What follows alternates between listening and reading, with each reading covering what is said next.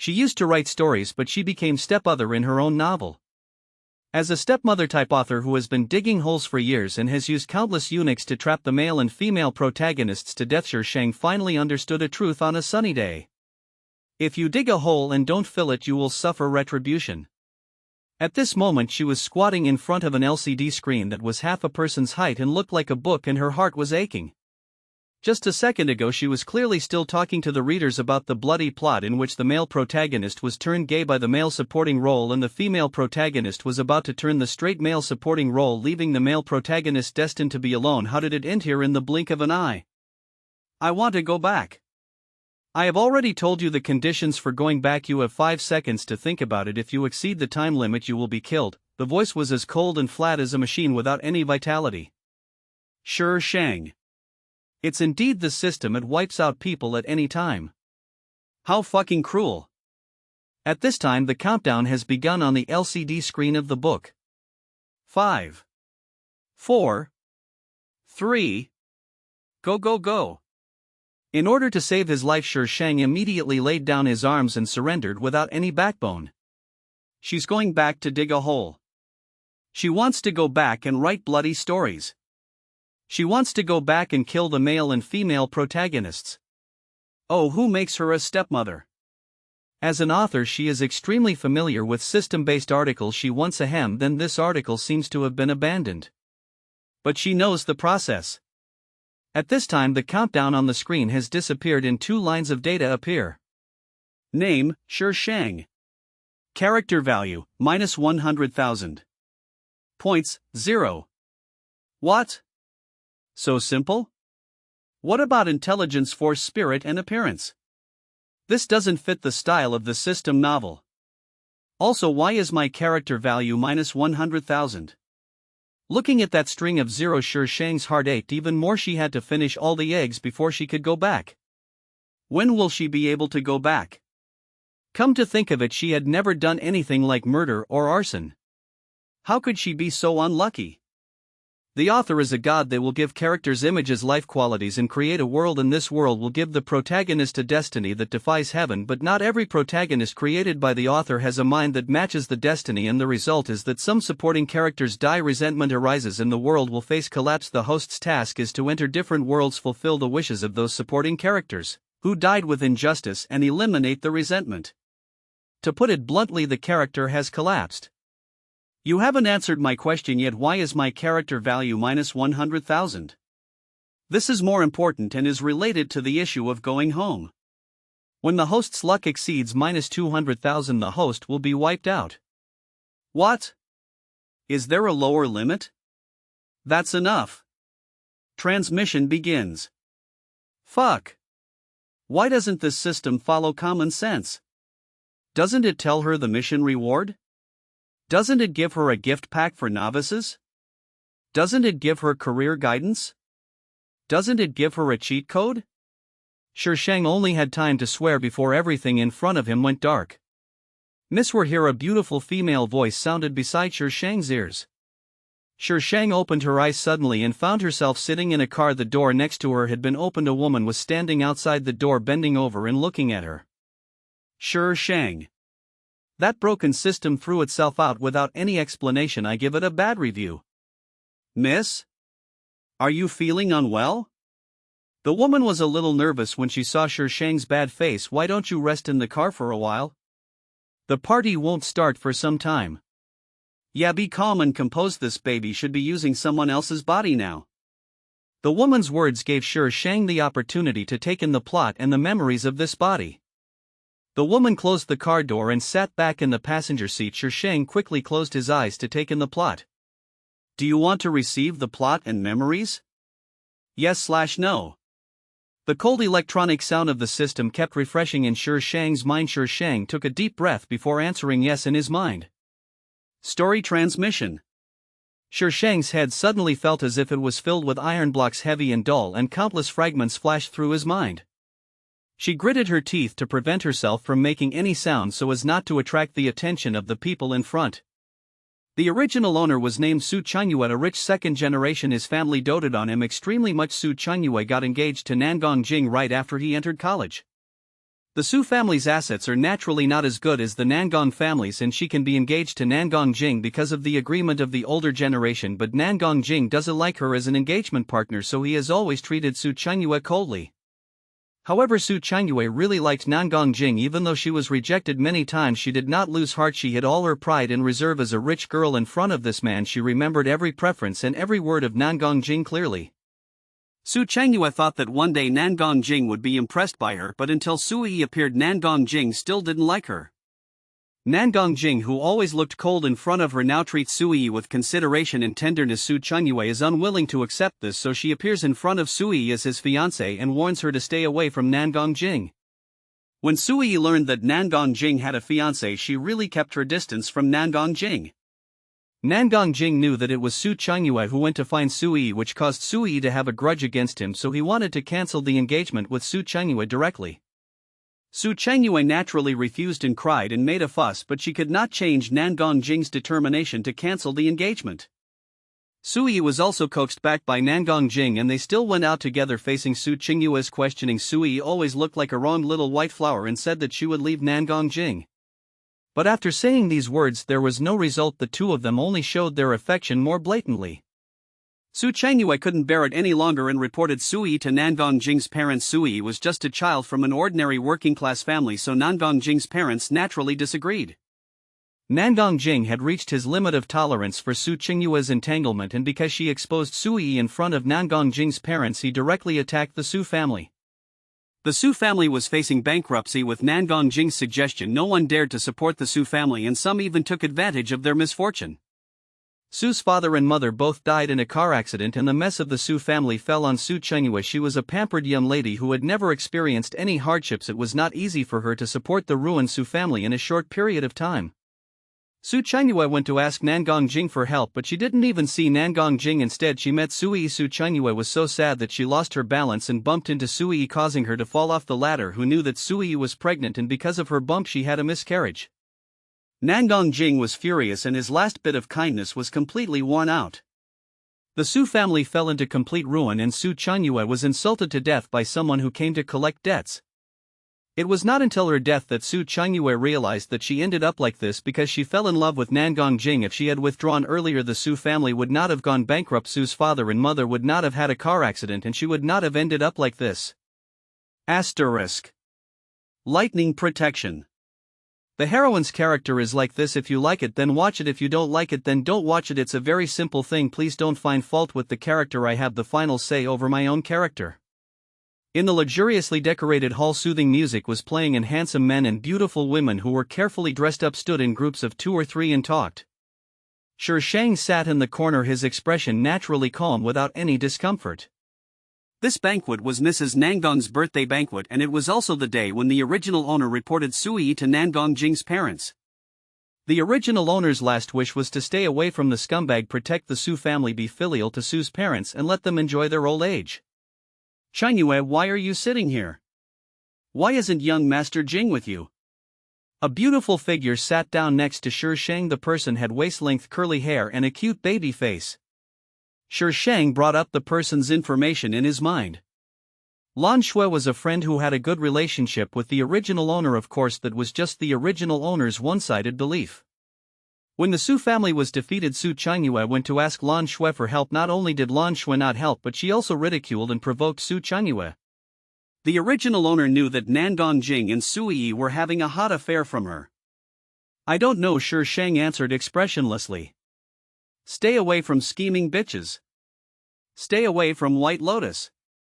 Lan Shui was a little suspicious, but she didn't think much about it, just thinking that she was in a bad mood. After all, no one could stand seeing their fiancé hugging and kissing other women.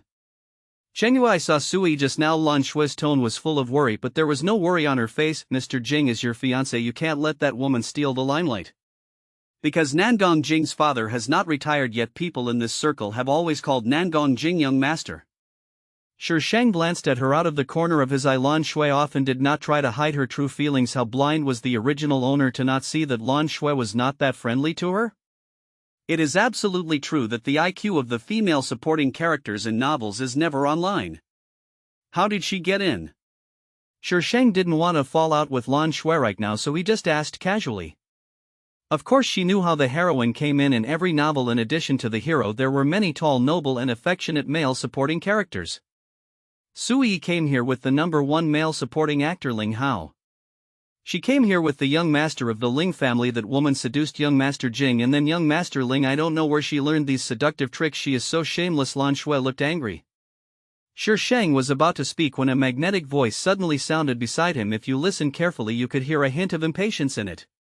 What are you doing here? Young Master Jing. Lan Shui stood up immediately, feeling uneasy. Maybe young Master Jing didn't hear what she just said? Nangong Jing nodded coldly at Lan Shui. Lan Shui winked at Shi Shang, turned around and slipped away to another place, leaving the space for the two of them. Shi Shang looked up at him as the male lead. His appearance and temperament were beyond the reach of others. Shi Shang clicked his tongue in his heart, his expression unchanged, and he had no intention of getting up. I'm not feeling well, rest. It was still the voice he was familiar with, but it was not as sickening as before. It was just calm, endlessly calm. Did you take the wrong medicine? My mother is calling you. Nangong Jing remembered the purpose of his visit to her. In the past she didn't need him to find her. Wherever he was she would be there, but today she couldn't even see a shadow of him. She still needed him to find her. Nangong Jing was a little angry. Just now he saw that woman Sui and Ling Hao actually appear here, and the two of them were in a very intimate posture. Whenever he thought of this he couldn't help but get angry in his heart, and his eyes became sharper when he looked at Shi Shang. Why are you looking at me like that? I didn't provoke you today. Shi Shang felt uncomfortable with Nangong Jing's gaze. The male protagonist is amazing, right? He can be with someone else even though he is engaged? Even if he doesn't like his engagement partner, he should settle the engagement first and then be with the person he likes. This is responsible for the person he likes and for his engagement partner. You'd better behave yourself today, Nangong Jing warned in a low voice. He. Do I look like such a boring person? I am also very busy. Nangong Jing took Shi Shang to the second floor. Shi Shang was very quiet along the way. She didn't talk to him or touch him. She was like a completely different person. Nangong Jing just thought she was playing hard to get and didn't take it to heart. The person he liked would never be her. Shi Shang was thinking about how to cancel the engagement with Nangong Jing and didn't pay attention to what was ahead until Nangong Jing suddenly stopped. She bumped into him and took 2 steps back as usual. You have something wrong.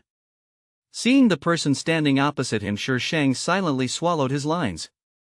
Does this count as a narrow encounter? Sui and Ling Hao are standing opposite each other. They are even holding hands. The heroine is a pretty girl next door. She wears a carefully tailored white dress that wraps around her slender waist. She has light makeup on and her temperament is pure and flawless. When Sui saw Nangong Jing she was stunned for a moment, her eyes like a frightened deer, but when she saw Shi Shang, who was 1 step behind Nangong Jing, a look of hurt immediately appeared on her face. Shi Shang pursed her lips and walked briskly past Nangong Jing. I'll go to my aunt by myself. Miss Su, please don't misunderstand, Sui said aggrievedly, looking helpless as if she was really afraid that Shi Shang would misunderstand something. Shi Shang paused slightly and just stopped in front of Sui. She glanced sideways and said, Miss Su, what do you think I misunderstood? I didn't say anything just now. What do you mean by coming to my door like this, lady? Sui choked, obviously feeling a little overwhelmed by Shi Shang's attitude. Su Chanyue, don't go too far. Nangong Jing scolded from behind. What the hell, what did I do? You simply can't tell right from wrong. Shi Shang endured it and said, I'm in a good mood, I won't argue with you. Host, please do not try to kill the hero. The system's cold voice extinguished the thoughts in Shi Shang's heart. Shi Shang snorted and walked towards Madame Nangong's room. Nangong Jing looked at the back and felt something strange in his heart. Su Chanyue was too abnormal today. Please take good care of her for me. Nangong Jing looked at Ling Hao. You don't have to tell me, I will take good care of the little white rabbit. The irony in Ling Hao's eyes dispelled Nangong Jing's suspicion of Su Chanyue. He glared at Ling Hao, then patted Sui's head soothingly. I'll solve it soon, don't worry. Sui bit her lip and nodded. The corridor returned to silence and a door was suddenly pushed open. 2 tall bodyguards came out of the room and stood respectfully on both sides. A few seconds later a man walked out of the room. He was not wearing a suit but only a white shirt with his cuffs slightly rolled up, revealing an exquisite and luxurious watch. He looked at the empty corridor in a lazy manner, curled the corners of his lips slightly and walked away. Shi Shang and Madame Nangong stayed until the banquet started before they went down together. Nangong Jing left early in the morning, probably because he was worried about Sui. Sure Shang doesn't like socializing, but being in this circle, these social events are necessary. Miss Su is getting more and more beautiful, and young Master Jing is so lucky, unlike our boy who still has no place to go. The dignified woman looked at Madame Nangon with envy, and several women next to her echoed her. So this good daughter-in-law must be decided early. Well, that depends on whether you are lucky or not. Look at the Lin family, wasn't it also a childhood marriage? What was the result? The whole family was in turmoil. Hey, I'm not talking about Miss Su. Miss Su, don't worry. Your roundabout way of speaking is so annoying, can't you think people can understand? Sure Shang smiled perfunctorily, her eyes full of impatience. If the car had not been outside when she woke up, she would never have come in. 3 women make a play. How many plays are there with this group of women? And my father is here, I'll go over there for a moment. When Sure Shang saw Su's father, he immediately made an excuse to slip away. These people are rich and powerful and have everything. Their only entertainment is to compare themselves with others. Comparing with fathers, husbands and children, it seems like winning makes you superior to others. Dad. Sure Shang walked up to Su's father and called him gently. You come so early, girl, why aren't you with aging? Father Su looked around behind her and didn't see Nangon Jing, so he couldn't help feeling a little confused. Yes, he has something to do. Sure Shang's smile became more sincere. Why didn't Mom come? Something urgent happened at the company, so I went to the branch. When will you care about us 2 old people? I thought you only had eyes for your sweetheart. Father Su joked with a happy look on his face, which shows how much he doted on the original owner. People grow up. Sure Shang blinked. Okay, our girl has grown up. The core has been changed, of course it is different. One of the original owner's last wishes was to be filial to his parents. Father Su took Sure Shang to toast the birthday boy tonight and then took Sure Shang around in the crowd. As they walked along, they got to know everyone they should know. Father Su was even more pleased that his daughter was so well behaved today. She had indeed grown up. Sure Shang drank some wine and felt a little dizzy. He said something to Su's father and walked towards the garden to sober up. The Nangong family's garden is very large. Sure Shang found a place to sit down. The cool night breeze made his head feel much clearer. What were you doing with him just now? The angry voice woke up the drowsy Sure Shang.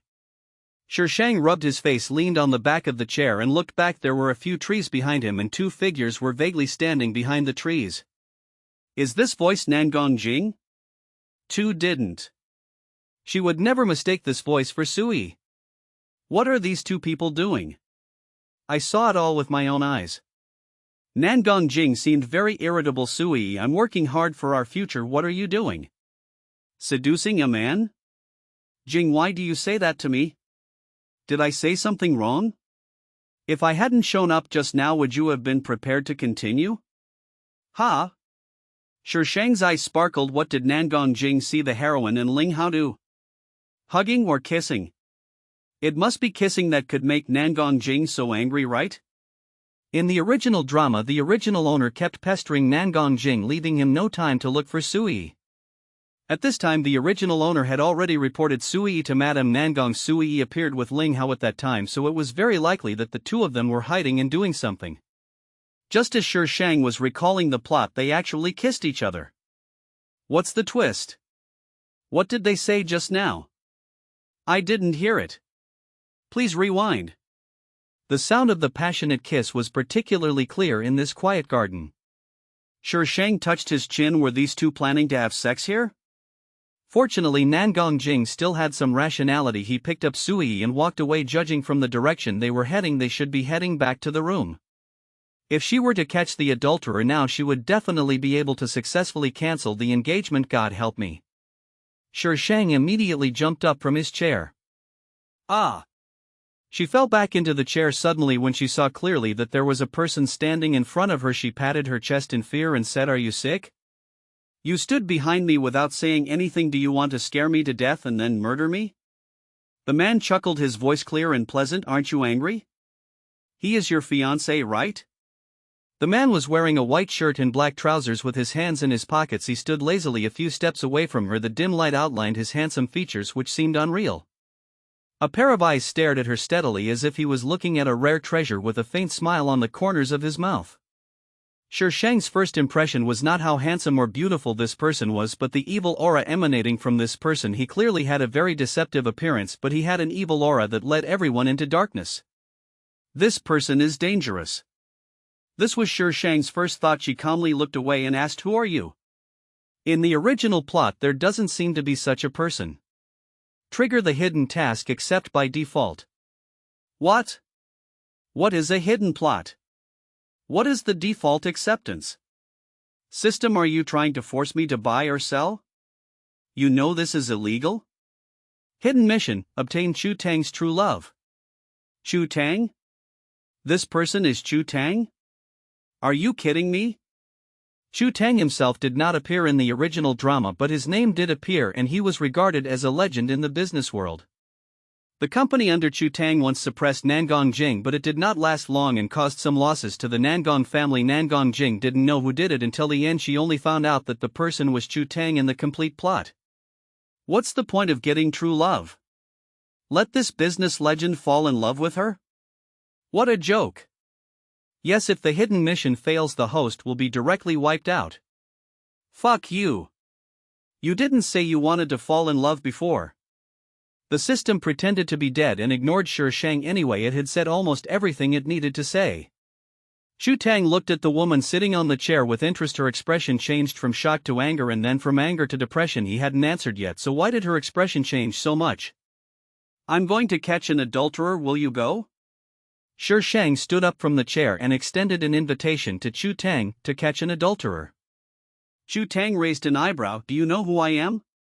The bodyguard hiding in the dark was so shocked that his jaw almost dropped. Someone actually invited the young master to catch an adulterer. He really admires him.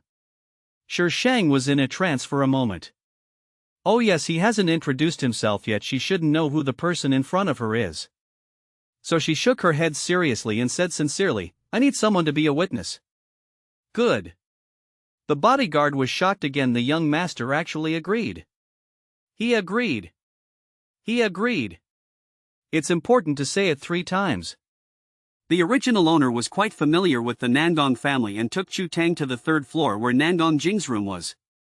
Changyue, this person Lan Shui, just came down from the 3rd floor and was stunned when she saw Chu Tang next to Shi Shang.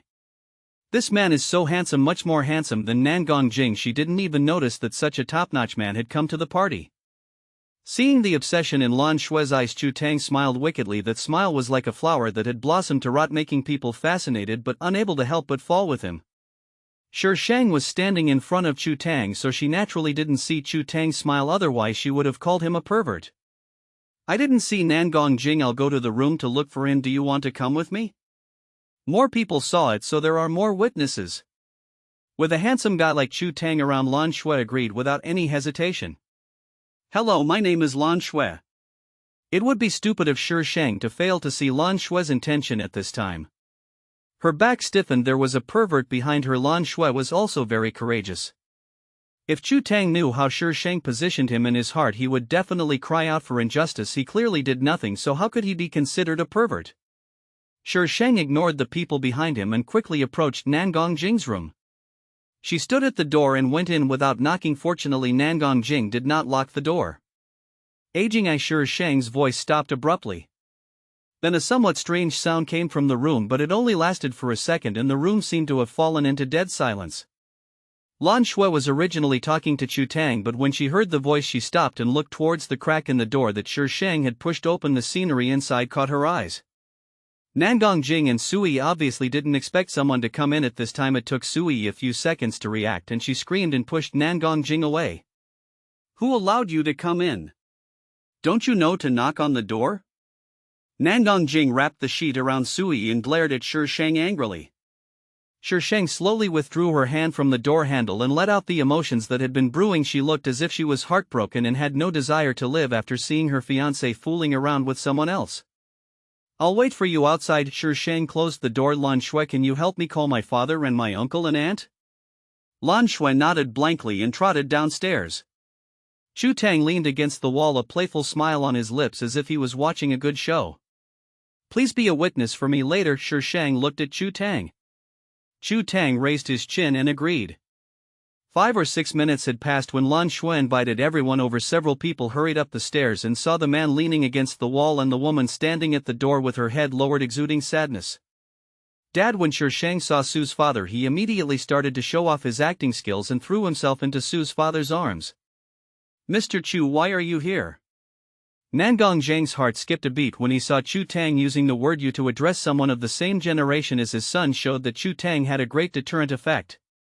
Although Lan Shui did not explicitly say what happened just now, everyone had been through this and had guessed it from her words. Shi Shang's expression at this moment directly confirmed it. The key point is, why is Chu Tang here? Chu Tang did not answer but just looked at Shi Shang. Nangong Zhang had no choice but to nervously look at Shi Shang, who was crying hard. Changyi, what happened? Although Mrs. Nangong guessed a little, she still had some hope in her heart, hoping that it was not what she guessed. Don't cry, my dear girl, tell daddy what's going on. Father Su comforted Shi Shang, his face full of heartache. Shi Shang pointed at the tightly closed door and choked up, aging Ajinga's another woman. They. It seemed like he couldn't continue speaking and only suppressed sobs could be heard. The tightly closed door opened at this time. Mrs. Nangong, who was still hoping for a lucky break, saw her son coming out with a strange girl and all her hopes were extinguished. Seeing so many people standing outside, Sui Yi shrank back behind Nangong Jing in fear, her little face so red that it looked like blood was about to drip out. Mr. Su's already gloomy expression became even gloomier at this moment, as if a storm was coming. I hope you can give me an explanation for this matter. They are just engaged and the man has already started cheating. What will happen after they get married? Father Su loved Mother Su very much and had never looked for another woman in his life. Even when he went out for social events, he would try his best to avoid other women and would never give anyone the opportunity to take advantage of her. Naturally, he also wanted his daughter to marry a man like himself. Nangong Jing, who is she? Nangong Zhang couldn't figure out the relationship between Tang and Shi Shang, so he could only yell at his son. Nangong Jing hugged Sui tightly in his arms and swore, I like Yi, I will never marry anyone else except Yi. You little bastard, you've drunk a lot of wine. Madame Nangong stepped forward and tried to admonish him. Nangong Jing interrupted, Madame Nangong, Mom, if I can't even choose the person I like, what's the point of life? Jing Sui pulled Nangong Jing's hand and shook her head vigorously, her face full of pitiful. Don't be afraid, I will definitely be responsible for you. Nangong Jing hugged Sui tighter. Father Su frowned and said nothing. He had to listen to his daughter on this matter, but Nangong Jing was already on his blacklist. When Shi Shang looked up, she happened to see that scene. She spoke with difficulty, Dad, Uncle and Aunt, since a Jing has someone he likes, then we should cancel the engagement. This will be good for everyone. Everyone present except Chu Tang, who had been watching the show from beginning to end, looked surprised. They knew how much Su Chongyue liked Nangong Jing. How could she just say she didn't like him anymore? Nangong Jing was surprised that she had brought up the issue of canceling the engagement before he had even brought it up. Madame Nangong reacted and immediately comforted Shi Shang. Chongyue, don't talk nonsense, Auntie won't let this kid do anything stupid. Auntie, a forced melon is not sweet if aging doesn't have it in his heart. I will be the only one who suffers in the future. I thought I would impress him after all these years, but the facts proved that I was wrong. If a person's heart is hard and cannot be moved after a few years, it means that he will not like me. The original owner had liked Nangong Jing before they got engaged. But Nangong Jing had never been kind to the original owner and treated her like a pet that could be summoned at will and dismissed at will. It's really not worth wasting your youth on such a scumbag. Girl, you. Father Su was also full of surprise. He didn't know whether his daughter was speaking angrily or truthfully. If it was true, he would naturally applaud his daughter as both beautiful and knowledgeable, so how could she not find a good man? Dad, I've thought about it very clearly. Shi Shang paused, his face full of fatigue. I've been thinking about this issue since the first time I saw them together. I'm tired.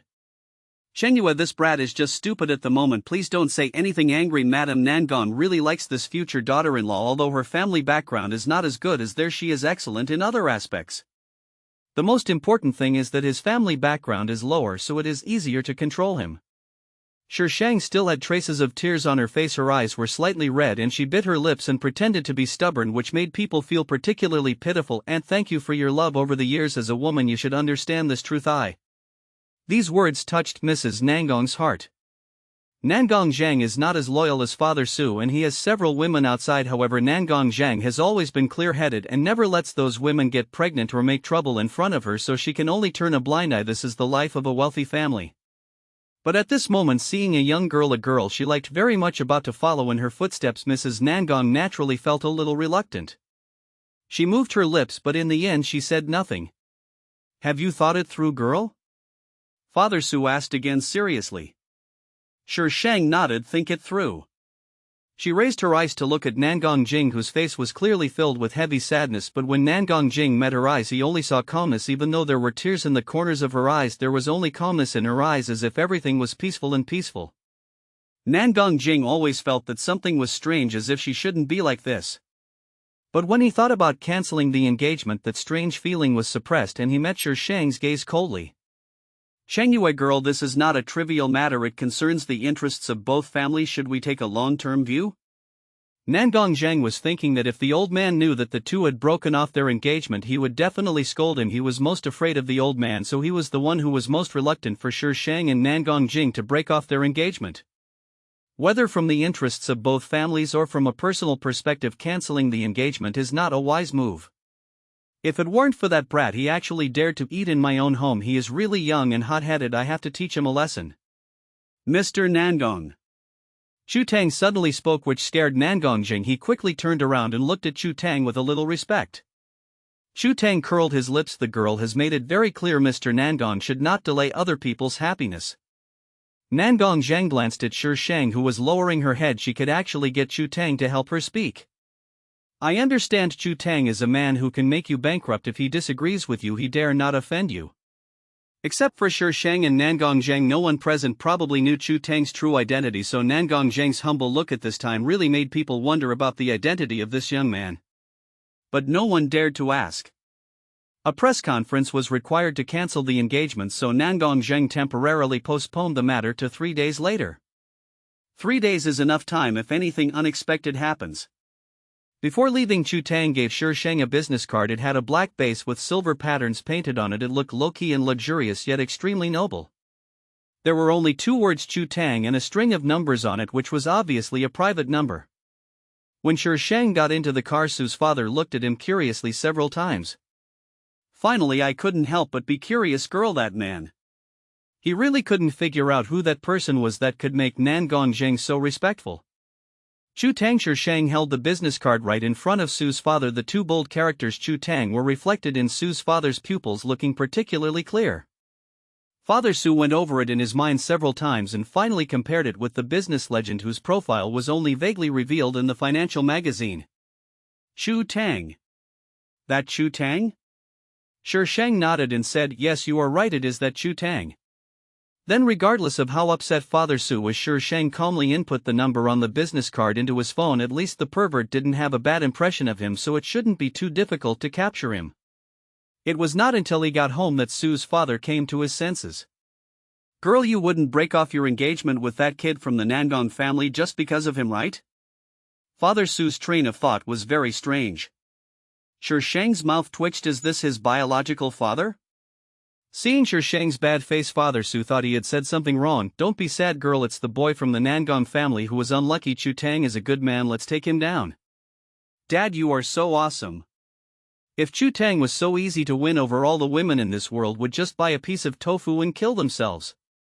Shi Shang shook his head, too lazy to pay attention to this father with a strange way of thinking. Now that the engagement was settled, he had completed the first task, staying away from scumbags. However, if I can step on it a few times, I will be happy to help.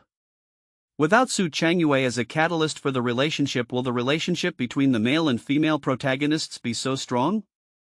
I am really looking forward to it. Girl, wait for daddy, tell him how you met Chu Tang. He actually gave you his private number. Does he like you? Girl, work harder and chase Chu Tang. Let that brat from the Nangong family regret it. Hashtag my father has a strange way of thinking. How can I save him? Waiting online, it's urgent. Hashtag the future son-in-law cheated on his father but encouraged his daughter to chase another man and come back to slap him in the face. Hashtag 3 days later, the press conference was successfully held. The marriage between the Su family and the Nangong family caused quite a stir. The childhood sweethearts, the Golden Boy and the Jade Girl, were typical representatives of this circle. At this time, they suddenly heard that the 2 families wanted to cancel the engagement, and they all expressed their 360-degree concern. There was not much explanation at the press conference as to why the 2 families cancelled the engagement, and speculation continued from the outside world. At this moment, the person involved was sitting in a high-end restaurant staring at a pervert. She just sent a text message to Chu Tang tentatively, but she didn't expect that he would reply. Not only did he reply, but he also agreed to have dinner with her. It was really shocking. Shang pulled the corner of his mouth. Mr. Chu, have you seen enough? Damn it, if I didn't want to seduce you I would have punched you a long time ago. They had been in for nearly half an hour and Chu Tang just kept staring at her, making her scalp tingle and her whole body stiff. You just broke off your engagement and now you're dating me, Miss Su. Aren't you afraid of what the media will write? Chu Tang's evil eyes swept across Shang's face with a hint of amusement and mockery. Shang pressed his right hand with his left hand. Hold on. Don't hit her. She's your future partner. Shang's face was serious. I just wanted to thank Mr. Chu for speaking up for justice that day. But I feel like you. Chu Tang paused, his clear voice rising. Like you're going to hit me. Why am I hitting you? I want to seduce you. Mr. Chu is such a joker. Shang pulled his stiff muscles and showed an ugly smile and changed the subject very abruptly. Mr. Chu, aren't you hungry? How about we eat first? After sitting here for half an hour, the waiter next to me has changed his eyes into several different modes. The most important thing was that she didn't eat much at noon. It was almost 7 o'clock now and she was already starving. Not hungry. Flip the table. Are you a man? Can't you see I'm hungry? Chu Tang's voice continued. I had afternoon tea when I came out. Damn you. You're having afternoon tea on a date with me. You're totally inhumane. Looking at the woman gritting her teeth across from him, Chu Tang was inexplicably pleased. His eyebrows and eyes were curved and the evil spirit in his body seemed to be restrained by him. At this moment Chu Tang was an angel who had fallen into the mortal world. Shang felt disgusted by this word and decided to eat something to calm his nerves. Chu Tang did not speak during the meal. His posture was noble and his movements were elegant. It was a pleasure to watch him eat. With the beauty in front of him, Shang's appetite improved a lot and his stomach was bulging. Chu Tang looked at Shang, touching her belly and the corners of her mouth curved a little more. I'm curious, did Mr. Su treat Miss Su badly? Shang paused. Was he saying that she ate a lot? Seeing Mr. Chu, my appetite will inevitably increase. Shang responded with a faint smile. Chu Tang was stunned. Was he being teased? 2 hours ago this girl looked like she was going to eat her when she saw him, but 2 hours later she actually dared to tease him. She was quite brave. After eating and drinking, Shang did become a lot braver. Oh no, she has always been brave, but she was not used to being with Chu Tang at the beginning. It's like a cup of hot drink and a cup of cold drink. The combination of the two requires a certain amount of time to buffer. Does Mr. Chu have an appointment tonight? Why Miss Su wants to date me? Chu Tang chuckled. My appearance fee is very expensive. Are you sure you can afford it, Miss Su? If I can't afford it, I can pay it with my body. This baby has already activated the skill of flirting with men, you little bastard. No need for sexual compensation. I'll give Miss Su a preferential price of 1 million. Chu Tang placed his fingertips on the table and tapped lightly a few times as if saying, pay the money and I'll be yours tonight. The two were silent for a few seconds and Shang asked uncertainly, you don't really want money from me, do you? Chu Tang raised his chin and nodded dignifiedly. Shang. Ha, someone come drag this pervert out for me.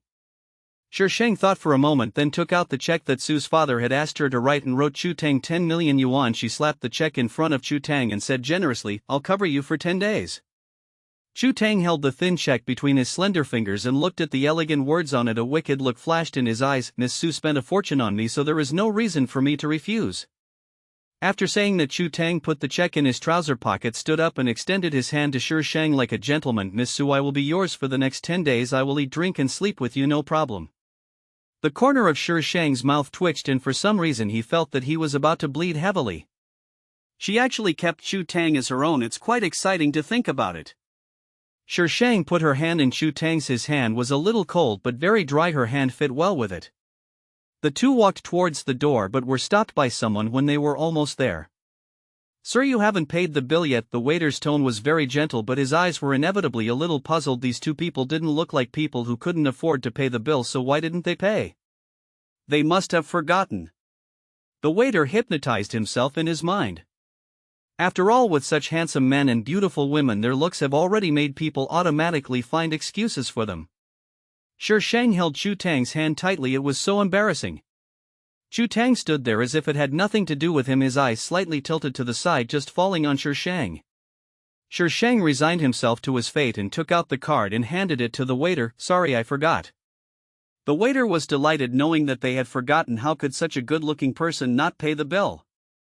After going out the door, Shang pushed Chu Tang away, pointed at Chu Tang's chest several times and finally said nothing. This guy definitely did it on purpose, deliberately not reminding her to pay the bill. Since I want to seduce you, I won't bother with you, just don't get into trouble with me. The two stood at the gate. Shang looked at Chu Tang. Chu Tang looked at her. It was such an affectionate and romantic scene. What a romantic ball. Mr. Chu, where is your car? Are you standing here for people to watch? Because Miss Su has hired me, I asked the driver to go back. Chu Tang said it as a matter of course. Sure, Shang. So how do they go now? When she came out, she was directly sent by Su's father's driver. He didn't drive at all. Why is it that such a business legend can adapt so well to being kept by someone? Director, did you give me the wrong script? Shang didn't have any banknotes on him, let alone Chu Tang, who didn't have any money on him. The taxi driver couldn't pay by credit card and there was no cash withdrawal service nearby. Shang almost wanted to laugh at Chu Tang. Mr. Chu, can you ask your driver to come back? No, Chu Tang put his hands in his pockets, but if Miss Su pays me, I can serve you. I know why you are so rich, damn, what a profiteer. Shang silently swallowed a mouthful of blood and decided to take Chu Tang there, by bus. Experience the hardships of ordinary people. Money? Oh, she's ready to pay with her face. It turned out that face scanning was useful. The bus driver was a young man. Shang coaxed the young man into a daze with a few words. Shang then pulled Chu Tang to the back of the bus. There weren't many people at the moment, but there were no seats either. Shang had just stood up when he saw a girl next to Chu Tang standing up with a red face and giving up her seat. Then she watched Chu Tang sit down as if it was a matter of course. The bus seat was obviously very uncoordinated, but he managed to sit on it like it was a luxury car, causing a burst of murmurs from all around. Grip! Grip! Chu Tang, where is your face? I am a girl. A girl? How dare you sit down like that? Won't you speak out to stop this kind of behavior?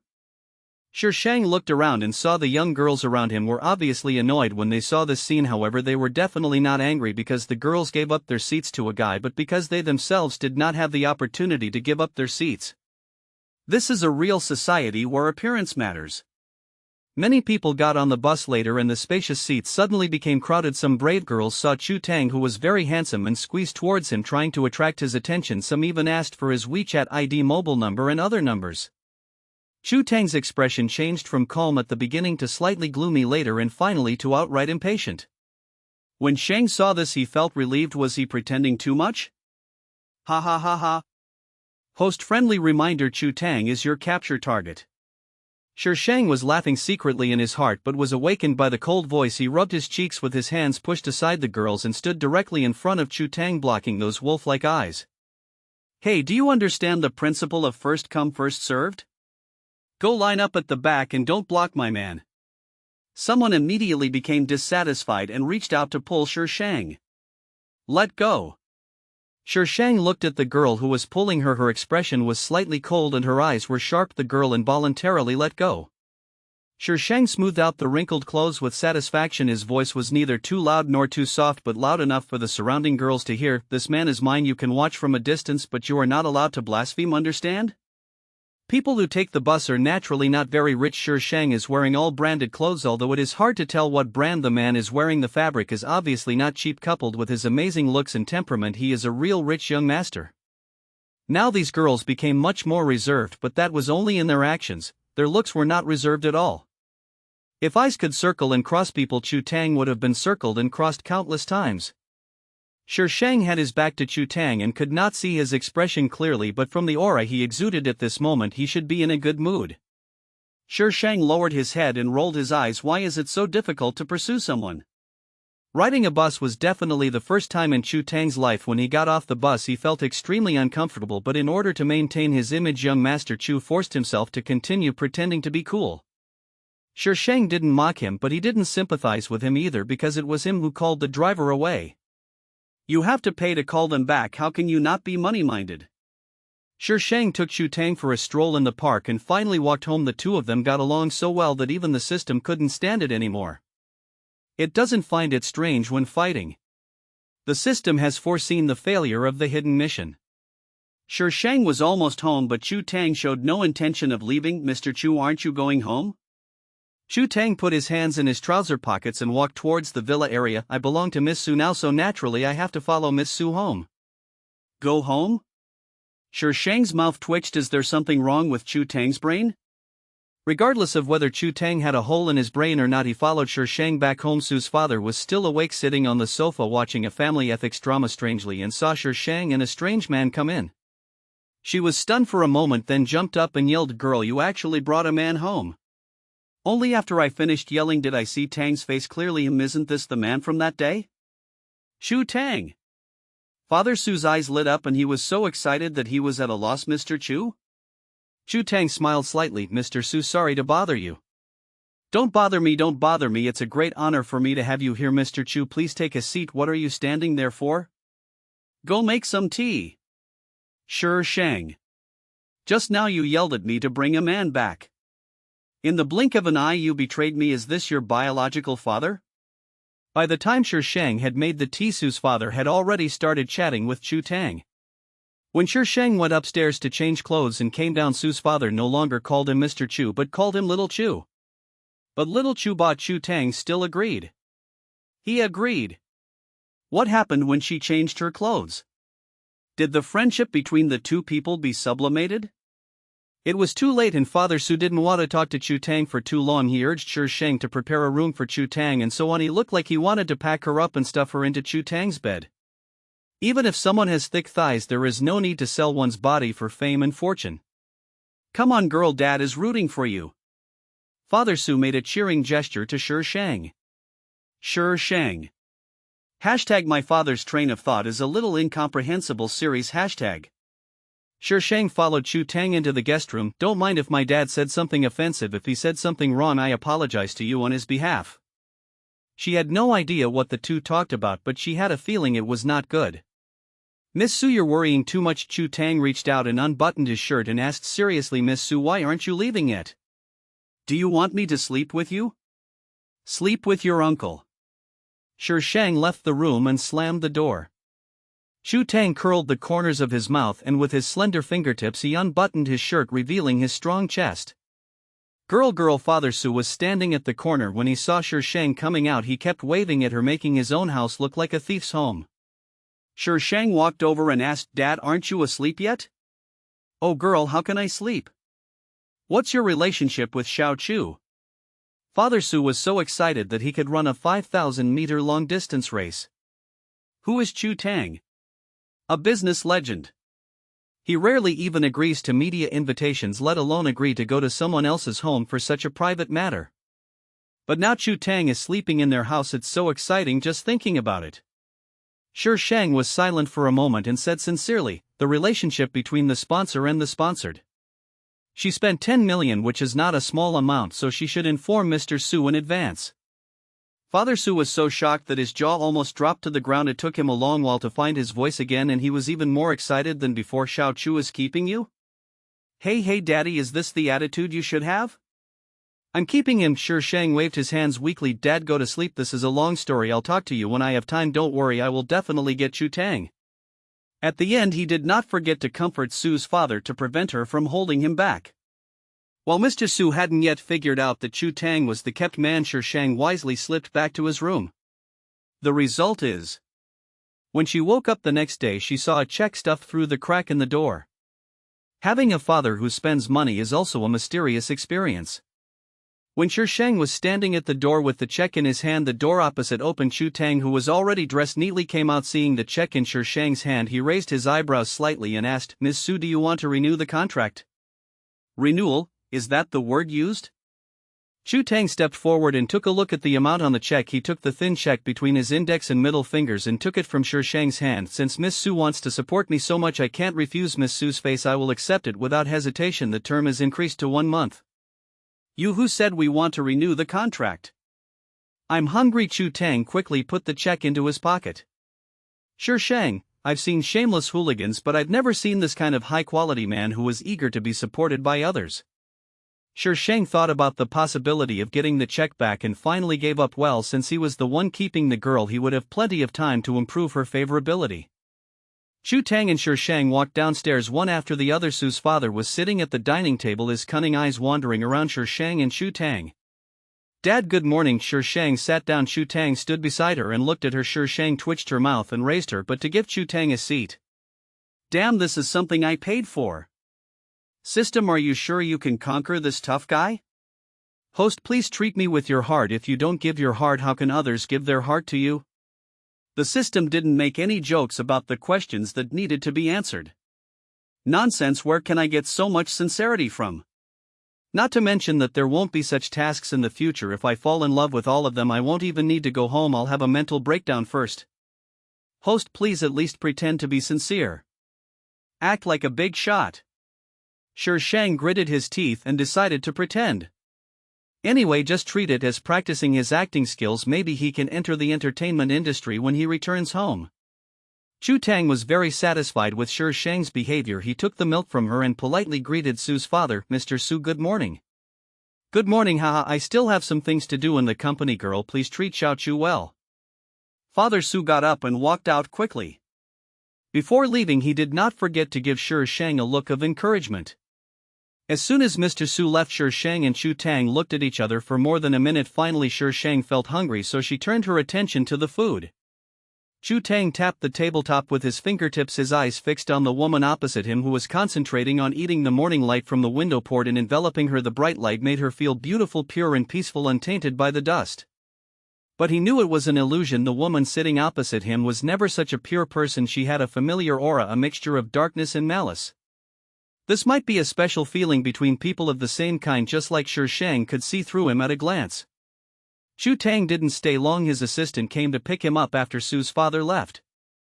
The assistant and Chu Tang walked out of the Su family's gate, and the assistant asked diligently, "Master, do you need to check the Su family's information?" The assistant asked this question because the ancestors of everyone who had appeared around Chu Tang in the past needed to be investigated. "No." The assistant was surprised and looked back at the gate of the Su family. "Is this Miss Su different in the young master's heart?" When Chu Tang left, he left the 2 checks behind. Sure Shang took the checks. Was she supporting Chu Tang for a day with nothing in her hands? This baby made a profit. Sure Shang had never thought that she could really support Chu Tang. With Chu Tang's wealth, she couldn't afford it even if she sold all her money. However, Sure Shang expressed his contempt for Chu Tang's inconsistency.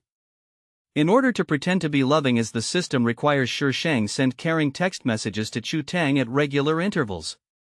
Chu Tang would not reply most of the time, but if he really couldn't stand Sure Shang's harassment, he would mercifully reply with a few words.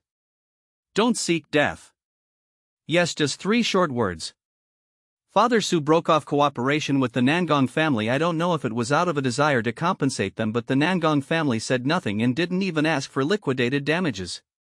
Without the original owner's subsequent suicide, Nangong Jing would have no reason to attack the Su family, so Sure Shang was not in a hurry because she would definitely not let Nangong Jing go. After Su's mother finished dealing with the branch company's affairs, she rushed back in a hurry. Mother Su was a strong woman, but in front of Father Su she will immediately transform into a good wife and mother without showing any strength at all. Sure Shang really enjoyed being with them. It felt like a family. However, what Su's mother and father agreed on was that they supported Sure Shang in supporting Chu Tang.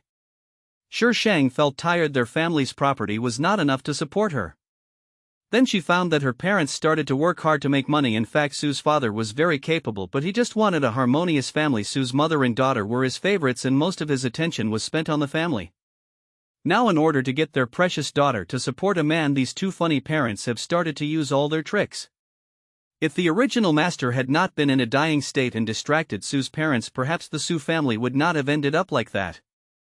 As a result, people in the circle found that the Su group was like a chicken with its blood pumped up recently, making so much money that everyone in the company was happy. The original owner was still a junior in college, and when school started, Sure Shang had no choice but to pack up and go to school. Fortunately, the original owner had been very low-key in school, and 90% of the students in the school didn't know her, so she wasn't surrounded by people. It's not quite right to say that she's low-key. She hardly shows up at school, and those who know her are all from that circle. People in her class probably don't even know there's such a person. Miss Sue actually came to school. I thought she was trying to commit suicide at home and was afraid to see anyone.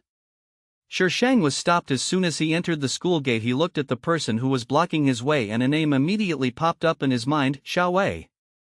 This woman is the female supporting role in this novel who was even more miserable than her as a female supporting role. Shang silently lit a row of candles for her and decided not to bother with her. Why should a woman make things difficult for another woman? This baby is so great. What the hell? Shang walked around Xiaowei and tried to leave. Xiaowei reached out and pushed Shang's shoulder, causing her to stagger. She said sarcastically, "Why don't you say anything? Weren't you quite arrogant before? Let's see how arrogant you can be now."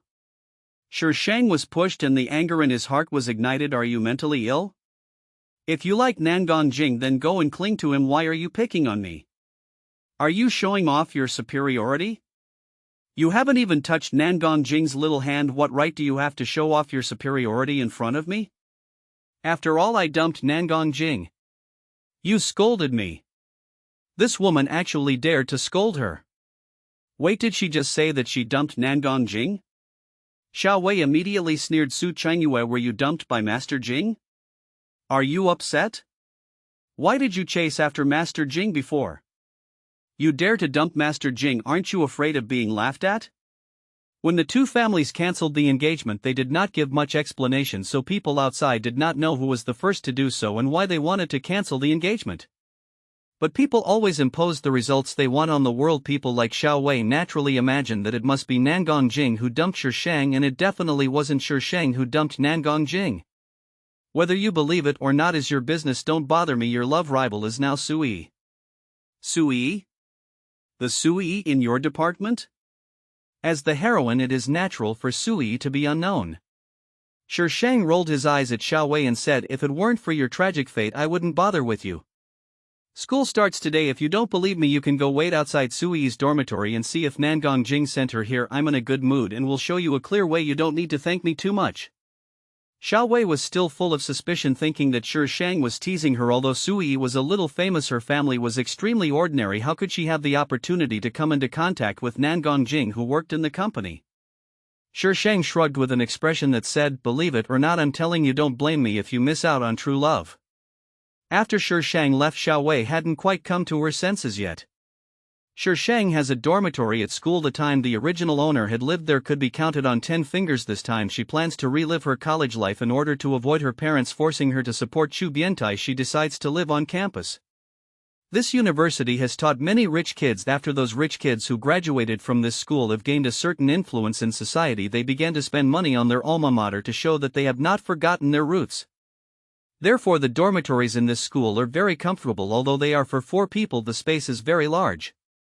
When Shang arrived, no one was there. He found his position according to the original owner's memory and sorted out his things. She had just finished cleaning up when the door was opened and noise came in from outside. Many people were playing in the corridor.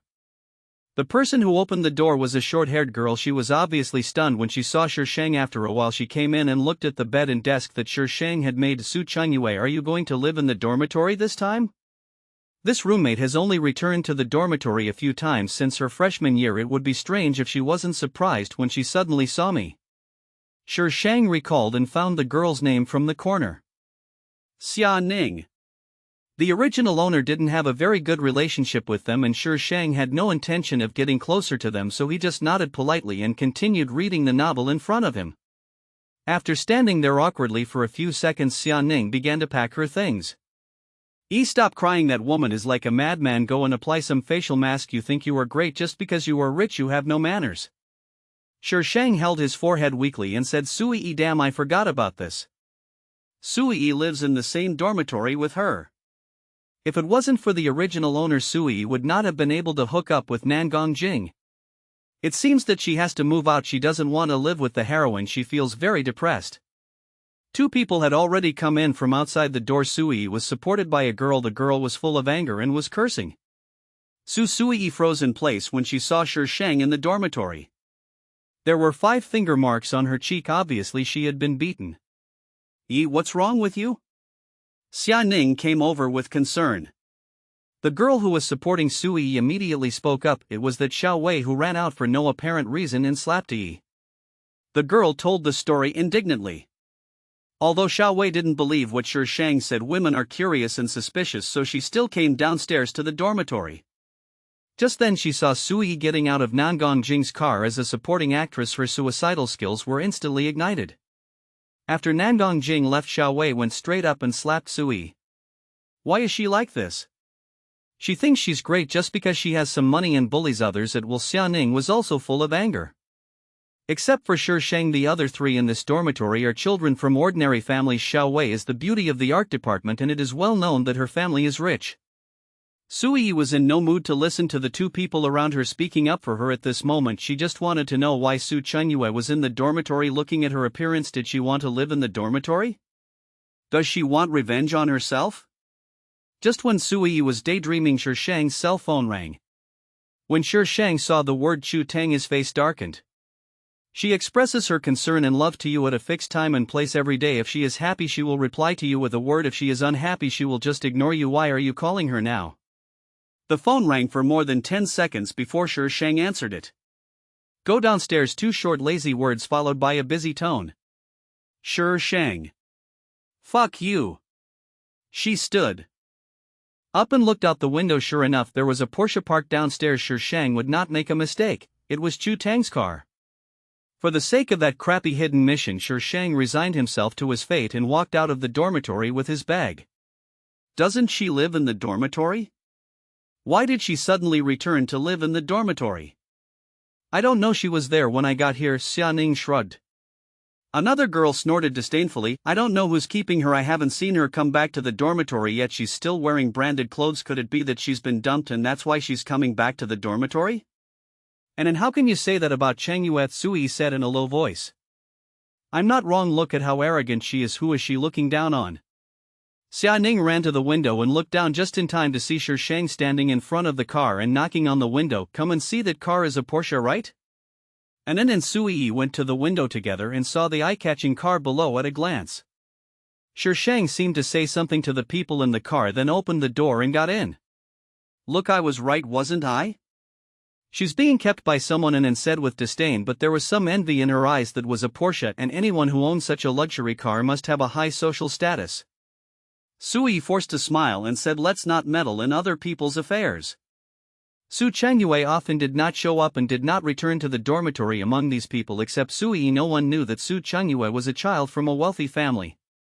They simply couldn't break into the upper-class circles. Even if they occasionally heard people mention her, they would call her Miss Su instead and rarely called her by her name. What's more, Su Chenyue had not been in school for long. Shi Shang was dragged by Chu Tang to attend a high-end banquet where all the people present were successful people, the kind that can only be seen on financial channels. She really didn't understand why Chu Tang wanted her to be his female companion. It was almost 11 o'clock in the evening when Chu Tang sent her back. Mr. Chu, my appearance fee? Shi Shang stretched out his hand to Chu Tang. The inquiring and doubtful looks those people at the banquet gave her almost pierced her, and her heart was frightened. Chu Tang lowered his eyes and looked at the little hand stretched out in front of him, then reached out and shook it. What are you doing? Are you being a hooligan? Shi Shang pulled his hand back in disgust. It's expensive to shake hands with me. Miss Su is in luck. Chu Tang smiled faintly with his lips curled. The dim light in the car outlined his silhouette, which was unreal, with a bit of decadent temptation like a seducer hidden in the darkness. Shi Shang trembled all over and his pupils shrank slightly. What a pervert. She opened the door and got out quickly, slammed the door and walked into the dormitory building in her high heels. When Shi Shang opened the door and went in, his 3 roommates were still awake. Went in and saw her coming back and changing into some high-end looking clothes. She sneered, why are you still hanging out so late at night? Why are you back? Anan Sui called out, looking at Shi Shang with an apologetic look on her face. Anan meant no harm. Shi Shang glanced at her coldly, took his clothes and went into the bathroom to take a shower without saying a word. What's your attitude? Anan's voice was so loud that it could be heard even through the door. When Shi Shang came out, Sui was standing at the bathroom door. Seeing her come out, she lowered her voice and asked, why do you want to live in the dormitory? Why can't I come? Is this school owned by your family? Shi Shang looked at Sui with amusement. No, I didn't mean that. I just— Sui twisted the hem of her clothes, her face full of grievance. I didn't expect it to develop like that. I really didn't mean it that day. But if you look closely, there is a hint of imperceptible pride in her eyes. Step aside. She drank a little wine in the evening and the aftereffects were coming on. She just wanted to sleep and had no intention of acting here with Sui. I'm sorry, I really didn't expect things to turn out like that. I know that I can never make up for the damage I've done to you. Shang rubbed his brows and stretched out his hand to push her away. His strength was not strong, so he could only ask her to move aside, but Sui fell to the ground with a loud noise which immediately attracted the attention of the other two people. From their perspective, it seemed as if Shang pushed Sui to the ground. Su Chingyue, why are you pushing your clothes? Anan jumped off the bed and yelled at Shang angrily. Shang gritted his teeth and said, "My lady, why the hell are you doing this?" Shang decided to play a new game, breaking up the couple. This activity was not included in the original owner's will, but Sui insisted on coming up, so she cooperated reluctantly. "She's blocking the way." Shangfeng gave in a big smile which was extremely sarcastic. "You woman." And I'm fine, she didn't mean it. Sui pulled Anan, who was about to go berserk, and explained softly. "Su Chingyue, how could you push Yi?" Xianing also came over, but her tone was gentler, but there was some disgust between her brows. "Since you want to live here, let's live in peace. He is kind-hearted, don't bully her." "Ningning, I'm really fine." Sui stood up from the ground and shook her head at Xianing with a look of grievance. In Xianing's eyes, this expression meant that Sui was afraid of Shang and did not dare to tell the truth. She became more and more disgusted with Shang. "The protagonist has said that everything is fine, so you guys should stop meddling in other people's business." Shang walked past Sui, took 2 steps, turned back slowly, and said with a curled red lip, "Even if I bullied her, she owed me." Sui's face changed and she was full of doubt. She didn't understand why Su Chengyue suddenly became so elusive. In the past she could fool Su Chengyue with just a few words, but now she felt as if everything was seen through. Shang turned around and returned to his bed. "Sui, aren't you going to pretend that you owe me something? Then this baby will help you." Friendly reminder. Whether you like this article or not, please respect it and don't make verbal attacks. Every word in every paragraph was typed with great effort. If you don't like it, you can click the cross. Please understand the author's difficulties. I hope you can be a cute reader. Those who have read my articles before should all know this rule. There are no other requirements, just this one. And this article will be on the shelves. It will be on the shelves. It will be on the shelves. I must say this 3 times because it is important. Signed. The status should be changed in a few days. The original owner studied financial management. She was the only child in the Su family and she would inherit the family business in the future, so it was understandable that she chose this major. Perhaps he inherited his father Su's talent, so even though the original owner spent most of his time running after Nangong Jing, his grades did not fall behind.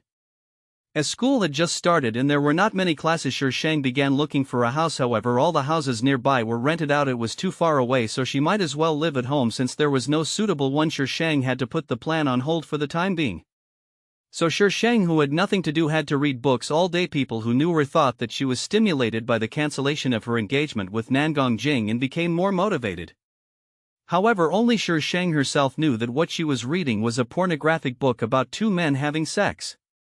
Since that night, Xianing and Anan became more and more repulsive to Shang. Under Sui's intentional or unintentional guidance, Shang became a gold digger who was kept by someone. Are you going to the party this weekend?" Anan came back from outside in a hurry. When she saw Shang was there, she couldn't help but roll her eyes. "Yes, Senior Ling invited me." Sui nodded with a smile. Although Ling Hao has entered the company, he is only an intern and spends most of his time in school. After all, the heroine is here, and as a loyal supporter of the heroine, it is a bit unreasonable to stay too far away from the heroine. There are 2 parties at the beginning of each school year, one that anyone can attend and one that requires an invitation. To put it simply, it is an event prepared for ordinary people in the school, just like a welcome party in college. The other one is for the upper class, and one must have an invitation from the student union to attend. Those who hold the invitation can invite 1 person. "So you can go to the West Auditorium and not with Ningning and me?" There was obvious envy and even jealousy in An's eyes. She and Xianing could only go to the South Auditorium. Sui smiled awkwardly. "Senior Ling invited me, I can't refuse." Anan waved her hand. "Senior Ling is such a good person. You better hurry up, I heard that his family is well off." Sui's face turned even redder and she groaned. "Lady heroine, why are you blushing? Do you still remember that your true love is the hero?" Shang silently turned the page of the pornographic book. Your package. Xia Ning pushed open the dormitory door and came in, putting the box in her hand on Sui's bed. What did you buy? Such a big box. Sui shook her head innocently. I didn't buy anything. Take it apart and have a look. Anan pushed Sui over and Sui had to open the box in front of them. Oh my god, what a beautiful dress! Anan exclaimed and quickly took the dress out of the box. It is mainly white with a waist-hugging style and has red patterns embroidered on the hem, which is very eye-catching. Is this a gift from Senior Ling?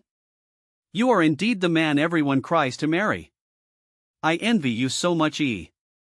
Sui pulled the corners of her mouth into a smile with a look of pride in her eyes that she couldn't hide, especially when she looked at Shi Shang.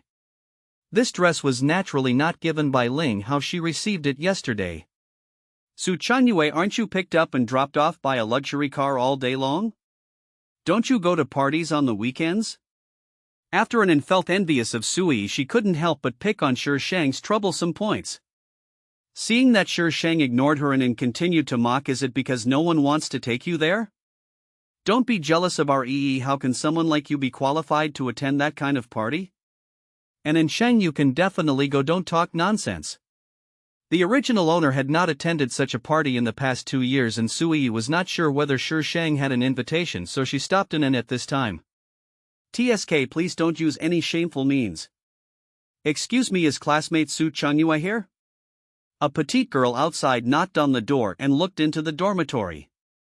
Is there something? Shi Shang stood up and walked to the girl. The girl looked Shi Shang up and down, probably to confirm Shi Shang's identity.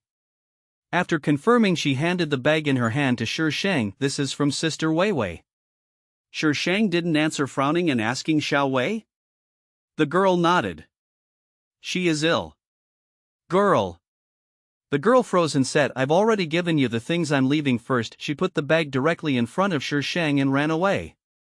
Shi Shang picked up the bag and rushed to Shi Shang angrily and threw the bag to the ground. You and Xiao Wei are in the same group. The bag fell to the ground and its contents were exposed.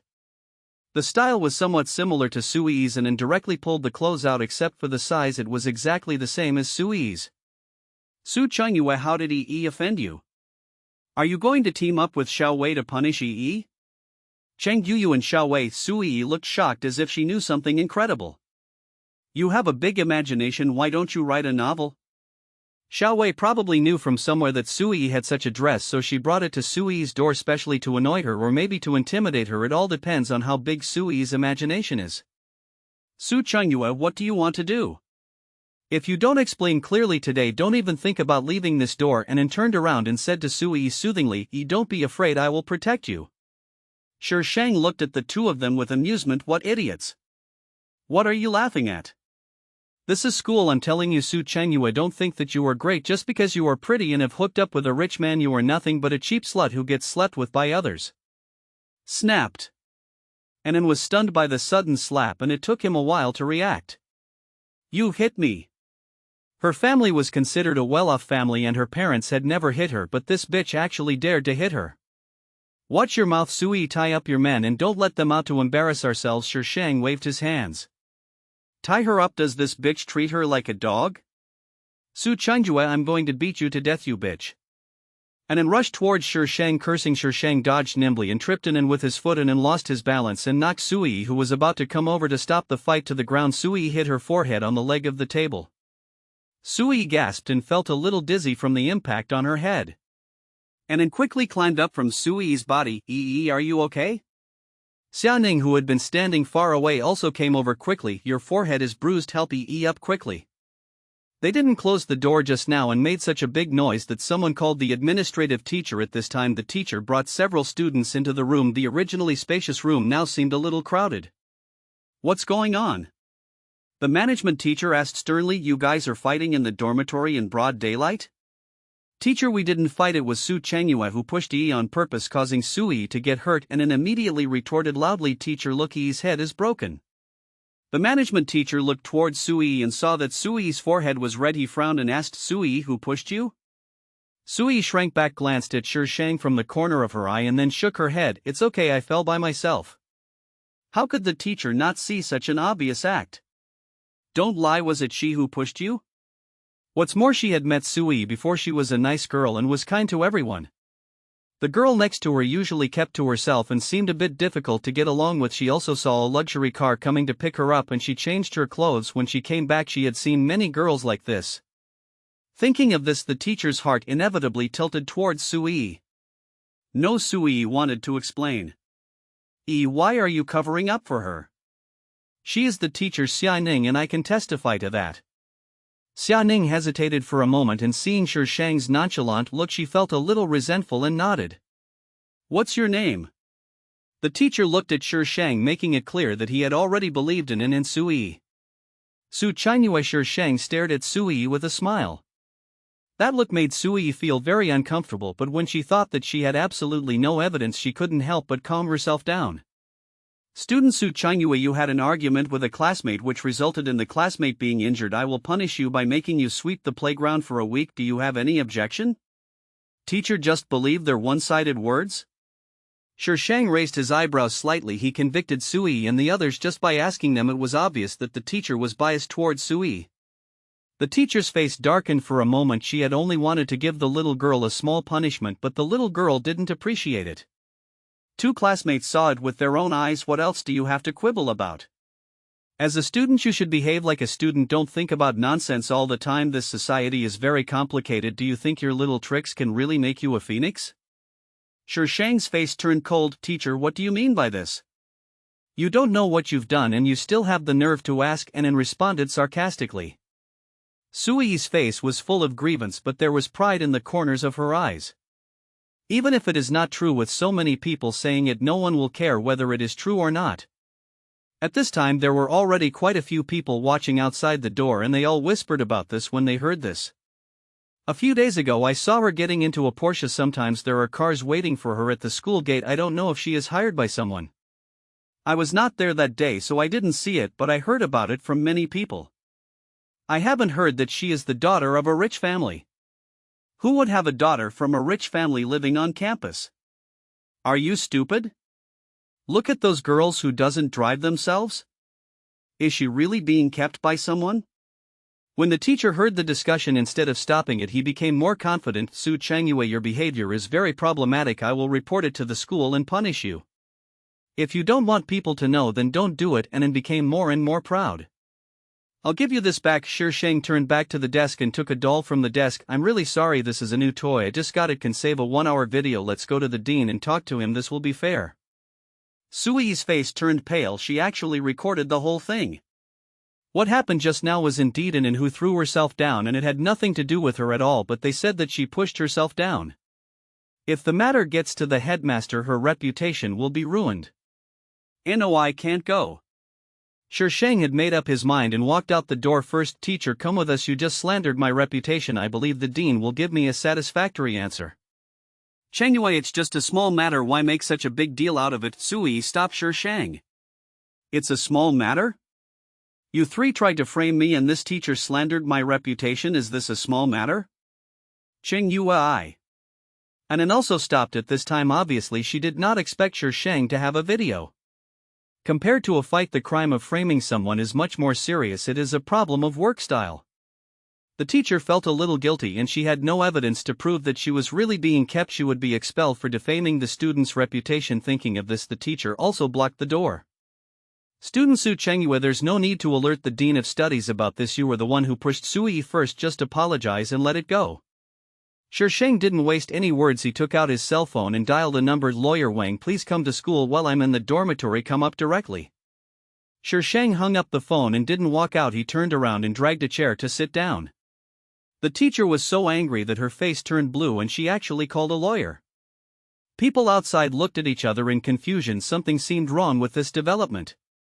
The fact that she can call a lawyer so calmly means that either the sponsor behind her is very wealthy or she has never done those things. Lawyer Wang came very quickly. He squeezed through layers of girls, feeling so ashamed in his heart. This is what it really like to walk through a field of flowers. After much effort, he finally squeezed into the dormitory, adjusted his crooked glasses and walked in front of Shi Shang. Ms. Su. The people outside were stunned. The lawyer really came. Shi Shang nodded, handed over the thing in his hand and repeated the story at a steady pace. Lawyer Wang rolled his glasses, thought it over in his mind, and said to the teacher and Sui, 3 classmates framed my client for pushing this classmate, causing her injury. According to the Public Security Administration punishment law of the People's Republic of China, they will be detained for more than 5 days and less than 10 days. This teacher slandered my client's reputation. The situation is naturally not as serious as Lawyer Wang said, but that does not prevent him from making it sound more serious. After all, these are all written in the law, and if they are not satisfied, they can also hire a lawyer. No matter how powerful Sui and the other two were, they could not defeat the lawyer. Their faces were pale and they didn't know what to do. Just as they were listening to Lawyer Wang's non-stop speech, the Dean of Studies came over after hearing the news. All the damn lawyers have been dispatched, how could he not come? Okay, stop gathering around and go back to your dormitories. As the Dean of Studies arrived, all the onlookers dispersed. When the dean arrived, he had already understood what had happened. He directly reprimanded the teacher and expelled her in front of Shi Shang. The Dean of Studies apologized to Shi Shang very sincerely. The incident itself was not his fault, and it was not unfair for him to apologize. If this matter really got out of hand, it would be bad for the reputation of their school. As for Sui and the other 3, he took them away and said that he would definitely give her a satisfactory explanation. As soon as they got to the dormitory building, the dean scolded the teacher who reported the incident. I told you to remember those rich second generations in the school, but where did you remember them? This time you only met Su Chunyue, but next time you meet someone like Xiao Wei, you will definitely turn the school upside down. The teacher who reported the news felt aggrieved. If she was like Xiao Wei, why would she need to remember it? She showed off her wealth everywhere, okay? Afterwards, Sui and the other 2 were punished and made to apologize to Shi Sheng in front of the entire school, which was during the school assembly. Sui was very angry. Didn't she just not dare to offend Su Chunyue? She only knew how to bully those of them who had no money and no power. So many people saw what happened that day, so naturally someone spread the news. Sui framed others and her reputation was affected. People pointed at her when she walked on the street, and Sui hated Shi Sheng even more. Because he and Ling Hao were close, some girls became jealous after this incident. Sui's life at school became difficult. Unfortunately, Ling Hao was not there and Nangong Jing was on a business trip abroad. Sui has had a very difficult time these days. As for Shi Shang's identity, since there were rumors that she was being kept, everyone thought that the financial backer behind her was powerful. Anen and Xia were even more dissatisfied with Shi Shang because of the punishment, but they only dared to speak out. They did not want to be bombarded by the lawyer called by this woman. Shi Shang was busy looking for a house and had no time to pay attention to these people. She felt that if she continued to live with Sui, she would be disgusted to death. Maybe it was because she was lucky that a student was going to study abroad. An apartment was vacant and very close to the school. Shi Shang took it without hesitation, but she had to renovate it and live in the school for a while. After Shi Shang paid the house price and came down from the apartment, she met 2 people she absolutely didn't want to see. Nangong Jing hugged Sui and met Shi Shang on a narrow road. Shi Shang began to scratch his head in his heart. What the hell is this probability? To actually encounter such a thing, Mr. Plot, you must be uncomfortable if you don't kill the female supporting character. Su Chunyue, do you find it interesting to haunt me like this? Nangong Jing looked coldly at the woman who was blocking his way, his chin raised high with an overbearing manner that looked down upon the world. You uncle, you are still haunting me. I am going to laugh at you. Shi Shang glanced at Sui, who was clinging to Nangong Jing like a little bird with a smug look in her eyes and eyebrows. But when she spoke, she sounded weak and extremely aggrieved. Miss Su, I'm sorry about what happened last time. I didn't mean it. I was a little dizzy at the time and didn't know they would say that about you. I apologize to you in front of the whole school afterwards. Please forgive me. This is a beautiful statement. It completely removes the blame on yourself. This baby gives you a thumbs up. When Nangong Jing heard Sui mention this, his expression became even colder and he said impatiently, Su Chengyue, move out of the dormitory. Nangong Jing, have you watched too many stupid dramas? Damn, this school is run by your family and you tell us to move just because we move? Nangong Jing's eyebrows jumped. Don't challenge my patience. I won't challenge your patience, but classmate Sui will definitely challenge your endurance. Shi Shang grinned wickedly. Sui didn't react at first, but when she did, her face turned red and she didn't know whether she was embarrassed or angry. Su Chengyue, why are you so shameless? Is this what Uncle Su taught you all these years? Nangong Jing was furious. He never knew that the woman who was chasing after him in fear would say such words. I think I'm much better than you. Sure Shang looked innocent. Look, I didn't have sex with someone else in front of my fiancé, did I? At that time I should have called everyone present to come up and take a look. Nangong Jing. Ms. Su, you've gone too far. Sui erased her head with tears in her eyes. I know you feel uncomfortable with Jing and I being together, but how can you force feelings? What do you want in exchange for letting me go? Excessive? If you haven't done it, how can I think I'm excessive? Damn it, it's obviously you guys who won't let her go. Sui choked, and with misty eyes she looked at Nangong Jing aggrievely, and Nangong Jing's desire to protect was immediately aroused. That's enough. Nangong Jing scolded in a deep voice. Su Changyue, I'm warning you for the last time, I will never like you. If you dare to cause trouble for Yi again, I will never let you go. Sure Shang sneered. Instead of asking her to face Nangong Jing, she might as well face that pervert Chu Tang. Even Chu the pervert is better than this arrogant Nangong Jing. Don't be so self-indulgent, Nangong Jing. Sure Shang paused and cast a contemptuous look at Sui. Your taste is really not that good. I was really blind to like you before. Don't worry, I have cured my blindness and I will never look at you again. I am afraid of eye disease. Sui secretly hated that this woman was scolding her in a roundabout way. Nangong Jing's attention was on the 4 words self-indulgent. He never thought that these 4 words would be used on him one day. And she was a woman who once loved me. Sure Shang walked around the two of them, waving as he went. Be careful of the little white flowers climbing up the wall. Knowing that Nangong Jing and Sui might have a house near the apartment, Sure Shang gave up the idea of living in the apartment.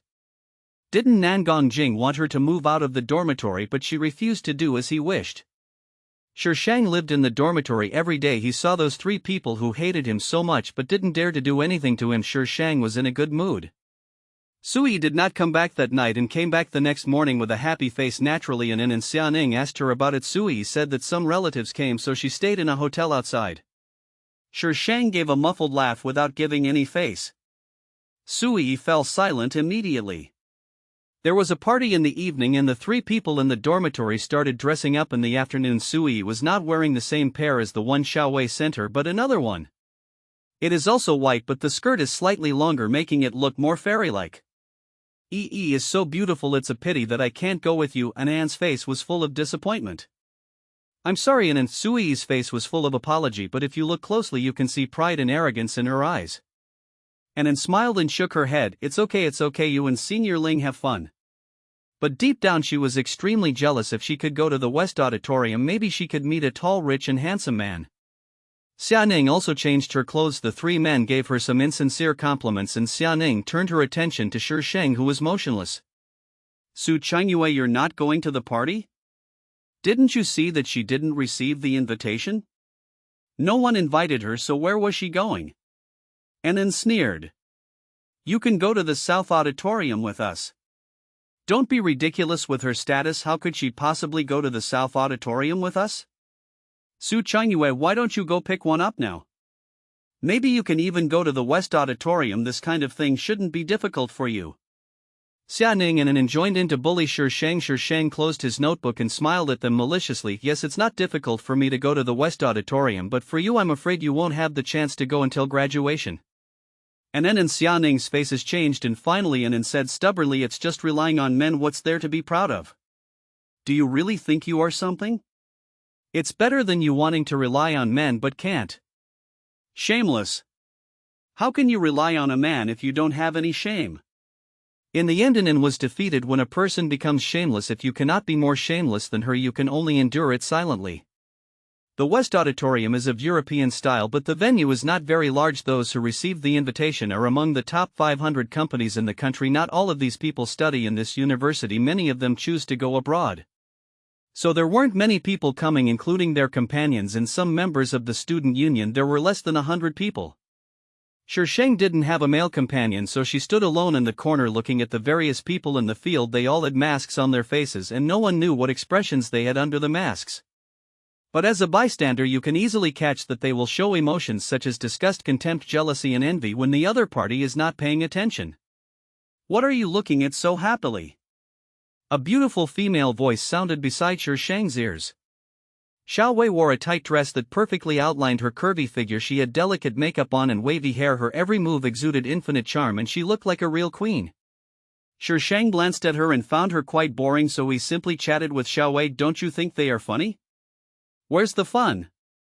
Don't you think they are tired of wearing masks all day? Xiao Wei was stunned for a moment, looking at Shang as if she were a monster. Seeing that she was still staring at the people in the field with great interest, Xiao Wei found that she suddenly couldn't understand the girl in front of her. Although she and Su Changyue were not very familiar with each other, she had collected a lot of information about her because she was Nangong Jing's fiancé. However, the Su Changyue in the information was obviously different from the girl in front of her. Su Changyue is proud and is a pampered princess just like all the other daughters of wealthy families. But the girl in front of her had an indescribable feeling. If she had to describe it, it should be malice. Malice towards everyone. Is this a newspaper? Xiao Wei was startled by this idea. She looked at the girl next to her, still smiling like a cat that was very interested in a fun toy. How could there be any harm? Xiao Wei felt that she was overthinking and quickly shook off the idea.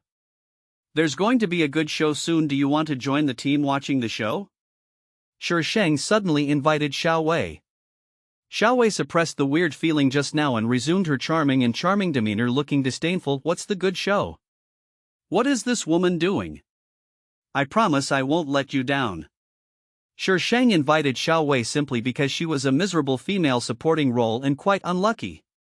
Xiao Wei thought about it and nodded slightly. She wanted to see what Su Changyue was up to. Shang had already locked onto Sui. He and Ling Hao were standing together. Ling Hao was saying something to her, causing her to giggle frequently. Some girls next to them were so angry that they wanted to stab her to death with their eyes. After Sui and Ling Hao separated, Shang pulled Xiao Wei into the crowd. She didn't do anything, just walked aimlessly in the crowd. Some people she knew greeted her and she responded politely, which made Xiao Wei more and more confused. Sui, you did this on purpose. I'm sorry, I didn't expect you to turn around suddenly. Sui apologized quickly. Forget it, pick up the things for me. The girl pointed at the handbag on the ground with an expression that showed she was too lazy to argue with her. Sui put the drink in her hand on the buffet table next to her and bent down to pick up her handbag. Just as she bent down, the girl immediately winked at the person next to her. The person reached out to change Sui's drink, but Sui suddenly raised her head. The girl was startled but saw a figure standing in front of her, which just attracted Sui's attention. Miss Su. The girl breathed a sigh of relief yet felt a little guilty. From the angle she just came from, she should have seen it, right? Shang nodded slightly and said with a smile, "Please pass me a glass of juice." The girl hurriedly took a glass of juice and handed it to Shang. Shang didn't even glance at Sui and turned to walk into the crowd. The girl and another person confirmed that the drinks had been replaced. Then she bent down to pick up her handbag and left. Xiao Wei didn't notice that Sui's drink was changed. She looked at Shang in confusion as he went over there to get a glass of juice. This scene also happened in the original plot. Someone was jealous of Sui and Ling Hao's close relationship and wanted to teach Sui a lesson, so he replaced her drink with one with added ingredients. Sui discovered it at that time, but she remained calm and said nothing. She secretly replaced the drink with Su Changyue without telling the person who drugged her. Su Changyue drank the spiked drink and felt a little dizzy, so Sui asked someone to send Su Changyue to the lounge behind the auditorium. She attracted the attention of the person who drugged her, so no one noticed that Su Changyue was taken in. Afterwards, Sui pretended to be unwell and made an excuse to go to the lounge and deliberately let the person who drugged her see her go in. After entering, she took off Su Changyue's clothes, put them on herself and walked out. He changed his clothes back in the bathroom. The people outside thought the person inside was Sui and led the drunk person into the lounge, causing Su Changyue to be defiled.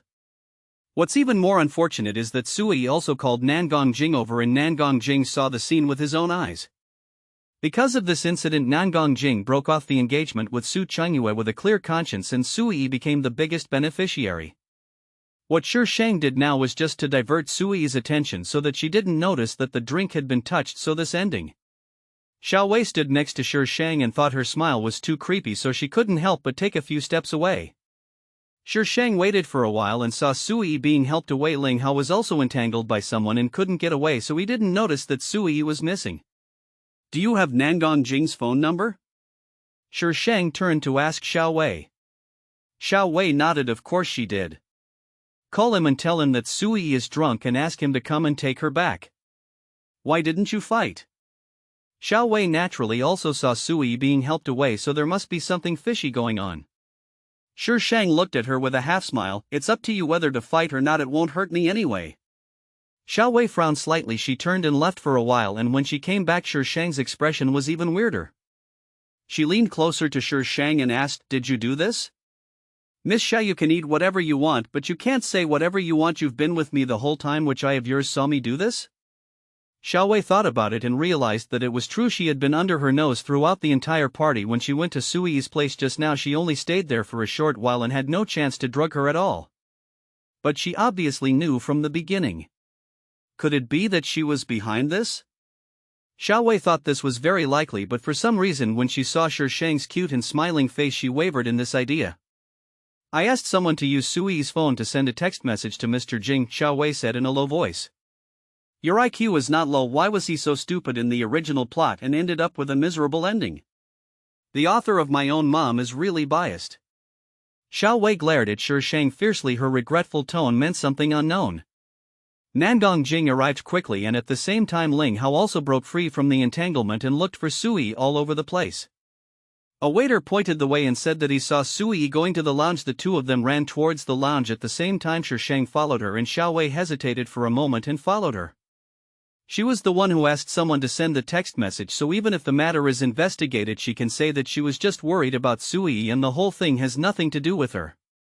After Shi Shang and Xiao Wei followed the girl who had drugged the boy, also pretended to be drunk and had someone support her. A group of people followed over to watch the fun. There is more than one lounge here and some people play in the lounge when they are tired. The text message Nangong Jing received only mentioned the lounge but didn't say which one it was. He could only look for them one by one. Nangong Jing and Ling Hao's looks naturally attracted a lot of people's attention. Perhaps it was intentional. Sui was taken to the last lounge and everyone in other lounges was let out. The door of the last restroom was pushed open and an indescribable sound came out. Nangong Jing froze at the door, looking at the scene inside in shock. The door of the lounge was pushed open and no one inside noticed. Ling Hao heard the voice coming from another lounge. Seeing this scene he was immediately furious. He pushed Nangong Jing away and knocked the boy over. Ling Hao helplessly hugged Sui into his arms and barely covered her with the clothes scattered on the ground. Sui's body felt cold. She shivered and became more conscious. "Senior, I didn't mean to do it. I don't know why this happened." Nangong Jing seemed to be awakened by these words. He rushed into the room and slammed the door. There was a lot of crackling noises inside. The sound insulation of this lounge is very good. The fact that such a loud sound could be heard proves how hard the people inside were trying. Shi Shang leaned against the wall, wondering if these two people were having some kind of party in there. Xiao Wei didn't know why, but when she saw Nangong Jing walk in and close the door she suddenly felt a little disappointed with Nangong Jing. Sometimes it only takes a moment to fall in love with someone and it only takes a moment to be disappointed. She turned around to look at Shi Shang but saw that her eyes were shining brightly, staring at the door as if she could see what was going on inside through the door. "Who's in there?" "I don't know, but the man just now seemed to be Master Jing." "What do you mean it's Master Jing?" Senior Ling is also going in. "Who is the girl inside?" "Miss Su is here too, standing with Goddess Xiao." "Oh my god, what's going on here?" It's terrifying when you think about it. These students were curious about who the girl inside was, so they naturally didn't want to leave and waited outside the door. Some people who heard the news also gathered around. Fortunately, the door inside opened soon and Nangong Jing came out carrying Sui, who was dressed and covered her face so outsiders could not see who she was. Ling Hao followed behind holding the unconscious boy in his hands. The boy was only wearing a pair of shorts and his face and body were covered in blood, looking extremely miserable. Nangong Jing glanced at Shi Shang. His pupils were bloodshot and his handsome face was full of coldness. "Su Changyue, I will never forgive you for this." Ling Hao also looked over. The coldness in his eyes was chilling. Everyone stepped back. These two men were too scary. Shi Shang and Xiao Wei were completely exposed. Xiao Wei wanted to retreat, but for some reason when she saw Nangong Jing's furious look she didn't want to retreat anymore. Shi Shang stood up straight and took a few steps towards Nangong Jing. "Nangong Jing, are you trying to frame me? How dare you say it wasn't you?" If he hadn't been holding he would have wanted to strangle this woman to death. How could she be so cruel? Why would I ruin my bright future for an insignificant woman? Only you and her have a grudge against each other. Who else could it be except you? He was too kind to her. He wanted to make her live a life worse than death. From what Master Jing said, it seems that it was Miss Su who did it. Who is Master Jing holding? I can't see it at all. That dress seems to be Sui. That is the dress Sui is wearing. Someone in the crowd said this and it immediately caused a huge uproar. Sui? No way. Miss Su, Mr. Jing, Sui, Mr. Ling, what kind of relationship is this? It's so confusing. A goddess Xiao is standing next to Miss Su. It's no secret that Xiao Wei likes Mr. Jing. But now she is standing with Jing Xiao's ex-fiancé. Could these two have done something in collusion? Nangong Jing's sharp eyes swept around. If anyone dares to go out and talk nonsense about what happened today, don't blame me, Nangong Jing, for being rude. The people around suddenly fell silent. The only ones who could go against the Nangong family were probably the Xiao family and the Ling family. Su Qianyue, this matter is not over yet. Nangong Jing was worried about Sui's health and did not dare to stay any longer. He wanted to avenge Yi at any time. Ling Hao glared at Shi Shang warningly, then took the person and followed Nangong Jing away. Shi Shang silently raised his middle finger from behind. Stupid guy. Xiao Wei was embarrassed. It seemed that there was something really wrong with the style of this former love rival. The onlookers had the same idea as Xiao Wei. Shi Shang separated from Xiao Wei and returned to the dormitory alone. Xianing and had not returned yet. Shi Shang washed up and went straight to bed. Some people might not be able to sleep tonight. Thinking that someone couldn't sleep, she slept very happily. Ling Hao Villa. The sound of water splashing in the bathroom could be heard and suppressed crying sounds could be faintly heard from inside. Nangong Jing and Ling Hao stood outside the bathroom, each on one side. Both of them looked unhappy, but they were staring nervously at the translucent bathroom door. You've been taking a shower for an hour. Come out first. Ling Hao couldn't help but knock on the bathroom door. But no matter how he knocked, Sui refused to open the door. Ling Hao glanced at Nangong Jing. Both men had red eyes and their anger that had nowhere to vent was pent up in their hearts and their faces were slightly distorted. Su Qianyue.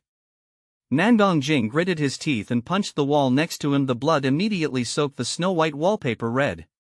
Ling Hao went out and beat the boy a few more times to vent his anger, then came back to coax Sui, and this time he finally coaxed her out.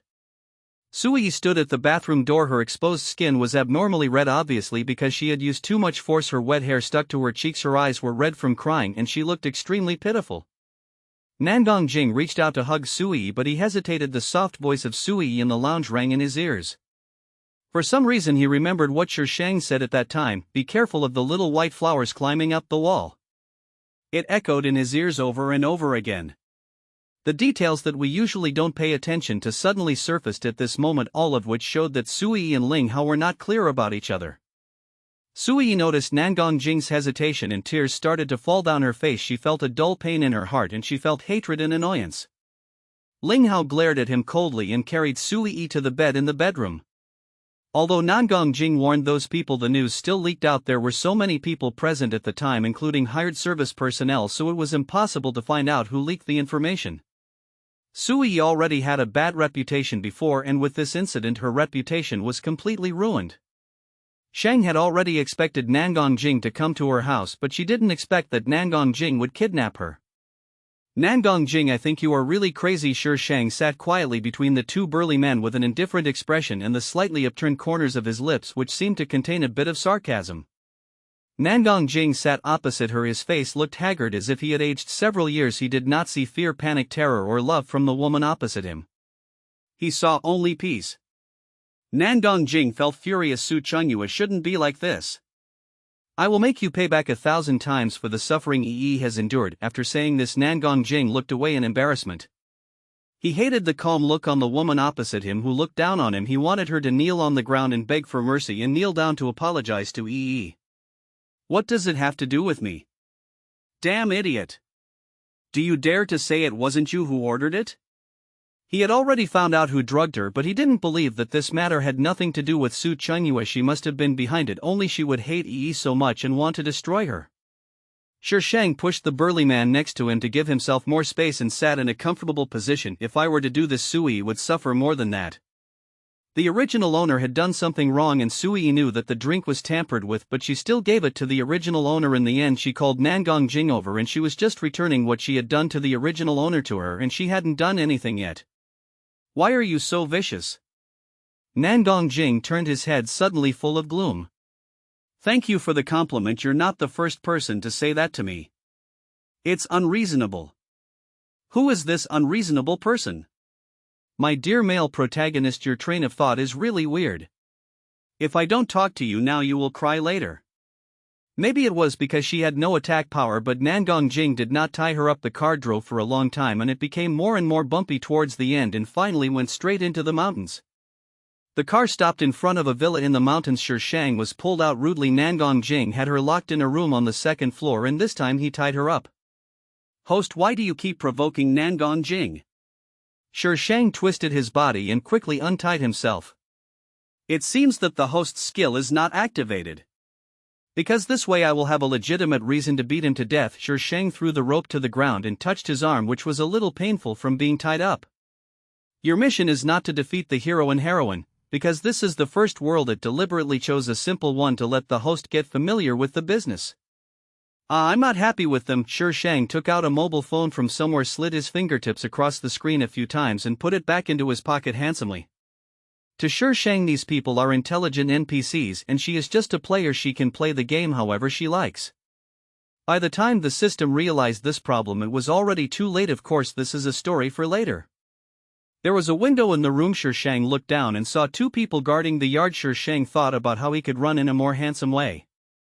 Just as she was thinking, she saw a familiar car appear outside the villa. Oh my god, why is pervert Chu here? Chu Tang was sitting in the car looking through the window at the second floor window. Shang was startled. Although it was a dark window, she could feel Chu Tang looking at her. The car didn't stop and drove straight past. Looking from Shang's direction, he could see a villa in the distance. This should be a mountainous area of villas used for vacation. This kind of place is sometimes used as a place for negotiations, so it is not unreasonable for Chu Tang to come here. Seeing this, Shang breathed a sigh of relief and comforted himself in his heart that it must be a coincidence. Chu Tang's car drove into a white villa not far away. As soon as his car entered, several bodyguards came out of the villa and stood respectfully on both sides of the car. The assistant got out of the car first and opened the door for Chu Tang. Chu Tang got out of the car still looking like a noble gentleman with his hands in his trouser pockets. It was obviously not a very elegant movement, but it looked extremely graceful when he did it. Mr. Chu, Miss Su's location has been found out. The assistant took a tablet from the bodyguard which showed a three-dimensional map of Nangong Jing's villa. There was a red dot in a room on the second floor. Chu Tang only glanced at her and raised his lips. Don't alarm them, just stay outside and make sure she's safe. The assistant was full of doubts. Shouldn't they rush in and rescue the people? Then Miss Su would be so grateful that she would marry him? Mr. Chu's behavior has become increasingly unpredictable recently. Unable to figure out the situation, the assistant could only strictly follow Chu Tang's orders and arrange people to ensure the safety of Miss Su. Mr. Chu finally found a girl he was interested in, so he couldn't just lose her. The assistant was afraid that something might happen, so he went to watch it personally. In the evening, he saw a car enter Nangong Jing's villa and a man and a woman got out. He remembered the man. He was the young master of the Ling family. What a pity. Touching young Master Chu's things, by touching young Master Chu's people, the young master of the Ling family would be in danger. Go find out who that woman is, the assistant ordered the bodyguard next to him. The assistant tapped on the tablet in his hand and a clear picture immediately appeared. The first thing that was displayed was the room where Shang was. She seemed to have noticed something and was staring at him through the screen. Shang was looking towards the window. She looked for a while and then looked away. Just at this moment, the door was opened. Seeing Shang standing in the room with her arms folded across her chest, Nangong Jing kicked the big man next to him and said, I told you to tie her up, but how do you do it? The big man was surprised and felt aggrieved at the same time. He was the one who was tied up. Sui walked out from behind Nangong Jing and stared at Shang with a gloomy face. It was this woman who ruined her. She wanted to make her life worse than death. Perhaps because she was afraid that Nangong Jing and Ling Hao would see the hideous look on her face, she forced herself to suppress some of her hatred. Tie him up. Nangong Jing kicked the big man again. The big man immediately walked towards Shang, wondering in his heart, he really tied him up. Shang stood there without changing his expression. He took out his hand which had been in his trouser pocket. When the big man saw what was in Shang's hand, he froze there. The big man's body blocked the view of the people behind him, so they didn't know why he stopped. Nangong Jing urged him impatiently a few times, but the big man didn't move. If you turn to the front of him, you will find that he is covered in cold sweat and his eyes are full of fear. The others, whose view was blocked by the big man, could not see what Shang was holding in his hand, but the assistant who was monitoring him through the video screen could see it clearly. What she was holding was a grenade, which was a bit like a military one, but there were some differences. There were only 2 words in the big man's mind: damn. Where did this girl get this thing? What are you standing there for? Tie her up quickly. Nangongjing was getting a little impatient.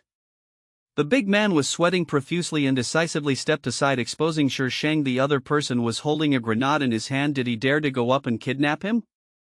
Nangongjing didn't recognize what it was at first, but Ling Hao recognized it instantly. His face changed and he immediately pulled Sui back to the door. Su Chunyue, are you crazy? Shang threw the thing in his hand with a look of disdain on his face. Look at how scared you are. This is just a toy that I just found in this room. Ling Hao stared at the grenade in Shang's hand for a while but still couldn't tell whether it was real or fake. Then he thought, how could a rich girl like her get a grenade? Moreover, she was searched before being kidnapped, so she definitely couldn't hide such a thing. This villa belongs to his uncle and there are children at home. It is understandable that he left the toys behind when he brought them here for vacation. Su Chunyue, you still have the energy to scare me when you are about to die. Tie him up. I want to teach her a lesson. Ling Hao ordered the big man with a gloomy face and turned to Sui with a tender face again. You go out first. The following scene is too bloody. It's better not to let see it. Sui gritted her teeth, pulled Nangongjing's sleeve and looked at him pitifully. Nangongjing's sinister eyes swept over Shang and he took Sui out of the room. Before leaving, Sui secretly gave Shang a mocking and complacent look. Even if she lost her innocence, it didn't matter. These 2 men still didn't treat her as a treasure. The big man had walked up to Shang and took the grenade from her hand. When he held it, he felt it was very real. The feel and weight did not seem like a toy. The big man couldn't help but take a few more glances at it. While the big man was distracted, Shang rushed towards the window. She had already opened the window, so she pushed it open before the big man could react. Shang had already climbed over the window. What a pity. I wanted to deal with you 3. Directly after saying this, Shang jumped down. The moment the grenade in the big man's hand slipped away from Shang, there was a beep sound followed by a violent explosion. The whole villa shook. The windows on the 2nd floor were blown away and cement blocks splashed all over the sky. There is a platform on the 1st floor below, so there would be no danger for Shang to jump down. The power of the explosion was not very strong and did not affect Shang. The bodyguards in the yard heard the explosion, looked up and saw Shang standing on the platform. Several of them rushed over and tried to catch Shang. Shang quickly jumped into the yard and threw the thing in his hand out quickly. Another explosion was heard and the bodyguards were blocked. Shang took the opportunity to bypass them and ran out of the villa. When the assistant saw Shang running out, he told the driver to drive over. Looking at the familiar car parked in front of him, Shang hesitated for a moment. His eyes changed several times in a rapid manner, then he opened the door and got in. There were only the driver and the assistant in the car. Shang had seen these 2 people before, so he was naturally familiar with them. Miss Su, the assistant's face was full of strange emotions, including shock, surprise and questioning. This Miss Su actually carried a bomb with her. Isn't it so scary? Mr. Chu, I will never call you scary again. Shang dusted himself off and looked at him calmly. Did you see everything? The assistant froze and nodded. Then should I kill you to silence you? The assistant swallowed his saliva. Why did he feel that Miss Su's expression at this moment was exactly the same as when Mr. Chu was dealing with someone who offended him? I didn't see anything. The assistant changed his tone instantly. The assistant sent Shang to the White Villa and ran out of Shang's sight at the fastest speed in his life. He wanted to live a few more days. Shang pushed the door open and walked in. Chu Tang was leaning on the sofa with her legs crossed on the coffee table in a lazy posture. When she heard the voice, she glanced sideways and a wicked smile appeared on her charming face. Miss Su really surprised me. It's not surprising that a girl carries a bomb with her. Shang walked to the opposite side of Chu Tang and said, I am honored to surprise Mr. Chu. Chu Tang looked at Shang with interest for a few seconds, then leaned forward slightly and pointed the notebook in front of him towards Shang. The picture on the notebook was the villa after the explosion. Ling Hao seemed to be unconscious and was being carried to the car. Nangongjing and Sui stood beside them. Sui's eyes were red. Nangongjing patiently comforted Sui. Shang took a quick look and lost interest in reading, so he closed the notebook. Chu Tang's eyes darkened a little. His voice was still clear, but it contained a subtle danger. You're just going to let them go like this? Will you let go of someone who wants to kill you? Shang asked instead of answering. Chu Tang seemed to have gotten the answer he wanted. The dangerous look in his eyes faded away and was replaced by a bright smile. Shi Sheng secretly complained a few words in his heart. This pervert just wanted to kill me. Don't say she has paranoid delusions, her intuition is definitely not wrong. Why are you here? Shi Sheng pulled back her wandering thoughts. She had previously thought that it was a coincidence that this man came here, but when she saw the assistant picking her up outside and saw the surveillance footage, she didn't think it was a coincidence. Ms. Su, take a guess. Guess what? Could it be that Mr. Chu has fallen in love with me and he got jealous after seeing me and Nangong Jing leaving? You made me guess. It's so disgusting. Chu Tang really restrained his smile a little. Ms. Su, have you ever heard of an idiom? What idiom? Shi Sheng was already on high alert. The mouth can cause trouble. Chu Tang's beautiful eyes narrowed slightly and a smile slowly climbed up his cheeks, but it contained endless danger and invisible oppression emanated from him, making people feel a little breathless. Shi Sheng stepped back, his eyes turned and the expression on his face instantly turned into fawning flattery. Mr. Chu, did you hear what I just said? I forgot to take my medicine just now, Mr. Chu. Please don't bother with me as a patient. I wonder what disease Miss Su has. Shi Sheng said shyly, I have a disease called Mr. Chu's love syndrome. Mr. Chu is my medicine. Chu Tang. If it weren't for Chu Tang's strange look, Shi Sheng could be considered to have succeeded in flirting with the man. The assistants and bodyguards hiding in the corner said they were frightened. Miss Su is actually teasing Mr. Chu. Miss Su, let's all give you a thumbs up. No, 365 thumbs up. Ling Hao suffered a slight concussion and his leg was injured by the explosion. The first thing he did after waking up was to take revenge on the Su family. But before he could take any action, Ling's enterprise was suddenly reported to have engaged in illegal activities with sufficient evidence. It all happened so fast that before the people at Ling's enterprise could understand what was happening, all work was suspended by the judicial authorities. Companies that cooperated with Ling's enterprises also cut off their ties with Ling. Overnight, families that were on good terms with Ling avoided them and creditors came to collect debts. The Ling family was isolated and helpless and fell into a desperate situation. It's not that I won't help you, it's that if I help you I have to finish the game with you. This is the sentence that the Ling family heard the most. People who had a life and death relationship with them told them that someone had released some black material to threaten them and asked them not to help, otherwise those things would be made public. Who in this world doesn't have some dirty secrets? It may be difficult to destroy a company, but it is not difficult to discredit a person. At this time the Nangong family was not in a much better situation. Nangong Jing suddenly brought back an illegitimate child who was only 1 year younger than Nangong Jing. Nangong Zhang and Madame Nangong were also in a family marriage, and the mother of the illegitimate child was Nangong Jing's true love. Nangong Zhang had already arranged the illegitimate child to work in the branch company. After bringing him back this time, he let the illegitimate child work in the head office. Although his position was not as good as Nangong Jing's, it was also an extremely important position. Nangong Jing directly turned against Nangong Zhang. However, Nangong Jing had not yet completely taken control of the company. Some people who were already dissatisfied with him directly stood on the side of the illegitimate son, and the two sides were engaged in a battle for power. Nangong Jing had lived a carefree life for more than 20 years and had never felt so aggrieved that illegitimate son had actually won over quite a few people in the branch company, and once he entered the head office he used sweet words to persuade several people who had originally been at odds with him to support him. Brother, thank you so much for giving me this opportunity to be the person in charge of this project. Don't worry, I will do my best and won't let you down. The young man smiled and spoke in a gentle voice as if they were really brothers. Nangong Jing clenched his fists, veins on the back of his hands bulged and his expression was sinister. He had almost finished the project, but because of a wrong decision this illegitimate child took advantage of it. Don't call me big brother, it's disgusting. Nangong Jing forced himself to stay calm. He couldn't show weakness in front of his illegitimate son. The young man smiled and said, brother, we are related by blood, you cannot deny that. When Nangong Jing thought of Mrs. Nangong who was ill at home, he could no longer hold back his anger and slapped the young man in the face, asking, who the hell is related to you by blood? You're just an illegitimate child and you dare to be so arrogant in front of him.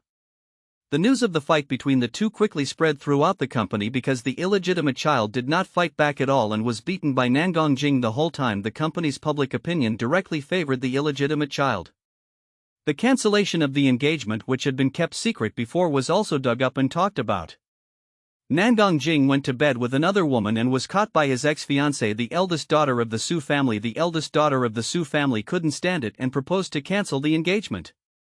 If there had been no illegitimate child incident, it would not have been a big deal if this matter had been brought up, but now that it has been dug up and exaggerated by people with ulterior motives, the nature of the matter is completely different.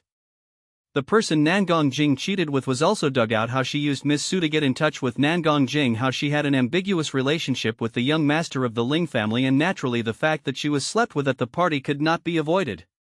Everyone looked at Nangong Jing as if he was an idiot. He actually treated a woman who had slept with another man as a treasure.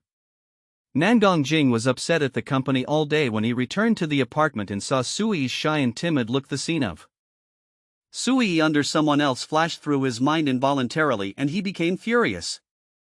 He strode towards Sui, pushed her over the table, and the cutlery on the table rolled to the ground. Jing, you hurt me. Sui didn't notice that there was something wrong with Nangong Jing, but instead spoke in a coquettish voice.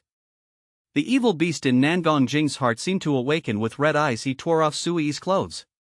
Sui gasped in pain, finally realizing that something was wrong with Nangong Jing, and began to struggle desperately. Jing, what's wrong with you? Stop! Jing, let me go, let me go. Sui's hands were tied by Nangong Jing and she was lying on the dining table, unable to move at all. Unlike the gentle Nangong Jing in the past, she had never been treated like this by him, and she was scared.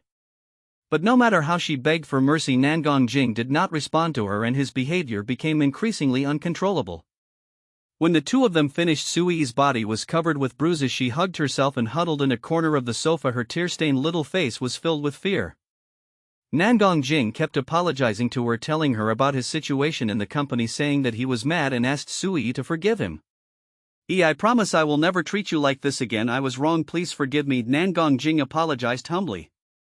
Although Sui was a little scared, she felt a little distressed when she thought of Nangong Jing's current situation. She choked up and said, "You really scared me.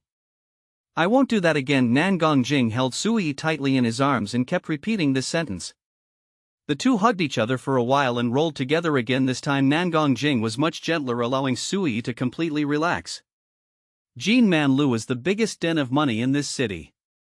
The box was luxuriously decorated and the lighting was extremely dim. People who came here were here to relax and have fun, but the man sitting in this box seemed extremely uneasy. He looked around from time to time as if someone was watching him. Just when his nerves were at their most tense, the door of the box was pushed open. The light was too dim and he could only vaguely see that there was a woman at the door. She was tall and her well-cut long skirt outlined her exquisite curves, and her figure was graceful. Snapped. The light in the box suddenly brightened up and the woman at the door came and closed the door and walked to the opposite side of the man with small steps. She was a very young woman with delicate features and a smile on her lips. Her every move exuded elegance and nobility, and her eyes were extremely calm. Even when her face was full of smiles, there was not a ripple in her eyes.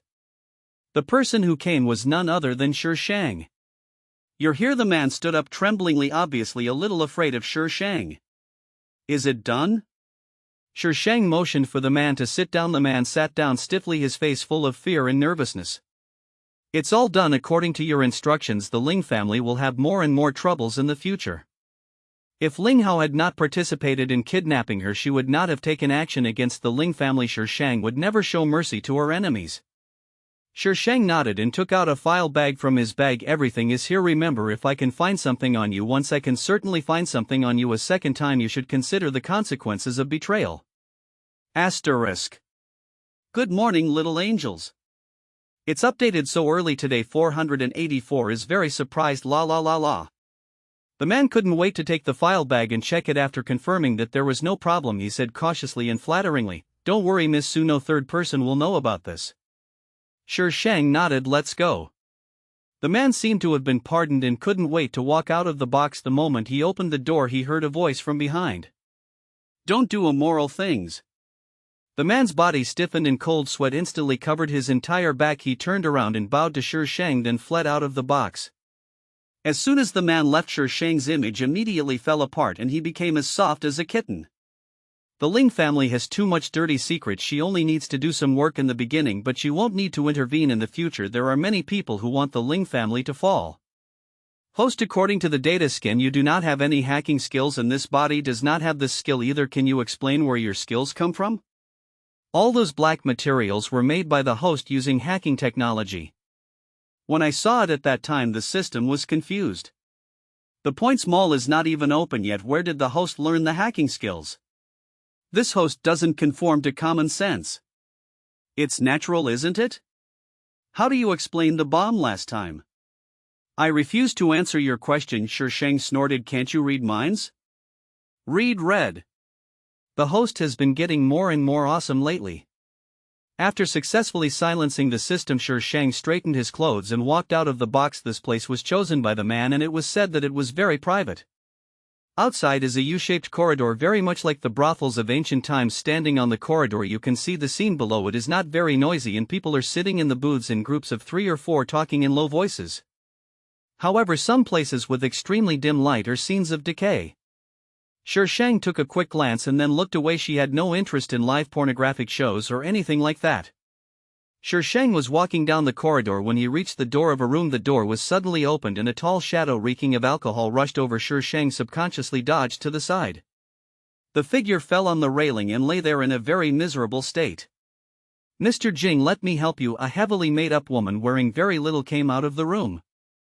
"Get out of here." Nangong Jing pushed the woman away, stood up by himself with the help of the railing, his face pale. Nangong Jing's eyes swept over the woman standing 2 steps away. A storm was in his eyes and he squeezed out a few words from between his teeth. Su Chengyue.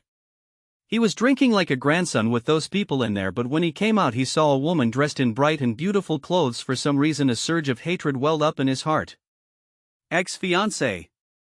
Sheng made an exaggerated expression as if he had just recognized the person in front of him. What a coincidence that I can meet him here. Looking at that familiar smiling face, Nangong Jing felt hatred rising in his heart. Why was she so proud? "How dare you appear in front of me?" Nangong Jing gritted his teeth. Last time he let her run away.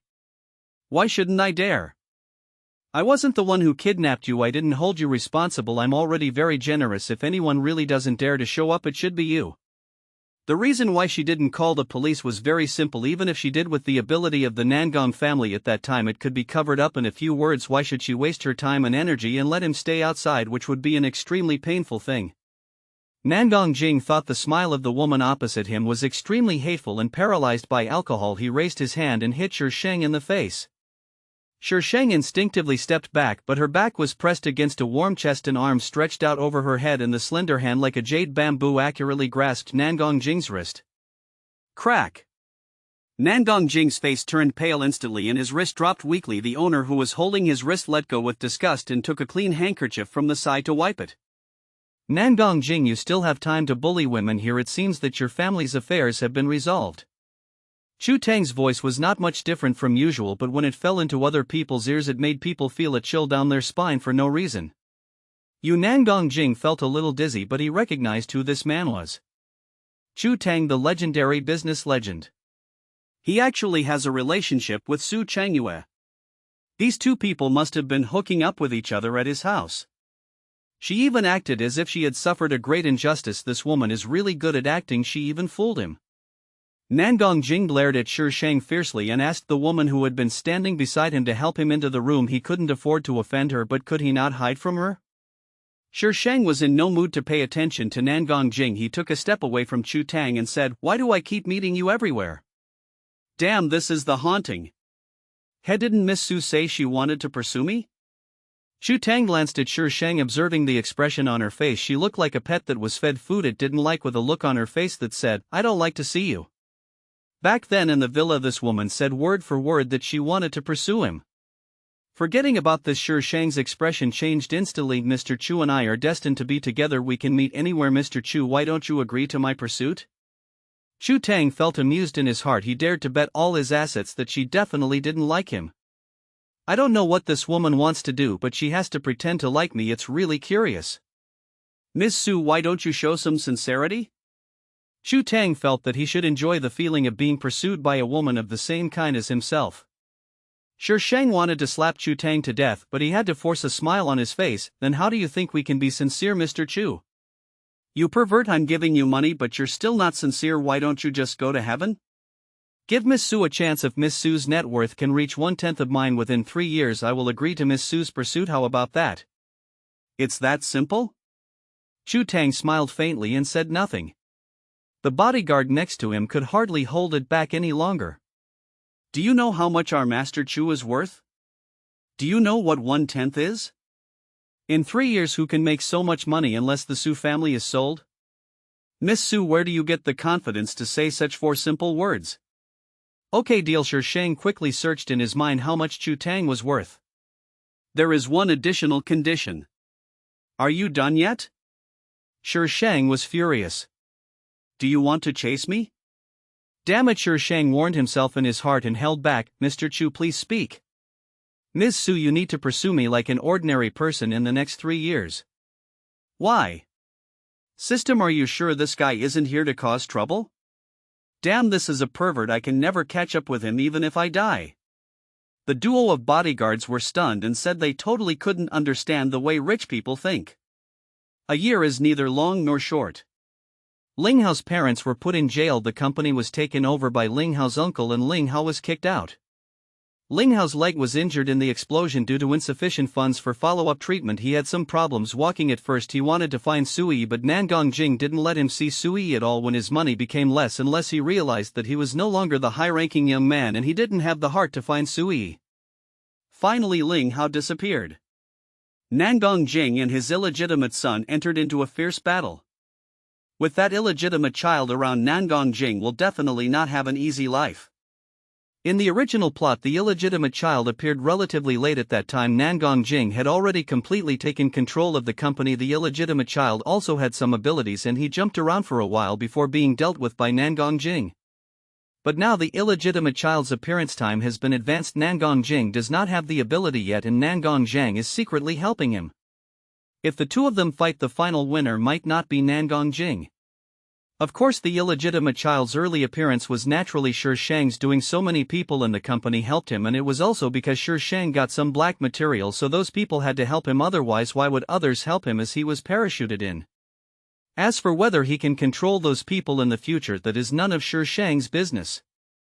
Nangong Jing's life in the company was becoming increasingly unhappy. When he returned to the apartment, he would beat and scold Sui at best and abuse her at worst.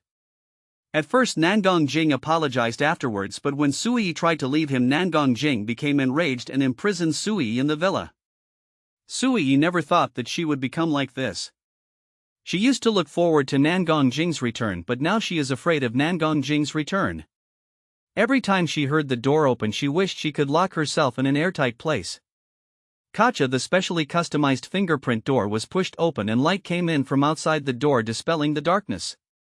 Sui huddled in the corner looking in horror at the devil-like man approaching her. He had a familiar smile on his face, but it made her feel so scary.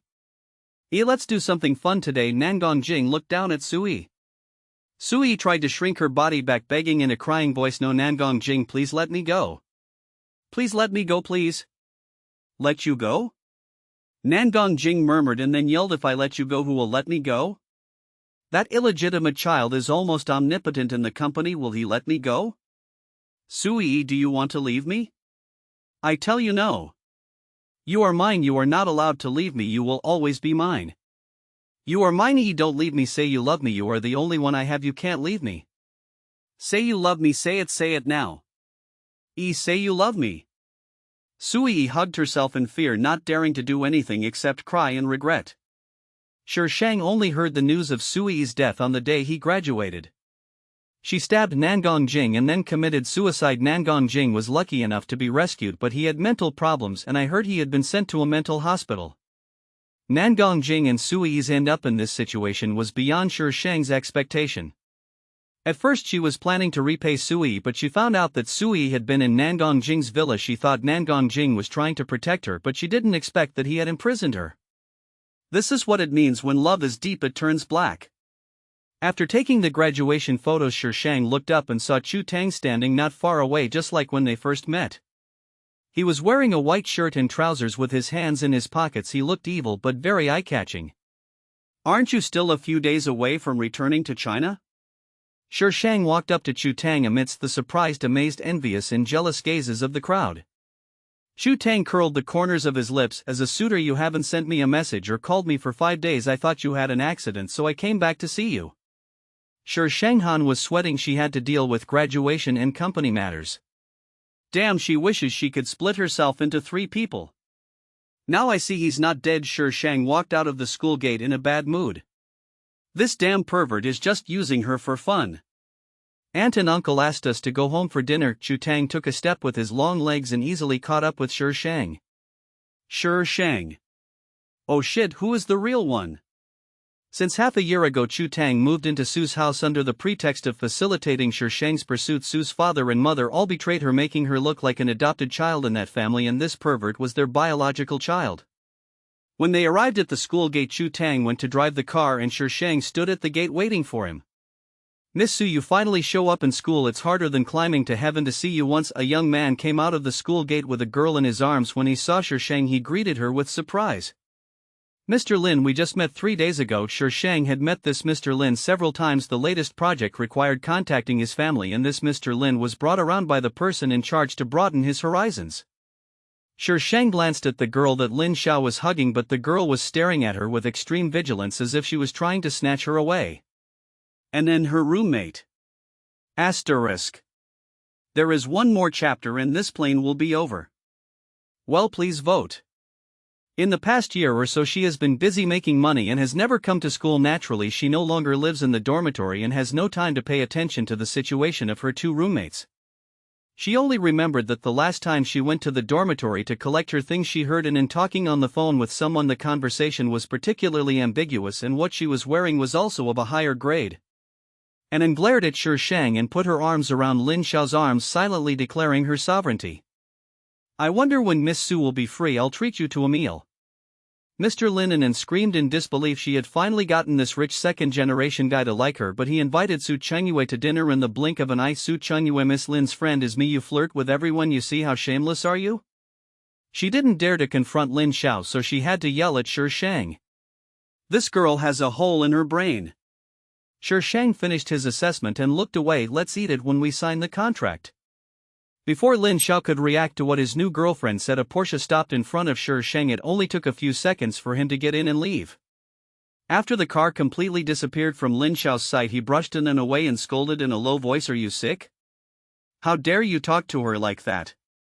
If she had been unhappy just now, the project would have been over." "What did I say wrong?" Anan didn't expect Lin Xiao to suddenly yell at her. Her face suddenly changed. "Are you attracted to her?" Lin Xiao sneered. "I would like to like her, but she doesn't like me." "Do you know who she is?" "She is the daughter of Yunshan Group and is now worth over 100 million. If she likes me, I would be happy to pay for her." Lin Xiao didn't care about Anan's reaction and left. He didn't want to lose the project because of a woman. His father would beat him to death. Anan has been in this circle for a while, so she had naturally heard of Miss Su from Yunshan Group, but she didn't expect that Miss Su was actually her roommate. "Miss Su equals Su Chengyue? How can this be?" Anan searched the 3 words Su Chengyue on the internet and many reports popped up, but there were no photos. However, from the words she could infer that the Miss Su was the Su Chengyue she knew. Thinking about what she had said before, she wished she could just bang her head against a wall and die. How could the daughter of Yunshan Group be kept by someone? It was obvious from many aspects that she was not an ordinary person, but why didn't she notice it? Oh right, Sui, it was she who kept hinting in her ear that Su Chengyue was being kept by someone. Thinking of Sui, Anan's face turned pale again. In 3 years, Shi Shang increased his net worth to 1/10 of Chu Tang's. This time Chu Tang did not refuse and proposed to Shi Shang in the presence of Su's father and mother. Engagement, marriage, everything went smoothly. The relationship between the two is extremely stable. Chu Tang has never had any woman other than Shi Shang. No matter what occasion they attend, they always go in and out together. Chu Tang's considerate care for Shi Shang is the envy of others. However, only those who are close to them know that when these two people are together, the atmosphere is absolutely full of gunpowder and it seems like they can fight at any time. Mr. and Mrs. Su lived a happy and fulfilling life in their later years. The only regret they had was that they did not live to see their grandson. Shi Shang watched Chu Tang pass away in this dimension before she successfully left that dimension and returned to the system space. Having regained her youthful and beautiful appearance, Shi Shang was so happy that she jumped around in the space for a long time before she calmed down. She sat cross-legged in front of the half-person iBook. "Congratulations, host, on coming back. How do you feel?" The system's cold voice sounded at the right time. "Feeling? What feeling?" Shi Shang looked at the screen with a confused look on his face.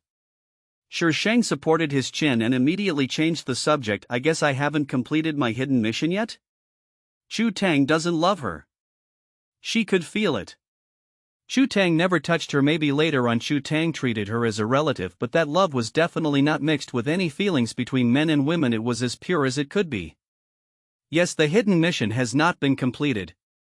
The screen in front of Shi Shang changed. Name, Shi Shang. Character value, -99,000. Mission level, F. Mission rating, 75. Points, 1,000. Hidden quest, unfinished. The hidden mission completion rate reaches 60%. You will not be killed, but 500 points will be deducted as a punishment. As soon as the system's voice fell, the points column directly changed to 500. Shi Shang. System mall. Trigger whether to open it. System mall? Oh wow, there really is such a thing. Open it, open it. The screen in front of Shi Shang immediately turned into an inventory thing. What the hell is this? From small items like food, oil, salt and dolls to big items like superpowers, illusions and interstellar battleships, as well as certificate processing and lock picking, it is as complete as you want. Shi Shang looked at the icon of the interstellar battleship, which required points. There were too many zeros to count. Shi Shang decisively closed them all because the products were too expensive and he couldn't afford them. Host, due to a bug in your last mission, we need to scan you now. Please do not resist. Byugi think it's referring to her hacking skills and those 2 bombs. What a stupid system. Shi Shang rolled his eyes. What the scan could reveal? In the end, the system naturally did not scan out anything, and the data obtained was exactly the same as the data from the initial scan, and still did not show that the host had any hacking skills. The system is confused. This is not right. Do you want to proceed to the next task? Transmission begins. Hey, I haven't answered yet?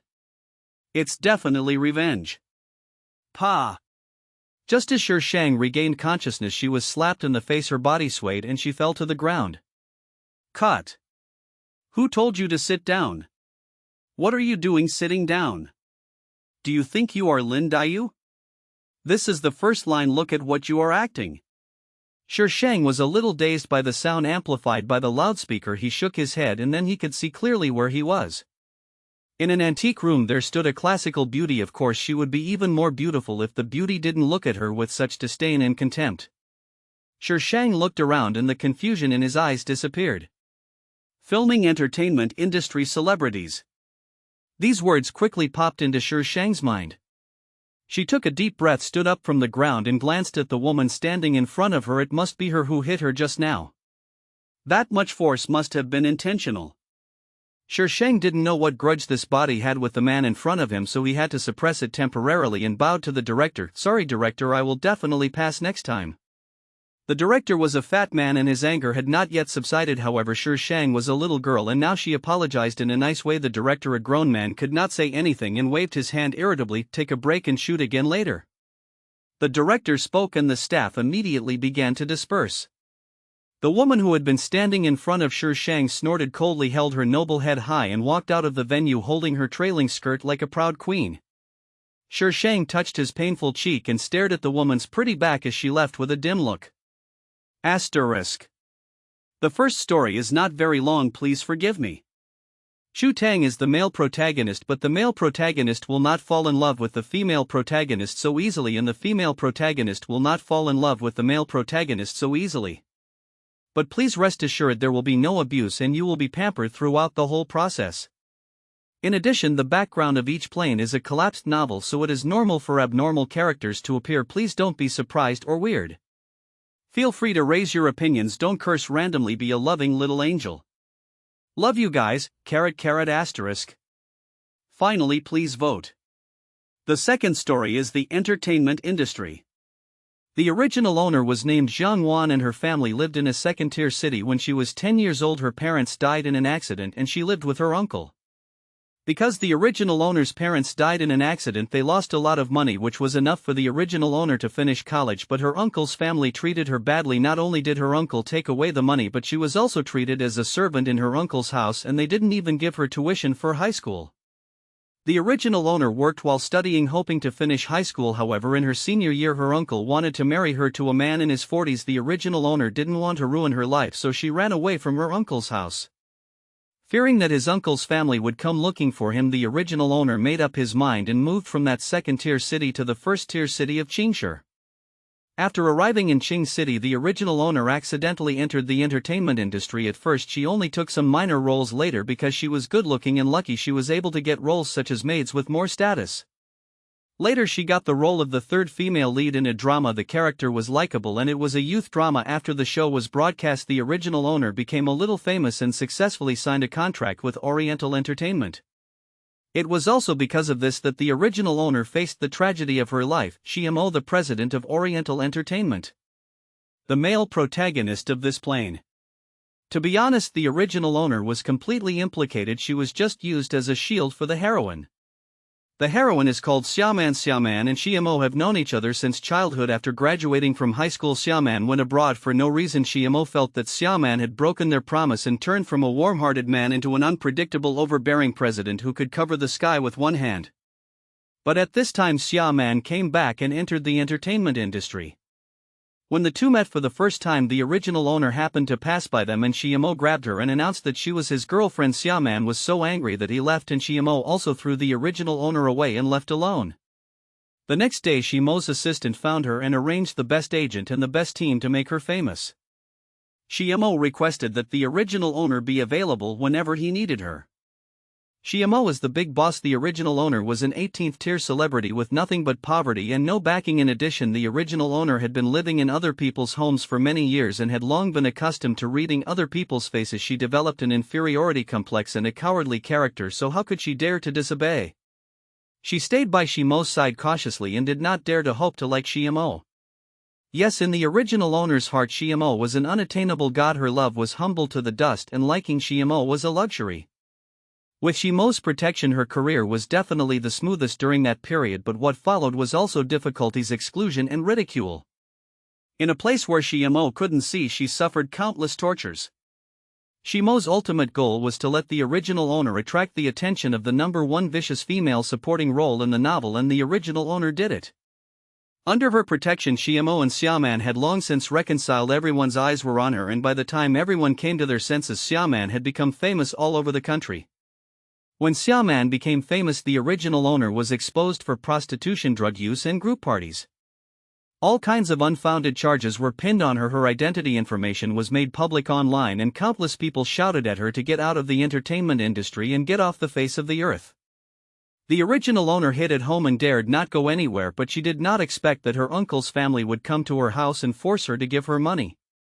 The original owner had no savings at all during the time when she was protected by Shimo. She seemed to be doing well on the surface, but the contract she signed was only the worst one in the company, and the bulk of the money was taken by the company.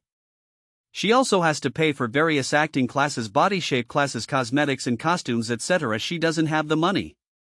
Since the original owner refused to take the money, her uncle's family continued to slander her online, accusing her of things she had never done, and forced the original owner into a desperate situation. The only time the original owner got angry was when she was dying. She collapsed in front of the media and left only her last words. The most vicious thing in this world is the human heart. It can elevate you to heaven overnight or send you to hell overnight. The original owner had 3 last wishes. The first is that the uncle's family will be punished. The second is to let the supporting actress taste what she has experienced, and the third is that she will stand at the pinnacle of the entertainment industry. The original owner's last wish did not mention the male and female protagonists. After Shi Shang accepted the plot, he felt a tightness in his chest, and it took him a while to adapt. This body is a little silly. This was Shi Shang's first reaction after receiving it. Then came the second reaction, that this body must have been ruined by the author. As a supporting female character, this body doesn't have any black spots. She's just a little inferior and cowardly, has a bunch of scumbag relatives, and has dreams. This kind of setting is more like the setting of the heroine's best friend. This development route should be that the heroine helps the supporting female character deal with her scumbag relative, changes her personality, and then takes her along to show off and fly together. However, the author forcibly used it to highlight the hero's protection and love for the heroine, which feels too awkward. My own mother is terrible. Shi Shang tidied up and walked out of the toilet. The staff had already started to go to their posts one after another. The time she came here was not too late, and she was just protected by Shimo. The role she was filming today was the second female lead role assigned to her by Shimo's agent. This drama was adapted from a novel. After it was broadcast, the response was average, the plot was cliched, and there were no highlights, also because the people in the theater made things difficult for the original owner. Her performance was not good at the beginning. Later this drama became a black mark for the original owner, and it was said that she ruined the drama. Shang ignored the director's yelling and asked the makeup artist to touch up her makeup to cover the redness and swelling on her face. Bitch is just hypocritical. Shang looked up at the person who was speaking. It was the woman who had hit her before, Lin Shanshan. This woman is also an important character in a novel of 1 million words. She wrote at least 500,000 words. She played the vicious female supporting role in the early part and made an outstanding contribution to the villain's cannon fodder. Both she and the original owner were signed to Oriental Entertainment. Lin Shanshan was the person that Oriental Entertainment was promoting at the moment. She originally wanted to recommend someone for the role of the second female lead, but the company assigned it to the original owner, so Lin Shanshan remembered the original owner. Lin Shanshan, I will remember this slap. Shang pointed at his covered face, his eyes flashing with viciousness.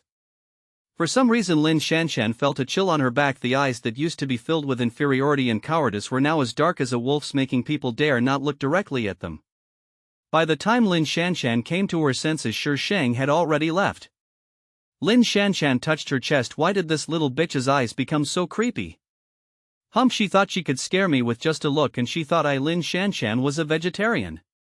The makeup artist next to her pretended not to hear what Lin Shanshan said. She packed up her things and left. Asterisk.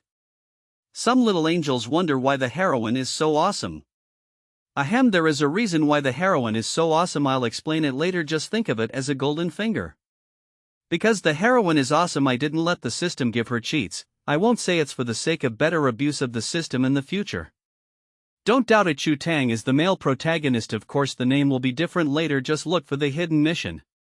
Actually, this is a transformation plan for two scumbags. It depends on who is the more scumbag. It takes time for a scumbag to fall in love with each other. They won't fall in love at the beginning. It's not sad, really not sad. The scumbag male and female protagonists are just killing each other and loving each other.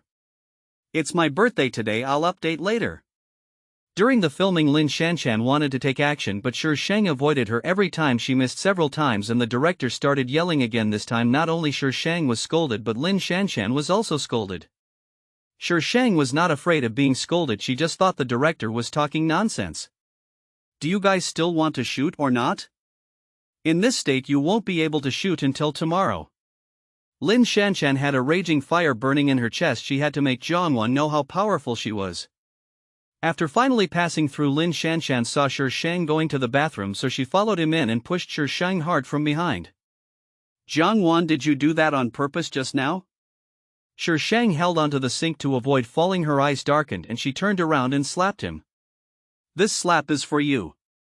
Lin Shanshan was stunned by the slap. After a few seconds she reacted and tried to grab Shang's hair. Shang had been on guard against her. He nimbly avoided her hand, went around behind her, reached out and pushed her forward and quickly left the bathroom. The direction of the toilet exit can be seen from many places. Lin Shanshan did not dare to appear in that image, so Shang left in a swagger. When Lin Shanshan calmed down and came out, Shang was no longer on the set. Lin Shanshan was so angry that her lungs almost exploded. But when she calmed down she realized something was wrong. Jiangwan is timid and cowardly. She had bullied her before, but she never dared to say a word. Why did she suddenly get angry this time? After getting slapped back, Shang didn't say hello to anyone and slipped away when no one was paying attention. As for whether the director was angry or not, she could go find the agent that Shimo arranged for her. This baby won't serve you. Since Shimo is using her, she will not learn from the original owner and not know how to take advantage of him. Shang took out a card from her body and went to the bank to check. There was only 30,000 yuan in it. In this circle, this amount of money was not enough. It is not difficult for her to make money, but 30,000 yuan of starting capital is well a bit too little. It is definitely not possible to make money quickly in a short period of time. Just when Shang was thinking about life, the phone on her body suddenly rang. Shang took out her phone and took a look. Her agent rejected the call. The agent called several times and after being rejected he replaced her with an assistant. Reject, reject. When the phone rang again, Shang subconsciously rejected the call. After rejecting the call, he saw the name on the caller ID. Shang curled his lips and sent a text message extremely cruelly. I am thinking about life, don't fucking disturb me, and don't let your people disturb me either. Then I shut down the machine decisively. After Shang sorted out his thoughts, he slowly walked towards his apartment. The apartment was prepared by the company. She had lived with other artists before, but since CMO used her as a shield, they allocated a separate apartment for her. When he opened the door and saw the person inside, Shang was not surprised at all. Her agent, Milan. He was wearing a business suit, was in his early 30s, had short hair, and looked smart and capable. You still remember to come back? Milan's voice was filled with anger. Do you know how many times I called you? Oh, and then what? Shang responded perfunctorily. This agent is very capable, but she is not sincere in guiding the original owner and even looks down on the original owner. Otherwise she would not have let the original owner take on such a bad drama. Take today for example. The assistant who was supposed to be waiting for her in a moment was taken away by her to help another artist under her. Milan was a little confused by Shang's question. There was something wrong with Jianwan. This was the first thought that flashed through Milan's mind. She looked at Shang carefully and frowned. As an agent, judging people is a must. Although Jianwan was good-looking in the past, she was too self-deprecating and cowardly. She was always cautious and timid, which made people feel that she was a little petty. But at this moment, Jianwan, who was slumped in the sofa just sitting there, had a natural nobility. There was no inferiority or caution in his eyes, only calmness. If it weren't for that face, Milan would have thought that this wasn't Jianwan at all. I won't be filming The Fallen City anymore, please help me solve it. Shang saw Milan staring at him for a long time without saying anything, so he had to speak first. Alluring City is the name of the costume drama she is currently filming. Milan was pulled back to his senses and asked reflexively, not filming anymore? Why? Dislike. I prefer making money to filming. It's a pity that the original owner's last wish was to reach the pinnacle of the entertainment industry. Milan seemed to have heard a good joke. Jianwan, who do you think you are? You said you don't want to shoot, so don't shoot? Do you think the crew is owned by your family? In this world you can't do whatever you want just by saying you don't like it. She still doesn't like to bring Jianwan with her, but since she has been ordered by her superiors, she has to follow the instructions, right? I'm not filming anymore. Jianwan. Milan was furious. She already felt aggrieved enough to be asked to lead such an artist, and now this artist didn't know how to appreciate it. Shang pinched the tip of his ear and said innocently, Sister Milan, if you have time to yell at me, you might as well think about how to solve this problem. Milan forced herself to calm down and tried to persuade him kindly. Jianwan, Allure has already been filmed halfway. If you say you don't want to shoot now, do you know how much money the company will have to pay? You just joined the company, how can you come up with so much money? And it's not good for your reputation either. You have to think about yourself and your future career. I won't take any photos. Jianwan, you're just a newcomer. If you continue to be so willful, even if the company values you, you will be hidden away. I won't take any photos. No matter how Milan threatened or tempted him, Shang just said these 3 words. Milan finally left angrily. Not long after Milan left, CMO called. Shang waited for the phone to ring for more than 30 seconds before answering. Why don't you shoot anymore? Shimo's voice was a little low and every syllable was tinged with magnetism, making people intoxicated when listening to it. I don't like it, Shang replied briefly. Shimo was silent for a while, then hung up the phone and a cold, short, busy tone came out. Haha, this busy man still found time to call her, which proves that he still values her as a shield. Shang threw the phone away and found the notebook used by the original owner from the messy bed. Shang searched the original owner's name first, but there was no big news. She then watched the youth romance drama in which the original starred. The original owner's acting skills were average, but because it was a youth drama, acting skills were not that important. Good looks were enough. He searched for some more information about Oriental entertainment and CMO before closing the webpage. The original owner seemed to have a Weibo account. Shang found the Weibo account in his memory and logged in. As soon as he logged in, he heard a series of prompt sounds and the page froze for a few seconds before it recovered. There are thousands of her comments on it and the number is still increasing. Asterisk. More and more, so please vote.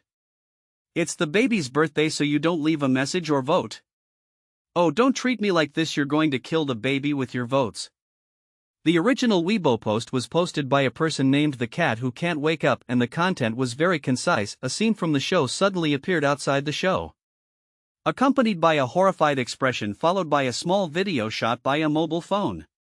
The video content was exactly the scene where Shang beat Lin Shanshan in the toilet in the beginning and the end were cut out.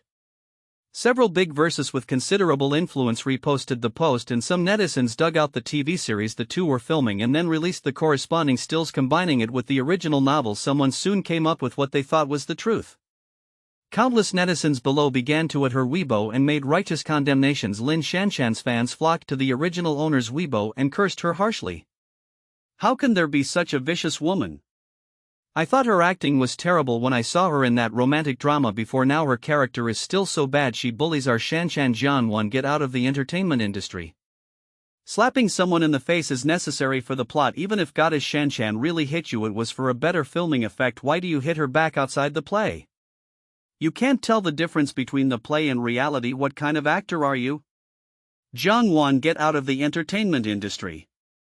The newcomers nowadays have no respect for their seniors, no manners at all, and are definitely turning to evil. Jianwan, apologize and get out of the entertainment industry. There are all kinds of unpleasant things said, and greetings to the whole family are the least of their worries. These people hide behind the internet. They don't care what the truth is. They start talking nonsense with a little self-righteous truth and can even help you complete the background. In just half an hour, hashtag Jianwan apologize and get out of the entertainment industry hashtag became a hot search. More and more people are flocking to her Weibo. Netizens' imaginations are limitless. To use Jianwan's words, the most vicious thing in this world is the human heart. It can elevate you to heaven overnight or send you to hell overnight. Shang did not respond to what was happening online. She knew that the more she responded, the happier these people would be. What's more, the company was backing them up. Sure enough, Milan called soon and stated her request in a stiff tone, very unwillingly, roughly telling her not to reply and that the company would handle it. Shang responded that it would be a shame to not use the resources well. Lin Shanshan's matter was handled extremely quickly, but it can also be seen that Milan did not care about her at all. She just used other artists in the company to cover up this heat and had no intention of clearing her name at all. Shang became more and more determined to leave Oriental Entertainment. The contract is for 3 years and she has only signed the contract for less than half a year, with 2.5 years left. If she wants to leave, she will have to pay a penalty which she cannot afford right now. I really want to be a rich man. The next day, Shang made an appointment with an agent from the company. Ms. Jian, you are from Milan. She has the best resources and connections. Why do you want to switch to me, a new agent in the company? The young man pushed his glasses on the bridge of his nose and spoke slowly. What I need is a responsible agent. She cannot leave Oriental Entertainment for the time being and can only maximize her own interests. She absolutely dared not use Milan. Miss Jiang, why do you think I can snatch someone from Milan? The young man's voice was neither hurried nor slow, yet it was somewhat sharp. Shang's eyes were smiling, the corners of her mouth were slightly raised, her red lips slightly parted, and her tone was firm. I believe in you, you can do it. The young man raised his head slightly and looked at the girl in front of him through the glasses. Her eyes were calm without a trace of emotion, which looked weird with her smiling face. He had been in the company for less than a month. Why was she so sure that he could take her away from the company's top agent? Subconsciously pushing his glasses up, his tone was more scrutinizing. So what trump card does Miss Jiang have that you want me to take you with you? One day I will stand at the top of the pyramid of this circle. Mr. Tang Yin, I once again solemnly invite you to join me. Are you willing? Tang Yin looked at the girl who was solemnly extending her hand to him. The light in his eyes behind the lenses darkened a little, but his tone remained calm. Sorry, I can't take you with me. Shang. Damn. This man is really not that easy to deal with. She wanted Tang Yin to be her agent. The most important point was that this guy would surpass Milan in the future. As the first person to follow Tang Yin, he would be as successful as he wanted to be. What do you want in exchange for being my agent? State your conditions. After failing to show off, Shang's temperament suddenly changed. If Shang was a goddess before, noble and elegant, then now she is a female hooligan full of ruffian spirit. Tang Yin looked at Shang, who switched between the two temperaments freely. His eyes flickered and the dark color in his eyes gradually deepened. If Miss Jiang can get the company to hand you over to me, I would naturally be happy to take you with me. Shang. Damn it, she kicked the ball back again. It seems that all the words she said before were in vain. Okay, you wait. Shang gritted her teeth and agreed anyway. Since Tang Yin would not be her agent, she would definitely part ways with Milan. Tang Yin didn't hold out much hope. Milan was the company's gold medal agent. It was impossible for her to give up the artists she had already taken over for no reason. But that afternoon he was called to the director's office and all of Jiang Wan's information plus a top team was handed over to him. Everyone in the company knew that the company had recently assigned a team to Milan and they all thought that it was because of Milan's contribution to the company, but he never expected that the team was specially prepared for Jiang Wan. Since he had accepted the task, Tang Yin quickly got into the role and the first thing he did was to deal with Lin Shanshan's issue. Lin Shanshan's background was not clean to begin with and she only needed to manipulate Shang to whitewash him for an artist with the best team. This was not a problem at all. Milan had such a team, but she didn't work for Jiang Wan. No wonder she didn't want to work under her. The company assigned such a team, but Milan dared to misappropriate her team. It is estimated that they did not take her seriously, so her identity is worth pondering. Regardless, she is now her own artist. Since you are my artist, I hope you can listen to my rules. Tang Yin pushed his glasses habitually. Shang sat on the sofa without any image. What rules? First, I have the right to be the first to know about anything. Second, I hope you can tell me about your future plans. Third, I hope you can listen to me about what dramas to take on.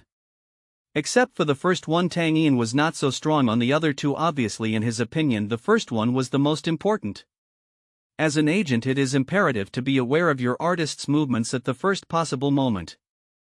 Otherwise, when the artist gets into trouble and the agent still doesn't know what happened, how can he deal with it in advance and prevent it?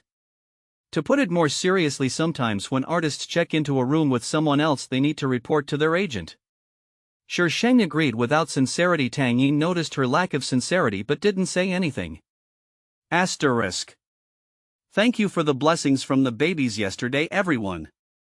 The company has already dealt with the issue of the Allure crew, but the penalty will be deducted from your salary. Tang Yin paused, slightly puzzled. This script is really bad. Why did you accept it in the first place? Shang shrugged. Milan arranged it. I'm just a small-time star. How can I be qualified to challenge a top agent? Hearing this, Tang Yin became more curious about this artist who recommended herself to the company. Since he took her in, the company directly gave him a separate office and even sent him good resources for a newcomer who has never managed an artist. This is simply pie in the sky. For some reason, he had a vague feeling that he had been cheated. Suppressing the weirdness in his heart, Tang Yin handed 3 scripts to Shang. These are the scripts I have selected. Take your pick. Shang only glanced at the names and picked one of the books out. This one. Tang Yin did not object. These 3 books were all selected by him, so no matter which one she chose, it wouldn't be too bad. Shang chose a fantasy TV series which tells the story of Qin Yan, the only disciple left after the Xuanzong sect of immortality was wiped out. He was saved by a peach tree that cultivated into a demon. The man and the demon set out to find the truth behind the destruction of Xuanzong. This is adapted from an online novel and is considered one of the more famous fantasy novels in recent years. Shang was auditioning for the role not of the female lead Tao Huayao but of the third female lead, who came from an extraordinary family but whose ending was not very good. Are you sure? Tang Yin asked uncertainly. He has seen the drama she has acted in and her acting skills are not that good, but in this TV series the third female character is an extremely important role. In the early stage the third female character is playful and lively, but in the later stage she will turn evil and become cold and ruthless. Her polarized personality is not easy to interpret. He had his eyes on the second female lead role, although she might not be able to get it given her qualifications. Who knew that she would choose the third female lead? Shang closed the script and showed his white teeth. You will know if you try it. Tang Yin looked at her deeply and took her upstairs to the audition floor. As soon as the elevator opened, Milan came towards them with a young and beautiful girl. When Milan saw Shang, there was some disgust in his eyes but more dissatisfaction and hatred. She actually left her gold medal agent and went after a newcomer who just joined the company. Isn't this a slap in her face? Of course, more reasons are because of that team. Sister Milan. Tang Yin greeted her indifferently and glanced at the girl with his eyes. His eyes deepened a little. Milan nodded slightly and gave a standard smile. Sometimes one still has to put on a show.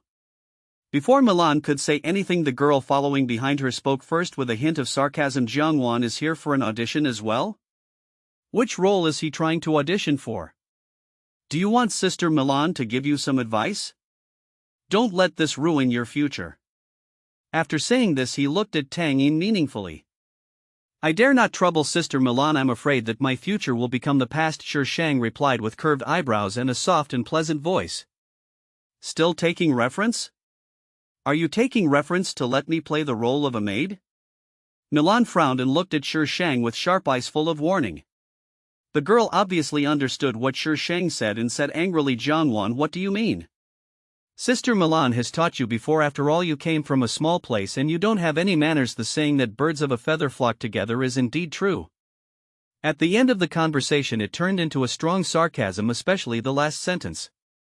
Sure Shang glanced at Tang Yin calmly. His expression didn't change, but his hands hanging by his side were clenched. Well, I followed Sister Milan before and it was really thanks to Sister Milan's care. Milan's face looked better when she heard Sure Shang say this, but her face turned pale the next second. Before I was ignorant and my eyesight was not very good, so I chose to follow Sister Milan, but don't worry, I have turned over a new leaf now and my eyesight has improved. I will definitely open my eyes and choose a good person. He was clearly full of apologies, but it made people feel extremely ironic. Can the word turn over a new leaf be used here? It makes them sound like they have done something bad. Jiangwan. The girl pointed at Sure Shang and trembled with anger. What? Chatting with me is very expensive. Since we are in the same company, I will give you a discount. Okay, you have another announcement to make. Don't waste your time here for irrelevant people. Milan interrupted Sure Shang and glared at her. Jiangwan, don't be too arrogant. This world is more complicated than you think. If I got crazy, you would have been lying on the ground and died, and you still have the nerve to talk here. Sure Shang just smiled and said nothing. Milan looked at that smile and felt uneasy. The person standing in front of her had obviously not changed at all, but she had a feeling that everything had changed. What kind of waves can a little girl make? With her connections, it would be easy to trip her up secretly and make her unable to survive in this circle. Thinking of this, Milan felt better. He snorted and walked towards the elevator. The girl walked between the two men in her high heels and bumped into Tang Yin, forcing him to take 2 steps back. Wait for me. After the elevator door closed, Sure Shang glanced at Tang Yin with a smile. Tang Yin pushed up his glasses and said, I'm sorry. As a manager, he actually allowed his artist to be bullied. This was a dereliction of duty on his part. Come to think of it, the girl just now also has the surname Tang. She clearly felt the girl's hostility towards Tang Yin, and Tang Yin's reaction was also a little strange. Tang Yin's body stiffened and a trace of panic and embarrassment flashed across his eyes behind the lenses. Before Sure Shang had time to see clearly, he heard the system's voice suddenly sounded. Random task, do you accept it? Are there any random tasks? Damn, I refuse. The main quests haven't been completed yet. Sure Shang thought the system would force her to accept it, but this time the system was silent and did not force her. It seems that this random task is not important.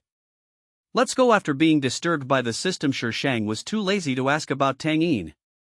Tang Yin couldn't help but breathe a sigh of relief, but he saw some changes in Sure Shang's eyes. She was very different from the Jiangwan, and the information, at least in the past few days of getting along with her, he didn't see any inferiority or timidity in her. There were already quite a few people in the audition hall. Tang Yin got a number for her and waited outside with her. There were many people who came to audition. Those with agents were talking to their agents in low voices, while those without agents were sitting nervously on the sidelines, their faces filled with anxiety and hope for the future. However, everyone who went in, when they came out, either looked depressed or just ran away crying. Sure Shang sat there like a big boss without any nervousness or anxiety. He didn't even look at the script, staring at the girl opposite him. The girl felt a little embarrassed by Sure Shang's gaze and moved to the side. Then she realized that he was not looking at her at all but was just casually looking there, obviously daydreaming. Asterisk. La la la, please vote. It was not until Sure Shang's number was called that she came back to her senses, stood up and went into the room. There were 5 people sitting in the room serving as judges for this audition. The one in the middle was the director, a man in his late 40s with a tough face and someone who looked difficult to get along with. The director's name is Song Han, and he is notoriously picky. It is said that there was once an actor who had to NG a scene no less than 100 times by him. Of course, this is just a rumor and there is no way to know whether it is true or not. The result of his nitpicking is that he has made many artists famous. It is even exaggerated that after a turn under Song Han's hands, an artist's acting status has skyrocketed. Hello teachers, I am Jiangwan. Sure Shang's voice was neither too loud nor too soft, just enough for everyone present to hear but not too harsh. Several judges looked through Jiangwan's information and whispered to each other. One of them showed a pessimistic expression. Play freely start, Song Han shouted with a stern face. Shi Shang nodded, and without paying any attention to the other 4 people he gathered his emotions and got into the performance. She played the role of the third female character by one who turned evil, which was the most important scene. The original owner's acting skills were not very good and Shi Shang could not learn much from her. She could only imagine on her own and put herself into Bai Wan's shoes. She was misunderstood and no one believed in her. Her world was filled with despair and sadness. Unable to get the love she wanted, she completely became a minion of the boss behind the scenes. The people present stared at the woman in the field. They seemed to see Bai Wan, who was extremely desperate and had fallen into darkness. Until Shi Shang finished her performance, the room fell into deathly silence. 3 seconds later, Song Han came back to his senses, looked at Shi Shang and said clearly, "You performed very well, go back and wait for notification." The other 4 people looked at each other. Does this mean it's settled? The person who auditioned before didn't say a word except shouting start. Seeing this, the other 4 people said a few polite words and their attitudes were obviously much better than before. Shi Shang followed the rules and left the room. Tang Yin immediately stepped forward and did not ask her what the result was. He took her out directly. When they were out of sight, Tang Yin asked slowly, "What was the result?" "Wait for notification," Shi Shang shrugged, looking indifferent.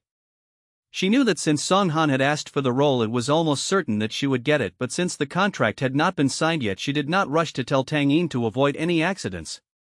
Tang Yin didn't have much hope in the first place, and he didn't show any disappointment when he heard this answer. When the 2 of them went downstairs, Tang Yin received a call. After hanging up, Tang Yin looked very unhappy and said to Shi Shang, "I'll take you home first. There's nothing to do today. You can rest at home." "Busy?" Tang Yin pursed his lips as if agreeing with Shi Shang's words. "Just do it if you have something to do. It's just right that I have to enjoy my ordinary life before I become famous." How confident is this girl to be sure that she will become a big hit? Tang Yin shook his head. "I'd better take you back first." As a manager, how could he dare to abandon his own artist on the street? Shi Shang looked at him meaningfully and said with a smile, "I don't care what you have to deal with, but I hope you can handle it well. I don't want me to be implicated because of your affairs in the future, understand?" Tang Yin's heart skipped a beat when he met those calm eyes. He felt embarrassed, as if he had been seen through. He was silent for a moment. "Then be careful. Call me if you have any problems." Hidden mission: spend a fortune. Shi Shang was sitting in a cafe when the system's voice suddenly popped up for no apparent reason. Damn it! Now they have skipped even the pretentious questioning procedure and are directly enforcing it? Hidden tasks are tasks that cannot be refused.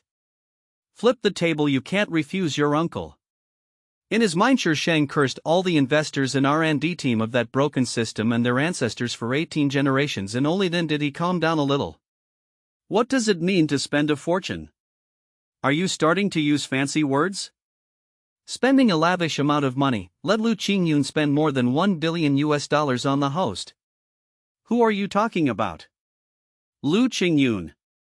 Shi Shang. What kind of hidden mission is this? Why let her hook up with Lu Qingyun and spend his money? Who is Lu Qingyun? The most powerful villain in this novel, rich and pretty, an absolute winner in life. But he is an extremely dangerous person. Unlike Chu Tang, who just played a supporting role, Lu Qingyun really confronted the male chairman Mo Zhang, and in the later period it caused a bloody storm in the entertainment industry. In the end, he gave up opposing Mo and went abroad because of Xiaoman. The author did not explain whether Lu Qingyun liked Xiaoman. As for why he wanted to go against Mo, the plot did not explain it in detail, but it was implicitly mentioned that it was related to a person, but it was unknown whether it was a man or a woman.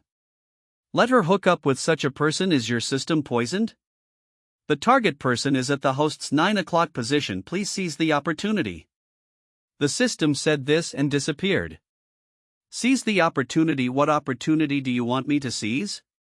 Why don't you just say it clearly and get out of here? Shi Shang glanced towards the 9 o'clock direction. It was a private room. The door was closed and a waiter was standing outside. Just as Shi Shang was roaring inwardly, there was a loud bang. Crash. Ah! The glass windows suddenly exploded and people in the cafe screamed, and those sitting near the glass ran to a safe place. In the bank opposite, several strangely dressed men jumped onto the street wearing black stockings on their heads, carrying travel bags in their hands, and some of them were holding guns.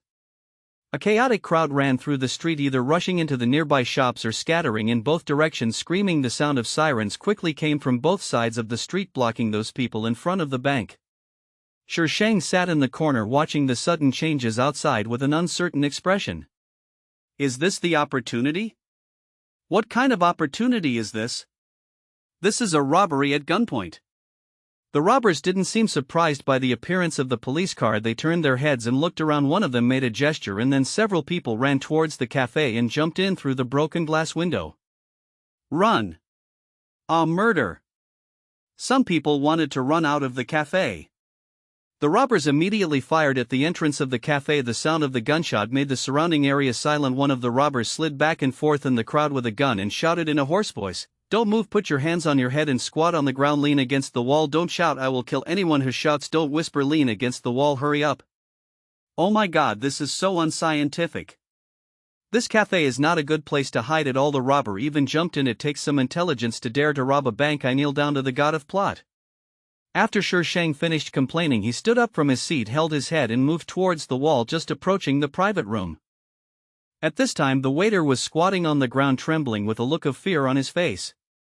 The cafe was shaped like two aisles, and the robbers made everyone squat against the wall so that people outside could not see what was going on inside at all. The robbers even stood in the blind spots at both ends so people outside could not see them, but they could clearly see what was going on outside.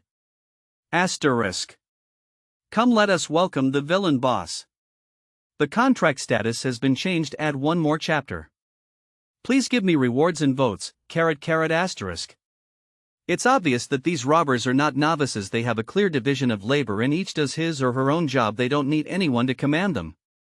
Shang cursed inwardly a few times. Not only was he forced to take on a hidden mission, but his life was also threatened. The key point is that the system doesn't give any cheat codes, which is simply insane. I give a bad review. In the plot, the original owner was still filming in the crew at this time, so she naturally would not experience this incident, but this incident was written in relatively detail in the plot because the heroine is here. Shang just took a look around, but unfortunately he didn't see the heroine and he didn't know if she was in the private room. It was here that Xiaoman saved Lu Qingyun. Lu Qingyun discovered that Xiaoman and Xiamo had a special relationship and thus approached Xiaoman. The outside was surrounded by police and the robbers drove the people out of the private room. Xiaoman came out from the private room at the back wearing a slim-fitting sportswear. He had a cold face and looked very calm. Following the robbers' instructions, he squatted by the wall 2 people away from Shang. Xiaoman's performance inevitably made Shang take a second look. Get out of the way. A sharp shout interrupted Shang's vision. A tall robber stood in front of her. The waiter had already moved out of the way while crying, and the robber entered the private room. A few angry curses were heard from the private room, and then 2 figures walked out of the room. "Hold on here, I'll beat you to death if you dare to move." Damn, a man is so handsome.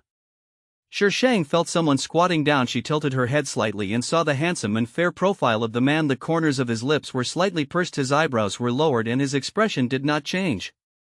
Even when squatting, his posture was extremely elegant. The chaos around him was out of tune with him, giving people the illusion of being in 2 different worlds.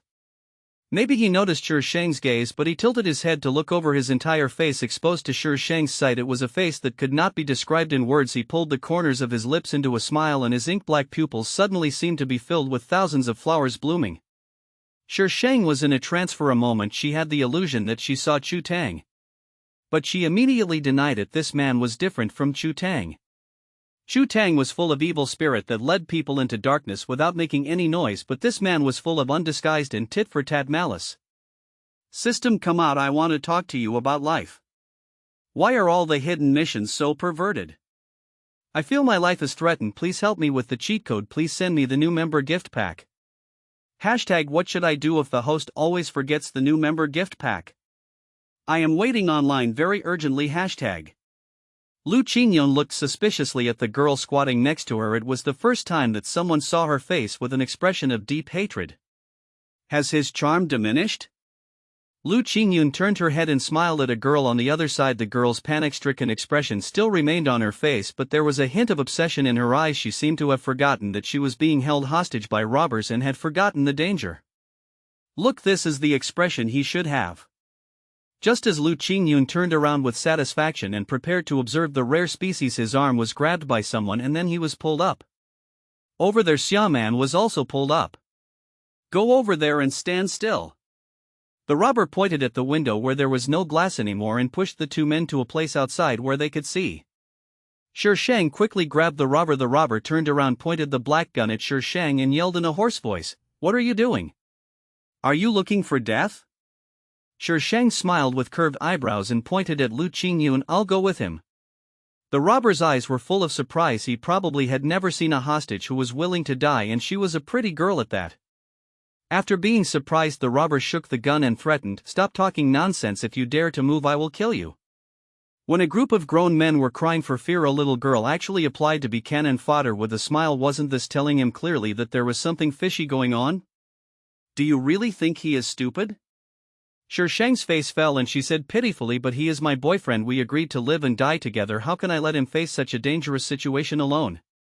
Just let me go. Look at me, a weak woman with no power. What threat can I pose to you?" New boyfriend Lu Qingyun. Xiaoman, who had been looking at Sher Shang, twitched her lips. Wasn't she Shimo's woman? How did she become this man's girlfriend in the blink of an eye? The other hostages in the cafe gave Sher Shang looks of admiration and appreciation. The love of young people is so touching. However, when they saw Lu Qingyun's appearance, several young girls immediately felt envious. They were willing to live and die with such a top-notch man. The police outside kept shouting, and the robber probably saw that he had wasted too much time, so he was too lazy to confirm it and shouted angrily, "Stand up, no tricks, put your hands where I can see them." Sher Shang immediately stood up, rushed to Lu Qingyun, quickly grabbed his arm and smiled at him at the end. The robbers asked the police to prepare the car, and if it was not ready within half an hour they would kill the hostages. "Hey, are you scared?" Sher Shang asked Lu Qingyun in a low voice. Lu Qingyun stood casually with an elegant posture, and her clear voice was full of malicious teasing. "Someone will die with me. Why should I be afraid?" His eyes swept across Sher Shang's hand that was holding his arm with a hint of ambiguous obscurity, but the smile on his face became brighter and brighter, and the whole world seemed to have lost its luster. Sher Shang's scalp felt tingling for a moment, and alarm bells rang in his head. He hesitated for a few seconds but ultimately did not let him go. "Guess how long it will take them to rescue us?" Sher Shang turned his gaze to the police outside. A group of people were holding a loudspeaker and communicating with the robbers. "Maybe we can't get out. Don't worry, do you see the girl next to you?" Although the words were meant to comfort her, the tone was not at all comforting. "You will definitely not die if you follow her, but I don't know if you will get hurt." Lu Qingyun glanced sideways at Xiaoman, who was standing on the other side of him. Xiaoman was looking straight ahead with her chin taut and her back straight. She was obviously nervous. She was nothing like the girl who claimed to be his girlfriend, who was relaxed and completely defenseless. "How do you know you won't die if you follow her?" "Idiot, of course it's the protagonist's halo." This was definitely something that couldn't be said. Sher Shang just curled his lips and encouraged, "You'll know once you try it. The system is broken. The task is to tease men, not to instigate the villain to attack the heroine. #My host always doesn't follow the routine series #. Xiaoman was standing a little far away and couldn't hear clearly what Sher Shang and Lu Qingyun were saying, but when she saw them both looking at her with ill intention, she froze completely. That feeling was even weirder than when a robber pointed a gun at her head. The police outside were also speechless. Why did they feel that the two hostages were so comfortable? "We even chatted. Can you guys please be more responsible? This is a gunfight movie, not a romance movie." Asterisk. "The system is about to be made to cry by Xiao Xingzi. Haha. Please give me a reward. Please give me votes." The robbers and the police had already reached an agreement, but something unexpected happened in an instant. Among the hostages, a thin man suddenly pounced on the nearest robber. The robber was caught off guard and the man bit the robber on the neck. "Ah!" the robber screamed. Entertainment article turns into zombie article? Can we still play like this? Obviously Sher Shang was overthinking it. The robber pushed the man away and kicked him hard. The man fell against the wall and groaned in pain. The next moment he jumped up from the ground and rushed towards the robbers, shouting frantically, "Scum like you should die, die, I will destroy you in the name of justice. I am a hero. I am a hero. Damn lunatic, pull him away quickly." The robber who was attacked shouted angrily at the person next to him. The man seemed to be full of energy, using his hands and feet, grabbing hair, biting with his mouth. As long as it was an effective attack, the man would use it. While one of the robbers was trying to help, a vacancy appeared nearby and the brave man rushed over there and ran towards the door. Boom! Gunshots rang out suddenly and the crazy man seemed to be paused. His eyes widened, his body fell backwards and blood flowed from under him. The space froze for a moment. "Who the hell told you to shoot?" a robber standing at the other end roared. "Ah! Someone's killing someone, help. I don't want to die, I have old people and young children to take care of, please let me go, let me go. Let me out, let me out. The people who were squatting suddenly stood up and rushed outside. The robbers probably didn't really want to kill anyone, they just used force to block the people back. I don't know if those people guessed this, but they suddenly became bolder and some even started snatching guns. In the chaos, someone came towards Shi Shang. They could go out directly through the window in front of them, which was much faster than going through the door. It took only a few seconds for Xiaoman to react and she ran to the window immediately. Maybe it was because she was too nervous, but as soon as she moved, her legs went weak and she staggered forward. Bang! Another gunshot.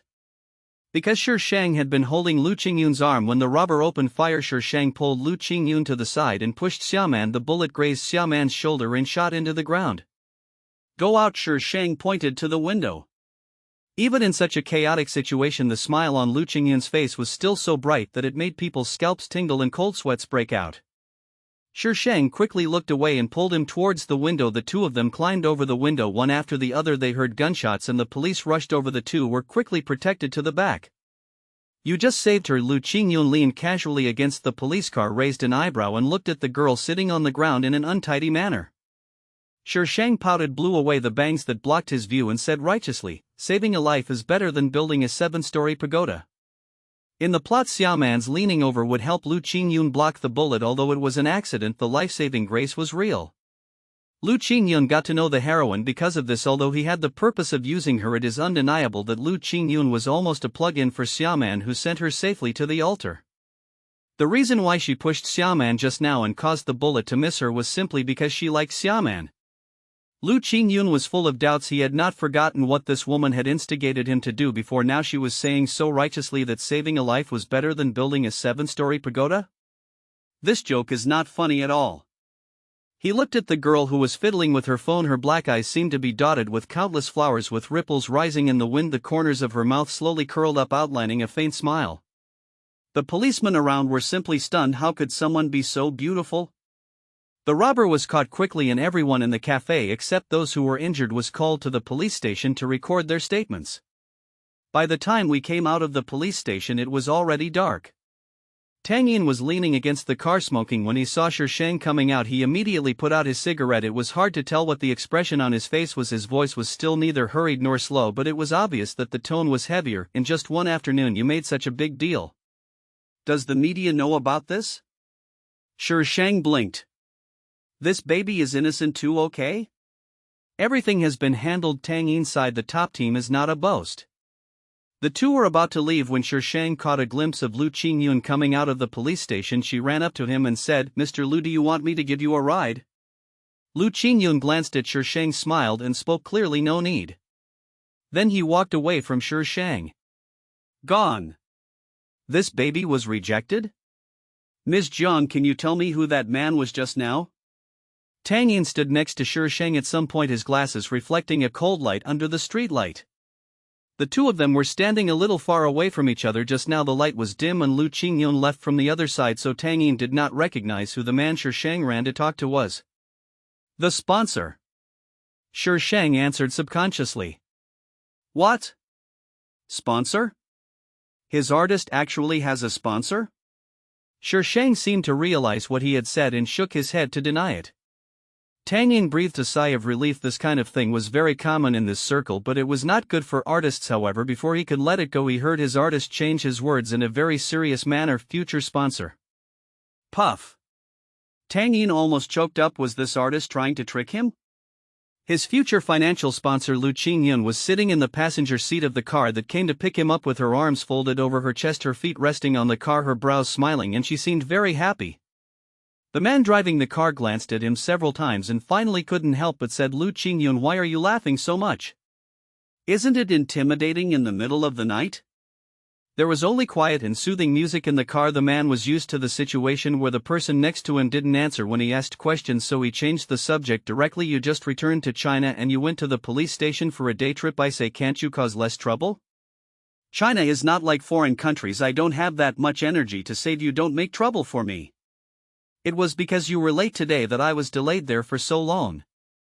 The man choked. He had no idea that he would be so unlucky to encounter an armed robbery. It was simply a disaster. Do you know who the woman with me today is? Lu Qingyun tilted her head to look at the man, her eyes like the most beautiful black jade in the world shining brightly and brilliantly. Which one? The man asked subconsciously, and the next moment his strange eyes drifted straight to Lu Qingyun. No, you actually asked me about women? Ha, I thought you were so crooked that you were not going to get married in a few years, so I reluctantly took you and you actually came to your senses at this time. Your nonsense is inversely proportional to the company's annual output value. Lu Qingyun, you only act like a human being when you don't speak. The man glared at him with gritted teeth. It was a pity that he had such a skin, it was such a waste of God's gift. You sound like a god when you speak. Lu Qingyun paused. Menstrual disease. The man was filled with anger. Why did he go to the police station to pick him up? Wouldn't it be better to let him reflect on his mistakes there? Damn. Let your hands be naughty. Asterisk. Chestnut, someone comes to see you. The latter part is even funnier, ha ha ha ha. Please vote. No media dared to report the robbery of the cafe extensively, just like in the plot. This is why Shang was not too worried with a villain boss in front of him. There was no need to be afraid. Tragically, there was no news about the fantasy drama that Shang auditioned for. When Tang Yin called to ask, he found out that the role had already been decided. This result surprised Shang a little. After all, Song Han should have been very satisfied with her at that time. Besides the third female role, what other roles are left? This fantasy drama will be a big hit and she shouldn't miss such a good opportunity. Tang Yin had just asked the staff there and they just shook their heads. No, they're all booked. Song Han's TV dramas have always been in great demand. As soon as they show signs of preparing a new drama, someone might secretly use the backdoor to get the role. Who is the third female lead? In the plot, the third female lead is a newcomer. Later she became popular with this drama and directly jumped to the third line. Lin Shanshan. Oh my god. Isn't Lin Shanshan embroiled in scandal these days? How can she still have time to fight for the role of the third female lead? Tang Yin pushed his glasses and said slowly, she is targeting you. The person behind him is quite important. What's your background? To be honest, Lin Shanshan didn't have much grudge against her, but now the situation was like a fight to the death. Tang Yin glanced at her and said, Lu Dapeng. Lu Dapeng is a tycoon in the real estate industry. His wife's family is related to politics, so how could he not have some background?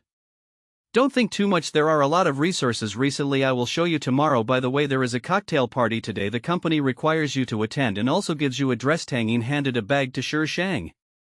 The company invites artists to attend a cocktail party and gives them dresses as gifts? Shang's eyes were full of confusion. Sometimes the company will prepare when the cocktail party starts. The company will send a car to pick you up. The agent cannot follow you and you should be smart at that time. I will wait for you outside. Call me if you have any questions. Tang Yin treated Shang responsibly as if he were a newcomer and repeated the precautions to him. His voice was neither hurried nor slow, like a slowly flowing breeze that would not make people feel irritated.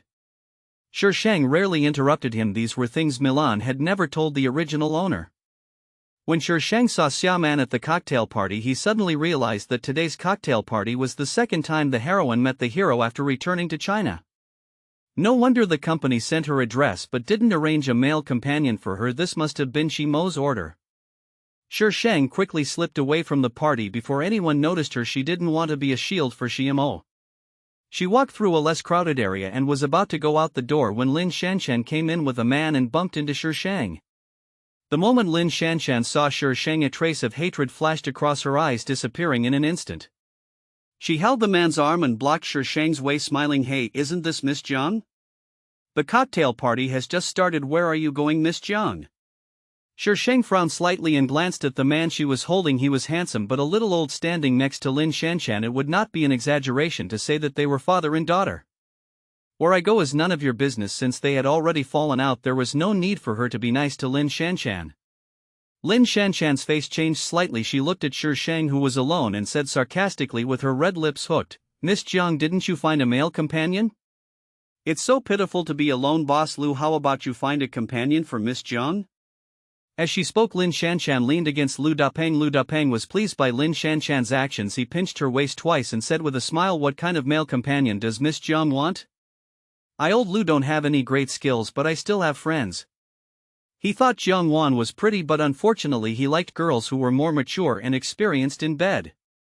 Oh, I wonder if Mr. Lu has any particularly handsome friends. Mr. Lu, you know that young people like us like good-looking people. I'm afraid that if they are too ugly it will affect my appetite. Sure Shang ignored Lu Dapeng's slowly gloomy face, grinned and said with a smile, if Mr. Lu knows such a person you can introduce him to me. Lu Dapeng was not a fool, so he naturally heard the voiceover. The woman was indirectly scolding him for being old and ugly. Miss Jiang, don't refuse a toast and then drink a forfeit. Lu Dapeng suppressed his anger. In Cheng City, I Lu Dapeng have a word to say and you can forget about staying in this circle. Lin Shanshan stood aside looking at Shi Shang with complacency and sarcasm. She originally thought that this woman would not confront Lu Dapeng directly, so she was prepared to add fuel to the fire. Who knew she was so stupid that she offended Lu Dapeng with just one sentence? Everyone knows that Lu Dapeng hates people saying he is ugly and old the most. She wants to see how she can survive in this circle now. He dared to go against Lin Shanshan without considering his own importance. Toast? When did Mr. Lu toast me? If Mr. Lu toasts me I will naturally not refuse, Shi Shang said sincerely, but Mr. Lu obviously didn't toast me. Aren't you wrongly accusing me? Mr. Lu can't just bully me because I'm a little girl. You are such a sharp-tongued little girl. Lu Dapeng laughed angrily and threatened, when you beg me for mercy we will settle the score then. He still didn't believe that he couldn't deal with a little girl. These young and energetic newcomers really thought it was so easy to get into this circle. Who does second Uncle Lu want to settle accounts with? A clear and smiling voice came from behind Lu Dapeng. Lu Dapeng's body stiffened for a moment and the expression on his face changed rapidly. Why did he seem to hear that person's voice? Impossible, isn't he abroad? But who else besides him could call second Uncle Lu so murderous? Shi Shang was facing the gate and saw at a glance the person who walked in from behind Lu Dapeng. The light reflected on his face as if it was coated with a layer of halo, like an immortal walking out of a scroll with a pair of eyes as black as ink which could make people lost in them at a glance. He was not wearing a suit but casual clothes. He did not look out of place among the crowd of people in suits and luxurious dresses. Every step he took seemed to be stepping on the hearts of the people, and he was standing on a throne that people looked up to. Like a luminous body, it can attract everyone's attention without saying a word. Lu Dapeng also saw who was coming and the last bit of hope was snuffed out. I just felt my throat dry, my scalp numb and my back soaked with cold sweat. In the end I had to bite the bullet and say, when did the young master come back? Why didn't he tell us? Lu Qingyun stood still, smiling brightly like thousands of pear trees in bloom. When did I come back? Do I have to report to second Uncle Lu? Asterisk. Let the male lead pretend to be cool for a while. La la la, please vote. This week we will update one chapter and we will start updating additional chapters next week. The rules for additional chapters will be written tomorrow. Little angels, please understand me and control the number of words, otherwise you won't be able to wait for recommendations. Without recommendations there will be no collections, and without collections there will be no shit, so for the sake of shit I can only update like this. Most authors write books for money, otherwise where would they be? An author who doesn't want to make money or become famous is not a good author. Little angels, please understand. Master, that's not what I meant. Lu Dapeng was so scared that he quickly denied it. I just wanted to say, Master, tell me so that I can welcome you back. Lu Dapeng was filled with anxiety and panic. This evil star was doing well abroad. Why did he come back?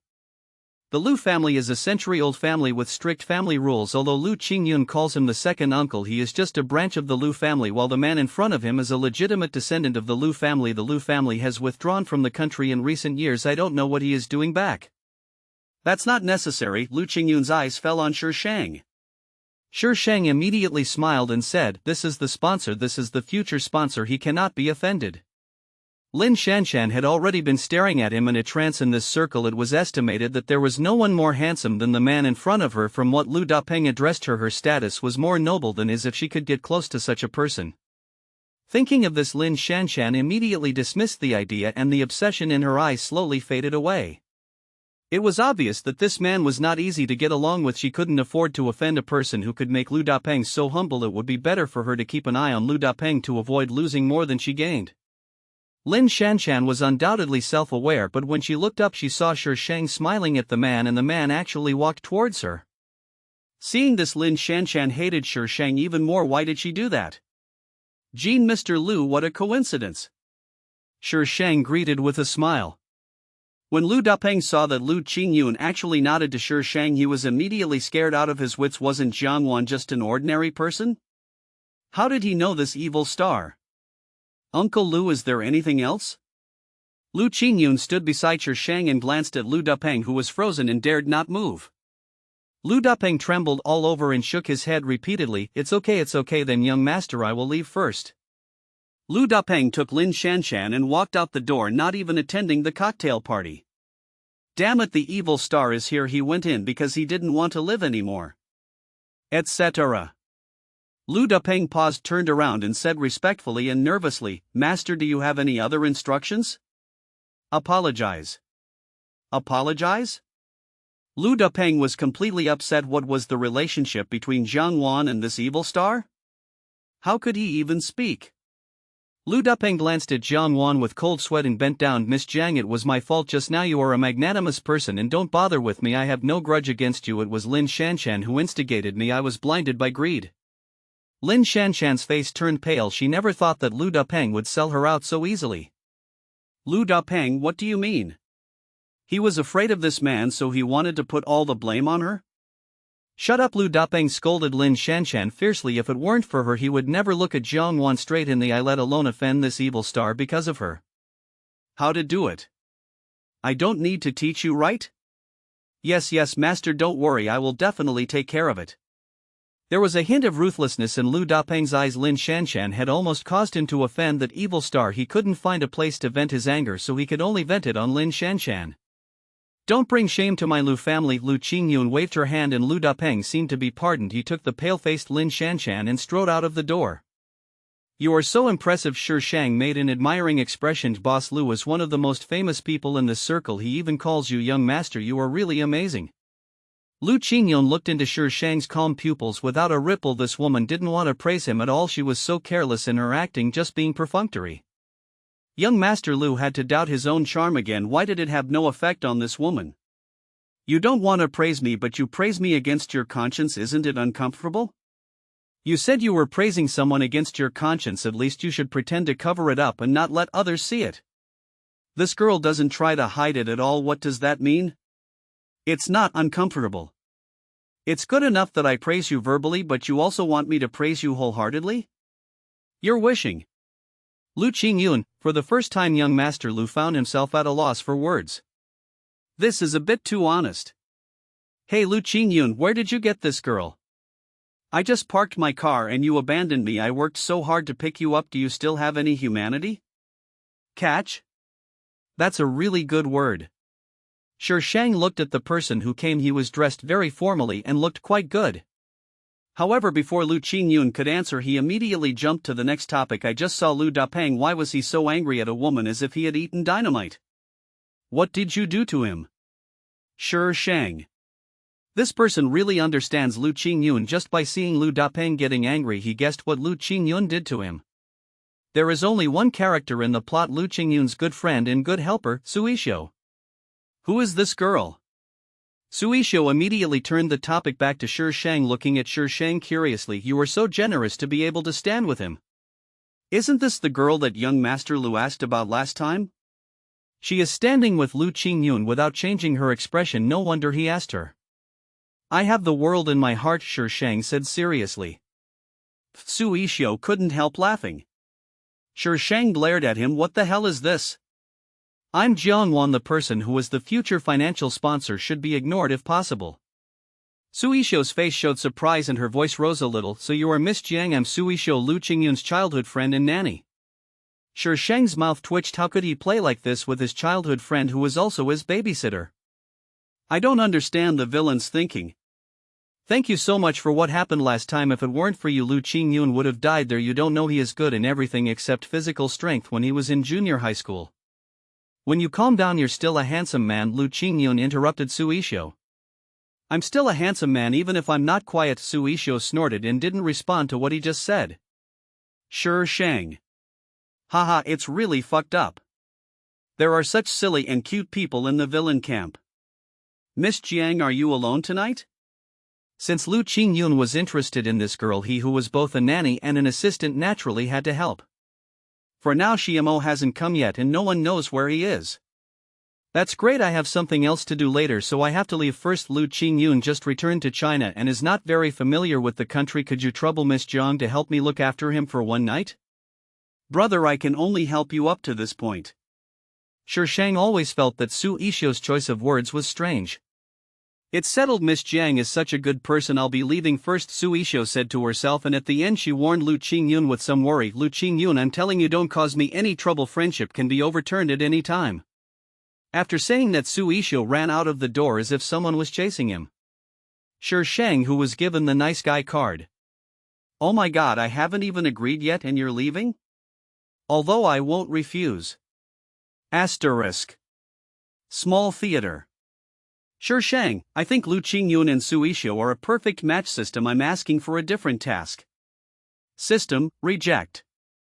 Shi Shang, you're the one who asked me to break up our relationship. System, well done. The host didn't ask you to separate the male and female protagonists. Stop it.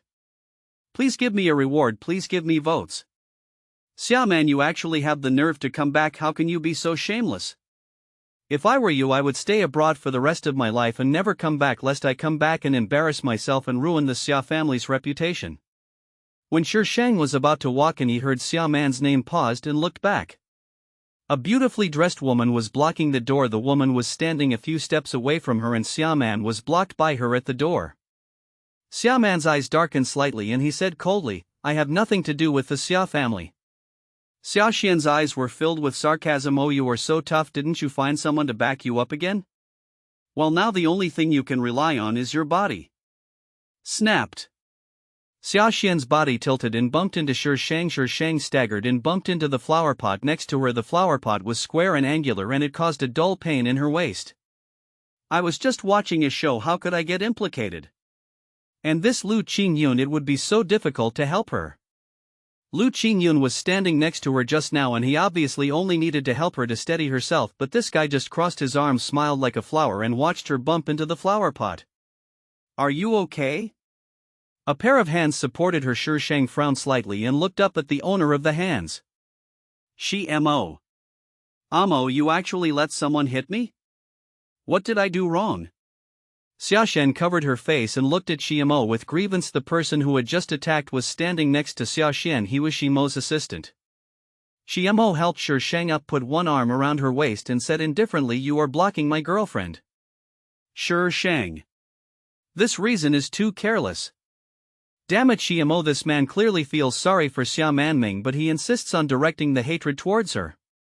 If you want to protect the sweetheart in your heart, no problem.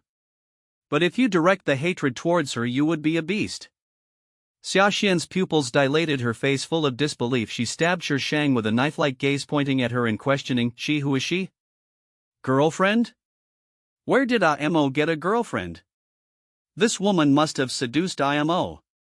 Shi Shang was disgusted by Xiamo touching him, so he reached out and grabbed Lu Qingyun, using the force to pull himself out of Xiamo's arms. Leaning on Lu Qingyun's arm, Mr. Shi, you can eat whatever you want, but you can't say whatever you want. You and I are innocent and it's not good for you to ruin my reputation like this. I have to have a falling out with Xiamo today. Forget it, she's already feeling uncomfortable in Oriental entertainment anyway. Having a boss who's always ready to use her as a shield is more than scary. Lu Qingyun looked at the woman leaning on him. A hint of malice flashed in his eyes. He took a step back, wanting to make Shi Shang fall to the ground. Shi Shang had already guessed what he would do. It seemed that he put his strength on him, but in fact he did not. When he moved, Shi Shang also moved with him. The two of them did not move much into outsiders. It seemed that Lu Qingyun just changed her posture to support Shi Shang, but in fact the two of them were competing secretly. In the end, Lu Qingyun narrowed her eyes and smiled, gave up pushing Shi Shang out and put her arm around her waist, pinching her waist maliciously. Lu Qingyun, this bitch. Shi Shang gritted his teeth in his heart. Very good, Chu Tang could be ranked second on the blacklist. It was only a few seconds before Xiamo recovered from Shi Shang's words. He suddenly saw Lu Qingyun frown and glanced at Shi Shang with a sinister look. Want or stop making trouble, come here. Mr. Shi, what do you mean? Although I am an artist of your company, I have not sold myself to the company. Shi Shang looked at Xiamo coldly. There's a villain female supporting boss standing behind you. I'll go over to her only if I go crazy. Xiamo lowered his voice. Jiang Wan, don't forget what you promised me? Shi Shang played dumb. What did I promise President Xi? It was the original owner who promised Shimo. What's more, Shimo was half coaxing and half threatening her. She didn't believe that he dared to say it in front of so many people. Water, I'm late today because of something at the company. Don't be angry. Shimo suddenly softened his tone. Come here first, don't ruin your future just because of being angry. Oh my god, you actually threatened me. Shimo is a cold-hearted person. Apart from Xiaoman, he can probably take advantage of anyone in this world. No, he could even use Xiaoman, but the degree of use was very shallow. Taking a deep breath, Shang smiled and said, Mr. Shi and I are just a boss and an artist. It would be better for you to explain the reason for Mr. Shi's lateness to your fiancé than to explain it to me. Shimo's fiancé was the woman who was beaten just now, Xia Xian. The daughter of Xia's father's ex-wife and Xiaoman's half-sister is also the target of the original master's revenge.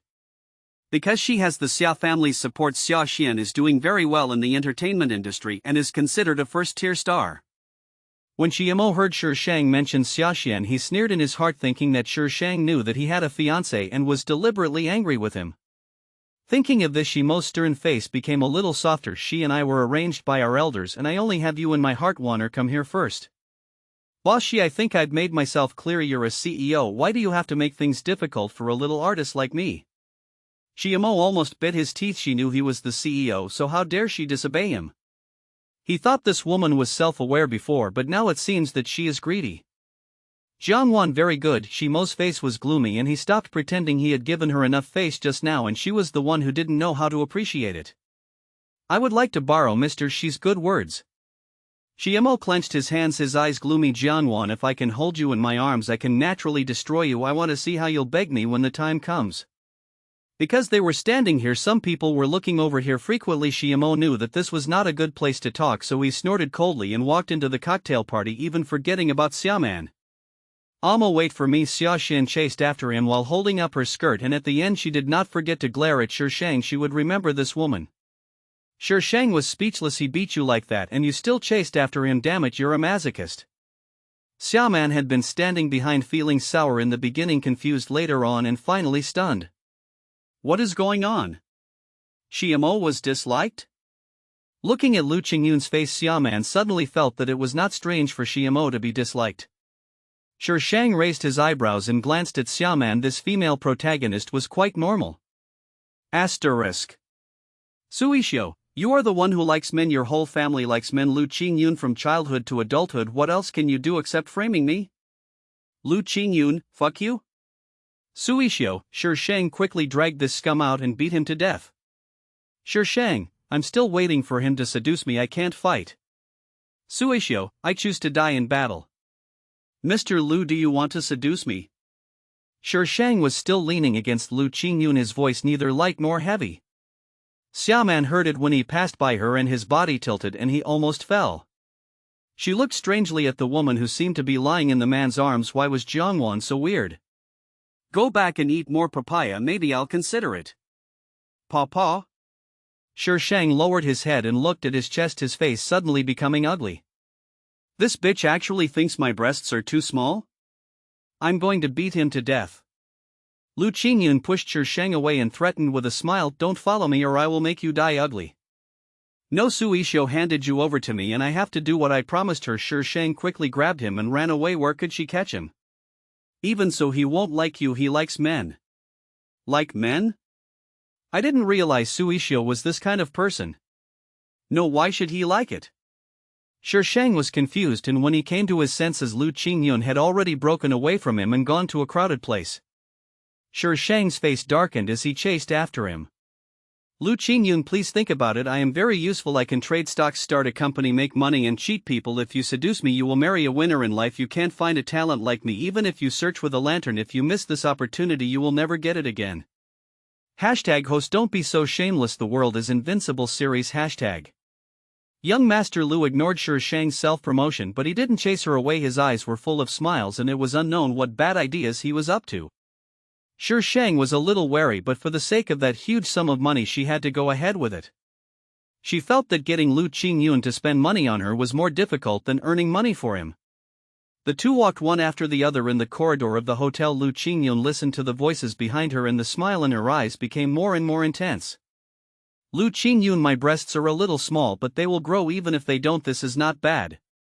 I'm poor and can't afford to dive. Lu Qingyun suppressed her laughter and replied seriously. Sure Shang. You are so poor. As the most powerful villain, your backstage is so strong, how can you say no? Ugh, you're talking about being poor. When Shi Shang was preparing to organize his words to condemn the local tyrants for pretending to be poor and how unkind it was, Lu Qingyun suddenly stopped, reached out and pulled Shi Shang and turned into the safety passage. Land. If you say another word, I will never betray you, even if I kill Su Yishou. Su Yishou, who was lying down and shot, said, "It's none of his business." Shi Shang weighed the options, shut his mouth obediently and looked outside through the door of the emergency passage. There were two people standing a little bit in front of the safety passage. They were Xiamo and Xiaoman. Xiaoman seemed to want to leave, but Xiamo would not let him go. The two of them spoke in low voices, and since there was a door between them, they could not hear clearly. But soon Xiaoman broke free from him and ran away. Xiamo punched the wall in frustration and anger and left in anger. Shi Shang had forgotten about this because there was going to be a good show tonight. Do you have a grudge against Xiamo? Shi Shang asked knowingly and poked Lu Qingyun. Lu Qingyun opened the door and walked out smiling brightly. He is not your boss. Do you want to help your boss find out about the enemy? I don't dare to have a boss like him. Shi Shang pouted in disdain, his eyes rolling around. How about Mr. Lu poach me? What's the point of digging it out? It's too ugly to use it as a vase. Shi Shang. Why is this person so mean? I don't care if you don't dig me over. I'll tell Su Yishou that I won't pay you if you sleep with me. Lu Qingyun's smile froze for a moment. Shi Shang immediately raised his chin with pride. It turned out that to deal with a bitch, one had to be more despicable than him. Okay, dig them over here. Lu Qingyun's eyes were full of smiles, but Shi Shang felt very cautious. But fortunately, she can leave Oriental Entertainment. Xiamo will definitely retaliate against her with Yujian Entertainment in Lu Qingyun's hands. It won't be a problem to protect her. The rest can be taken slowly. When Shi Shang was distracted, there was no trace of Lu Qingyun in front of her. She looked up and down for a long time but didn't see a single hair. Damn the dog. Considering Lu Qingyun's lowly character, it is very likely that she will not admit her mistake. Shi Shang returned to the party. Xiamo was sitting alone drinking. Xiaoman was standing not far away, glancing at Xiamo from time to time. As for Xiaoxian, no one knew where she had gone. Shi Shang turned his eyes and walked towards Xiaoman. When Xiaoman saw Shi Shang coming over, she was slightly stunned and couldn't help but recall the scene when this girl let that man sneak up on her. Miss Xia. Shi Shang stood in front of Xiaoman smiling, but his eyes were as calm as ever, which looked a bit weird. Miss Jiang. Xiaoman came back to her senses and smiled politely. I haven't thanked you for what happened last time. If she hadn't pushed herself, she might have been hit by a bullet, and it's hard to say whether she could stand here now. I didn't intend to save you, I just pushed you because you fell towards Lu Qingyun. Shi Shang smiled maliciously. I can only say that you were lucky, otherwise your fate would be hard to say. Xiaoman just froze there. This person, why is he so weird? She's thanking me, isn't she? How about we make a deal? Shi Shang ignored Xiaoman's stiff expression, turned around and stood side by side with her just enough so that he could see Xiamo. What deal? Xiaoman came back to her senses. This was only the third time they had met. What kind of deal could there be? Miss Xia, do you think this is a place to have a conversation? Shi Shang blinked, looking innocent. Xiaoman looked at Shi Shang suspiciously and was very curious about what she was planning. When Xiaoman and Shi Shang returned to the party, the two women smiled knowingly. Shi Shang glanced towards where Xiamo was, and there was no one there. Very good, the male and female protagonists successfully avoided it. I also reached a cooperative relationship with the heroine, so my trip tonight was not in vain. Xiaoman felt a little lonely. She said something to Shi Shang and walked out alone. Shi Shang was safely sent back to the apartment by Tang Yin, but as for Lu Qingyun, she had long been forgotten by her. After taking a shower, Shi Shang lay on the bed staring at the ceiling for a long time. She sat up suddenly and grabbed the notebook next to her.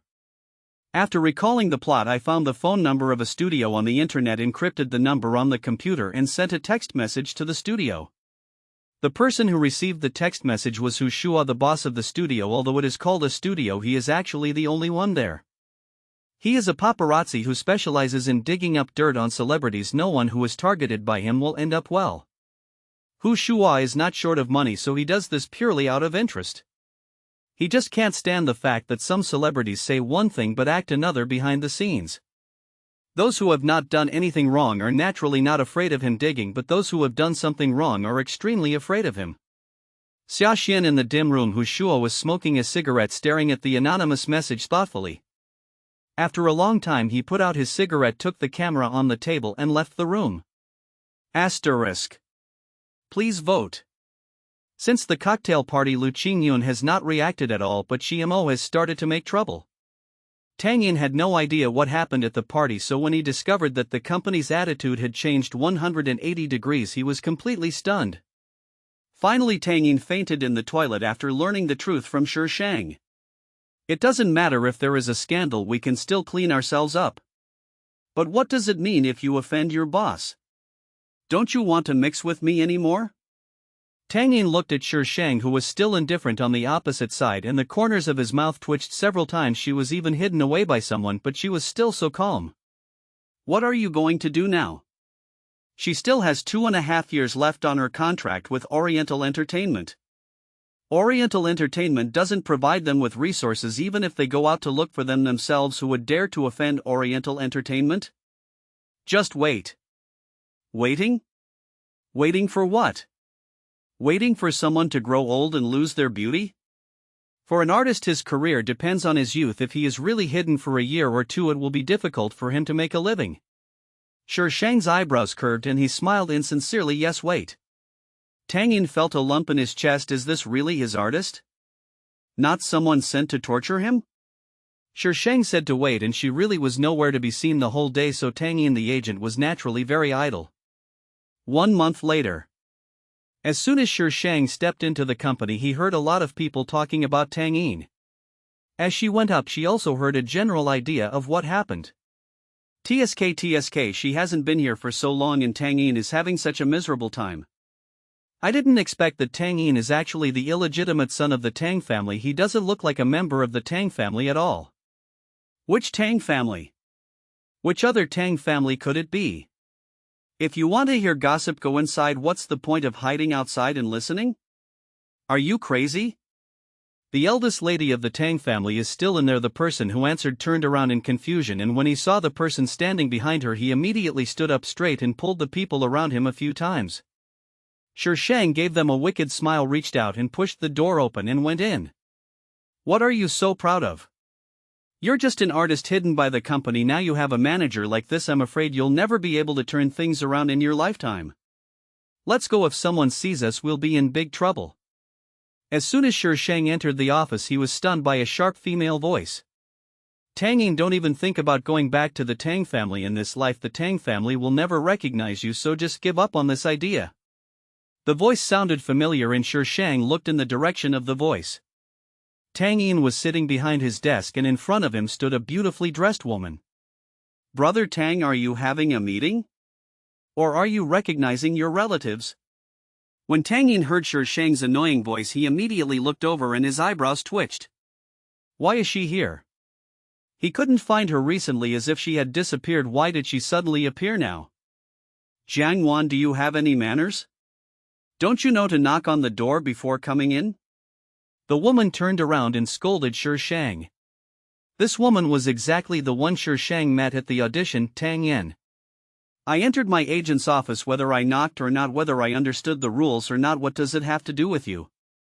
Shi Shang looked at her with a half smile. Tang Yin, why are you yelling at my agent? He's an illegitimate child, and for me to be able to talk to him is a blessing he has accumulated in 8 lifetimes. Tang Yin snorted disdainfully.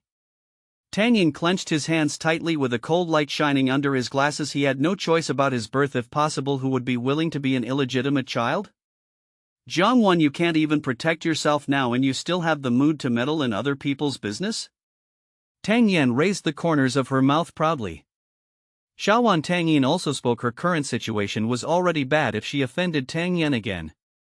Shi Shang interrupted Tang Yin. His eyebrows curved and he smiled faintly. Because I have nothing to do, how could I not be in the mood to meddle in other people's business? Tang Yin looked at Shi Shang as if she was an idiot. Is this woman crazy?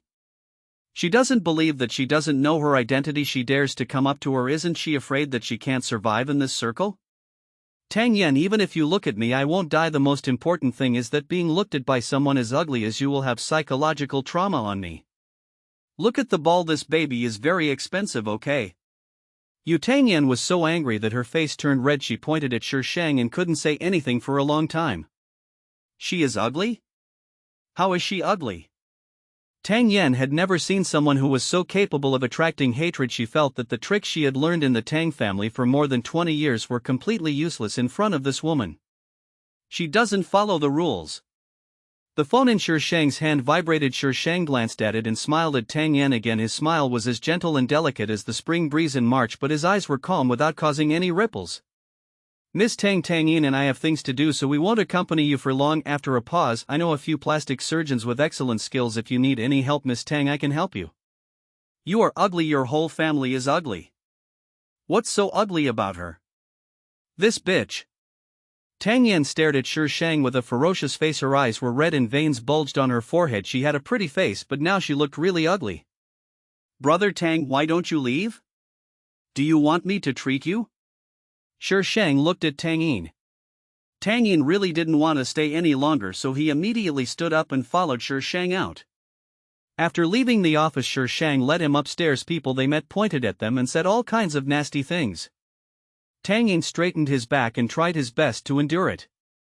Shi Shang looked at the jumping number. When it jumped to 30, she suddenly turned back and said, Tang Yin, don't let insignificant people affect you. You just need to keep moving forward. When they are still struggling at the bottom, stand in the position they look up to. At that time you will be the master. The number jumped to 32 and with a ding the elevator door opened. Tang Yin looked at the petite figure walking in front of him and his eyes under the lenses changed rapidly several times. He suddenly understood why he agreed to her. No one can compare to the boldness and confidence in her.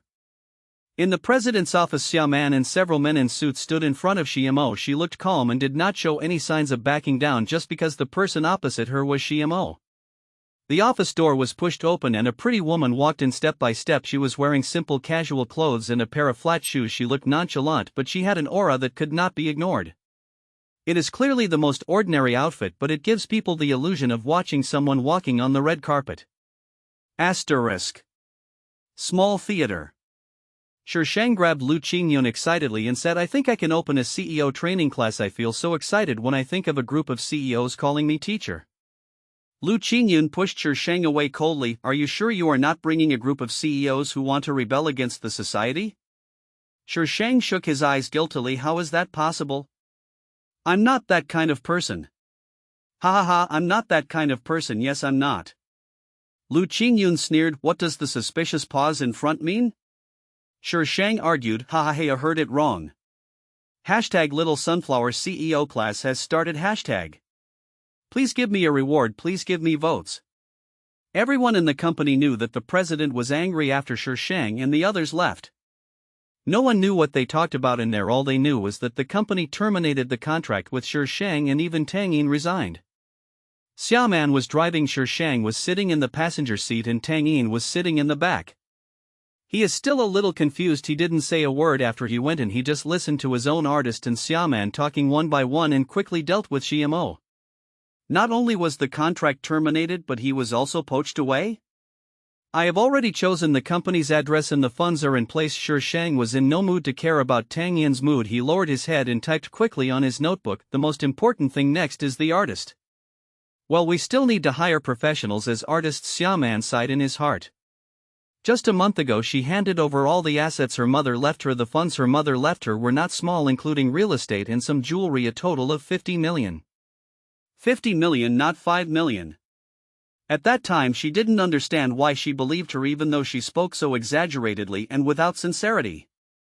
But her expression was too sincere, so sincere that people couldn't help but believe it. But a month later she was shocked when she saw her assets had doubled. This speed of making money is simply sky high. I've kept some of the funds. After all, I'll need more money in the future, so I need to earn more. 50 million is enough for the initial capital. Xiaoman had no objection. Although the startup capital was hers, it was impossible for her to double the money in her hands. Wait, after listening for a long time, Tang Yin finally reacted. You want to start a company? Yes, the company has been registered. Shi Shang turned his head and looked at Tang Yin. You are still responsible for the artists. I want the kind who are pretty and cute, who can stand on the stage and do nothing and still make people watch them for an hour or two. Xiaoman, how can this be an artist? This is a national treasure, right? Tang Yin, What on earth did his artist do in the past month? Are today's artists so sophisticated? The words she said in the elevator before we're waiting for him here, right? Absolutely. I always feel like I'm on a pirate ship. What's going on? Because of Tang Yin's joining, some issues that were ignored by the two girls were raised by Tang Yin, thus avoiding some detours. Tang Yin's education is no worse than those of the rich second generations, and he has a more thorough understanding of many issues. But he found that his own artists were not bad. As an agent, he naturally researched the artist's ancestors, but according to the information, she didn't even go to college, so how did she know all this? Although she was confused, Shi Shang had no intention of telling him when he asked. She just used her talent to brush him off. When he gets busy, he won't have time to pursue the matter. Shi Shang has been so busy lately that she has lost her mind. She finally got out to hang out and drank some wine. She came out of the private room dizzy, patted her cheeks, and went to the bathroom. Going to the toilet requires a big turn. Just as Shi Shang was about to turn around, he saw a familiar figure with his sharp eyes.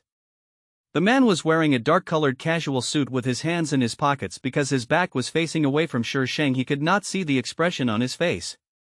There stood a woman in front of him. Her exquisite slim dress outlined her sexy figure. Her fair neck and shoulders were exposed to the air. She looked up at the man with admiration on her face. Shi Shang did not go out but leaned against the wall and looked at the two people over there. Brother Qing Yun, you've been back for so long. Why haven't you come home? Grandpa misses you very much. I miss you too. Tang Yan's voice was full of shyness. Where was the arrogance she once had? Why should I go? Lu Qingyun's smiling face made his face look even more handsome. His inky black eyes were dotted with light. He had the image of an elegant gentleman, but there was a feeling of malicious targeting. Tang Yan was a little at a loss and finally gritted her teeth and said, "We are engaged." Engagement? Lu Qingyun's clear voice was particularly clear in the quiet corridor. If I remember correctly, you didn't admit it at first. Why do you want to cling to me now? Tang Yan's face suddenly changed and her pupils shrank, but she soon calmed down. Brother Qingyun, I can explain. No need. Lu Qingyun smiled so much that her eyebrows curved. He opened his thin lips slightly. No need. Tang Yan looked like someone had pressed the pause button. Even with makeup on, her face looked pale. She stared at Lu Qingyun blankly with regret, unwillingness, admiration, and all kinds of complicated emotions intertwined in her eyes. Lu Qingyun didn't even look at her and turned to walk towards Shi Shang. He was not surprised to see Shi Shang, as if he had known she was here for a long time. Shi Shang was still leaning against the wall, his posture somewhat lazy and casual. When he saw him, his face was immediately filled with a perfunctory smile. Jean, Mr. Lu, what a coincidence. It is indeed destined that we will meet each other even though we are thousands of miles apart. The fate between us is destined. Mr. Lu, would you consider taking advantage of me? Lu Qingyun's smiling gaze slowly moved from her face to her chest, but there was a hint of disgust in her rippling eyes.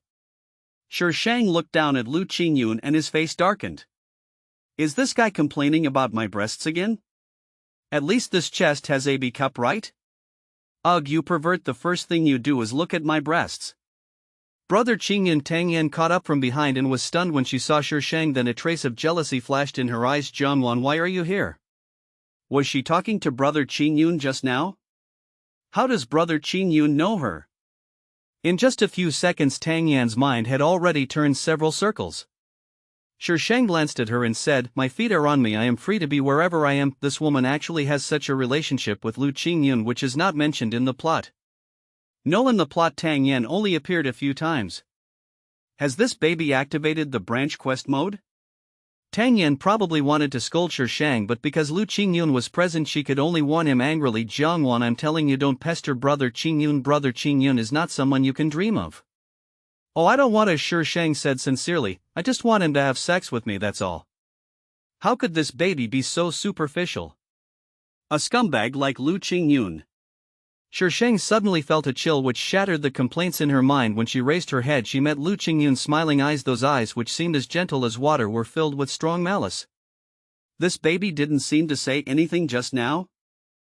Tang Yan pointed at Shi Shang, her face flushed, not knowing whether it was out of anger or shame. Why are you so shameless? Qingyun's brother has already taken advantage of her. Isn't that just coveting her?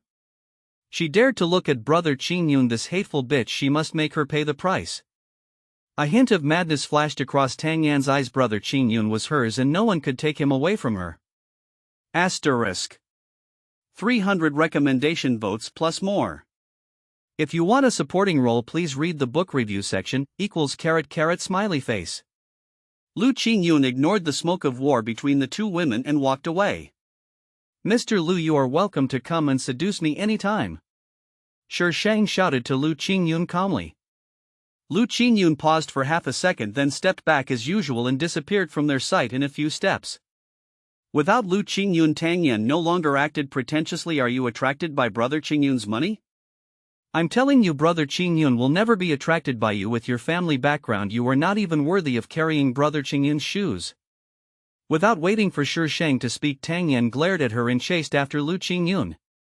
Shi Shang rubbed his brows. It turned out that improving the villain's favorability was a thankless task. Shi Shang felt that she should not have come out today. When she came back from the bathroom and before she reached the box, she saw a lot of people gathered in her box making a lot of noise. After finally squeezing in, what caught my eye was a mess with soup water and broken porcelain splattered all over the floor. Xiaoman sat on the ground covering his head with one hand, blood flowing out from between his fingers dripping onto the ground drop by drop. Xiaoman, I'm so sorry, I didn't mean it. Xia Xian reached out to help Xiaoman up, her face full of apology. I didn't expect you to lose your balance. Xiaoman, you're bleeding, I'll take you to the hospital, it's all my fault. Xiaoman opened her hand with a cold face and said in a low and hoarse voice, Xia Xian, if you've acted enough, get out. Hey, how can this person be so ungrateful? Just now I saw her pushing that girl, but she didn't know she didn't stand firmly and fell down, and now she's blaming others. Isn't that Xia Xian?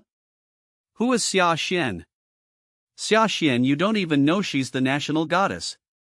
Oh my god, I actually saw the national goddess. She is so gentle. Who is that woman? How dare she talk to the goddess like that and make her feel so wronged? The people around pointed at Xiaoman, expressing their anger but also excitement at seeing the goddess. Fortunately, the people who come here to eat are all people of status and will not do anything out of line. Xiaoman, it's all my fault, please stop being angry, let's go to the hospital first. It would be bad if you were left with a scar. Xia Xian looked at Xiaoman with the demeanor of a good sister, worried and helpless. The expression on her face is just right, worthy of being someone who was about to enter the level of a movie queen. Just as Shi Shang was about to go over, Tang Yin came in from the crowd, helped Xiaoman up and blocked the view from outside. There was no expression on his face, but his eyes were cold. Ms. Xia, as a public figure, shouldn't you pay attention to the occasion? This is a private place. What do you mean by attracting so many people's attention? Tang Yin's words were not at all subtle. Anyone who could eat here must be a shrewd person. In an instant, these people's thoughts turned several corners. Xia Xian clearly felt the changes in the gazes around her. She secretly hated him in her heart, but she had to put on a gentle expression on her face. Sir, I am Xiaoman's sister. I just want to take Xiaoman to the hospital to have a look. I don't have any other intentions. After all, it's not good for a girl to have a scar on her face. Xiaoman sneered. This woman wished she was dead, but now she had such a face it was really disgusting. Xiaoman saw Shi Shang in the crowd and gritted his teeth and didn't go up to slap Xia Xian twice. Instead, he said to Tang Yin, let's go. Tang Yin Ban supported Xiaoman and walked out. Xiaoman, Xia Xian held Xiaoman. I heard that you want to be an actor. I have a few scripts if you want to. Xiaoman pushed her away without any hesitation and sneered, are you giving me charity? It really took you a lot of effort, but unfortunately I don't need it. Xiaoman, how do you talk to your sister? A deep voice sounded. Shimo's tall and straight figure walked in from the crowd, his handsome face gloomy, especially when he saw Xiaoman being supported by Tang Yin. There was a faint murderous aura emanating from his body, causing people around who wanted to say hello to step back one after another. When Xiaoman saw Shimo, his already pale face turned even paler, but he stared at Shimo stubbornly as if whoever looked away first would lose. Apologize to your sister, Shimo said with a serious face. Apologize? For what? Xiaoman's voice was a little broken. Amo, it's okay, she is my sister. Xia Xian stepped forward and held Shimo's arm, saying very generously. But isn't this indirectly saying that it was Xiaoman who was wrong and Xia Xian was not wrong? Because she is the elder sister, she tolerates her younger sister's unreasonable behavior. Look how magnanimous she is. You indulge her so much that she doesn't even know how high the sky is and how deep the earth is. Shimo's cold eyes swept towards Tang Yin. He underestimated this man. He actually hooked up with Xiaoman. Tang Yin was actually a little worried. Their company hadn't even started yet. If they offended Shimo, how would they be able to gain a foothold in Qing City? Amo, she is my only sister. If I don't indulge her, who will? Xia Xian said coquettishly, feeling very proud in her heart. Xia Man, what else can you fight with her for now? As long as she takes the shares from her, she will be completely trampled under her feet. Xiamo understood very well how Xia Xian felt about Xia Man, but Xia Man had angered him, so he didn't mind acting with Xia Xian as a punishment for Xia Man. You are kind, but others may not appreciate it. Xia Xian looked at Xia Man aggrievedly. Xia Man, come with me to the hospital. I'm worried about you, a girl being with a strange man. This statement implicitly and explicitly stated that Xia Man was having an affair with a strange man. Sure enough, after hearing this, Shimo's eyes looked at Tang Yin even colder. Tang Yin, do you want to watch Xia Man bleed to death? Shi Shang turned off the show-watching mode and shouted at Tang Yin. Several people's attention was immediately attracted by Shi Shang. Xia Xian still remembers what happened last time. This woman is simply ungrateful, and now she is in cahoots with that bitch Xia Man. Xiamo naturally didn't look happy either. He didn't know what means she used to make Xia Man pay the penalty for breach of contract for her, but in his eyes Shi Shang had betrayed him. He will never show mercy to those who betray him. He originally wanted to teach her a lesson, but who knew that after she terminated her contract she would no longer enter the entertainment industry. Even if he wanted to teach her a lesson, he was unable to do so. Let's go. Are you planning to stand here and be a vase? Even if you want to be one, no one will pay you. Shi Shang urged them when he saw that the two men did not move. Xia Man knew that Shi Shang had no ill intentions, so she didn't bother with her. She pulled Tang Yin and walked towards her. Xia Xian wanted to stop her. Miss Xia, your sister is bleeding to death now and you are still trying to stop her. I think you want her to die? Shi Shang spoke first. Onlookers. Are you really in the same group? Why does your tone sound so annoying? Xia Man didn't dare to stop them this time and could only watch the three people leave full of resentment. It was this woman again, damn it. Xiamo watched silently, not knowing what he was thinking. Asterisk. Please vote. 500 votes will add more chapters. Mr. Shi, I found out that Miss Xia Man has been running a company recently. Tang Yin and Jiang Wan are both in this company. Shimo's assistant reported what he had found to Xiamo. Company? Shimo's eyes flashed coldly. Where did she get the funds? It was left to Miss Xia Man by her mother and... Hush, she's quite brave. After all these years she's still so naive and reckless. Does she think starting a company is that easy? I don't want to see her company. Do you understand what to do? He wanted to make Xia Man understand that only he could protect her. The assistant looked strange and stammered, Mr. Shi, the registered address of Miss Xia Man's company is in Beijing. Shimo's eyes shot towards the assistant like a sharp knife. The assistant suddenly shuddered, his face turned pale and he was sweating profusely. He never thought that Xia Man would open a company in the capital. The Shi family was very powerful in Qing City, but they did not have much appeal in the capital. The capital city is where the rich and powerful are everywhere and where people are eaten without leaving any bones behind. How brave is Xia Man to open a company in Beijing? This time he wouldn't have to do anything. Xia Man would come back in disgrace. The assistant looked at his boss's sinister smile and felt a chill run down his back, his heart trembling with fear. The company is located in Beijing and only Xia Man and Shi Shang know about this, so they are not afraid of offending Xia Xian and Xiamo. These two families can only be regarded as wealthy families in Qing City. If they were placed in Beijing they would be at most third-rate families but less than second-rate. At that time Xia Man actually disagreed but was fooled by Shi Shang, and by the time she realized it she had already agreed. Since Shi Shang was in charge of selecting the company's registration and location, Xia Man didn't know where it was. So it wasn't until they were standing in an office building somewhere in Beijing that Xia Man and Tang Yin came to their senses. Tang Yin, their company is actually in Beijing? Xia Man, their company is actually located in a prime location? Miss, even if you make money easily you don't have to waste it like this, right? After another round of excitement the company finally officially opened. The original plan was to make Tang Yin the president, but Tang Yin declined and only took on the position of artist director. Neither Shi Shang nor Xia Man wanted to be the president, so Shi Shang had to spend a lot of money to find a professional job abroad.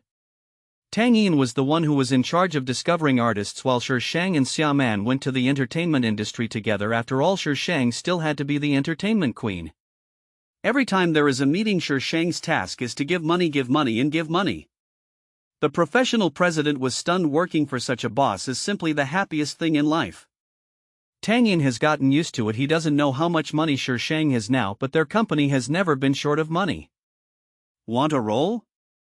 Pay for it. Want a female lead? Invest in filming.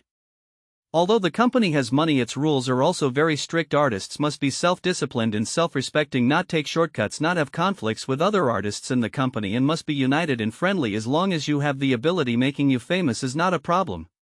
The contract maximizes the interests of the artists, so these artists are treated fairly in the company and there are basically no internal conflicts. Shi Shang and Xiaoman also appeared in front of these people as artists.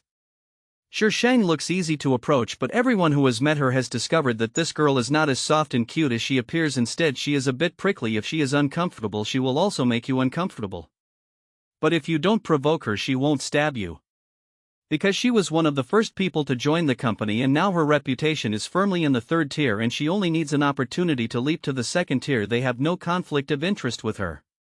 Sometimes the company would ask her to lead people, although she was always reluctant. If someone bullied them, she would definitely help to find a way out, so basically no one bothered her. Xiaoman is different. She is very popular in the company and is almost the company's mascot. Sister man, why are you back to the company today? Have you finished filming your scene? As soon as Xiaoman entered the company, she was surrounded by several girls who greeted her warmly. Sister man, you weren't there when I visited you last time. Sister man, I've been practicing hard recently. When can you help me out? Shi Shang left Xiaoman alone for a few minutes, and when he came in, he saw Xiaoman surrounded by people. As soon as she appeared, the girls immediately fell silent. When Xiaoman turned around, she saw Shi Shang, who looked like a gangster sister. She was wearing a black windbreaker with short hair cut to the ears and sunglasses covering most of her face. She looked a little cold and very stylish and was walking towards her in a swagger. Several girls were stunned by his powerful aura. However, the next second Shi Shang pulled up his sunglasses and the tone of the painting suddenly changed. He said with great disdain, "Why are you back too?" Xiaoman has become accustomed to her instant change of style, but those girls are unable to adapt. Can you imagine the gap between looking at a goddess 1 second and a crazy woman the next? Brother Tang asked me to come back. Xiaoman shrugged. We'll go up first, come on. The first sentence was said to Shi Shang and the second sentence was said to those girls. Several girls nodded repeatedly, saying Sister Man is still the best. Sister Man is gentle and beautiful. Sister Man also encouraged them and they must work hard. Tang Yin and the professional president had been waiting for the two of them for a while. As soon as Shi Shang entered the office, he occupied the president's computer. Xiaoman and Tang Yin looked at each other, both feeling helpless. What else can this person do besides giving money? Well, giving money is the coolest thing. After Tang Yin and Xiaoman finished their reports, he talked about the company's recent development direction and finally asked Shi Shang for his opinion. The group that the company has cultivated is ready to be launched. Xiaowan, isn't there a reality show recently? The production team can bring people with them. Xiaowan, how about you bring them to make an appearance? Why me? And that reality show is so cruel. Do you want those flower buds to wither before they bloom? Tang Yin, can't you hope for something good? Professional CEO, he didn't understand his boss's train of thought. You can't say that, Xiaowan. Your reality show is very popular and they are just making an appearance. They are not going to record the entire show with you, Xiaoman said calmly. Don't argue with her, you will lose if you do. That's so unfair, Shi Shang grumbled. Why do I have to work so hard? But they just show up and that's it? No, I heard that the production team is trying to get sponsorship recently. Xiaoman, how was your latest movie? Tang Yin quickly changed the subject. As she continued talking, it must have been sponsored by the company. Then, by the way, he destroyed the group that he hadn't had time to launch yet. This will definitely be a dark history in the future. It's going well, we're almost done. Xiaoman obviously knew Shi Shang's character and cooperated with Tang Yin very well. The professional CEOs were confused and really didn't understand the train of thought of their bosses. Asterisk. La la la la. Please vote, please reward. No matter how Shi Shang resisted, she finally went on the show with a few flower buds. There are 4 people in this group, 2 men and 2 women. Such a group is rare mainly because the road is not wide, so when deciding to create such a group, the company also considered it for a long time. Fortunately, these 4 people have a good foundation mainly because they are good looking. After training for a period of time, the 2 teams had a good understanding of each other, so the company finally agreed to this plan.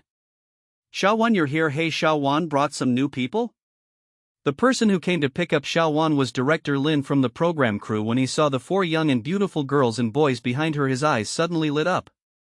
These 4 people are extremely beautiful. Well, bring them out for a show. Shi Shang nodded and introduced both parties. This is Director Lin, Han Ling Fong, Jinyu Yenze, and Jiang Ming. Hello, Director Lin. The 4 of them greeted him politely. Okay, just right. Director Lin smiled and nodded repeatedly. He was just worrying about where to find handsome boys, but he didn't expect that they would be right at his doorstep. Jiang Wan was simply his lucky star, like a pillow when he was sleepy. Their program is called Extreme World and they challenge various tasks set by the program team. I won't say how difficult these tasks are, but they are definitely very weird. The ratings for the first season were not good, so the director gritted his teeth and made the second season. He also spent a lot of money to hire several good-looking stars, and the second season quickly became popular. Now it is the third season. 2 episodes have been recorded and this is the 3rd episode. This program requires 2 young boys and they need to be particularly good-looking. The contact had already been made, but who knows if the person will come now. He has to leave soon. Where can he find him in such a short time? Even if there is still time later, it will be a problem to find someone who meets the requirements. Although Shi Shang brought 4 girls, he only needed to change the script, and the 2 girls were also very beautiful. Our filming destination this time is Nanshan. We'll set off once everyone is here. Director Lin looked at the 4 people behind Shi Shang with a smile on his face, his beard almost curled up with satisfaction. Director Lin arranged a car for Shi Shang and the 4 of them and left in a hurry. Sister Wan, after we watch the show, will it be particularly difficult to enjoy? Han Ling, the bravest among the 4, sat next to Shi Shang and asked nervously. The other 3 also looked at Shi Shang nervously. They had all been training before and had never been on a show. Of course it's difficult to play. Shi Shang nodded as a matter of course. It's not difficult to play, but does the program team care about the ratings? In order to play this show, I read the guide very carefully, although it was of no use. The 4 of them immediately looked disfigured. Wouldn't they be making a fool of themselves? Why are you worried? You are just characters in the mission. It's not like you are asked to take on a challenge. Don't think too much. For people, why do they always feel that Sister Wan is looking down on them? The 4 of them didn't dare to speak and sat quietly in the car, but there was no movement outside. Shi Shang was getting a little impatient, waiting, and knocked on the glass of the front cab. Why don't you leave? Are you waiting to get paid? The driver's mouth twitched and he used the intercom to contact the car behind him. Finally he answered Shi Shang, there is still one artist who hasn't arrived yet. We have to wait. Didn't we agree to gather at 10 o'clock? I came here a long time ago, but some people haven't arrived yet. The program crew had set the gathering time early in the morning and the gathering place was specially chosen on a road without traffic jams. How come some people haven't arrived yet? The driver said helplessly, the one who came as the film queen Xia Xian. Our program team spent a lot of effort to invite her. Being a little late is nothing. Xia Xian? Oh my god, the program crew is trying to make things difficult for me. Xiao Ming, where are your snacks? Give me some, I need to calm myself down, I was scared to death. Jiang Ming frowned. Sister Wan, can you not call me Xiao Ming? Xiao Ming is so smart that he can't even be counted in the textbooks. Okay, Xiao Ming. Jiang Ming. Receiving sympathetic looks from the 3 friends nearby, Jiang Ming felt terrible. After handing the snacks to Shi Shang, Jiang Ming quietly shrank to the side. He decided to just be a background board. The whole carriage was filled with the sound of Shi Shang crunching potato chips. Later in the car, 5 people sat in a circle eating potato chips. Fortunately, Jiang Ming was a foodie and brought a lot of snacks with him. They had basically only met Shi Shang a few times and they only knew that she was an artist personally managed by Director Tang and had a high status in the company. There were rumors in the company that she was difficult to get along with, but after getting to know her now, they felt that apart from her harsh and ruthless way of speaking, Shi Shang was actually much easier to get along with than many other artists. In just the time it took to have a snack, the 4 of them became much closer to Shi Shang. Director Lin came over and saw a few people eating snacks and playing landlord, looking like they didn't care much. Director Lin left with satisfaction. There are already several people making a fuss behind, so this is the one who makes me worry less. When Xia Xian arrived, it was almost noon. Xia Xian attracted a group of reporters. Because of this delay, it was already past 1 o'clock when they set off. #acting Queen Xia Xian joins Extreme World #. This Weibo post was quickly pushed to the top. The entire program crew seemed to be revolving around Xia Xian when Shi Shang led the 4 newcomers off the car. Xia Xian's side was surrounded by people while she was in a miserable state. Han Ling glanced over there and said indignantly, Sister 1, it's okay that Xia Xian was late by herself, but now she wants the entire crew to revolve around her, isn't that too much? Fang Jinyu also nodded. Jiang Ming and Yan Zhe looked at each other but did not express their opinions. You should be low-key. Shi Shang drank the milk Jiang Ming offered and said vaguely, you guys follow the production team and walk behind them, be smart. What should I do smartly? Shi Shang smiled mysteriously and walked towards the foot of the mountain. As an apology for waiting for Xia Xian, Director Lin told Shi Shang about today's filming content. For today's filming, the artists have to climb from the foot of Nanshan Mountain to the top of the mountain. The first one to reach the top of the mountain will have priority in choosing accommodation and a sumptuous dinner. So while other artists were still waiting for Xia Xian, Shi Shang had already started walking up the mountain. The cameraman who was following the scene saw someone coming and immediately started working. Director Lin did not violate any rules because all these things were written in the manual that was initially given to the artists. Anyone who read it carefully would know that once they arrived at the destination, filming would begin and those who seized the opportunity would get the best resources. But almost no one takes it seriously. Brother, are you tired? Shi Shang walked a little in front of the cameraman, looked backwards at the camera and asked the cameraman with a smile. The cameraman couldn't speak, so he just shook his head. As long as you're not tired. The cameraman looked at Shi Shang in confusion. Then I will start running. If I lose you, it won't be my responsibility. Cameraman. You can't play like this. He is carrying such a big machine and you want him to run up the mountain? Before the cameraman could object, Shi Shang had already started running up the mountain. She was so fast that she ran a long distance away in the blink of an eye. Wow, it turns out those colleagues were not lying to him. This artist is the best at making trouble for others. Could he ask to rewind and start over? Asterisk. 500 votes plus more. Today's update will be available later. Shi Shang successfully got rid of the cameraman and walked leisurely along the path up the mountain.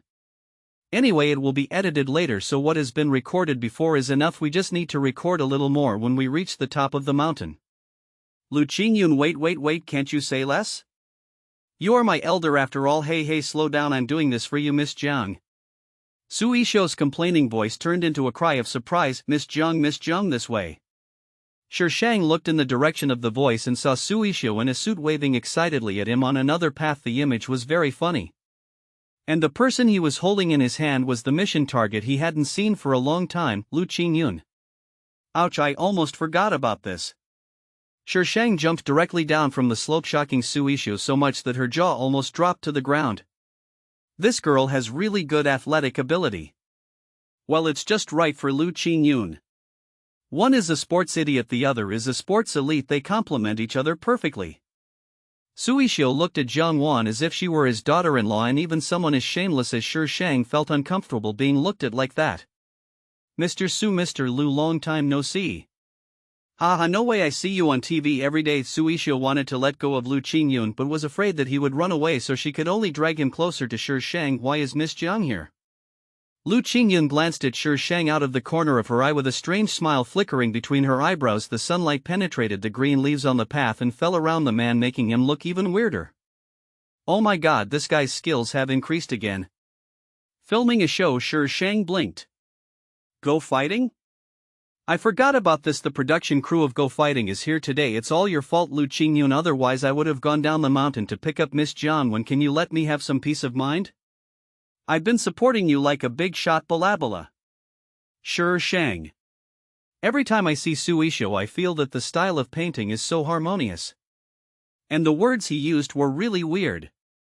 This baby can't bear it. After Su Yishou finished teaching Lu Qingyun a lesson, he pushed Lu Qingyun to Shi Shang and warned her fiercely, Lu Qingyun, help me send Miss Jiang up. If you dare to run away halfway, I guarantee you will regret it. Lu Qingyun opened his lips as if he wanted to refuse, but the next second he pursed his lips, his eyes moved and nodded with a bright smile. Shi Shang got goosebumps all over his body. It seemed that there was something wrong with Lu Qingyun. After Su Yishou left, Lu Qingyun stood there without moving, just looking at Shi Shang with a smile. Sure Shang didn't want to be at a disadvantage, so he glared back. A minute later Lu Qingyun looked away and turned to walk up the mountain. Sure Shang's eyes flashed and he followed her. Mr. Lu, are you really not going to consider my proposal? Next time the system dares to give me such a task, I will kill it. Ms. Jiang, why do you have to choose me? Lu Qingyun paused and looked at Sure Shang with smiling eyes as if she wanted to see into her heart. What she said when she recommended herself was indeed not an exaggeration. The funds in her hands were accumulated in the fastest time. Although she was not in charge of the company, she had a good vision. Such a person is capable of achieving great success in his career, so why would he need someone to support him?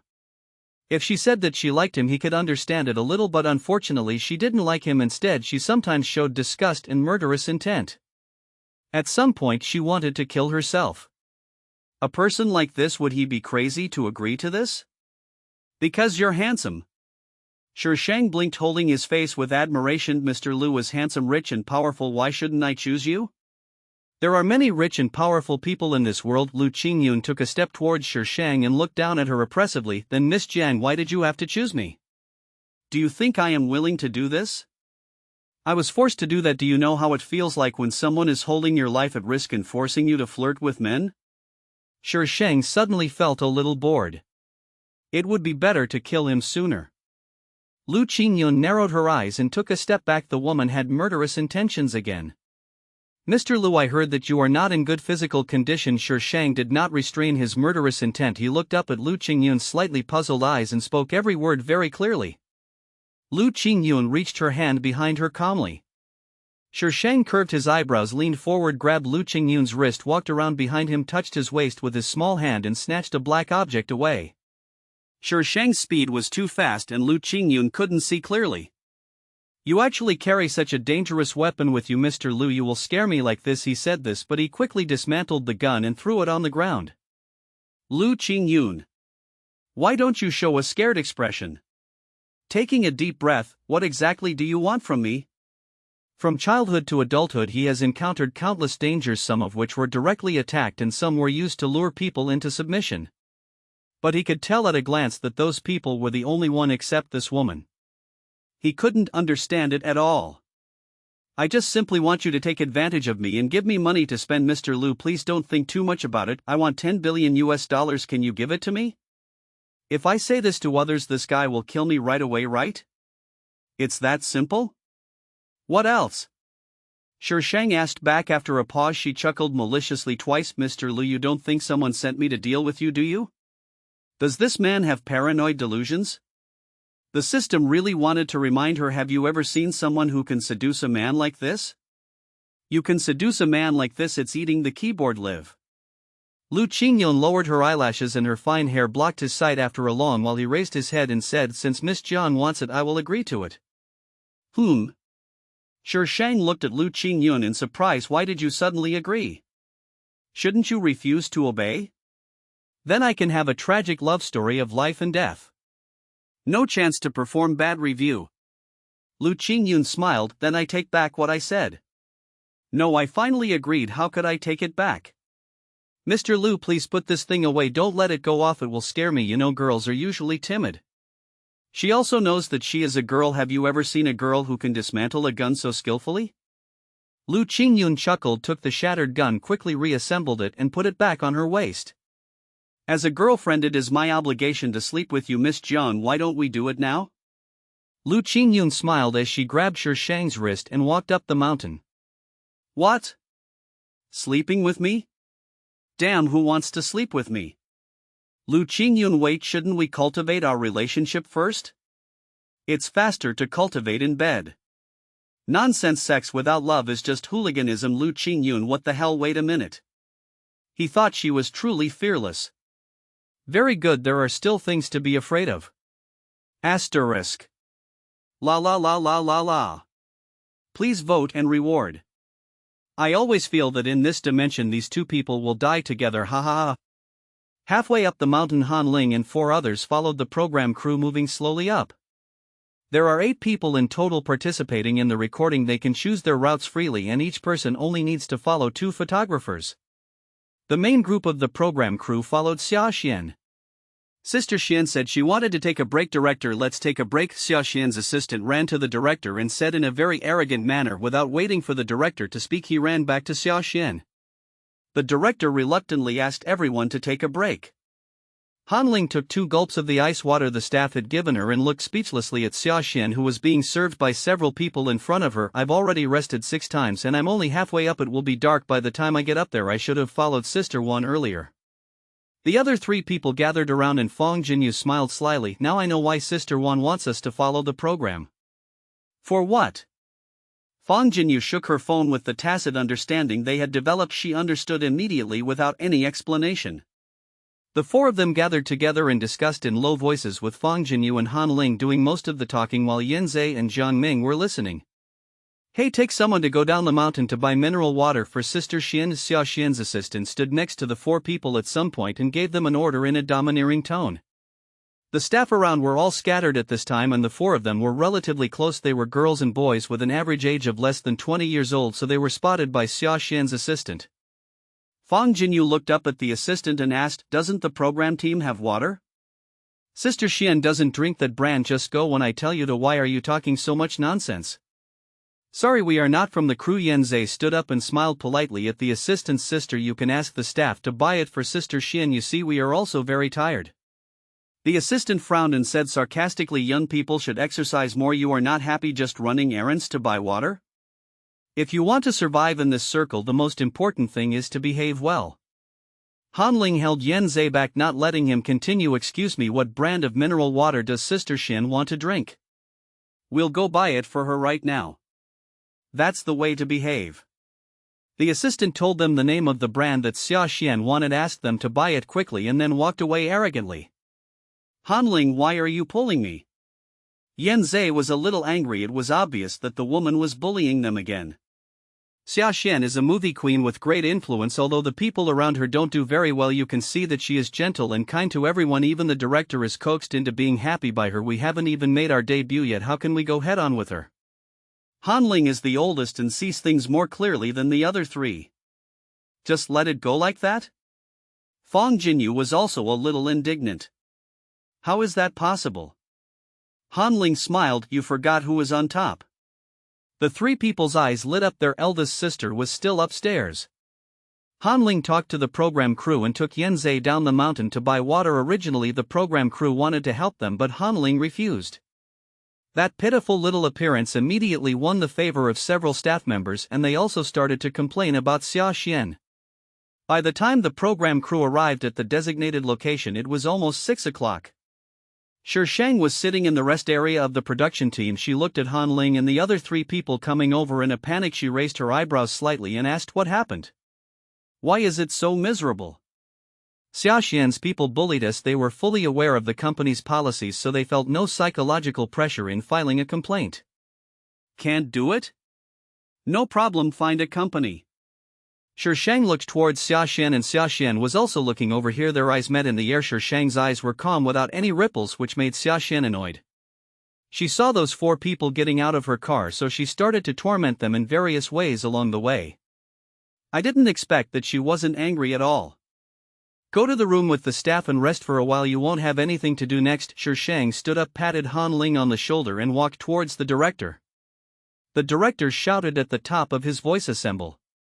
Except for Shi Shang, the remaining 7 people were all in more or less embarrassed situations.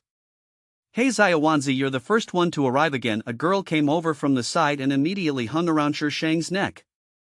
Her name is Fong Liqiu. She entered the same batch as Shi Shang. She is a first-line star and very popular. I don't know why, but I fell in love with her. She was also given a nickname, Chibi Maruko. Tell me, what kind of a nickname is this? When I got off the bus, I wanted to look for you, but who knew when I went to look for you, you were gone. Can you imagine how lonely and helpless I felt at that time? Fong Liqiu glanced at Xia Xian with a face full of grievance. At that time, Xia Xian's car blocked the convoy behind her and she couldn't squeeze through. No, Shi Shang grinned, but if you hang on to me, I promise that when we eat later you will experience what it means to be lonely and helpless again. Fong Liqiu immediately let go of Shi Shang. Hey, Chibi Maruko-chan is the best. She was the first to arrive, but there was a sumptuous dinner. The filming would not be done throughout the entire process, so if Shi Shang agreed, she could also go and have a free meal. While Fang Liqiu and Shi Shang were talking, the director had finished his nonsense and jumped into the main topic. Ahem, now I will issue the task card. The task card only has a prompt word. You need to find the item corresponding to the prompt word before 7 o'clock tomorrow. If you don't find the item, you will not have breakfast. The program team's prompts are extremely tricky. You have to think about the word's ancestors for 18 generations before you can find the corresponding item. After handing out the task cards, dinner was next. Except for Fang Liqiu, everyone else could only look at Shi Shang's sumptuous dinner. Xia Xian poked the cabbage in the bowl, her face almost deformed, but when the camera turned she immediately became gentle and elegant, eating the boiled cabbage as if she were eating high-end cuisine. After the shooting was over, Fang Liqiu was pulled away by his assistant and Shi Shang sat alone in the hall. Jianwan, long time no see. Shi Shang raised his eyes, the corners of his mouth slightly raised. What's the matter? I haven't even looked for you yet, but you've come to my door. Aren't you curious about why I'm here? Xia Xian sat opposite Shi Shang and looked at her with narrowed eyes. Shi Shang pretended to think about it, and after a moment he said with a smile, "The movie queen is so willful?" Xia Xian's face changed. This answer was not in the script. My God, that man is so handsome. Is this the guest star invited by our program team? But I have never seen such a star in the circle. Hey, he went to Sister Xian. Asterisk. This article will be charged. It will be charged. It will be charged. Important things should be said 3 times. More to come. Do you love me? Do you love me? Asking for votes, rewards, and book reviews. No one was filming at this time, so some staff members were also having a meal. When they saw the man coming in from the hotel entrance, some young girls cheered. Amo Xia Xian turned around when she heard the voice, and a surprised and charming smile immediately appeared on her face. She stood up and greeted him. Why are you here? We're discussing something here. I heard you were here, so I came to see you. Chiamo responded indifferently, but his eyes fell on Shi Shang. The girl, who was a little timid and cowardly in his memory, had completely changed at this time. She had no fancy clothes, no delicate makeup, no expensive jewelry. She was wearing ordinary sportswear, sitting there quietly, but she exuded a sense of nobility. But that noble aura seemed to be mixed with some ruffian aura. Shi Shang saw that Chiamo was a little uncomfortable and stood up to leave, but to go out from here she would have to pass by these 2 people. After weighing the pros and cons, Shi Shang sat back down. Chiamo's eyes darkened. He said a few words to Xia Xian and then left.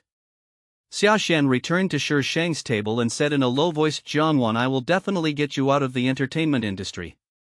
What a coincidence, my goal is the same as yours. Shi Shang leaned back. Let's see who gets kicked out of the entertainment industry first, how about that? Xia Xian sneered contemptuously. You want me to get out of the entertainment industry? Jianwan, do you really think that you can compete with me just because you and Xia Man have built a crappy company? You are just a 3rd-tier star now, not even a 1st-tier star. What ability do you have to get me out of the entertainment industry? Shi Shang propped up his chin and said with a smile, but I have a backer now. This baby now has an entertainment company as his backing. There is an entertainment company in Beijing that also has a status unlike Oriental Entertainment. I heard that Oriental Entertainment is expanding into Beijing recently. I'm afraid Chiamo's appearance here is just for this matter. Backstage? Xia Xian frowned, then relaxed her brows, her eyes full of disgust. Had Jianwan, do you think those men would go against a star, a movie queen and 2 families for the sake of a star? She is just a 3rd-tier celebrity. How much support can she get by relying on her body? If it works, why don't you try and find out? You asked for it. Today's task has been sent to your mobile phones. Now divide into groups, 2 people in a group, and those who draw the same color will be a group, the director yelled at the top of his lungs. The staff came over one by one with sealed boxes. Shi Shang and Fang Liqiu stood together. Fang Liqiu drew the blue color while Shi Shang drew the green color. We are not in the same group. Fang Liqiu's face immediately fell. Xiao Maruko, why are we not in the same group? I was so happy when I had meat to eat and soup to drink with Chibi Maruko-chan, but now I'm not in the same group with her. Wow, I'm so sad. Because you're too noisy. Was I quarreling? No, Maruko-chan, how could you say that to me? I'm so sad, you hurt my weak heart. The director asked people of the same color to stand together, and no matter how much Fang Liqiu screamed, he couldn't change his mind and reluctantly stood next to a male artist. Shi Shang looked at Xia Xian, who was also holding a green ball, and the corner of his mouth twitched. Is that intentional? It must be intentional. The theme of this issue is the Elf Kingdom. So today's mission is to find the water elf and get the water of life. The 8 people are divided into 4 groups. Each group will get a clue and look for the next clue based on the clue. The group that finds the water elf first will get the water spirit bead, which is said to be the prop for the later part. The clue Shang got was from an observation deck in the villa. The 2 walked one after the other and no one spoke. The cameraman felt so embarrassed. He would rather Shang be a little more noisy like in the previous episodes, at least the ratings would be there. When the accident happened, the cameraman was still feeling embarrassed, but when he saw Xiaoxian rolling down the slope he felt terrible. Xiaoxian was sent to the hospital and reporters heard the news and immediately reported the accident. Miss Jiang, can you tell me what you did? Tang Yin suppressed his anger and growled at Shang on the other end of the phone. I didn't do anything, Shang said innocently. She rolled down by herself. I didn't even touch her. At that time she was walking a little behind Xiaoxian, but Xiaoxian suddenly reached out and pulled her. As an enemy, of course, she would get rid of Xiaoxian as soon as possible. Who knew Xiaoxian would be so fearless that she would actually roll down the slope by herself? TSK, why didn't she fall to death? Now Xiaoxian is accusing you of pushing it, and the comments online are also one-sided. Your previous deeds have also been dug up, Tang Yin was shouting impatiently. Shang finally hung up the phone. It's so annoying. Since you're so eager to die, don't blame her for being rude. On the second day after Xiaoxian was hospitalized, some indecent photos suddenly appeared on the internet. The girls in the photos looked very young. Although there were no large-scale bed photos, there were photos of passionate kissing. These photos range from young girls to mature women. The more you go back in time, the more explicit the content becomes. The last few photos even look like a group of people taking drugs. Some people didn't notice it at first, but as subsequent photos came out, anyone who still couldn't see it must be blind. In the VIP ward of the hospital, Xiaoxian was flipping through the photos frantically, muttering to herself, how could this happen? How could this happen? Weren't these things destroyed long ago? Why did they appear again? How is it possible? It's obvious that someone planned this. Xiaoxian's agent frowned at her and advised, don't worry, as long as we don't admit it and say that these photos are fake, it will be fine. These things happened so long ago, even if we investigate it will take time. By then the heat will have passed. It must be Jiangwan, it must be Jiangwan. Xiaoxian smashed the computer to the ground. It's that bitch, she wants to hurt me. It must be her, she was the one who said she wanted to get herself out of the entertainment industry. But where did she get these things? Those people back then were clearly... Xiaoxian shuddered, turned around and pressed her agent's shoulders and said with a ferocious face, I want to ruin Jiangwan's reputation right now. Calm down. It was just a few photos and the agent didn't understand why Xiaoxian was so scared. These photos don't even include any bed shots, so it's not a big deal at all and it will be fine with a little work. How can I calm down? How can you ask me to calm down? Xiaoxian held her head and screamed, why did Jiangwan have these things? Did she know about that incident as well? No. She absolutely couldn't let her expose that matter. Otherwise she would be finished. Calm down, she must have a way to deal with Jiangwan. Asterisk. The baby is going to start abusing Xiaoxian. Please vote, please reward, please review. Hashtag the actress was injured, suspected to be man-made. Hashtag the goddess is unknown past. Hashtag Xiaoxian's indecent photos of taking drugs. Hashtag Xiaoxian has almost monopolized the hot topics on Weibo. She is a famous film queen, but after she was injured, indecent photos of her when she was in school were exposed. Will there be fewer people watching her show? The hospital where Xiaoxian worked was surrounded by reporters. Reporters would sneak in from time to time, causing chaos over there. For a while the popularity of Shang's side was suppressed. You're lucky this time. I don't know who did it. If this hadn't happened, do you know what you're facing now? You knew she was hostile to you, but you still went in front of her. Even if the production team asked you to be together, couldn't you stay away from her? The production team didn't ask you to be conjoined twins. Tang Yin continued to roar on the phone. His calmness had long been eaten away. It's all youth gone forever. Shang's mouth twitched and he said with a frown, when someone wants to harm you there are 100 ways. Do you think you can defend against them? That's true. Tang Yin probably finished yelling, exhaled a breath of foul air and returned to calm mode. Although Xiao Xian is like this now, those photos are not a big deal, it will calm down in a few days, but your case is different, they keep saying that they have evidence by then.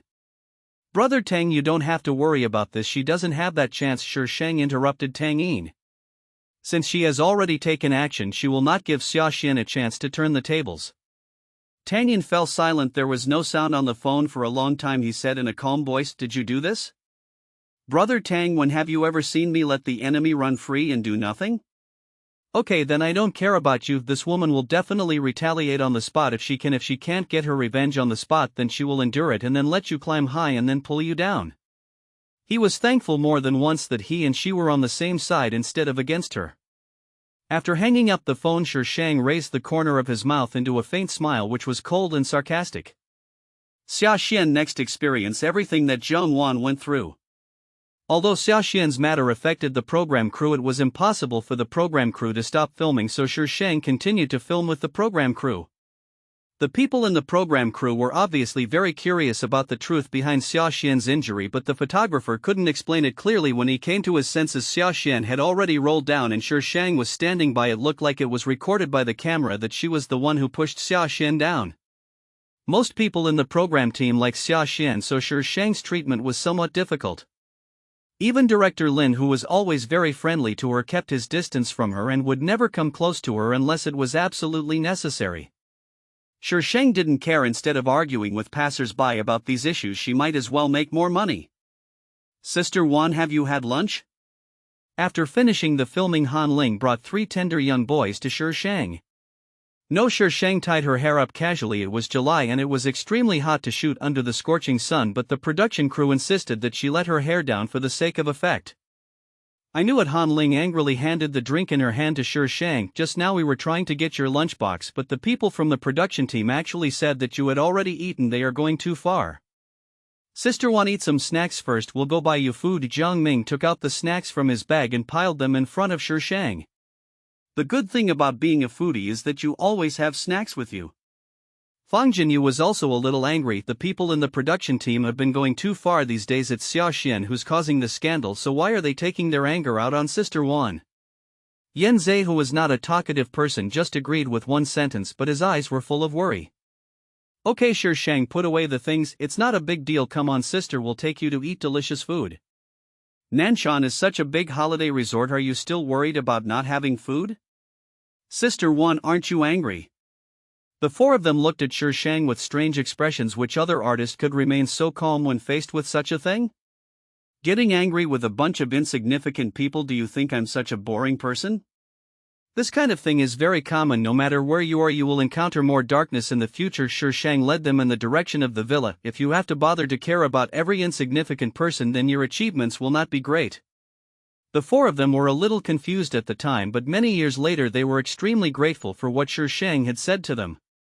Sui was talking to the girl at the reception desk when he saw Shi Shang coming, and he immediately left the girl behind and ran to Shi Shang. Xiao Waner, are you here to look for Lu Qingyun? Do you want me to help you call him?"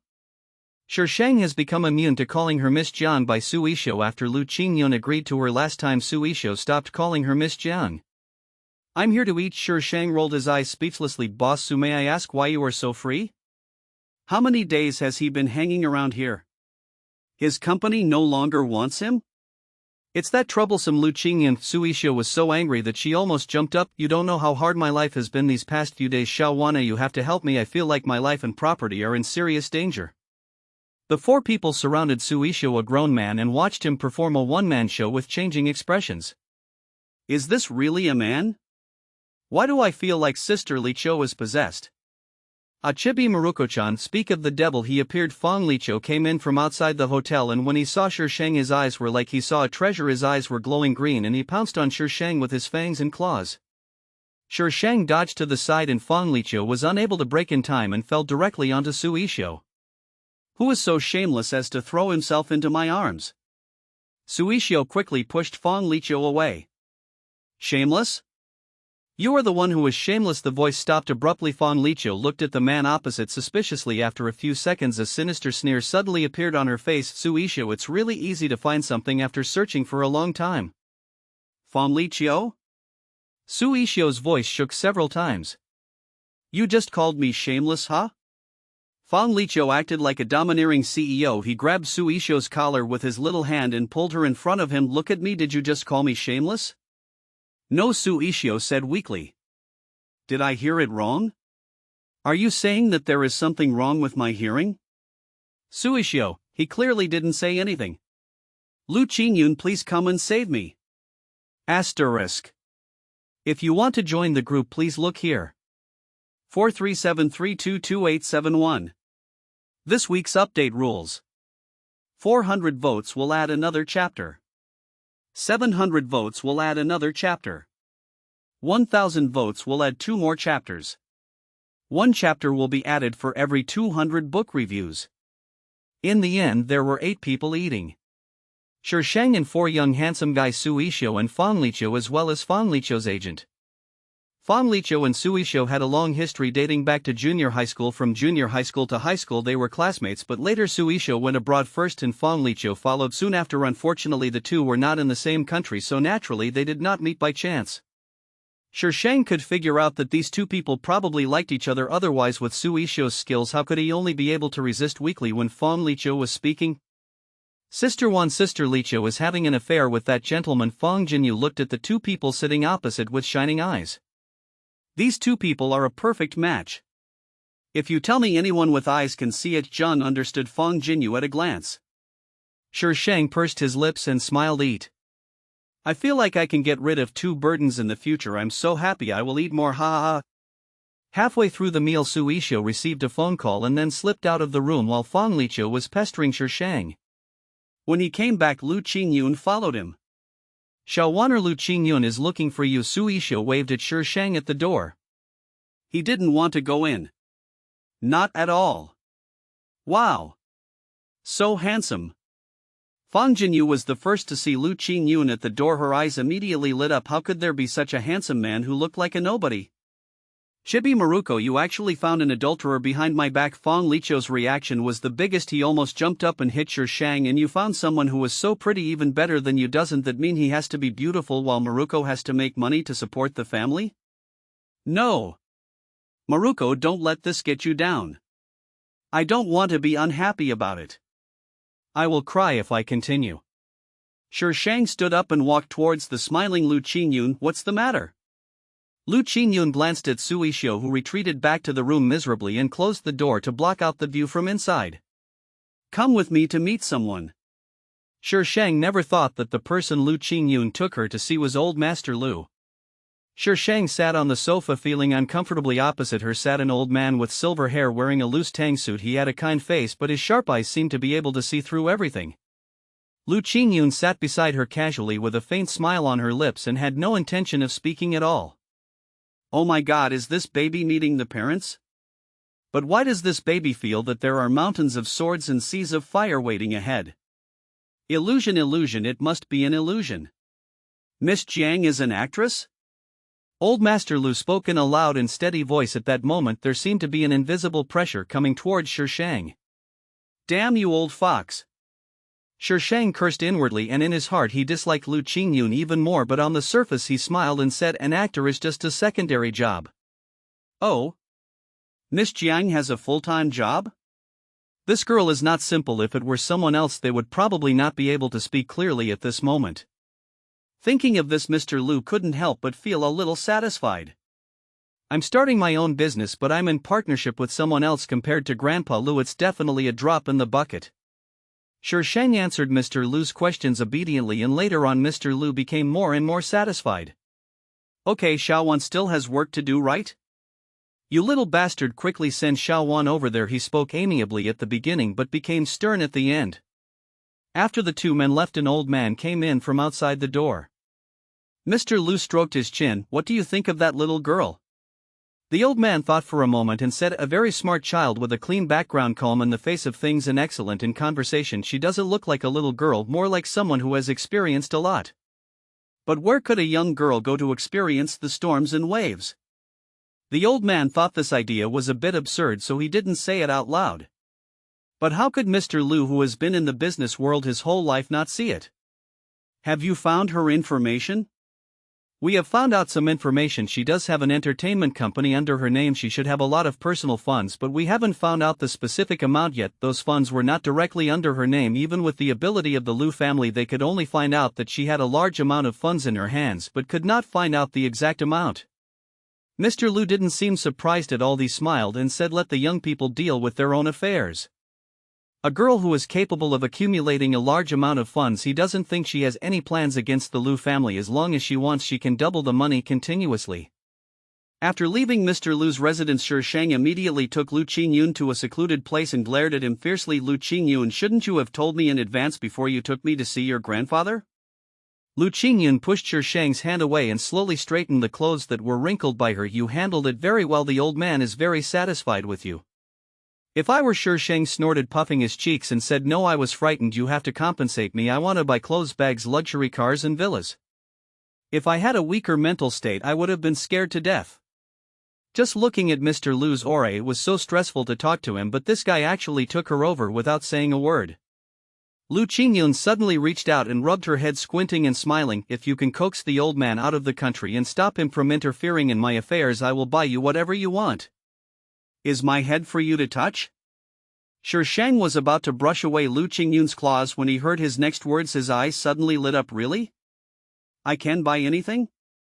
I can spend as much as I want? Buy. The only things left in Shi Shang's mind now were these words that kept appearing on the screen. Lu Qingyun calmly withdrew his hand. The woman's fair face was reflected in his dark eyes. He curled his lips and said, really?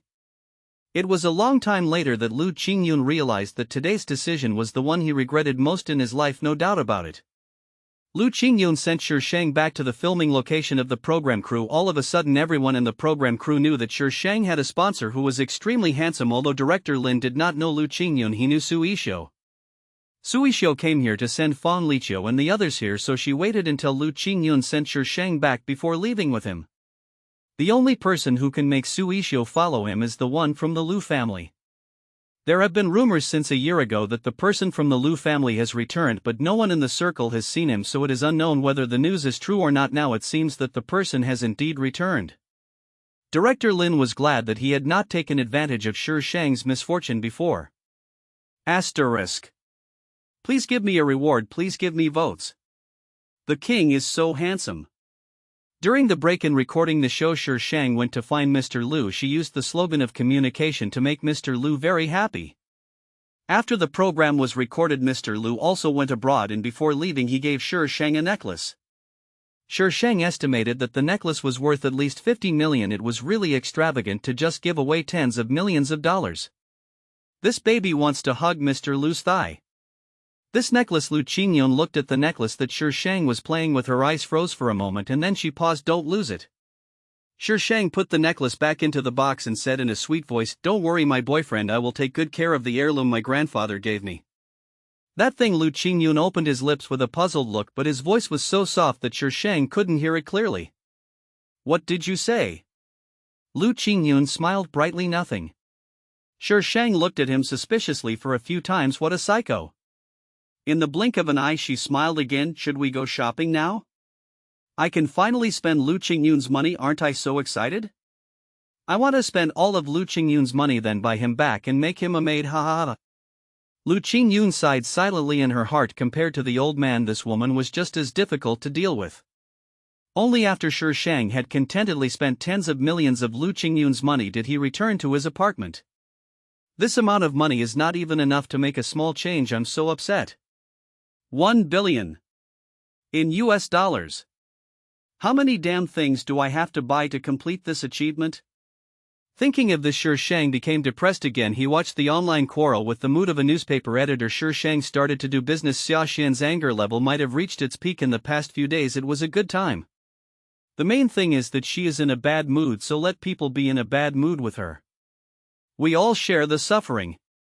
Xia Xian has already returned home. She was not seriously injured, just some scratches. She wanted to mess with Shi Shang, so she pretended to be seriously injured. Who knew that such a thing would happen? As soon as she entered the hospital, there are so many people in the hospital and reporters may sneak in at any time. How can she stay there? Xia Xian has a huge fan base, but what they like is the gentleness, kindness and purity shown by Xia Xian, not the person in the photo who is full of stains. Therefore at this time Xia Xian's Weibo was already abuzz with controversy.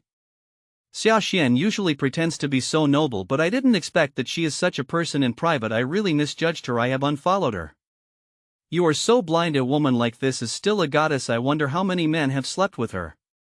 The person above, please be more polite. Our Xian Xian is definitely not that kind of person. Those photos are definitely photoshopped. Don't be afraid, Xian Xian, we support you. P.S. Can't you see that several big verses have verified it? Deceiving yourself is just adding to the jokes. Even if it's true, so what? Everyone has a past. Xian Xian didn't do anything excessive. Why are you attacking her like this? Xian Xian, don't be sad. You still have us. We will never leave you. There were countless quarrels like this. Xia Xian didn't want to read the comments, but she couldn't control herself. She wanted to find someone to delete the photos, but no matter how many people she asked, no one could delete them. Xia Xian was holding the mouse. The veins on the back of her hand bulged. She suddenly threw the mouse away, hitting it against the wall. It broke into several pieces with a snap and fell to the ground. At this moment, the computer screen suddenly went black. The bright red characters slowly emerged. Atonement for the dead souls. Are you ready? Dead souls atonement. Ah! Xia Xian screamed and pushed the computer under the bed. The computer made two hissing sounds and the screen went completely black. Baby, what's wrong? The door was pushed open and Xia's mother rushed in quickly, hugging the screaming Xia Xian. Baby, did you have a nightmare? It's okay, Mom is here. Mom. Xia Xian grabbed the woman's hand, her expression ferocious. Mom, that matter has been known and someone came to find me. Mom, didn't you say you had dealt with it? How come someone still knew about it? Xian Xian, what are you talking about? Mother Xia looked at Xia Xian nervously. Xian Xian, calm down and tell Mom what happened. With Xia's mother's comfort, Xia Xian gradually calmed down, but her eyes were bloodshot and the hand she was holding onto Xia's mother was turning blue and white because she was holding it too tightly and her long nails were digging into Xia's mother's skin.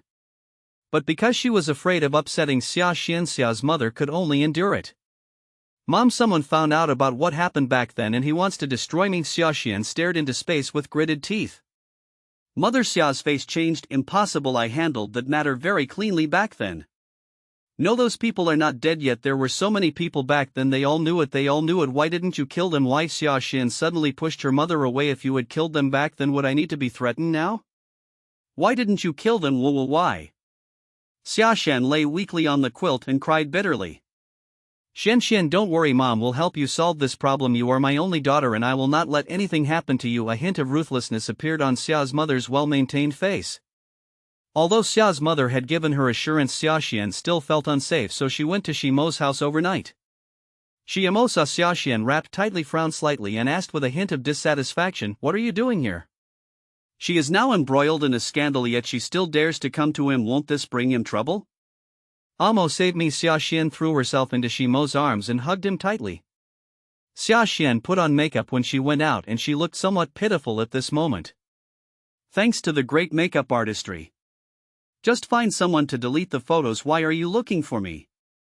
Shimo's voice was a little cold because of his relationship with her as an engaged couple, and now Oriental entertainment has also been affected. He didn't want to create trouble. Amo, someone wants to destroy me. I can't delete those photos. Xia Xian hugged Shimo and sobbed softly. Not only do they want to destroy me, they also want to drag Dongfang Entertainment into this. Amo, helping me is also helping you. Please help me. Shimo's eyes darkened. He did find that someone was deliberately trying to draw the fire to Dongfang Entertainment, but he discovered it in time and prevented the fire from starting. Could it be that someone really wanted to take action against Dongfang Entertainment? Was Xia Xian the first target? Xia Xian had no idea about this matter and was just making it up. She just wanted Shimo to help her. I have to say that she is lucky. Even if she talks nonsense, she can still get to the point. The Xia family is not influential in the entertainment industry, so their words have no weight. They can only support him financially, but they can't do anything else. Only Shimo, who has Oriental Entertainment, can help him. Stop crying and go wash first. Shimo pushed Xia Xian away and spoke impatiently. Xia Xian was smart at this time. She did not stick to Shimo but obeyed his words and went to take a shower. Asterisk. Equals carrot smiley face. The baby is so cute after all. Won't you vote or reward him? Before Shimo could figure out the whole story, the studio that previously leaked the information started leaking it again. What was revealed this time was evidence that Xia Xian acted like a big shot and bullied others on the set, including photos and videos. The Xia Xian shown in public and the Xia Xian in those photos and videos seemed to be two different people with the previous preparations. The things that were revealed at this time were quickly accepted by people. A wave of storms arose on the internet, pushing Xia Xian to the forefront. Those who were bullied before could only endure it due to her status as a movie queen. Now, with such a good opportunity, how could those people endure it any longer? They all hired internet trolls and were determined to pull Xia Xian down from the altar. Boss, there is only one person in that studio and we can't find anyone else. Assistant Shimo looked at his boss nervously. Check IP. I can't find anything either. The assistant's legs felt weak and he couldn't speak clearly. Can't find it? Shimo's voice rose a little. How can you not find it? If you can't find it, just ask someone to find it. It's such a simple thing. Do you still need me to teach you? The assistant exited in a panic and the contact person checked the IP. Unfortunately, Shi Shang had tampered with the IP address, so there was no way most people could find it. Compared to the constant criticism towards Xia Xian, Shi Shang's newly launched TV series became a hit and Shi Shang's popularity also increased. The previously recorded Extreme World also started airing and the internet suddenly became lively. Chibi Maruko-chan is so funny when she first appears. Has she ever considered the photographer's feelings? Please tell me how much trauma he feels in his heart.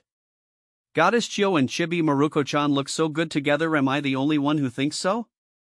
Thank you for the hard work of the photographer. He followed an unreliable artist like Maruko. On behalf of the Maruko fan club, I salute the photographer. The upstairs +1. Chibi Maruko-chan's new drama is so cute that it makes my face bleed. I'm going to continue to add it to my screen. What's so cute about that? It's obviously domineering, okay? I'm going to add a screen too. Ah, that elf is so beautiful. I saw it too. She's so beautiful, like an angel. I want to change my husband. As soon as Han Ling and the other three appeared on stage, they attracted a lot of fans with their faces, and many of them went to the official Weibo of Extreme World to ask questions like which company they were from, whether they would make their debut, etc. The official Weibo account of Extreme World was very considerate and posted a few individual photos of the 4 people taking pictures of the elves, and then used group photos to complete the 9-square grid, and finally tagged Mantion Entertainment. The meaning is obvious. This is the person who is entertaining everyone. Isn't Mantion Entertainment the company of Chibi Maruko? Oh, Chibi Maruko and the elves are in the same company. How happy. Tang Yin had been prepared for this moment. The company immediately held a press conference to announce the official debut of the King Group and subsequently released the 4-member group's first MV. They are also called elves by their fans, not only because they have elf-like looks but also because of their elf-like singing voices. One song made the 4 of them instantly famous. Tang Yin was busy with their own affairs and didn't have much time to take care of Shi Shang, so Shi Shang had to take care of himself. Take on a role? Do it yourself. Announcement? Do it yourself. She feels that she will do well if she works part-time as a broker in the future.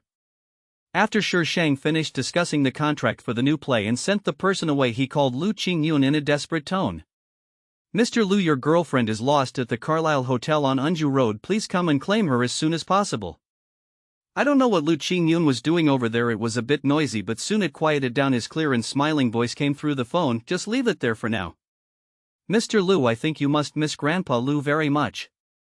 Little guy, I've already maxed out Mr. Lu's favorability. As the saying goes, if you want to control a person, you must first control the people around him. This is very philosophical. Wait for me. Rather than dealing with Mr. Lu Qingyun would rather deal with Shi Shang. At least she just asked him to pay the bill and not do anything else. When Lu Qingyun arrived at the place designated by Shi Shang, she looked at the table full of untouched food and someone who was still ordering food. The corners of her mouth could not help but twitch. How free was she? How so fast?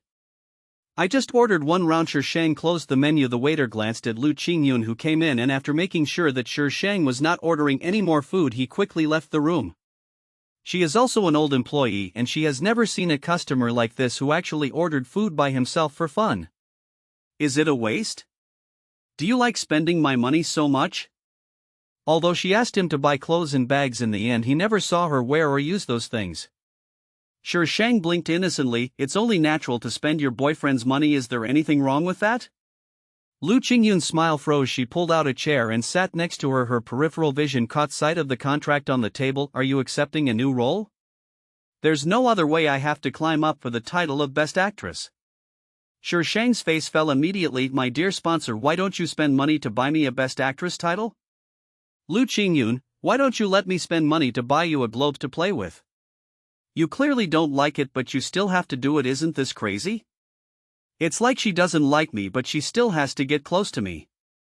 Lu Qingyun's eyes darkened. During his time with her, the only thing he had figured out was that she was not a spy sent by someone else. As for the purpose, he has only unlocked one now: to spend his money. Shi Shang gave the table of food to the hotel staff, then took Lu Qingyun out, leaving behind a group of confused staff. Rich people are so willful. No, why did that person just now look so familiar? By the time they realized who that person was, they had long disappeared. Shortly after Lu Qingyun sent Shi Shang back, a piece of news came out. Hashtag unveiling the man behind the popular young actress Jiangwan. Hashtag. Shi Shang saw the news first. The photo was blurry. It was a photo of Lu Qingyun opening the car door for her bending down to get in the car, and Lu Qingyun looking sideways. I don't know if it was intentional, but Lu Qingyun's face was a little blurry, but hers was very clear. She has been in the news a lot during this period, and this news immediately caused controversy when it came out. Tang Ying called and asked her whether she would handle it herself or the company would handle it. He also lectured her for not even noticing someone was photographing her when she went out. Shi Shang hung up the phone, directly logged into Weibo, and posted a message. Jiangwan V, good night Mr. Sponsor at Lu Qingyun. Fans who were waiting for progress immediately checked Shi Shang's Weibo and were immediately excited, clicking on the homepage of the person in the circle. Lu Qingyun's Weibo account was not authenticated. It only contained one post, a link, and no words. Seeing this, everyone was confused. Without even a certification, he is actually the sponsor of Chibi Maruko-chan? When I clicked on that link, it was like a login screen with an account and password, but there was no registration. I couldn't understand the domain name at all. It's a scam, right? The black fans are rubbing their hands, eager to try, ready to blacken Shi Shang to death. But when they clicked on the list of people following Lu Qingyun, they were stunned. There were not only authoritative media but also various business leaders and even some politicians. As I walked down, I saw big verses in blue and yellow. Who is this person? Asterisk. Come and see me. Beautiful, I will add more. 400 recommendation votes plus more. There will be another update at 6 p.m. Wanzi fans exploded, instantly crushing those who were ready to laugh at Shi Shang. Look, even without the V, he is still awesome. The sponsor of our Chibi Maruko-chan must be like this. Fong Lichio V, sponsor, please support me, // at Jiangwan, sponsor, good night at Lu Qingyun. Suishio V, Mr. Sponsor, please pay me // at Jiangwan, good night Mr. Sponsor at Lu Qingyun.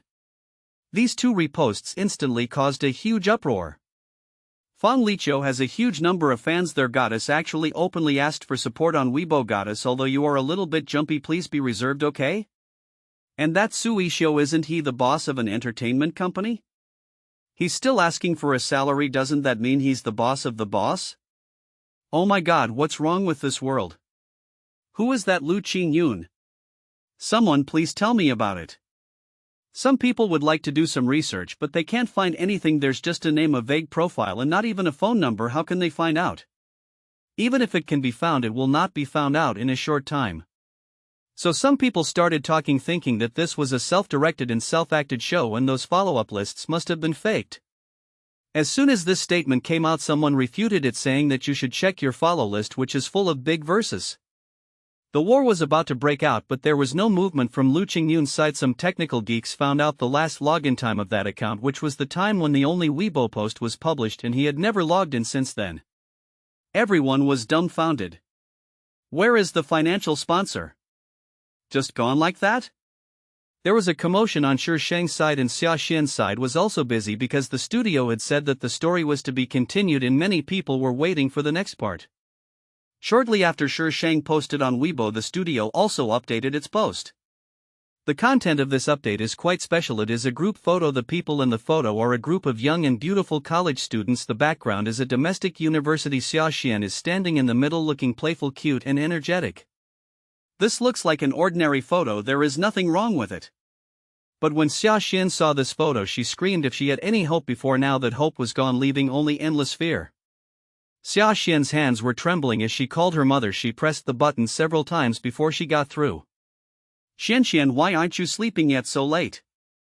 Mother Xia's gentle voice came from the other end of the phone. Mom, how are you investigating that matter?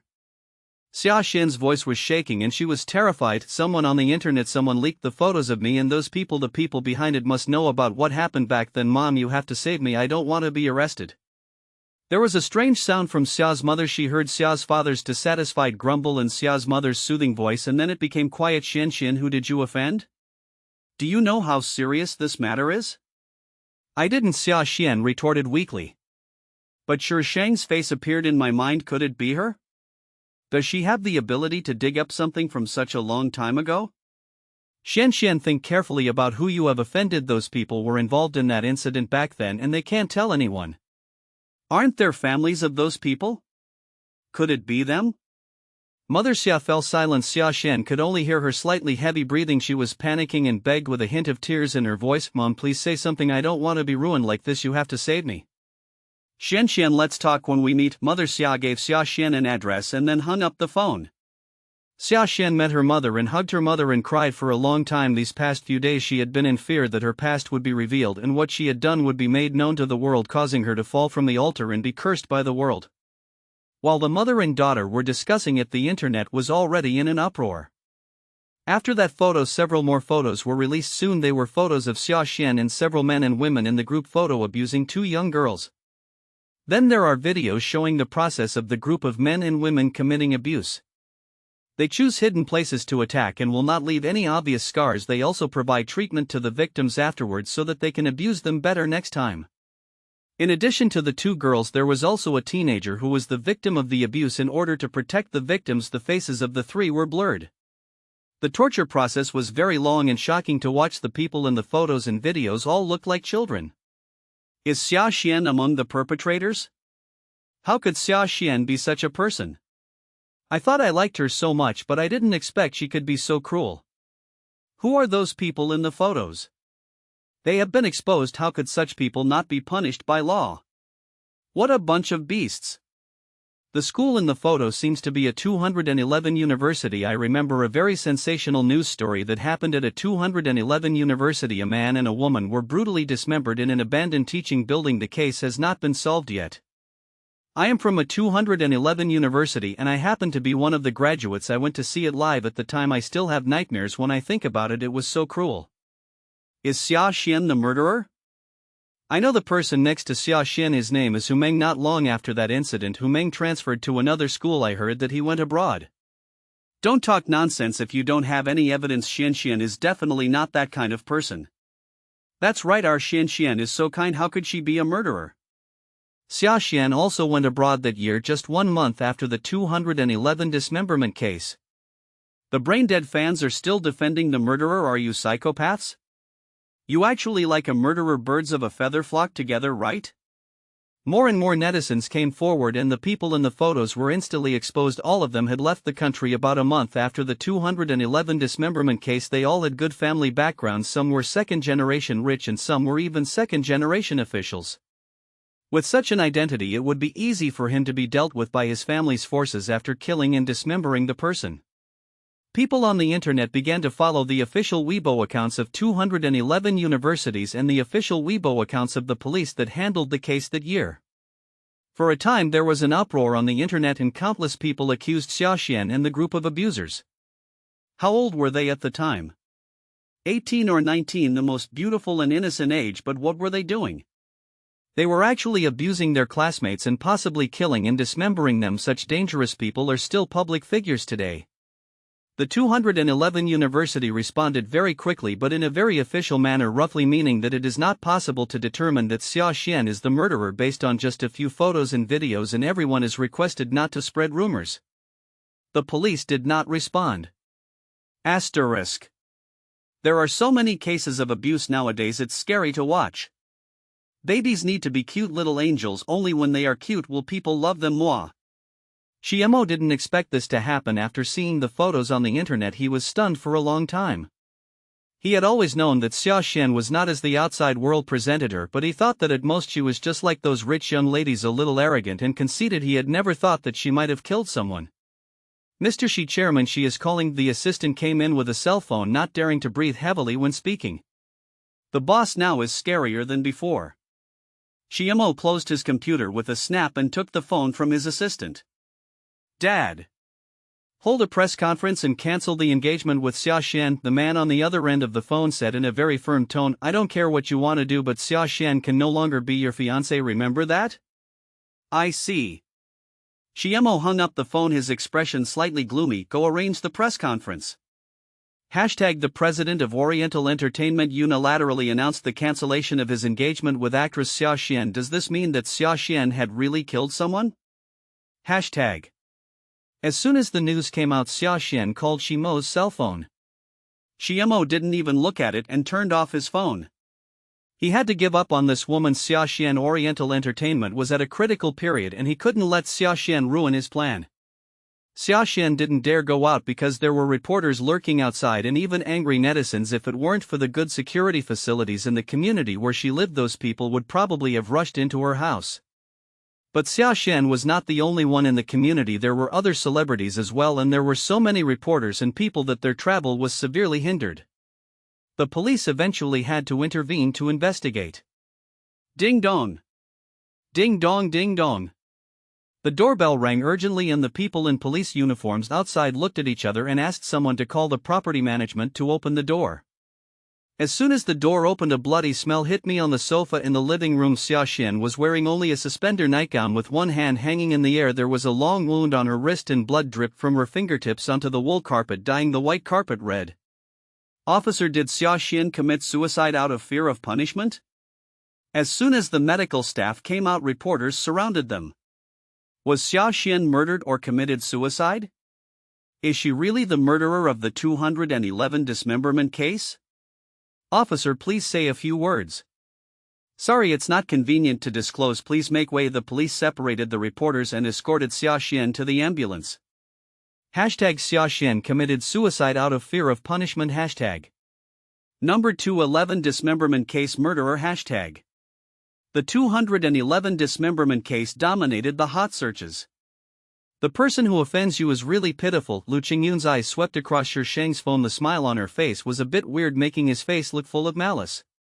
There must be something hateful about pitiful people. Shi Sheng put away his phone and squinted at the man next to him. Mr. Lu, hearing the word pitiful from you, it's really, how ironic. Lu Qingyun smiled brightly. Her inky eyes were like a vast sea of stars filled with brilliant starlight. I'm just an ordinary person. Ah. Ordinary people? Are there ordinary people who are so beautiful that they are beyond imagination? Ordinary people? Are there any ordinary people so rich that they want to become gods? Forget it, he is the financial sponsor and he has the final say. I don't care about him. Why are you taking me to the airport? Shi Sheng looked at the buildings outside, his face full of confusion. Pick up the old man. Grandpa Lu is coming? Shi Sheng blinked, then said seriously, my schedule is so busy and you only give me so little money a month. I want to raise the price. Lu Qingyun, even if he has money, he wouldn't kill people like this. The number of times they meet is directly proportional to the number of price increases. Seeing that the airport was getting closer and closer, in order to prevent the old man from bothering him, Lu Qingyun thought of it as spending money to buy peace and quiet, since he had money anyway. But Lu Qingyun suddenly approached Shi Sheng and his unique masculine aura instantly enveloped Shi Sheng. So as a girlfriend, shouldn't you give me some benefits? Shi Sheng was just wondering why Lu Qingyun was so close to him. When he heard him asking for benefits, his face suddenly darkened. Mr. Lu, I sell my art, not my body. Lu Qingyun, what kind of art are you selling? All I do all day is spend money. Spend money. Spend money. As if he knew what Lu Qingyun was thinking, Shi Sheng said righteously, spending money is also an art. The money I spent recently was earned by you. Lu Qingyun sat up straight in silence. He was lurking with a woman who had turned on her money-making skills and he had no leverage to threaten her. Bad review. The airport was crowded with people as a famous artist Shi Shang had no sense of being an artist at all. He openly and swaggered with Lu Qingyun to the VIP channel to pick up Mr. Lu. The two girls standing next to Shi Shang kept staring at Shi Shang. It seems to be Chibi Maruko? How is it possible? As an artist, how could Chibi Maruko-chan just show up at the airport like this? Although she said that it was obvious that even the girl who was speaking thought that the person standing next to them was their Chibi Maruko-chan. Should we go up and ask? This is good. The two girls took a deep breath and moved next to Shi Shang and Lu Qingyun. One of them blushed and tugged at Shi Shang's sleeve. Excuse me, are you Jiang Wan? Ha? Shi Shang was confused for a moment, then nodded, yes I am. The two girls' eyes suddenly lit up and they pulled each other excitedly. They actually saw a living Chibi Maruko-chan. They were so excited and happy. Stay calm as meatball fans, they are well-mannered. After calming down their excitement, the two girls put on perverted faces and looked at Shi Shang with hearts in their eyes. Well, we are your fans, can you sign an autograph for us, Maruko?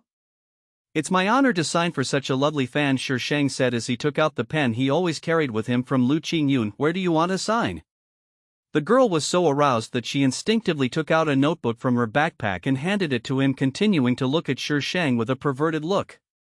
Chibi Maruko-chan is so cute, Chibi Maruko-chan is so handsome. Woohoo, they want to marry Chibi Maruko-chan.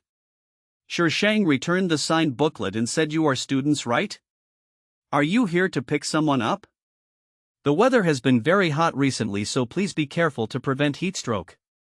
Chibi Maruko, you should also take care of your health and don't get too tired while filming, we will feel bad for you. Chibi Maruko, the female general you played in The Emperor's Book was really cool. Will you play such a role in the future? The Emperor's Book is her most recent hit TV series. She is not the female lead but the second female lead, a female general, a handsome female general. He is so handsome when he appears, and the background music every time he appears is so handsome. Anyway, he is handsome no matter how you look at him. He is more handsome than the male lead and more handsome than the female lead. Maybe. Shi Shang raised his eyebrows wickedly. The two girls almost cried while hugging each other, but they knew they couldn't because it would attract more fans of Maruko and someone would snatch Maruko from them. They were not stupid like other fans who screamed as soon as they met and wasted the opportunity to get close to their own idol. The two girls deliberately blocked Shi Shang's figure. There was also Lu Qingyun standing next to them. There was a passage in front of them, so no one noticed Shi Shang for a while. Fans' tricks are so deep. It's scary. Asterisk. The cute little angels are here to vote, la la la la. Little angels who want to join the group, look here. 437322871. Shi Shang had a very happy chat with the two girls and they even exchanged phone numbers later. After Lu Qingyun met Mr. Lu and was escorted away by several bodyguards, many people noticed Shi Shang and the airport became lively for a while. Fortunately, Mr. Lu's bodyguards were tough enough and the group left the airport safely. Many fans expressed that they suffered 10,000 points of damage. Hashtag Chibi Maruko was in the same airport as me, but I didn't see her. Hashtag Chibi Maruko and her sponsor show their affection in public. I want chicken-flavored dog food. Hashtag the autograph of the great man is so handsome that I feel like I am going to be gay. Hashtag. The last one was voted the most popular with not only close-up photos but also group photos and autographs. Many fans expressed envy and jealousy, asking why they didn't notice their own idol. When the people on the internet were being abused, Shi Shang and Lu Qingyun were having dinner with Mr. Lu. Xiaowan, you have been dating this bastard for such a long time. When are you going to hold the wedding? Old Master Lu looked at Shi Shang amiably. Shi Shang's hand holding the spoon trembled and he laughed dryly. Grandpa Lu are still young. How long? How long? Besides, I just want to spend Lu Qingyun's money and don't want to marry him. Mr. Lu, please don't try to make trouble. Not young anymore. When I was as old as this bastard, his father was old enough to help with cooking. Grandpa is old and wants to see his great-grandson while he's still alive. Shi Shang kicked Lu Qingyun under the table, but Lu Qingyun just glanced at her calmly, then turned to Old Man Lu and said, Grandpa, please choose a date, Xiaowan, and I will listen to you. What? Lu Qingyun and Mr. Lu looked at Shi Shang at the same time. Shi Shang quickly covered his mouth and said, well, I just think it's too fast. I think Qingyun and I need to cultivate our relationship for a while. Yes, cultivate it a little more. Speaking of the latter, Shi Shang nodded heavily. Ha ha ha, the training after marriage is the same and Grandpa can see that you have a very good relationship. Grandpa Lou's face was almost blooming with smiles. It's settled, I'll go back and check the date later. He came back specifically because he saw the news online. No. Xiaowan, if there are any other people in your family, tell Grandpa so that he can make some arrangements. I won't marry. Little bastard, you have to prepare carefully for the wedding and don't let Xiaowan down or I won't forgive you. Don't worry, Grandpa. Sure Shang, let me say something. My baby hasn't agreed yet? Is it really okay for you to just talk to yourself like this? Sure Shang got married just like that. After Mr. Lu left, Sure Shang went to Lu Qingyun to settle the account. Lu Qingyun shook the check in her hand neatly and the string of zeros on it bribed Sure Shang in a matter of minutes. It's just a marriage, no problem, but Mr. Lu, do you want to add a few more zeros? I'm a young girl and you want to buy me back with such a small amount of money, isn't it too cheap? He raised the price casually. Marry me and what's mine will be yours. Sure Shang blinked. That makes sense, but I'm not married to you yet, so don't change the subject. Lu Qingyun, suddenly I felt a little regretful. Is it too late to tell Grandpa to cancel the wedding now? Sure Shang has been busy recently showing off his affection with Lu Qingyun in front of Mr. Lu. Apart from filming, the two are almost always together. There are more and more news about the two on the internet and Lu Qingyun's identity has finally been revealed.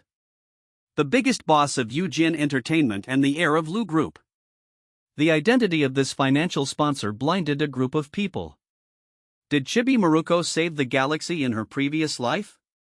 Sure Shang was so busy that he almost forgot where his own company was. It was not until Xiaoman called her that she remembered that she was still the boss. It was time to pay salaries. When I returned to the company, I met 4 young handsome guys. Now they are also very popular. They have released albums and the sales are very optimistic. Sure Shang was most impressed by Jiang Ming because he could take out food anytime and anywhere. Xiao Ming, give me something to eat. Jiang Ming, why did Sister Wan ask him for food as soon as they met? With a frown on his face, he took out a bag of candy beans from his pocket and handed it to Sure Shang. Sure Shang showed an expression of, as expected, this guy is wearing a performance costume. What should I do if jelly beans pop out during the performance? Jiang Ming. Han Ling glared at Jiang Ming with gritted teeth. She had told him many times not to hide food in his pocket.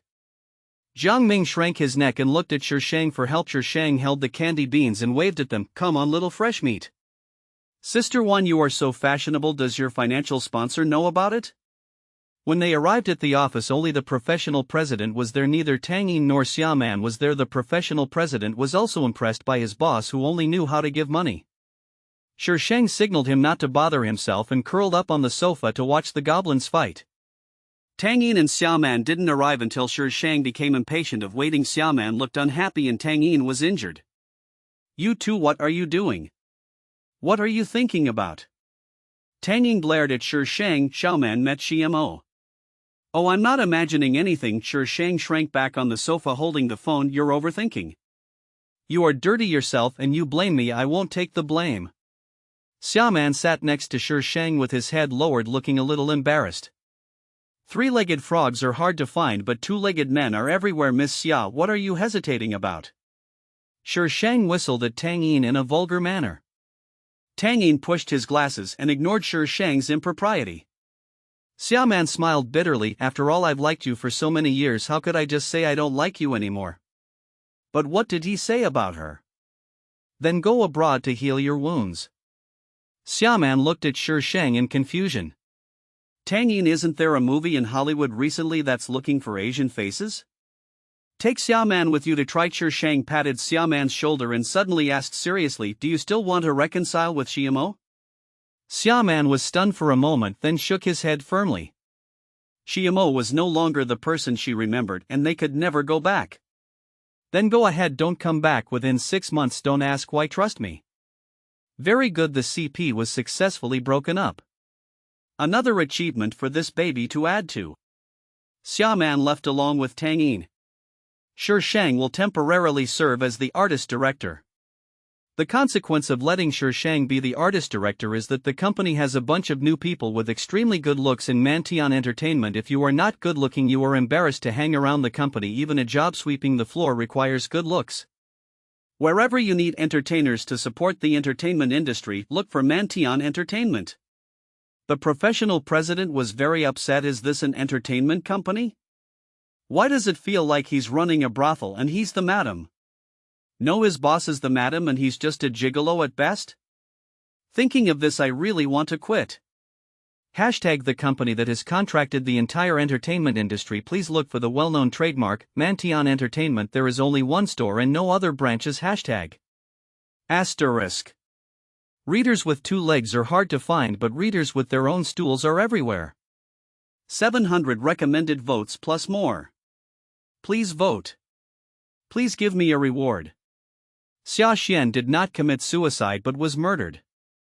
The murderer is Zhou Yi, the son of an official. All the photos and videos that Shi Shang got were from this man's computer. After that incident, Zhou Yi took those things and went abroad and has been staying abroad ever since, but he is that kind of person at heart and he can't stop those evil and dark thoughts in his mind. At first he just looked at those photos and videos to relieve his desires. As time went on, those things could no longer bring him much pleasure and he couldn't help but take action.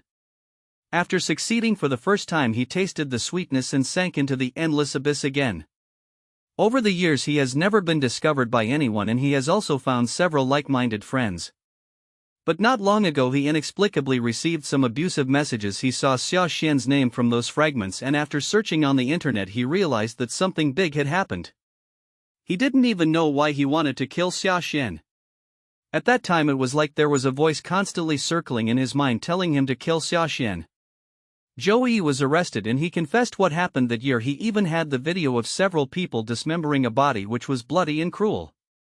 He said that everyone was taking drugs at the time they found the couple in the old teaching building relying on their numbers. They were ready to abuse them, but the two people resisted fiercely. The girl was pushed by someone and her head hit a sharp object on the ground, dying on the spot.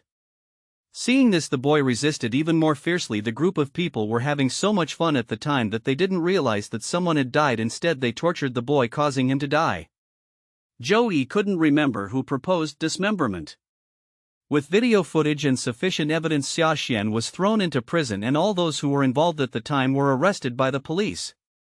This matter has caused such a big stir, and even though those families are very powerful, they dare not do anything blatantly. They can only hire lawyers and follow all procedures. Following the instructions of their respective families, everyone said that they had taken drugs and were unconscious at the time, which constituted manslaughter. However, the police saw from the video that they were thinking normally and were conscious after dismembering the body and leaving. They even knew to erase the evidence. The police believed that they were guilty of intentional homicide. The police also found several people who were abused at the time and persuaded them to testify in court, perhaps out of fear of retaliation. Only one person stood up. Even so, those people were still convicted of intentional homicide and intentional injury, and because of their serious circumstances they received relatively heavy sentences. However, shortly after the verdict was announced, Xia Xian and Zhou Yi were sent to a mental hospital. After reading the report, Shi Shang smiled silently. Did he think he could escape by entering a mental hospital? That place, if you go in you will get sick even if you are healthy. How long can Xia Xian last? Xia Xian died so quickly, all thanks to Zhou Yi. If it weren't for him, Xia Xian wouldn't have stayed in the hospital for so long and would definitely have continued to be alive for a while. Xia Xian's storyline is now complete, so Xiamo can be handed over to Lu Qingyun. The next step is to reach the peak of life. Oh yes, and those scumbag relatives. Lu Qingyun lived up to Shi Shang's wish and quickly took action against Xiamo. Oriental Entertainment under Xiamo's name was the worst hit, but there were no problems with Xi family's other industries. It seemed like he was just targeting Xiamo. The change of ownership of Oriental Entertainment has become a hot topic following the 211 dismemberment case. Lu Qingyun immediately gave Oriental Entertainment to Shi Shang, calling it a wedding gift. Shi Shang turned around and sold Oriental Entertainment, and Oriental Entertainment made the headlines again. Within a short period of time, the company changed hands several times. The wedding is scheduled for September 9th. After Shi Shang finished filming the drama he was working on, he did not take on any new ones because the wedding was scheduled to be held overseas. Shi Shang did not have much to do every day apart from going to the company. He would eat, sleep, and go shopping. People on the internet expressed that the news that Shi Shang was going to get married was bad news. Their little Maruko is getting married. Although Maruko-chan is getting married, I still love her just like a mouse loves rice. My dear sponsor, you must be very good to our Maruko-chan, super good. Chibi Maruko-chan is getting married. I refuse. Chibi Maruko-chan belongs to everyone. How can she get married? Wow, Maruko-chan, don't get married. Are you going to abandon us? Of course, there are also fans of Lu Qingyun who expressed their unwillingness to let Lu Qingyun marry Shi Shang. How can Jian Wan be worthy of the sponsor? What else does she have besides a few works? Our sponsor is a real rich family. Jian Wan has the self-knowledge to give up the financial sponsor. Jian Wan is not worthy of the sponsor plus 10,086. On a whim, I looked up Maruko and found that she actually has 2 companies under her name. What company? Please send me a picture. The man immediately sent up 2 pictures. The first picture was of Mantian Entertainment and the name of the legal representative was Jiang Wan. The second picture was of an investment company with only 1 letter S in its name and the legal representative was also Jiang Wan. They are not familiar with the investment company but they are familiar with Mantian Entertainment. This is the signing company of Chibi Maruko-chan and also the signing company of the 4Ls Group King. Several familiar-looking artists also work for this company. This company actually belongs to Chibi Maruko? You said you were unworthy of the sponsor. You're slapped in the face, right? Does it hurt? Xia Wanzi opened this company entirely by herself without any family backing. I haven't heard of that investment company but it's also Chibi Maruko's industry so it must be great. The fans of Chibi Maruko below echoed the sentiment in their hearts. Whatever Chibi Maruko does is the best and they are Chibi Maruko's die-hard fans. Shi Shang used that investment company to cover up her large amount of capital inflows and outflows but the company did exist and was doing well. Chibi Maruko-chan, you are actually getting married. Sob, are you going to abandon me? We agreed to love each other. Fong Liqiu hugged Shi Shang and howled at the top of his voice. When did you love? Shi Shang asked calmly. Yu Fong Liqiu held her heart in her hands feeling devastated. You actually didn't admit it. I didn't expect Maruko-chan to be such a Maruko-chan. Shi Shang touched Fong Liqiu's head and said, be good, go find your Suisho. Fong Liqiu stopped howling immediately and instantly acted like a queen with a sinister smile on her face. If he dares to appear in front of me again I will tear Suisho apart with my bare hands. Shi Shang, Suisho, what did you do? No matter what, I want to be your bridesmaid. Fong Liqiu started to howl again. I think if I become your bridesmaid my value will go up. You can't give up such a good opportunity to others. This baby has such an awesome skill? How come this baby doesn't know? Fong Liqiu shamelessly decided on the position of bridesmaid. Shi Shang herself didn't have many friends so it didn't matter to her who the bridesmaid was. Asterisk. This plane is about to end. Oh, please vote 1,000 votes. We'll add 2 more chapters. I'm very excited. Action is worse than thought. Jiang Jinjin learned about Jiang Wan's marriage from her classmates. She had seen Jiang Wan on TV more than a year ago but at that time she was just a supporting role. She sneered at this and felt that Jiang Wan was overestimating her own abilities. If she becomes famous her name Jiang Jinjin will be written backwards. But in the past few months there has been a constant stream of news about her and she has obviously become popular. When acquaintances meet Jiang Wan they ask her how lucky she is to have a celebrity sister. Jiang Jinjin was extremely jealous that she actually became famous. Now she was getting married and her husband was said to be very rich. How could she not be jealous? Marrying into a wealthy family was her wish, but when she didn't know how to marry into a wealthy family, Jiang Wan, whom she had always looked down upon, was actually going to marry into a wealthy family. What made her most jealous was that she actually had a company under her name. If she is rich, does she still need to marry into a wealthy family? Dad, look at Jiang Wan now. She's so famous and has a company under her name. I asked a friend and found out that the lowest estimated value of her entertainment company is 200 million. She also has an investment company. How much money does she have? Jiang Yuan looked at his daughter, half believing and half doubting. Can she really be that rich? Dad, you don't know that the entertainment industry is very profitable. Jiang Jinjin nodded. One advertisement can make millions. But after what we did back then, will she still recognize us? Zhang's mother hesitated. If she had known that Zhang Wan was so capable, why would she have married her to an old man? How dare she? We are her only relatives. She has lived in our house for so many years. It is reasonable for her to respect you, right? That's right, we raised her for so many years and now that she has money she wants to disown us. That's wishful thinking. Jiang Yuan agreed with Jiang Jinjin.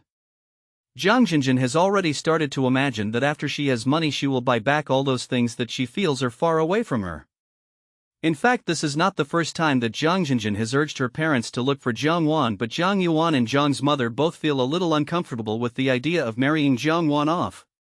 But now that the two companies have been exposed, the desire for money has suppressed the awkwardness in Jiang Yuan's heart. Jiang Wan is just a girl. When she gets married, won't all those things belong to her husband's family? How can he give his Jiang family's things to outsiders? After hearing what her husband and daughter said, Jiang's mother felt more confident. She was greedy to begin with, and now that Jiang Wan was such a big piece of fat meat, how could she let him go? The family prepared to go to Beijing to find Shi Shang. Because they didn't have Shi Shang's phone number, they took a lot of effort to get into Mantian Entertainment Company. But when they got there, they were told that Mantian Entertainment was no longer there. Jiang Jinjin searched the internet for a while before finding the new address of Mantian Entertainment. It was already dark when I arrived downstairs of the company, but looking at the brightly lit tall buildings, I no longer felt tired, no matter how hard or tired I was. It is said that this building is full of entertainment. How much is it worth? Jiang Jinjin was so excited that her heart beat faster, her blood vessels expanded, and her face turned slightly red. She seemed to see countless money flying towards her. Who are you looking for? When entering the company, the three were stopped by security guards. I'm looking for Jiang Wan. Jiang Yuan couldn't help but straighten his chest, his eyes full of pride. I'm his uncle, let her come down quickly. The security guard frowned and said in a businesslike manner, Miss Jiang didn't say there would be a visitor. If it was a relative, how could there not even be a phone call? Was he working as a security guard for so many years in vain? She doesn't know we are here, brother. We are really Jiang Wan's relatives. If you don't believe me, you can give her a call and ask. Jiang's mother's tone was much gentler. I'm sorry, Miss Jiang has left the company. You can go to Miss Jiang's home to find her. If anyone comes looking for Miss Jiang, they will report to their superiors, and then they will not have to work as security guards anymore. Jiang's mother, if she knew, would she still come to the company? The security guards didn't chase them away, they just stopped them from entering. After all, they were just doing their job, and even if they were really Miss Jiang's relatives, Miss Jiang wouldn't make things difficult for them. The three men tried to persuade the security guard, but he refused to budge. Finally, Jiang Yuan got so angry that he started cursing and said that when he saw Shi Shang, he would make him get out. The security guard was so embarrassed when he heard this that he made a big fuss and alarmed the paparazzi who were guarding outside. When they heard Jiang Wan's name, they all gathered around. Jiang Yuan was a little scared at first, but then he thought, if these reporters spread the news of his relationship with Jiang Wan, would Jiang Wan still deny it? He had heard a lot of things about the internet from Jiang Jinjin. Jiang Jinjin obviously thought the same thing. She and Jiang Yuan talked about how they had raised Jiang Wan with great difficulty over the years and how they had come to attend her wedding when they heard that she was getting married. They said they were just there to attend the wedding, but in fact they were belittling Shi Shang and saying she was ungrateful. When the security guard saw that this was a serious matter, he quickly called the security captain on duty, who pulled the three people into the company, thus ending their speech. The security captain had no way to report it to his superiors. If any bad news came out tomorrow, it would be a big deal. Shi Shang and Lu Qingyun both arrived at the place but had to return after receiving a call from the professional president. She guessed that these scumbag relatives were coming, but she didn't expect them to come so soon. Where are the people? Shi Shang and Lu Qingyun entered the company one after another. The security guard pointed to the room next to the hall and said the captain was afraid that they would cause trouble, so he asked them to go to the office. Jiang Yuan's family was arguing with the security captain when the door was suddenly pushed open and the noisy office suddenly became quiet. Jiang Jinjin saw the man standing behind Shi Shang at a glance, and her eyes were fixed on him. She had never seen such a handsome man before. Miss Jiang, the security captain breathed a sigh of relief. This family was really difficult to deal with. How could Miss Jiang have such relatives? They were completely not on the same level as Miss Jiang. They said that Miss Jiang was educated by them, but he didn't believe it.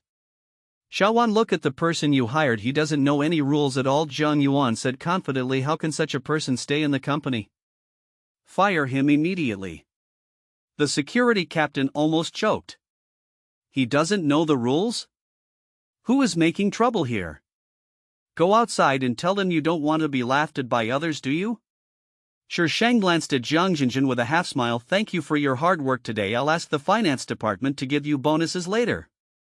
The security captain's face lit up with joy. Thank you, Miss Jiang. It seemed that he had done nothing wrong today.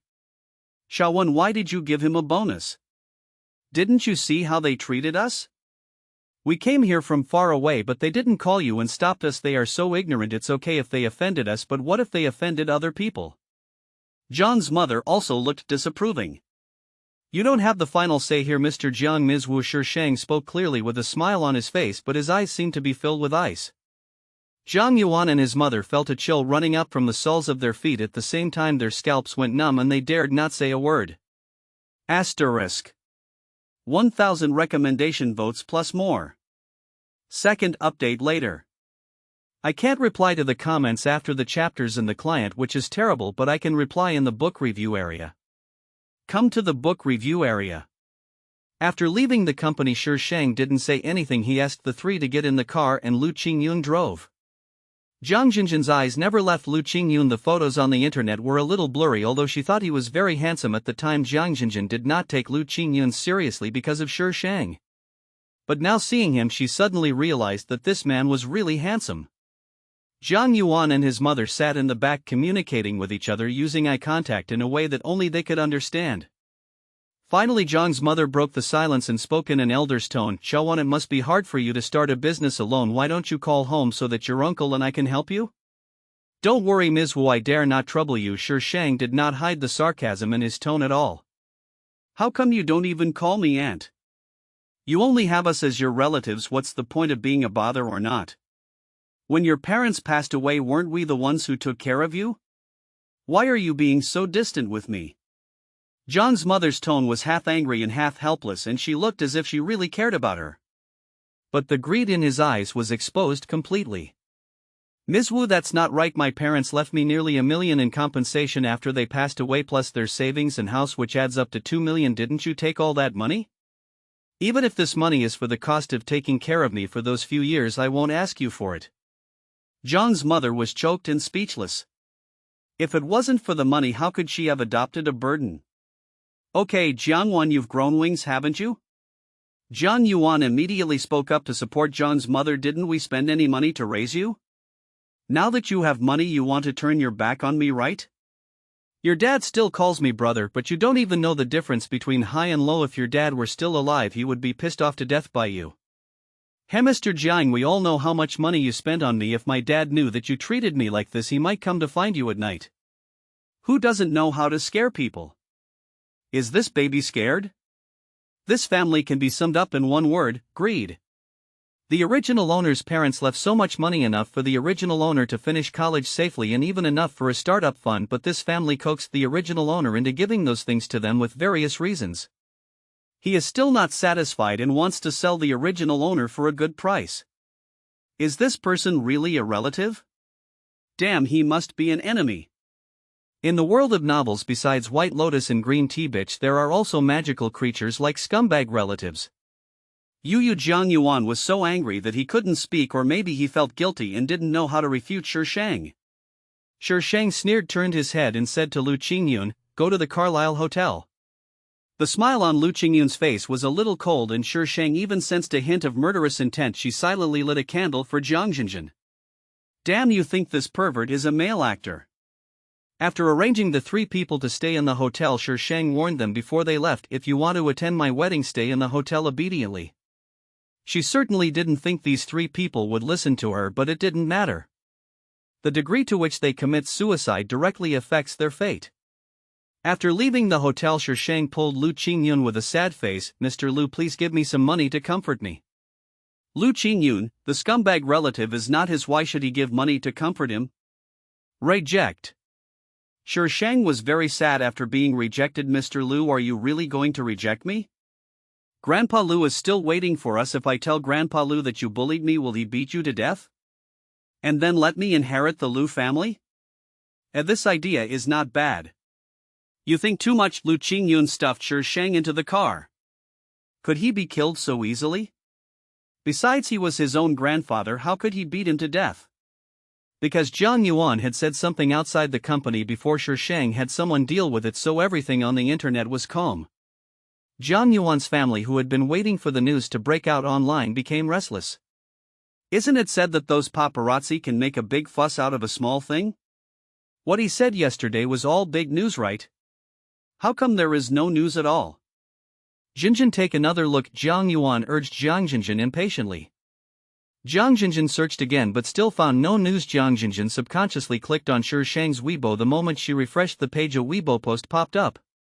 Jiang Yuan V, the sponsor is handsome no matter how you look at him. Picture, picture, picture. The first two pictures are wedding photos. The first photo shows a woman in a fiery red wedding dress standing barefoot in a sea of stars. A halo of light shines around her, making her look like a spirit in the darkness. The man opposite her is wearing a black tuxedo blending into the sea of stars, yet it shines so brightly that one cannot take their eyes away. The two looked at each other from a distance as if separated by an entire galaxy, yet they could see each other at a glance. The second photo is of a pure white wedding dress. The woman is running, causing the dress to flutter. The man is standing in the distance with his arms slightly open, welcoming the woman's arrival with a bright smile and gentle eyes. The last picture shows RMB stacked into a three-dimensional peach heart. Chibi Maruko is showing off her husband again, but the wedding photos are so beautiful it feels like a blockbuster movie. I'm licking the screen already. Husband showing maniac Zayawanzi. Have you ever considered the feelings of single dogs?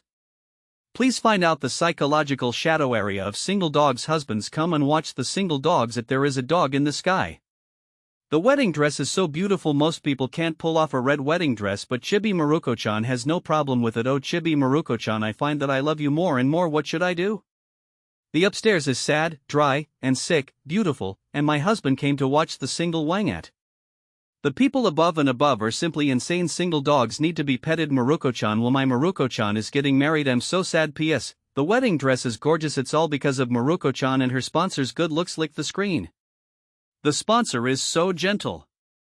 I have to admit that the two of them are a good match. I quit Maruko-chan. I leave the sponsor to you. Woohoo, I'm heartbroken. Why do I feel that the last RMB picture is bigger? Is it my illusion? Is it true? Is it true? Is it true?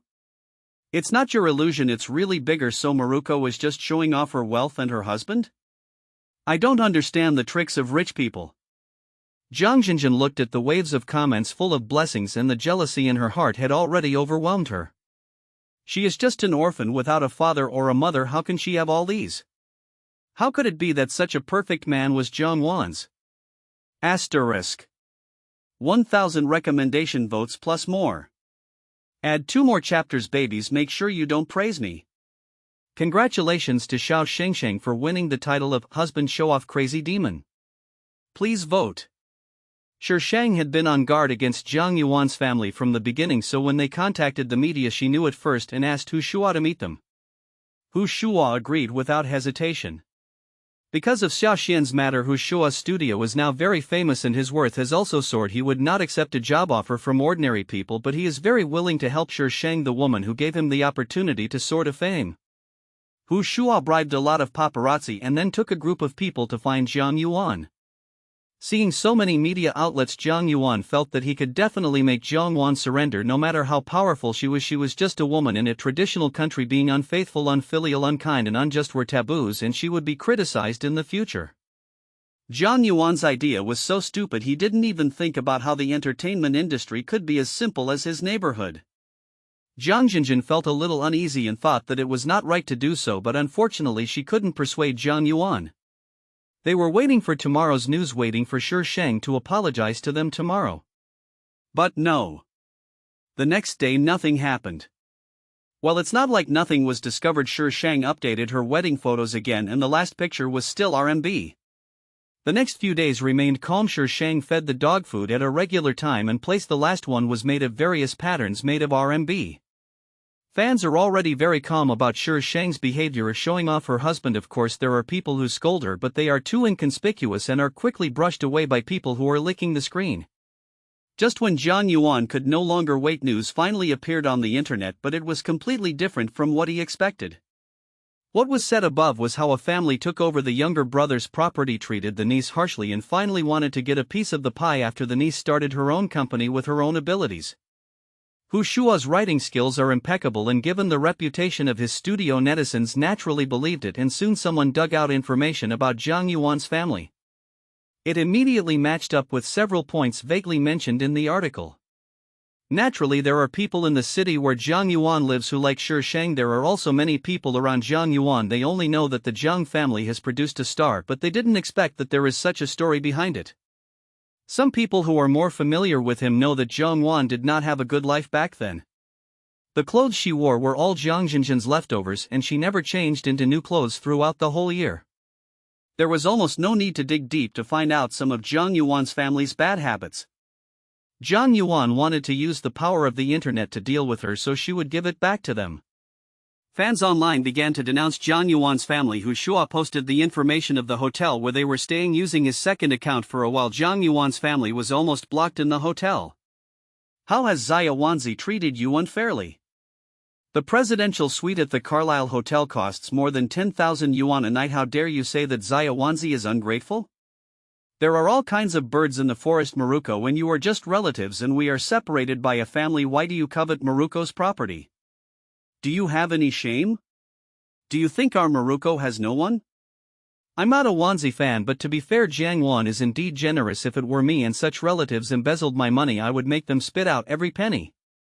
Zhang Yuan's family couldn't get out at all and were blocked and scolded by others. Well, Jiang Wan, that ungrateful bastard, actually dared to do this to me. Zhang Yuan was so angry that he cursed. Dad, what should we do now? Jiang Jinjin was a little scared. Those people outside were too scary. Is this the power of fans? Thinking of this, she actually felt a little envious and jealous. When Jiang Jinjin asked this, Zhang Yuan was stuck. After all, he was just an ordinary citizen who had never been exposed to such things. His mind was blank at this moment and he didn't know what to do. Shi Shang didn't expect Jiang Jinjin to dare to come to him. He smiled silently and raised his chin towards her. Sit down. What do you want from me? Shawan, we are sisters. After all, my father is your uncle. How can you let people say that about us? Jiang Jinjin cried with red eyes. She was unwilling to bow to her, but Zhang Yuan said that if she didn't bow her head, how could she get those things? For the company, for the money. What did anyone say about you? Shi Shang blinked innocently. Jiang Jinjin's face turned red and she didn't know whether she was angry or embarrassed. She tightened her hands at her side. You let people talk about us online. She couldn't say the rest. Oh, haven't you done that? You're a whore and you still want to be a saint. Do you really think I'm as easy to bully as that silly girl Jiang Wan? You gave us those things yourself. Jiang Jinjin suddenly looked up and shouted loudly with no concealment of the resentment in her eyes. Back then I was young and ignorant and you and your family coaxed me into handing over the money. I didn't know people well, so I didn't pursue the money. Now you are thinking about my company. Do you think I am still as stupid as before? Jiang Jinjin is naturally not as good as Shi Shang in eloquence, not to mention that she is not in the right. After Jiang Jinjin left, Zhang Yuan and Zhang's mother took turns to visit her and they said the same things. They are all relatives. Now that you have become rich, how can I not help you? Help your uncle. On the 9th day of the 9th month, the wedding was held on a small island abroad. Zhang Yuan's family was quite thick-skinned. They actually followed despite so many people shouting and cursing. Looking at the magnificently decorated venue, the family's eyes almost popped out. No one knew what this family was thinking, as they didn't cause any trouble. Shi Shang asked someone to keep an eye on them and kick out any trouble immediately. The wedding was broadcast live on the internet throughout the whole process, which was a benefit that Shi Shang gave to his fans. The grand wedding scene allowed fans to see a truly wealthy family. After the wedding, Shi Shang returned to his routine of filming, making money and spending money. Zhang Yuan's family seemed to be at odds with Shi Shang and refused to leave Beijing. Jiang Jinjin even went straight into the entertainment industry. The entertainment industry is a big dive at, and Shi Shang has dyed Jiang Jinjin into all kinds of colors without even having to do anything. I don't know what means he used, but he got a few small roles and finally attached himself to Lu Dapeng. Who is Lu Dapeng? He was Lin Shanshan's former financial sponsor and a branch of the Lu family. Lu Dapeng was also unlucky. He had met Jiang Jinjin at the wedding because the family was very well behaved. Lu Dapeng didn't know the relationship between Jiang Jinjin and Shi Shang. When he met Jiang Jinjin for the second time, the two of them immediately got together. But afterwards, when Jiang Jinjin asked him to deal with Shi Shang's Mantian Entertainment, he was so scared that he almost couldn't get hard. Damn it, he is so unlucky. Why does it always happen to the eldest young master? Lu Dapeng was smart. He remained calm on the surface but turned around and reported to Lu Qingyun, who was now the young lady of the Lu family and would be the mistress of the Lu family in the future. How could he afford to offend him? Following Lu Qingyun's instructions, Lu Dapeng did not dare to show any mercy to Jiang Jinjin. He didn't do anything, just took Jiang Jinjin to see various occasions. He did not respond to Jiang Jinjin's requests at all. If Jiang Jinjin wanted to get those things, she could only sell her body. In that circle, Jiang Jinjin has an extremely bad reputation. Asterisk. This part was not included originally, but I made up for it this morning. T to the power of T. Please vote. Zhang Yuan didn't have a good life in the capital. He was a gambler and had almost squandered all of Zhang Yuan's property. This time when he came to the capital, he thought he would become a rich man, but he ended up with nothing. Feeling depressed, he started gambling again. The remaining savings were squandered, and Zhang's mother was so angry that she almost fought with him. Just as the two were arguing, the hotel staff actually asked them to pack up and leave. The two of them immediately joined forces to face the outside world. Unwilling to leave, they knew that the place they were staying in now cost 10,000 yuan a night. All in all, they spent 300,000 yuan just to live here for 1 month. The hotel staff didn't care how they shouted and just called the security to throw them out. Faced with the tough security guards, Zhang Yuan could only leave in shame, but he kept cursing Shi Shang. When Shi Shang heard the news, he just sneered. It was not for nothing that they lived in such a good place. Would they be willing to go back to that small city next? The answer is definitely no. Jiang Jinjin still had some money, so she rented a house for Jiang Yuan and his mother to live in. Jiang Yuan went to Mantian Entertainment to look for Shi Shang every day, but he could never find him. Jiang Yuan's gambling addiction became more and more serious. Any money Jiang Jinjin brought back was used for gambling by him. In the end, he even forced Jiang Jinjin to sell herself. Jiang's mother and Jiang Yuan started fighting after being beaten by Jiang Yuan several times. Jiang's mother couldn't bear it anymore and packed up her things and ran away. Without Jiang's mother, Jiang Yuan became more and more reckless. In the end, he lost the bet and even sold Jiang Jinjin and ran away. 2 years later, Shi Shang won the Best Actress award and announced her retirement from the entertainment industry. Wanzi fans expressed their disapproval. But after seeing their own Maruko still showing off her husband crazily, they calmed down. Even if Maruko is no longer in the entertainment industry, she is still their Maruko. 5 years later, Shi Shang gave Mr. Lu $10 billion, who then gave it to Lu Qingyun, who then gave it to Shi Shang. Shi Shang completed the task in an instant and wanted to divorce Lu Qingyun on the spot. Lu Qingyun was confused at the time. He didn't understand his wife's tricks at all. Was he buying his own freedom with his own money? Having a rich wife is really a blessing. If Mr. Lu hadn't stopped him, I'm afraid he would have really responded to what some fans said. Many people marry into wealthy families, but many also get divorced from wealthy families. Although the divorce was not finalized, Shi Shang no longer stayed with Lu Qingyun and started traveling around the world. Wanzi fans found that their little Wanzi no longer showed off her husband, so they started to dig holes for her. From an entertainment superstar, he switched careers to become an author and surprisingly became quite famous, attracting a wave of fans of his novels. The only bad thing is that Chibi Maruko-chan's novels always have a surprising ending, a surprising twist where they are simply discontinued. But they still like Chibi Maruko. Every time Chibi Maruko-chan opens a pit, they line up in waves to jump in. This is a disease, it must be treated. Before Mr. Lu passed away, he forced them to swear not to divorce. Shi Shang thought that he didn't have anyone he liked anyway, so he agreed. Lu Qingyun thought that Shi Shang would be a good match for the Lu family's mistress. He was too lazy to look for another woman, so he agreed to Mr. Lu's proposal. The two people lived their own lives unrelated to each other, yet closely related. It was much later that Shi Shang learned about the grudge between Lu Qingyun and Xiamo. Tang Yan has an older brother, Tang Yu, who has a very close relationship with Lu Qingyun. Back then, the parents of the two families had verbally arranged a marriage between him and Tang Yu, but because both were boys, the marriage contract fell on Tang Yan, who was born later. Lu Qingyun had a heart disease and was diagnosed with not living long. Tang Yan didn't want to marry a dying man, so she wanted to cancel the engagement. Before Tang Yan could cancel the engagement, Tang Yu died in a car accident, and the culprit was Xiamo. Lu Qingyun targeted Xiamo in order to avenge Tang Yu. In the next few years, whenever Xiamo took over the Shi family's business, he would be attacked by Lu Qingyun. Without the halo of the heroine, the huge Shi family was tormented and left with little. In the end, he made a living by running a small company. Xiamo was also very unsuccessful. He married the daughter of a high-ranking official, and his financial lifeline was completely controlled by that woman.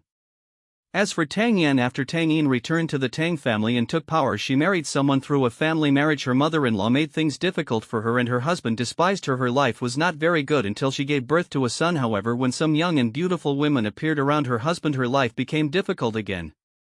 Xia Man and Tang Yin got together and became very successful in the entertainment industry, becoming the queen of the industry. Shi Shang only lived to the age of 42 and died of illness. Her departure made those fans who had liked her for 20 years extremely sad, and they spontaneously prayed for Shi Shang. Even though she is not in the entertainment industry, her fans are no less than any other entertainment star. Instead, she has a large number of die-hard fans from all walks of life. She has left many legends, and there are rumors about her in the entertainment industry, online literature circle and business world. She is arrogant and presumptuous. But she has the capital to be arrogant. She is Jiangwan, their favorite chibi Maruko. Shi Shang returned to the system space and sat in front of the half-person high book feeling a little unhappy. Host, are you unhappy? The cold electronic sound actually rose and fell slightly. Shi Shang propped up his chin and the words "I'm unhappy, come and comfort me" were almost written on his face.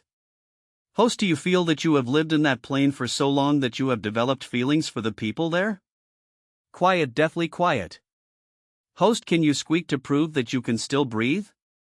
Shi Shang moved his eyes and spat out a string of words. My new pit has not been opened yet, it's not happy, can you send me back and let me open the new pit? It's something I've been thinking about for a long time, it would be a pity if I don't open it. Haha, with the host's personality, how could he be unhappy for others? It's really screwed. It decided to ignore its convulsing host. The data for this time is displayed on the screen. Name, Shi Shang. Character value, -100,000. Mission level, F. Mission rating, 88. Points, 3,500. Hidden mission, completed. Due to the host's opportunistic behavior, the reward is halved. Hidden mission reward, 2,000 points. Special item, time interval, one-time item. Shi Shang. Taking advantage of others. Damn, is the money she earns not money? And why is my luck negative again? System, can't you explain this to me? Host, you have opened a total of 28 novels in this plane, 22 of which are uniques, one of which has a -100 character, which is a total of -2,000 character. You gained 1,000 character this time, and after offsetting it is still -1,000 character. Host, do you have any questions? Shi Shang, overturn the table. You didn't say that uniques would be punished for their bad character. The host is able to check the plot after leaving. I don't care, I don't want to see it. Shi Shang replied rudely, staring at the person who gave him a negative character value, feeling very unhappy. Do you want to proceed to the next task? Transmission begins. Damn it, system, do you have to act on your own every time? I'll be angry, okay? 500 book reviews plus more. This plane is finished. The third story, cultivation. Equals .. smiley face. The heroine is quite cool, please don't use logic. Please vote yeah. PS regarding the heroine's money-making skills and the strange things on her body, these will be written later. These are not bugs in the text, but the heroine herself is a bug. Thanks again to the little angel who read my article. When Shi Shang opened her eyes, she saw endless flames, and she was standing in the flames. Her skin was burning, her mouth was dry, and her hair had long turned to ashes. I don't know what the clothes on my body are made of, they are not damaged, but they still can't withstand the scorching heat. Oh my god, the timing is so damn good. This is going to burn me to death. Shi Shang looked around trying to find a way out. However, there was only fire here, endless and boundless, with no end in sight and no objects in sight.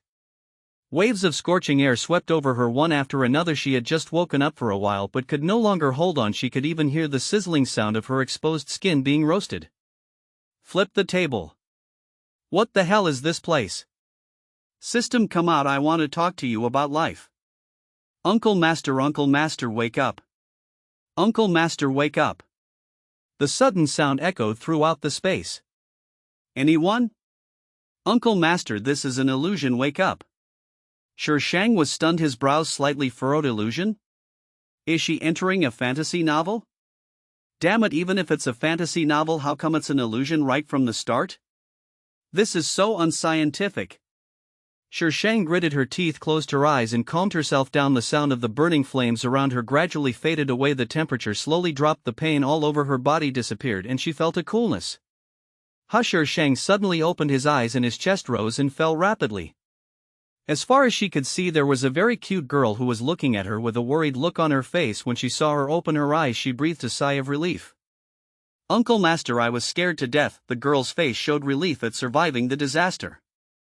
Shang looked at the girl calmly for a few seconds. The white robe she was wearing was similar in style to the one he was wearing, but the color was different. The robe color of this body is dark blue. Direct disciple. These few words automatically popped up in my mind. The plot and memories came flooding back. Shang's head felt dizzy and her vision went dark. She heard the girl's anxious voice calling her, but her consciousness was getting further and further away from her. This is a novel about cultivating oneself, leveling up and fighting monsters. The heroine Yi Qingqiu is a powerful nascent soul who is reborn in the body of an unpopular concubine of the Yi family in the mortal world. She cleanses her meridians and marrow and embarks on the path of cultivating immortals again. When Yi Qingqiu went to the mortal world to recruit disciples for Piaomiao sect in the world of cultivation, he detected a single water spiritual root. Water spiritual roots are almost universally recognized as the cauldron in the world of cultivation, but will the heroine become the cauldron? The answer is definitely no. The heroine was accepted as a personal disciple by the leader of Piaomiao sect, who was also the #1 male supporting role. With the protection of the #1 male supporting role, the heroine had a great time in Piaomiao sect. There is nothing the heroine doesn't know: how to make elixirs, refine weapons, and set up formations and talismans. How can the heroine stand out alone at a time like this? Naturally, the cannon fodder female supporting characters all come into play. And the original owner was one of them. The original owner was called Shang Shu, a disciple of Yu Xiao, the master of Tianjin Peak. Shang Shu likes her senior brother Chu Yi, but Chu Yi likes Yi Qingqiu. Shang Shu naturally starts to provoke him in various ways, which is her duty as a supporting female character. During the annual assessment, Shang Shu wanted to teach the heroine a lesson, but unexpectedly he was taught a lesson by her instead, and his cultivation level regressed directly to the 8th level of qi refining. In the world of cultivation, there are 10 levels of cultivation. The qi refining stage is divided into 10 levels, followed by the foundation establishment stage, golden elixir stage, nascent soul stage, spirit transformation stage, Mahayana stage, and tribulation stage. Shang Shu was about to build his foundation, but he suddenly regressed 2 levels. This made the original owner very uncomfortable and he hated the heroine even more. Fortunately, Shang Shu's master really cared about Shang Shu and asked the head of the sect for elixir, which allowed Shang Shu to regain his strength. Since that time, Shang Shu began to practice diligently, hoping to surpass the heroine and attract Chu Yi's attention. At the once in 50 years exchange meeting between the major sects, Shang Shu used unseemly means when fighting with the heroine. Later, the heroine was almost insulted, and the person who was caught actually said that it was Shang Shu who ordered it, but Shang Shu knew that she had never done it. The sect leader was so angry that he wanted to destroy Shang Shu's cultivation. Shang Shu tried to defend herself, but no one believed her. Only her master Yu Xiao stood up to speak for her. Yu Xiao stopped the furious sect leader and took on his wrath. Although Shang Shu's cultivation was not ruined, he was still severely punished. Chu Yi was even more disgusted with the original owner. As a vicious female supporting role, she naturally wouldn't just stop like that. During an experience, Shang Shu tried to commit suicide again, but he didn't expect to break the seal of the demon clan. Yu Xiao was corroded by the demonic energy. In order to save Shang Shu, and the heroine pushed Shang Shu into the demonic energy of the sealed area again in order to save Chu Yi. Yu Xiao used up her last bit of strength to send Shang Shu out again. Unfortunately, Shang Shu was unlucky and fell into the demon world, where she was eroded by the demonic energy. Her appearance was destroyed, her cultivation was ruined, and she thought she was going to die. But no, after she got through that period, she found that her cultivation was slowly recovering. She practiced hard and finally got out. When the seal of the demon clan was broken, she wanted to take revenge on the heroine. She colluded with an ambitious man from the demon clan, and the two of them designed a plan to lure the heroine to a secret place. The man wanted to rape the heroine but was killed by the hero, who arrived later. Although Shang Shu ran away, he was quickly found by the male protagonist. Shang Shu died a miserable death. He was tortured to death by the male protagonist by being cut into pieces. That kind of pain is definitely beyond the imagination of ordinary people. Shang Shu hated Yi Qingqiu very much. But more regrets. Her last wish was not to let Yu Xiao die. If possible, she would stay with Yu Xiao for the rest of her life. She wants revenge. Is junior sister still not awake? Master, no master, said my uncle's cultivation has regressed. He was about to establish his foundation. If he established his foundation this year, she would be the youngest foundation building disciple in Piao Miao sect. Now everything is ruined. My uncle will definitely be very sad if he knows. Why? When Shi Shang regained consciousness, he heard that long sigh. Uncle, master, you're awake. The woman's surprised voice exploded in Shi Shang's ears. Master, go and call master. Shi Shang's temples were throbbing and the pain was unbearable. It took her a while to calm down. The girl standing beside her bed was the girl she had seen before. Lin Yi, a disciple of Tianjin Peak, has always had a good relationship with the original owner. How long have I slept? Shi Shang licked his dry lips. His voice was hoarse. His throat felt like it was on fire and it was difficult to swallow. It's been 3 days. Uncle, master, drink some water. Master will be here soon. Lin Yi turned around, poured a glass of water and carefully fed it to Shi Shang. The cool water moistened Shi Shang's throat and he finally felt better. She looked at the simple furnishings around her, lowered her eyes and blocked the obscure light under her eyelids. This is the scene where the original owner's cultivation level regressed. Asterisk. La la la la. A new week has begun. Please vote. Little angels, don't vote T to the power of T. Yu Xiao came very quickly. His face was cold, but there was a trace of worry in his eyes. He passed Lin Yi and sat next to Shi Shang. Xiaoshu, you are awake. If you feel unwell, tell your master. The voice was like pearls rolling down a plate, very pleasant to the ear, but the tone was somewhat stiff and indifferent, as if he didn't know what tone to use when talking to her. Yu Xiao looks very young with a handsome face and picturesque eyes. He exudes a cold aura that keeps strangers away. He is an abstinent master. Is Shangshu stupid? Damn, this master is so handsome, but he just leaves him alone to mess with that Chu Yi. It's really like picking out a turtle among pearls and jade. Shi Shang looked away and shook his head slightly, no discomfort. That's good. Yu Xiao still had no expression on her face. You've learned your lesson this time. Don't provoke Yi Qingqiu again in the future. Is it possible for a supporting actress not to provoke the heroine? Disciple has remembered this. Even if he wanted to cause trouble for the heroine, he must not tell Yu Xiao. Yu Xiao was surprised to see that her disciple, who had always been rebellious, had suddenly become so obedient. However, she just thought that she had learned a lesson this time and did not think too much about it. Master, are we just going to let this go? Lin Yi said indignantly, I saw with my own eyes that it was Yi Qingqiu who did it. Ee. The man who had been standing next to Lin Yi stopped her from speaking. Master, why didn't she say it? It was obviously Yi Qingqiu who had harmed his uncle like this. The man was Shangshu's senior brother by Lang. As the master of Tianjin Peak, Yu Xiao can accept 2 personal disciples. Before he met Shangshu, he accepted by Lang as his personal disciple. Later he picked Shangshu up and accepted him as his second personal disciple. Yes, Shangshu was picked up by Yu Xiao. Lin Yi is by Lang's apprentice, a generation younger than her. Don't disturb Xiaoshu's rest. Everyone go down. Yu Xiao waved her hand calmly. Remember not to talk too much about the assessment outside. Yes, Master. Lin Yi glanced at his master with a hint of resentment, then turned back to Shi Shang. Uncle, master, take good care of your injuries. After master and disciple Lin Yi left, Yu Xiao with his expressionless handsome face said a few words to Shi Shang symbolically before leaving. Shi Shang let out a long breath. In the previous 2 planes, the original owner was a supporting female character who was used as cannon fodder, but in this plane she was the supporting female character who brought her own death upon herself. So it will become increasingly difficult as we progress through the subsequent planes? The character who collapsed in this dimension is obviously the female protagonist. Yi Qingqiu was a powerful Yuanying in her previous life but was betrayed and died, so it is difficult for her to trust people. But as the author continued writing, the heroine became able to kill innocent people for her own purposes. It was not obvious in the early stage, but when the original owner died there was already this trend. Later, when the heroine left the world of cultivation and ascended to the fairyland, it almost destroyed my 3 views. Compared to the White Lotus or Green Tea Bitch, this kind of cruel and ruthless heroine is more difficult to deal with. The original owner's last wish was to be with Yu Xiao for the rest of her life. Damn, this is cultivation. Long, long, long life. What if he accidentally ascends to heaven? Wouldn't she still have to work hard to ascend to heaven? It's scary just to think about it. Just like the plot, Yu Xiao really brought the elixir that could help Shi Shang recover. Shi Shang didn't want to take it at first, but then he thought the heroine's golden finger is so thick and long. If she doesn't recover her strength, it would be embarrassing if she couldn't win if a fight really broke out. So Shi Shang had no choice but to take the pill and retreat to recover. This retreat lasted for 1 year.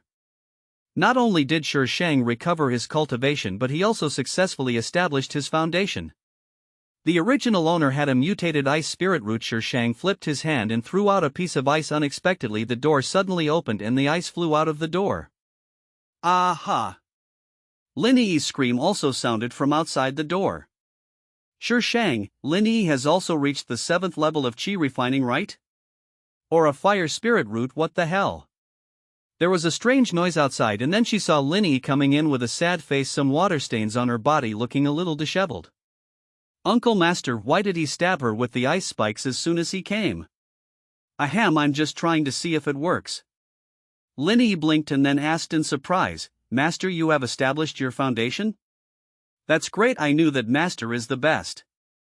Hey, what do you mean by asking and answering your own questions? And you who are only at the 7th level of qi refining, how do you know that I have already established my foundation? After Lin Yi finished getting excited, Shi Shang realized that this guy was just guessing. He could get excited just by guessing. No one else can do that. By the way, Master said that you would come out of retreat today and asked you to go find him. Lin Yi remembered that he was here to deliver a message. Since she arrived here, she had only seen Yu Xiao twice, the first time being when she woke up. The second time was when Yu Xiao gave her some elixir. After that she went into seclusion. This was her third time meeting Yu Xiao. Yu Xiao was still the abstinent male god with a somewhat cold look in his eyes, as if the worry she had seen in his eyes was an illusion. Xiao Shu has established his foundation? Yu Xiao could tell Shi Shang's level of cultivation at a glance. In the original owner's memory, this master had always been cold. He wasn't strict with her, but he was definitely not doting on her either, so the original owner was a little afraid of this master. I broke through accidentally. This was really an accident. She practiced according to Shang Shu's memory. Maybe this guy had better talent and he established the foundation smoothly.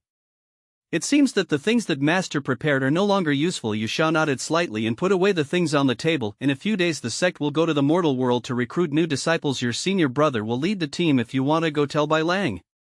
Shi Shang looked at Yu Xiao's movements and couldn't help but complain in his heart. This master with expressionless face is actually a master with a passionate heart. Disciple understands. It seems that Yi Qingqiu will go to the secular world? You will also meet the male protagonist there. Yes, in fact the male and female protagonists had met a long time ago, but the male protagonist only appeared in less than 1 chapter at that time, and he was particularly embarrassed when he appeared. If she hadn't watched the whole drama, she wouldn't have thought that person was the male protagonist. TSK, I would be unworthy of this vicious female supporting role if I don't go. We have to cause some destruction anyway. Yu Xiao glanced at Shi Shang suspiciously. Why did he feel that his disciple looked evil just now? When I looked closely, that feeling was gone. After spending a few days in seclusion refining the elixir, is it because I am too tired and have hallucinations? Go down. Shi Shang came out from Yu Xiao and looked back at Yu Xiao cave. Yu Xiao was able to do that for Shang Shu in the end, but from the plot she saw Yu Xiao never showed any love for Shang Shu, so either Yu Xiao concealed it too well or he really was raising Shang Shu as his daughter. Shang Shu only said that he would stay with Yu Xiao for the rest of her life, but he didn't say in what capacity. This is quite a lot of room for maneuver. Asterisk. Hashtag host, if you continue like this I will release the villain hashtag. Please vote. In the world of cultivation, disciples with spiritual roots are either from cultivation families or produced and sold by the major sects themselves. Anyone who wants to increase the number of disciples can only go to the mortal world. Every 3 years Piao Miao sect would send disciples to the mortal world to look for disciples with spiritual roots.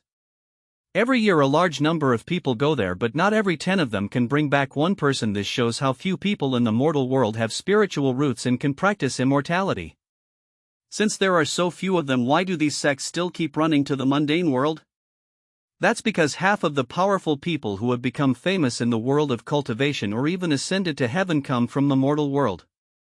No one knows why the mundane world, which lacks spiritual energy, has become the cradle of geniuses. Therefore, even if they get nothing after going there once, the major sects are still willing to go to the mortal world. Not only can it allow disciples to gain experience, but they may also be able to pick up the next great man who will become famous. As a senior reader who has read countless pornographic novels, bought cultivation novels, Shang only wants to say, this is all a routine. The protagonist must have a tragic life story with his father, mother, and entire family dead, being framed by his tribe members, falling off a cliff, meeting an old grandfather, receiving a strange inheritance, and from then on embarking on the path of cultivating immortals, fighting monsters, leveling up, and getting slapped in the face. So geniuses emerge in the secular world. It's all for the purpose of slapping someone in the face. I come from the mortal world, but I can also defeat you guys who think you are superior and have a strong sense of superiority. Isn't it awesome? Isn't it exciting? Shang spotted Yi Qingqiu from the crowd at a glance. Damn, he was standing so high it was hard not to see him. She stood behind the clan leader, acting like a cool goddess with a disdainful attitude, as if those standing below her were a group of ants. Shang, why did this baby interpret such a weird message? Yi Qingqiu seemed to notice Shang's gaze and glanced at her. The disdainful look made Shang almost jump up. Oh my god, there's something wrong with this heroine. At this time, the heroine should not have collapsed yet.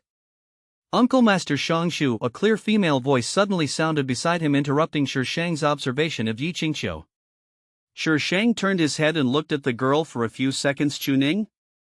There was a man standing next to Chuning, also wearing a dark blue Taoist robe. He looked very sunny and he looked at her with some disgust. Is this Chu Yi? Chuning's brother. The man that the original owner once liked. TSK. Compared with Yusio, they are like heaven and earth. This girl Shangshu is really stupid. Uncle Master is going too? There was some hostility and vigilance in Chuning's eyes.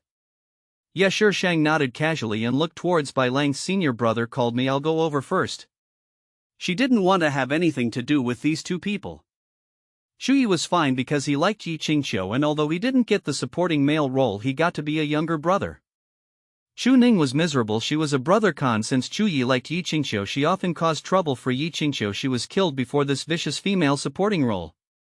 Chu Yi looked at Shang's back with a frown on his face. What is this woman doing?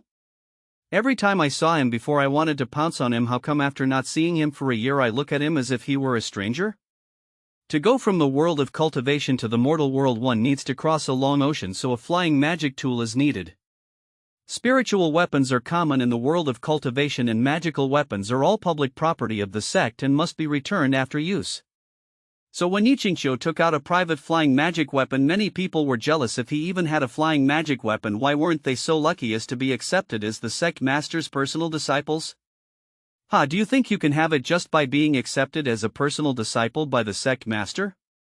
You really think too much. This is the heroine zone. Yi Qingqiu only brought a few people who had some relationship with her, and the others had to squeeze together with the sect's public flying magic tools. After watching Yi Qingqiu show off, Shang and Bai Lang boarded a boat-shaped flying magic weapon. The space is quite large and there is room for possible additional disciples who may come back. It is very spacious and you can easily roll around a few times while lying down. With so many people, they must be going to different places. The flying magic tools are divided into 4 directions and people are dropped off at various places along the way. When they return, they send signals from the places where they were dropped off and bring them back together. Because Bai Lang was the leader, his final destination was the last stop, but Shang got off halfway. Bai Lang was a little worried because his master had asked him to take good care of his junior sister.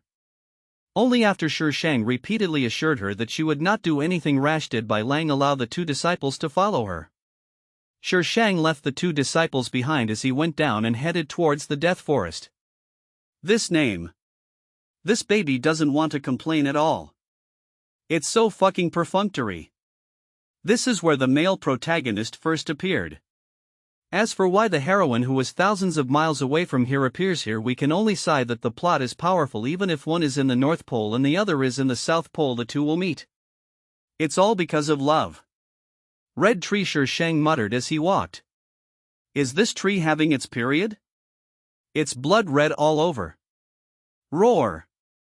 A strange-looking creature suddenly jumped out from the dense bushes. Its huge body fell to the ground and the ground shook. Shang stood in front of it and felt like a person standing in front of an elephant.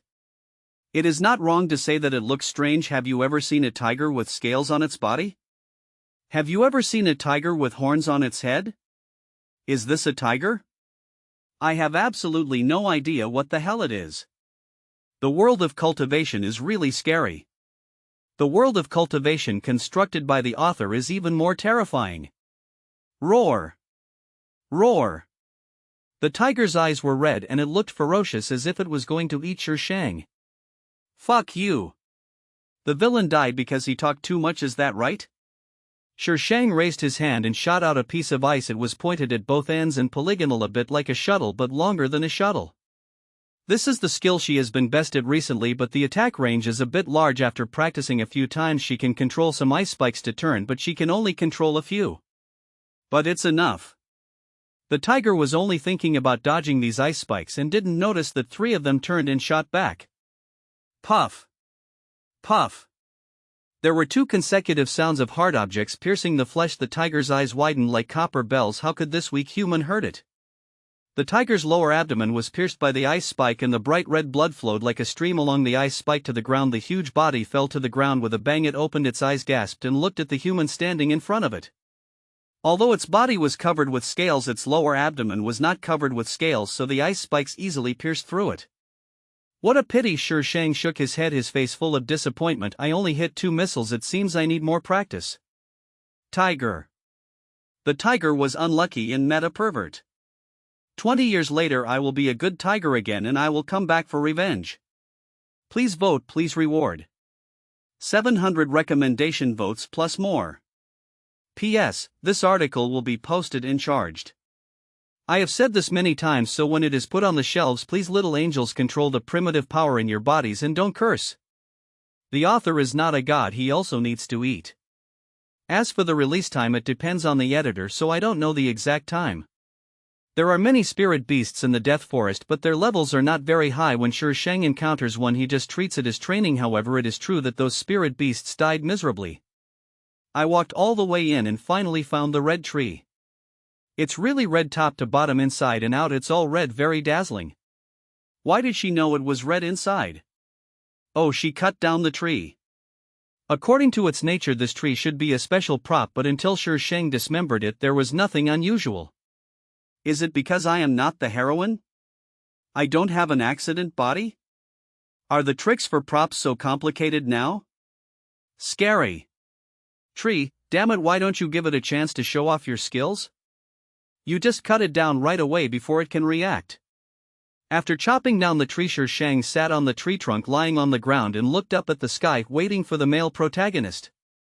She only knew that the heroine met the hero under this tree, but how the hero appeared here only the author knew. Shang waited so long that she almost became a stone, waiting for her husband, but there was no sign of the male protagonist. Is there more than one red tree in this forest of death? How about going out for a walk?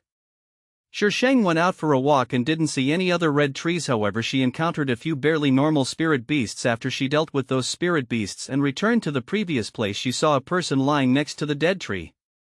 Oh my god. It turns out that I need to avoid it. Shang took out the long sword that Yu Xiao gave her before she left, walked a few steps towards the man and stabbed him in the back swiftly. Puff. Stop. The 2 sounds rang out at the same time. The first was the sound of a sword piercing flesh and the second was the woman's cold scolding. Shang maintained his thrusting posture, tilted his head to look at the source of the sound and raised his eyebrows slightly. Hey, isn't this junior sister Yi? Yi Qingqiu was wearing a purple Taoist robe that was covered in dirt and his hair was messy, but his face was clean and stunningly beautiful with a sharp and ostentatious coldness in his eyes. What are you doing? Yi Qingqiu asked coldly. Murder. Are you blind? Shang said it as if it were a matter of course and with confidence. What's wrong with this Shang Shu? He is completely different from a year ago. Could it be that he was also reborn? Yi Qingqiu narrowed his eyes. He has no grudge against you. If you kill him for no reason, you will be affected by karma. I'm displeased with him and I have reason to kill him. Shang drew out his sword and stabbed forward in front of Yi Qingqiu. His movements were smooth and seamless. This guy was the murderer of Shang Shu in the previous life. How could she kill him for no reason? It's karma. He is the cause and she is the result. Yi Qingqiu had never expected Shi Sheng to do this. He could only watch as the man whose face he could not see clearly had a bloody hole on his back. She didn't know why, but when she saw this man she had a strong intuition in her heart that she wanted to save him. Seeing that Shi Sheng was about to attack, Yi Qingqiu took action directly. A wall of water appeared out of thin air and pushed towards Shi Sheng aggressively. Shi Sheng quickly grabbed the man on the ground and blocked him in front of him. The wall of water could not be retracted in time and passed through the two of them. Shi Sheng only felt that there were countless small whirlpools in the water as if they were going to crush her. She immediately covered her body with a layer of solid ice and the water washed the ice surface, making crackling sounds. As expected of the heroine, she can use her water spiritual root in such a murderous way. In such a dangerous plane, the system doesn't even give me a golden finger. This is a very bad review. While Shi Sheng was complaining about the system in his heart, the ice layer had already been washed away by the water flow. Shi Sheng's expression sank slightly. He raised the sword in his hand, cut a gap in the water wall, let go of the man and nimbly passed through the gap and landed in a safe place. The man was covered in blood from the water and the entire wall of water turned bright red. The water wall disappeared and the man fell to the ground, his body soaked in blood, and he looked like a bloody man. I don't know if he was awakened by the pain. The man lay on the ground looking at Yi Qingqiu weakly and embarrassedly. "Ha, he's not dead yet," Shi Sheng murmured and made a gesture to step forward and give him another blow with the sword. Yi Qingqiu immediately sent out a stream of water, wrapped the man and pulled him in front of him. "Junior sister Yi, isn't this unfair of you? Even if you want to kill him, there should be a first come first served rule, right? No matter what, I have to come first." There was a hint of cruelty in Shi Sheng's eyes. "Why is the hero so hard to kill? I stabbed him twice. I should have chopped off his head." "Yi Qingqiu, when did she say she wanted to kill him? Male protagonist, did he encounter some evil cultivator?" "Well, since Junior Sister Yi wants him, I'll give him to you, but Junior Sister Yi, your habit of raising people well before killing them is not good. It's easy to get bitten, so you have to be careful," Shi Sheng reminded Yi Qingqiu kindly. "Shan Shu, what are you talking about? When did she develop these habits? So fierce, oh, I'm so scared." Shi Sheng patted his chest and stepped back. He spoke eloquently, but his face was calm and his eyes were terrifyingly still. That look made Yi Qingqiu even more alert, and he was convinced in his heart that she had been reborn by someone else. Since she can do it, others can do it too. Should she kill her? No, she didn't know what this woman had up her sleeve, so she couldn't act rashly. Yi Qingqiu thought for a moment and ran back with the man. They would deal with this woman after returning to Pyongyang sect. Shi Sheng didn't chase after him either. She believed that the male protagonist must have heard what she had just said. The hero is not a kind person. He didn't have the careful care of the heroine at the beginning, and he heard those words. In addition, he had injuries caused by the heroine. Thinking about that scene, I'm quite looking forward to it. Shi Sheng felt that the plot would not be happy unless it killed the female supporting character. Look, on the third day after they separated from the heroine, they met again. The earth is round, but can you walk around it in 3 days? And is this the earth? Yi Qingqiu was also speechless. Why did he meet her again? What's chasing you? Shi Sheng took the time to ask Yi Qingqiu. That's right, they are running for their lives now, and there is a big thing chasing them from behind. How big? How would I know?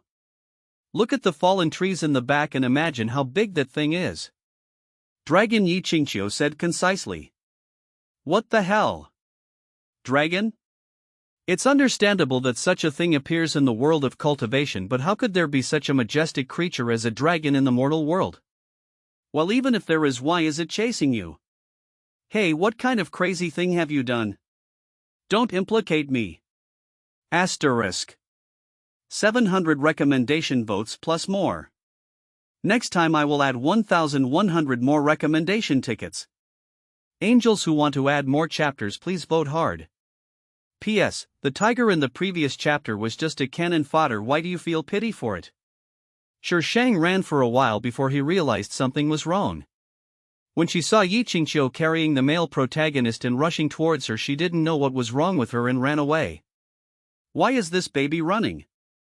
It's not like he came here for me. When he met the heroine, his IQ dropped. Just as Shi Sheng turned and was about to escape, the huge monster chasing them from behind suddenly rushed forward and swung its body to block them. Hiss. Shi Sheng, where is the dragon? How did it turn into a snake? This was a python more than 5 meters long with a waist at least as thick as 3 men. It held its head high, staring at them fiercely, and swept its tail left and right, causing the surrounding trees to fall down in large numbers. Yi Qingqiu was a little confused. What she saw was clearly a dragon, so how could it turn into a snake? Could it be that? She can't be that lucky, right? Boom! As if to prove Yi Qingqiu's guess, the sky, which was just blue and white, was covered with dark clouds. It seemed that thousands of troops were attacking from the dark clouds, and a deafening sound resounded through the sky. Fuck! Shi Shang cursed, turned around and ran back. Damn, this snake is going to pass the tribulation. How could a mere foundation building wretch like her endure the thunder tribulation? She had to run away quickly. As Shi Shang ran, Yi Qingqiu followed her. She was carrying the unconscious male protagonist with her, but her speed was not slower than Shi Shang's. The most important is, the giant snake that was about to pass the tribulation was following behind them. Because in the plot, although the original owner participated in this operation, she did not leave halfway, so naturally she would not encounter such a situation now. However, in the plot, the heroine only saved the hero here and did not experience being chased by a snake. She just chopped the hero twice, so has the plot been completely shattered? Shi Shang carefully observed the big snake behind her and found that it was staring at Yi Qingqiu. Even if she was a step slower, the big snake would not attack her but would stare at Yi Qingqiu instead. Could she have taken something from the big snake? According to the heroine's personality, it might be possible. Hidden mission: dominate the world. I've been waiting for you for a long time. At this critical moment of life and death, you actually issued a task. Do you have any humanity? Host: this system has no life, so naturally it has no humanity. The system answered Shi Shang's complaint seriously.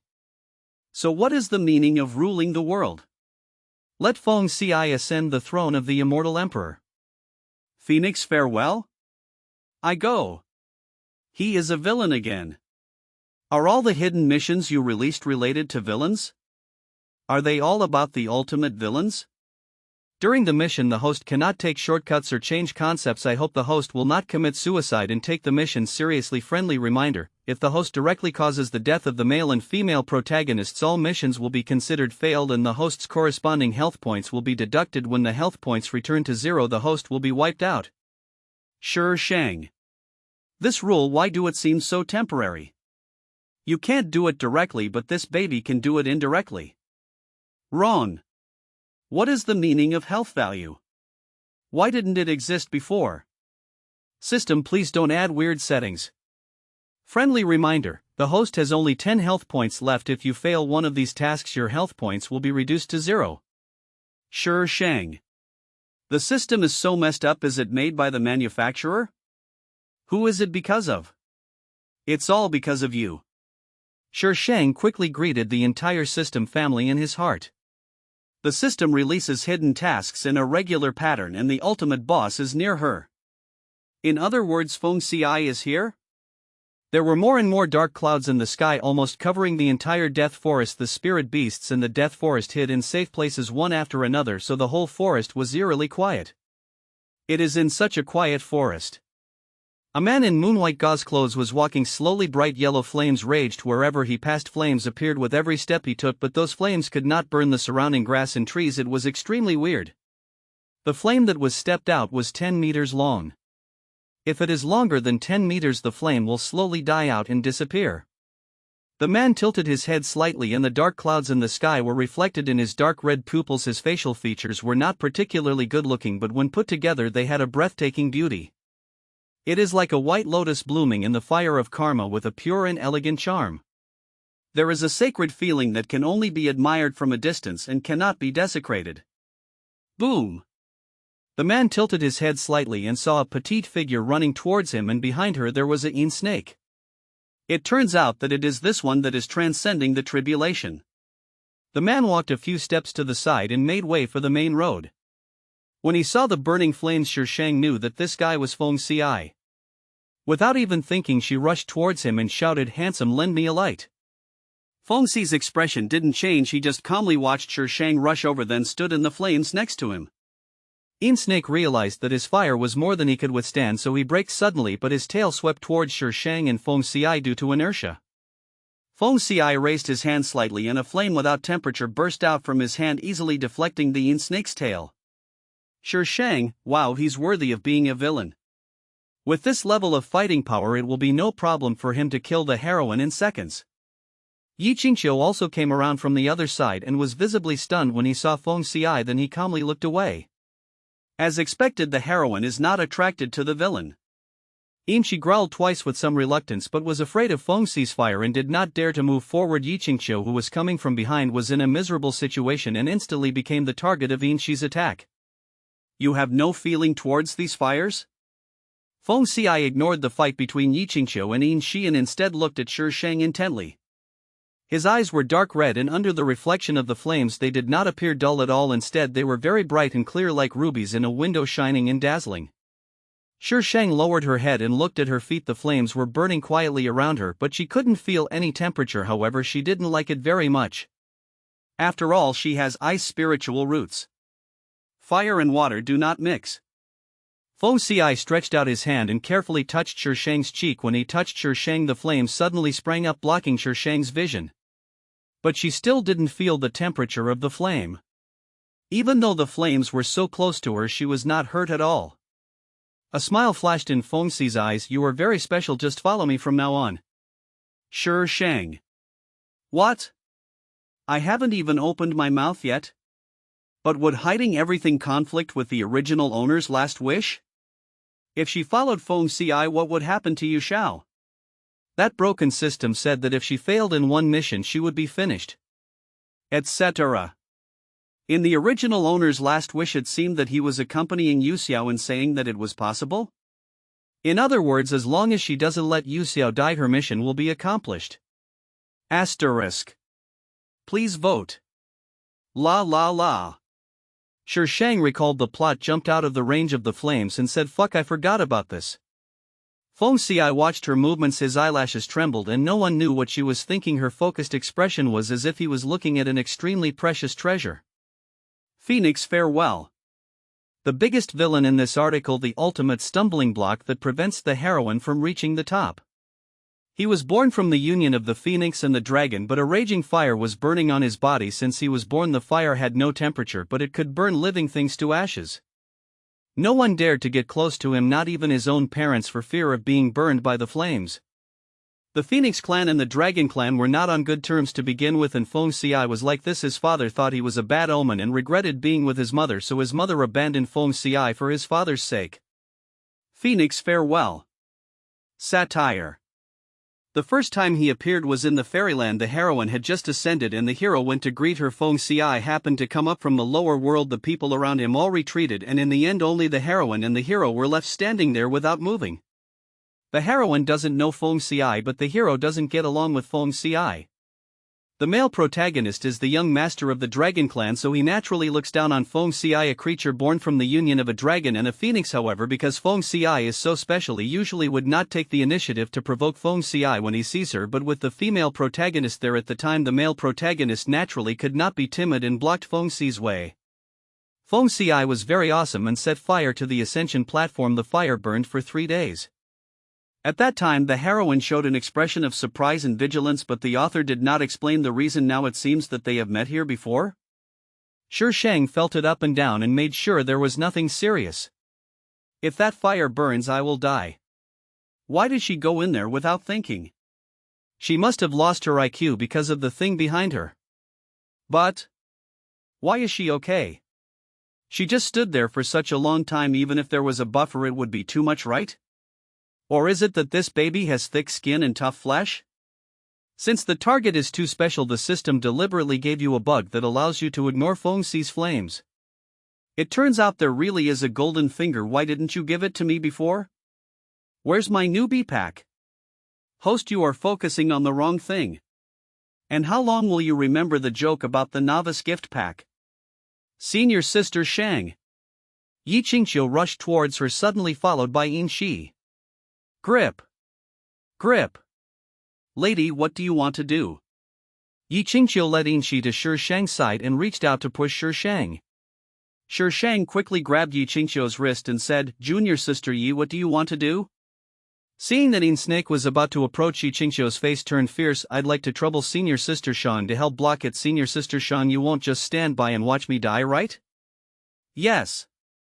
Sure Shang nodded firmly, threw Yi Qingqiu away and jumped directly back into Feng Xi's flames. The heroine is really cruel and ruthless. He wants to kill me right away. Snake was a little hesitant when approaching Feng Xi and it glared at Yi Qingqiu fiercely. It's all because of this human being, how dare he steal its things. It had treasured the immortal grass for so many years, just waiting to use it when it needed to overcome the tribulation. Who would have thought that it would be snatched away by this human? But that angry human being is not someone it can afford to offend. Handsome, do you want to kill her? Sure Shang did not lower his voice at all. She led this snake here, it's obvious that she has bad intentions. Feng Xi blinked his bright eyes, looking a little silly. If you like her, I will kill her. Sure Shang, hey, why are you flirting with me? Can you tease this baby? No matter what. I like her, just kill her. If you kill her, I will follow you. This baby is here to flirt. Yi Qingqiu, is it really okay for you to say this in front of her? Hashtag the host is instigating the villain to do bad things again. Hashtag.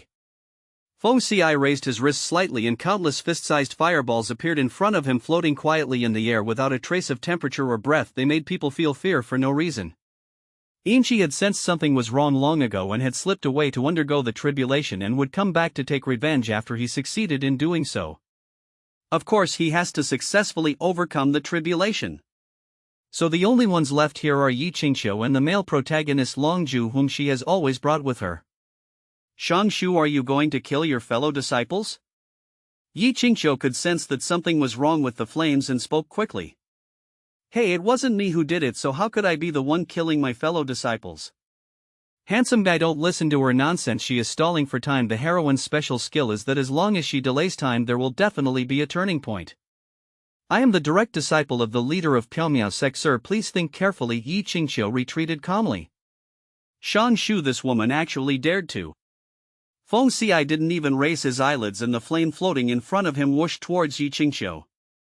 The connected fireballs made it impossible for Yi Qingqiu to escape.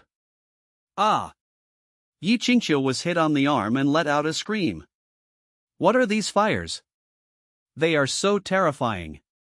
The fireballs from all around gathered towards Yi Qingqiu as if to wrap her up in them. However, when the fireballs were halfway together, a gust of wind blew up from Yi Qingqiu's side, causing the fireballs to shake. There was a flash of displeasure in Feng Xi's eyes and a fire dragon flew out from his sleeve and headed straight for Yi Qingqiu. Yi Qingqiu subconsciously blocked the male protagonist in front of him. Feng Xi, this is the mortal world. Do you want to attract the guards of this world?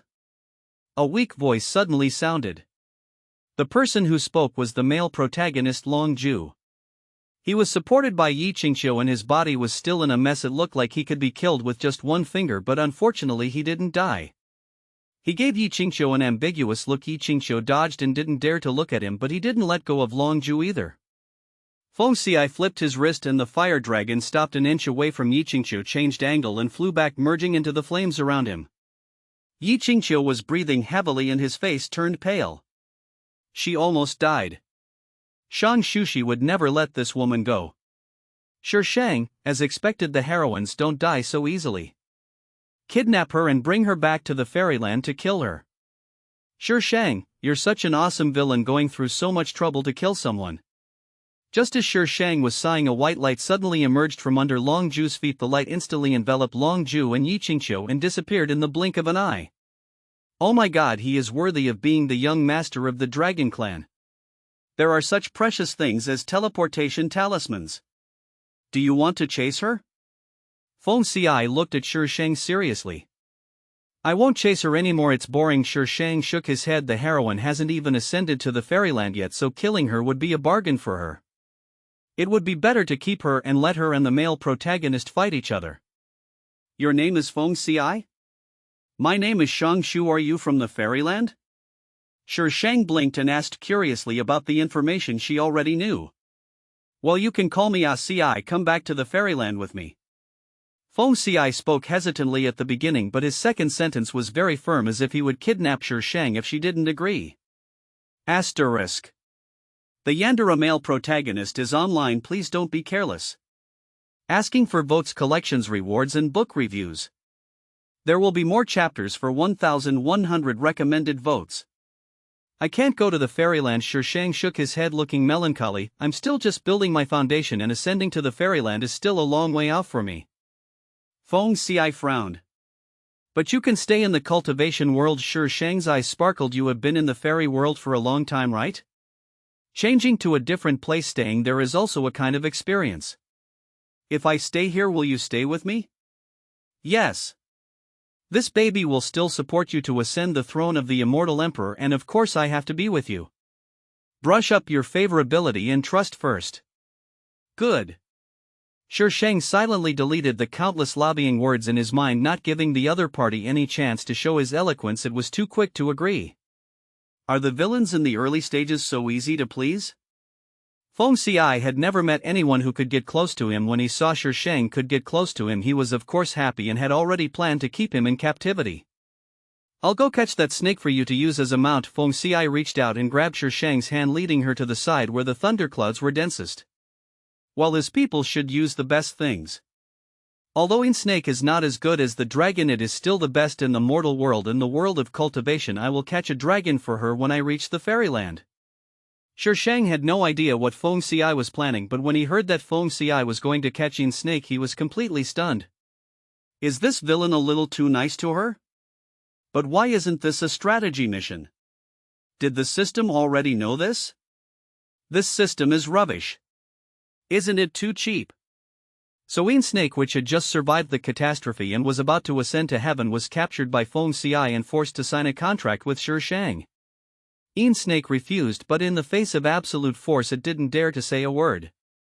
It finally survived the tribulation and thought that good days were waiting for it. However, before it could pass the tribulation, a human robbed it of the immortal grass, and after it passed the tribulation it was contracted. Who did it offend? From now on you'll be called Pudding. Sure Shang touched Yin's head. No, it was now Yin Long. After the Yin Snake ascended, it became the Yin Dragon, but it was not as good as other dragons with pure bloodline. Pudding? What kind of name is this? It's not cool at all, no. The flames around Feng Xiai grew stronger. Yin Long trembled and thought, let it be Pudding.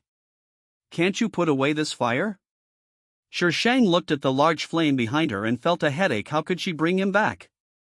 Okay, as soon as Feng Xiai finished speaking, the flames disappeared completely. So why didn't you put it away before? Although the background looks awesome and gorgeous, it's quite scary, okay? This way no one will bother me. Feng Xiai spoke each word carefully and slowly, with a hint of hostility flashing in his dark red eyes. From now on you can only stay by my side. Sure Shang. Where did this sickly child come from? Rest here today and continue on your journey tomorrow. Sure Shang sighed, released Pudding and told it, go find some rabbits and bring them back. Pudding could speak a long time ago, but it didn't want to talk to humans, especially the humans who had contracted it, so it just shook its head proudly and headed towards the distant woods to catch rabbits. It's a Yin Dragon that just ascended to heaven, and it's actually going to catch rabbits. Catch rabbits. How will it survive in the future if it gets out? Pudding caught a few rabbits with resentment in his heart, threw them in front of Sure Shang and disappeared after flicking his tail. If you can't afford to provoke it, can't you just hide from it? Feng Xiai looked at the rabbit in Sure Shang's hand. His eyes flashed and he reached out to take the rabbit. Flames suddenly burst out from his hand and it instantly turned into ashes, which were blown away in the air by the breeze. Sure Shang. Feng Xi's long eyelashes fluttered like butterfly wings. His dark red eyes looked at his hands in confusion. His face had a very cute expression.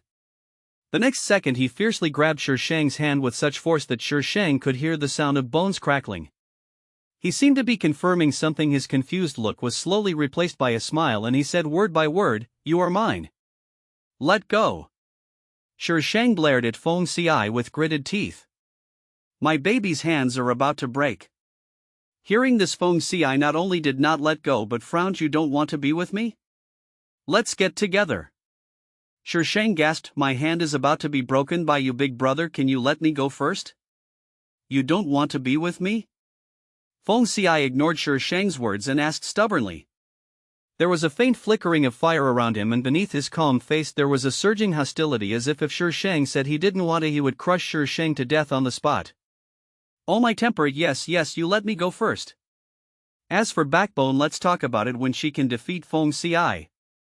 Feng Xi's aura subsided and he let go of Shi Shang with satisfaction. He reached out to pick up the rabbits on the ground, and in a blink of an eye the rabbits were burned to ashes without even a hair left.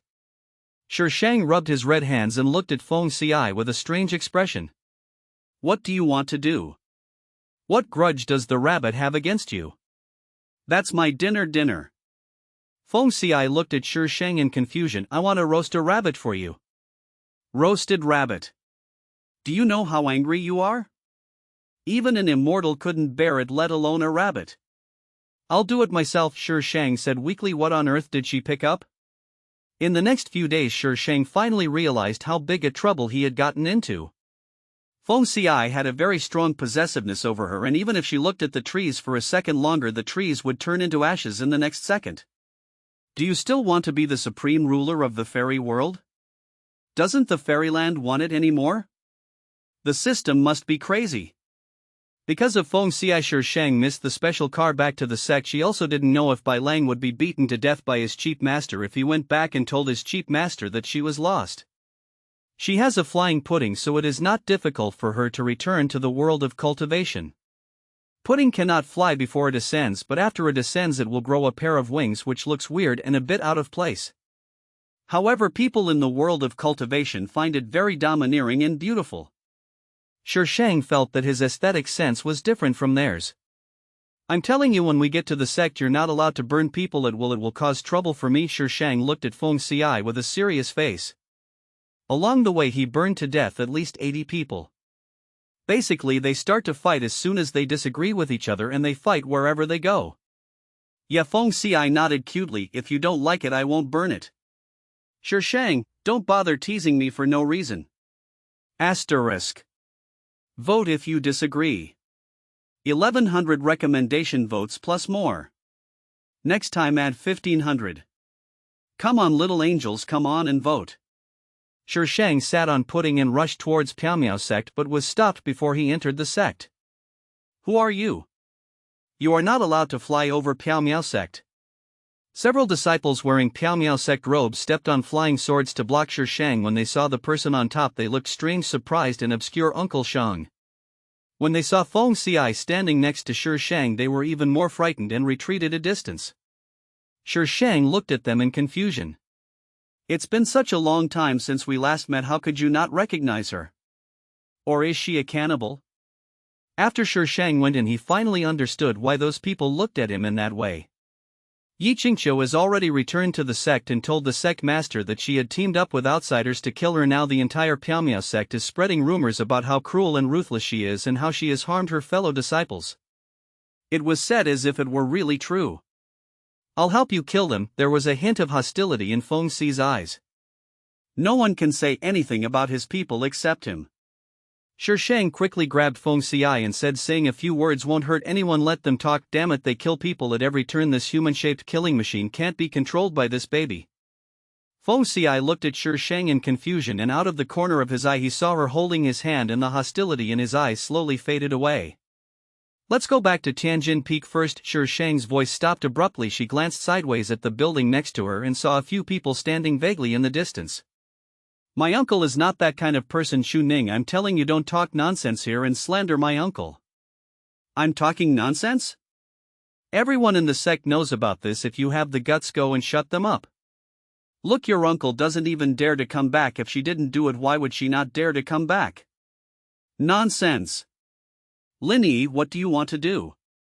Lin Yi, you were the first to do it, so don't blame me. At the beginning Lin Yi was the first to attack, but there were several people on Xu Ning's side and Lin Yi had no chance of winning alone. After just a few moves he was at a disadvantage. Shi Shang frowned slightly. Wait for me here, don't come out and don't take any action. Feng Xi looked at Shi Shang unhappily and opened his mouth, but before he could refute Shi Shang continued, didn't you say you would listen to me? Feng Xi pursed his lips and let go of Shi Shang after a few seconds. If they hurt you I will destroy them. Shi Shang, the cultivation version of the domineering president, is online. Lin Yi was filled with reluctance, but she could only watch the crescent-shaped wind blade sweeping towards her. The anger in her heart was replaced by fear. But when she thought of these people insulting her uncle, Lin Yi became fearless again. The master would definitely prove her uncle's innocence and would definitely avenge her. Just as the wind blade was about to hit her, a layer of white ice wall suddenly appeared in front of her. The wind blade hit the ice wall without even blowing up any ice chips. Bullying the minority with numbers. The disciples of Woyen Peak are well educated.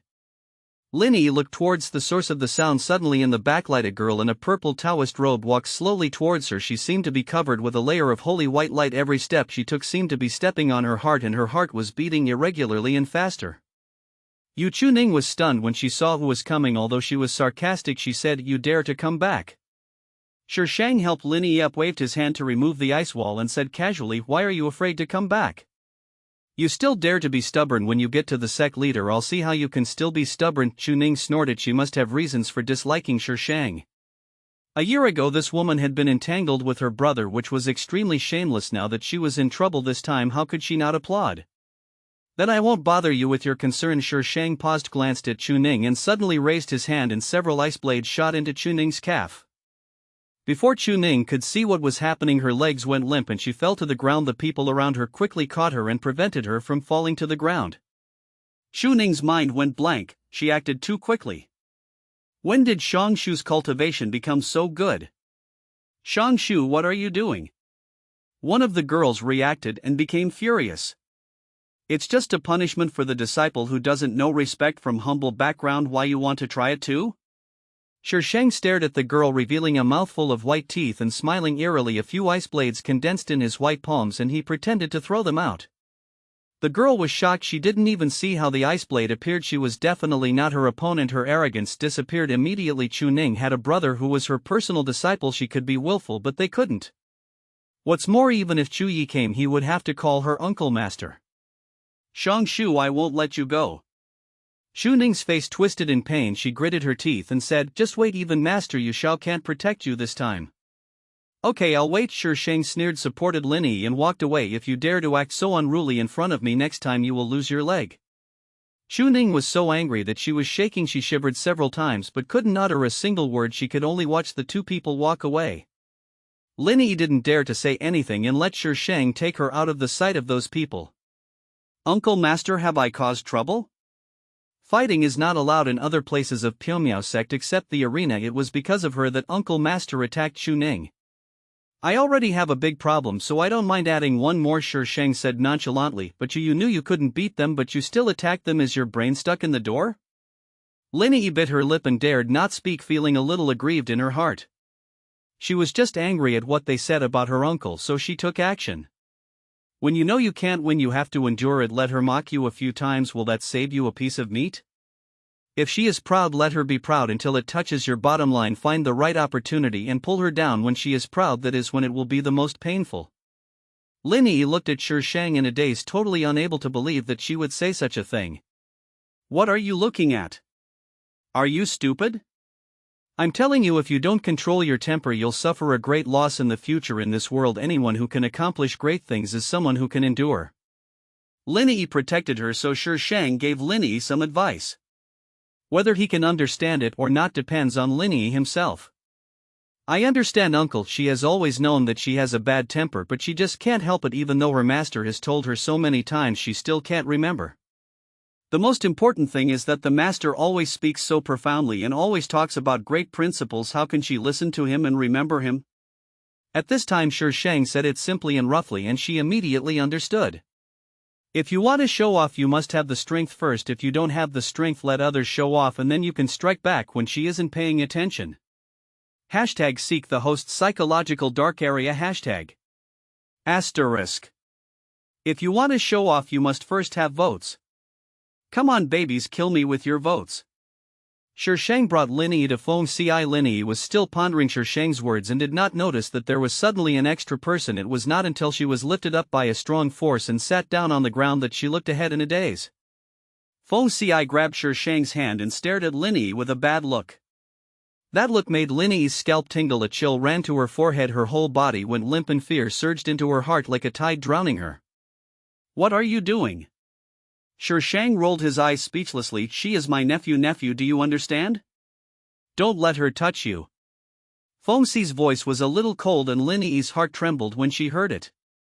"Master, help me, there is a pervert here." Sure Shang frowned. If she argued with him it would be fruitless. Linny might even suffer, so she decided to let Linny suffer for now. It's okay to bear with it for a while, at least you can still survive. If this had happened before, Linny would have turned into ashes long ago. After returning to Tianjin Peak, Linny threw herself into Bai Lang's arms, trembling and looking terrified, but her little face kept rubbing in Bai Lang's arms. Sure Shang couldn't hold his forehead with his hand. What a little pervert. Feng Xiai stared at Linny seriously, not knowing what he was thinking. Sure Shang said hello and went to find Yu Xiao, asking Feng Xiai to stay put. Feng Xiai actually agreed, but his eyes were always on Linny and Bai Lang. Damn, this guy wouldn't want to burn Linny to death while she's away, right? After thinking about it, Sure Shang decided to take Feng Xiai away. It is better to carry this human-shaped killing weapon with you. Yu Xiao was not surprised that Sure Shang came back. Instead, she was more interested in Feng Xiai. The two men looked at each other affectionately and the atmosphere was very harmonious. Did I go to the wrong set? If other people's masters see their apprentice bringing a man back, wouldn't they start fighting without saying a word? Did you guys fall in love with me right away? Sure Shang waited in boredom for 5 minutes before Yu Xiao withdrew his gaze inconspicuously. Xiao Shu, where did you pick this person up from? Sure Shang, master, what's wrong with you? Where's the noble and cool one you promised me? How can you use the word picking up? It's so embarrassing. Master, is there any problem? Sure Shang was feeling nervous. What did Yu Xiao's behavior mean? Yu Xiao glanced at Feng Xiai again, her expression as cold as ever. Xiao Shu and I have something to talk about alone. Could you please ask this gentleman to go out and wait? Feng Xiai immediately showed an unhappy look and Sure Shang quickly comforted him with a few words, and then he went out with an unhappy look on his face. Yu Xiao raised her hand and set up a barrier. Xiao Shu, this person has a strange fate, but he is the best Taoist partner for you. Long wait, sack. Master, what are you talking about? What is the best Taoist partner? What happened to the teacher-disciple relationship? What's wrong with the tone of this explanation to my daughter? Yu Xiao spoke slowly for a long time. When Sure Shang heard the rest, he was completely stunned. After just one meeting, her cheap master is selling her out, selling her out, selling her out. Xiao Shu, your fate is like this. If you stay with him, you still have a chance of survival. Yu Xiao sighed. There is not much that the master can do for you. Please think about it carefully. What are you thinking about? What did the cheap master say just now? I didn't hear it. Sure Shang was driven out by Yu Xiao in a daze. Before closing the door, he did not forget to instruct Xiao Shu, go to the main peak with me at noon tomorrow. It should be because of Yi Qingxiu. Looking at Feng Xiai standing not far away, Sure Shang felt upset. What the cheap master meant was that if she didn't stay with him, she would die. What a ridiculous setting. Does it look good? Feng Xiai suddenly asked. No, Sure Shang smiled and said, against his will, you look good. You are the best looking. From now on I'll only show it to you. Sure Shang, if you don't tease me I will die. You are only showing it to me. Can you cover your face with that veil? Hold. Feng Xiai naturally would not cover his face, but she knew from Linny and Bai Lang that they clearly saw Feng Xi's face, but they couldn't remember it. Even if they were still looking at him, they couldn't remember what he looked like. Sure Shang, the powerful ones with high cultivation are so awesome. Bai Lang received Yu Xiao's instructions and prepared a room for Feng Xiai, but Feng Xiai directly took the things to Sure Shang's room. Bai Lang had no idea what news he got from Yu Xiao, so he just smiled strangely and left with the gossiping Linny. Sure Shang had to practice at night and didn't want to sleep, so he let Feng leave. The next day, before Yu Xiao took Sure Shang to the main peak, someone from the main peak came to invite them. The main peak also has a name called Yunshu Peak, but everyone is used to calling it the main peak, so Yunshu Peak is rarely used. The people who lived in the main peak were naturally the sect master and his apprentice. The sect master only accepted Yi Qingxiu as his apprentice, therefore there were only the two of them in the entire main peak. The main peak is particularly lively today. Representatives from all the major peaks have arrived. Sure Shang followed Yu Xiao into the main hall and bowed perfunctorily, imitating Yu Xiao's behavior. Fortunately, everyone's attention was attracted by Feng Xiai and no one paid attention to her perfunctory attitude. Feng Xiai stood beside him without any expression, but people around him were talking about it. Strange, why can't I see what he looks like? I can't see clearly either. Quiet. This cold shout immediately silenced the people and they looked at the man in the main seat with a little respect.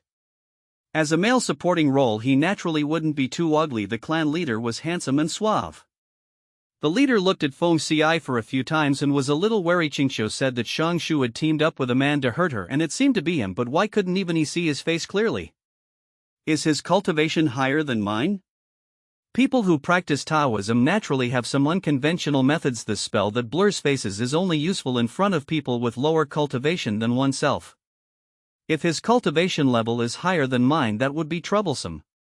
Shang Shu, do you admit your guilt? Unable to figure out Feng Xi's background, the sect leader could only focus his attention on Shang Shu. Brother, the right and wrong of this matter has not yet been clarified. It may not be Xiaoshu's fault. Yu Xiao cupped his hands, his voice still unhurried. Brother, please let Xiaoshu speak.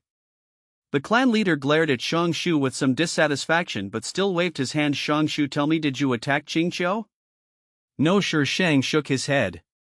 This baby never laid a hand on Yi Qingqiu from the beginning to the end. This baby will never admit to doing anything that he has never done. Could it be that my disciple would say something untrue and wrongly accuse you? The sect leader looked at Shi Shang coldly, and a huge pressure crushed towards Shi Shang like a huge wave.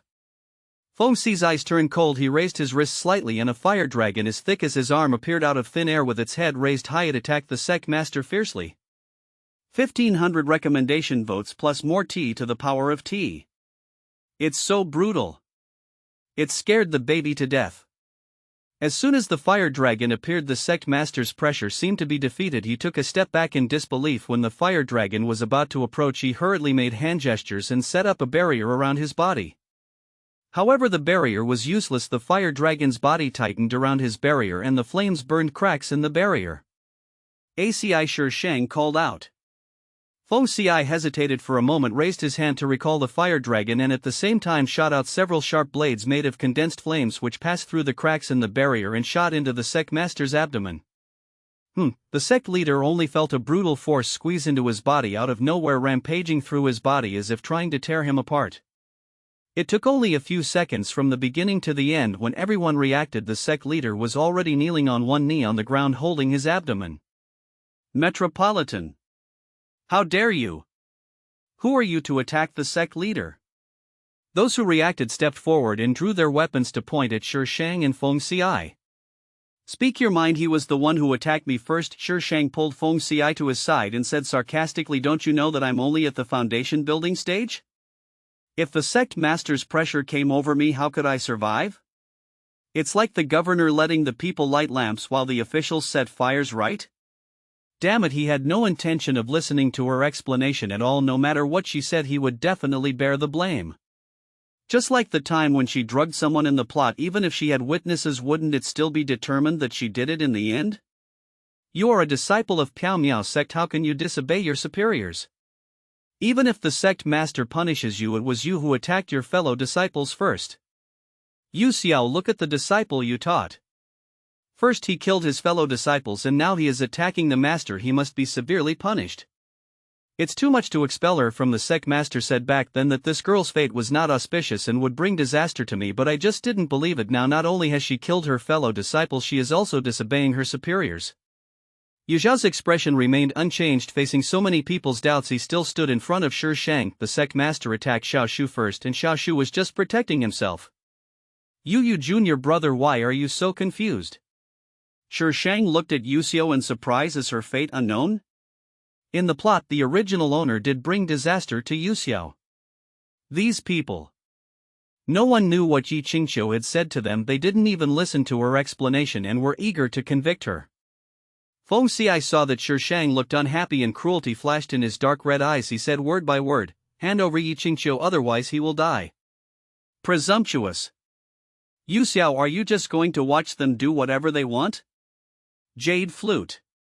What do you mean by calling me master? It wasn't my master who did it, Shi Shang sneered. I Shang Shu sever my master-disciple relationship with Yu Xiao today, and we have nothing to do with each other from now on. Shi Shang looked at Yu Xiao and said, Master, I'm sorry, I am unfilial. I will repay you for your kindness in raising me in the future. As long as she is not there, Yu Xiao should not die, so the best way is to sever ties with Yu Xiao. Xiao Shu. Yu Xiao looked at her with a frown. Master, don't worry, I have the ability to protect myself. Shi Shang blinked at Yu Xiao and before he could say anything he turned to the group of people staring at him covetously. Don't bother expelling me from the sect, I can go on my own. Killed him. Feng Ci raised his hand and was about to set fire. Shi Shang did not stop him when he set the fire. He summoned Pudding, pulled Feng Ci onto Pudding and flew out of the hall that was ravaged by flames. Tell Yi Qingqiu to hurry up and practice. I will come back to find her. These words echoed in Piaomiao sect for a long time.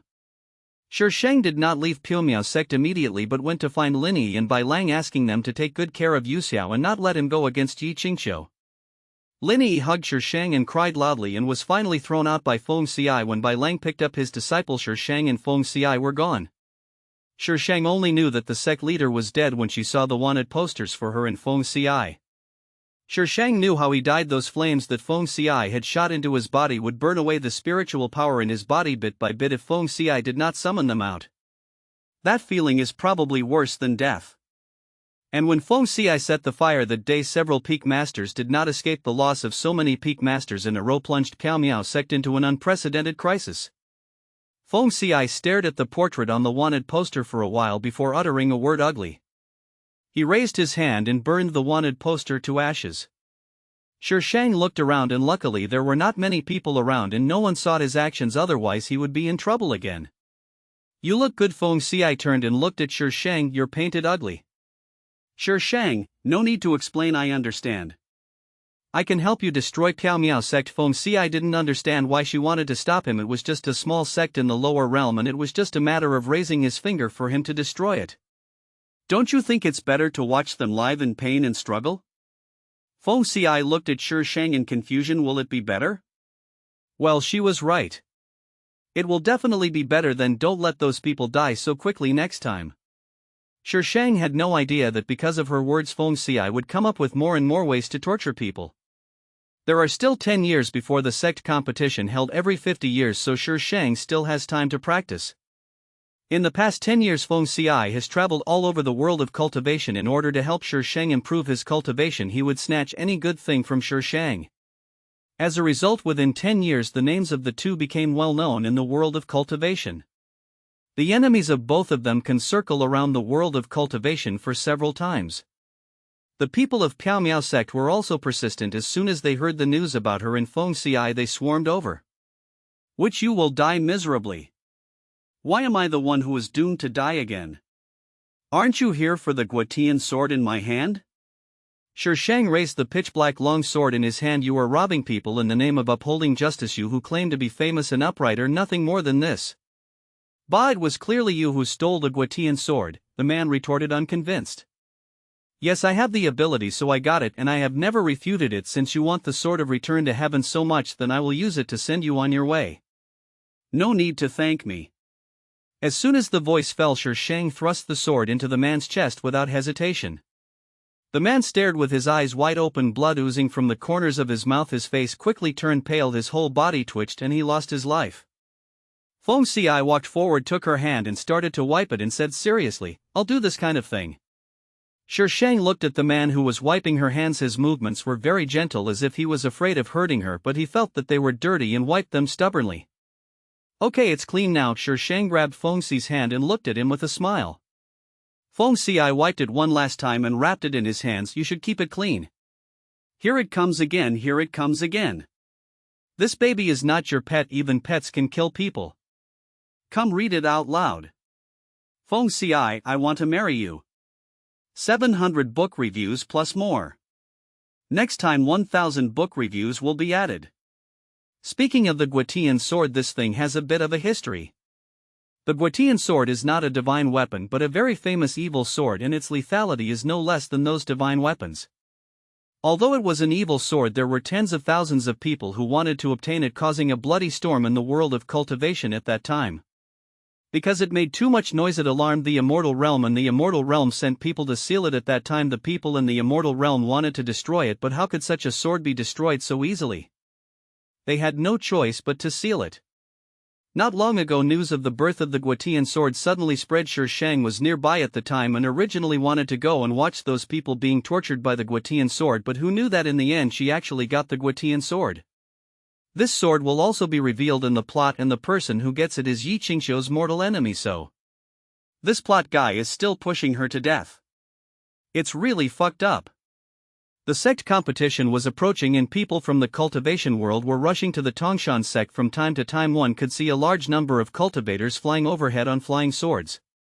In the plot, this competition was held in Piaomiao sect, but Piaomiao sect is now weaker and no longer qualified to host the sect competition, so it was changed to Tongshan sect. Shishang and Feng Xi walked slowly towards the Tongshan sect. Those who came to participate in the sect competition were all members of their sects, and it was rare to see a team of two people like theirs. So occasionally there would be curious spiritual senses sweeping down from the sky, and some who saw the people clearly would almost fall off their flying swords. The ones below are the evil woman Shang Shu and the murderous demon. Why are they here? Are they waiting for all the major sects to gather and catch them all in one fell swoop? Everyone in the cultivation world called Feng Xi the Great Demon because no one knew his name. Those who knew it had already been burned to ashes. So when Shishang and Feng Xi arrived, the entire Tongshan faction was on high alert with a guard post every 3 steps and a sentry every 5 steps. The scene was quite spectacular. Wow, such a grand ceremony to welcome me. Shishang's expression of "I'm very satisfied, well done" made all the people who were eyeing him speechless. Who the hell is welcoming you? Have some shame. Which? What do you want to do? The leader of the Tongshan sect stood up, filled with righteous indignation. All the major sects are here today. Don't even think about being presumptuous. What you said? Am I such a cruel person? Shishang blinked innocently. You are. With so many of us, are we afraid of you too? Someone from the Tongshan faction shouted, "Which leave now, we won't bother with you." But I don't want to leave. Shishang looked at the man in embarrassment. "If you don't like it, you can leave. I won't stop you. Everyone, this is their territory. Why should they leave? What do you want to do?" If it was just Shishang alone, they wouldn't be afraid of so many people, but because that big devil was here, they had no chance of winning at all.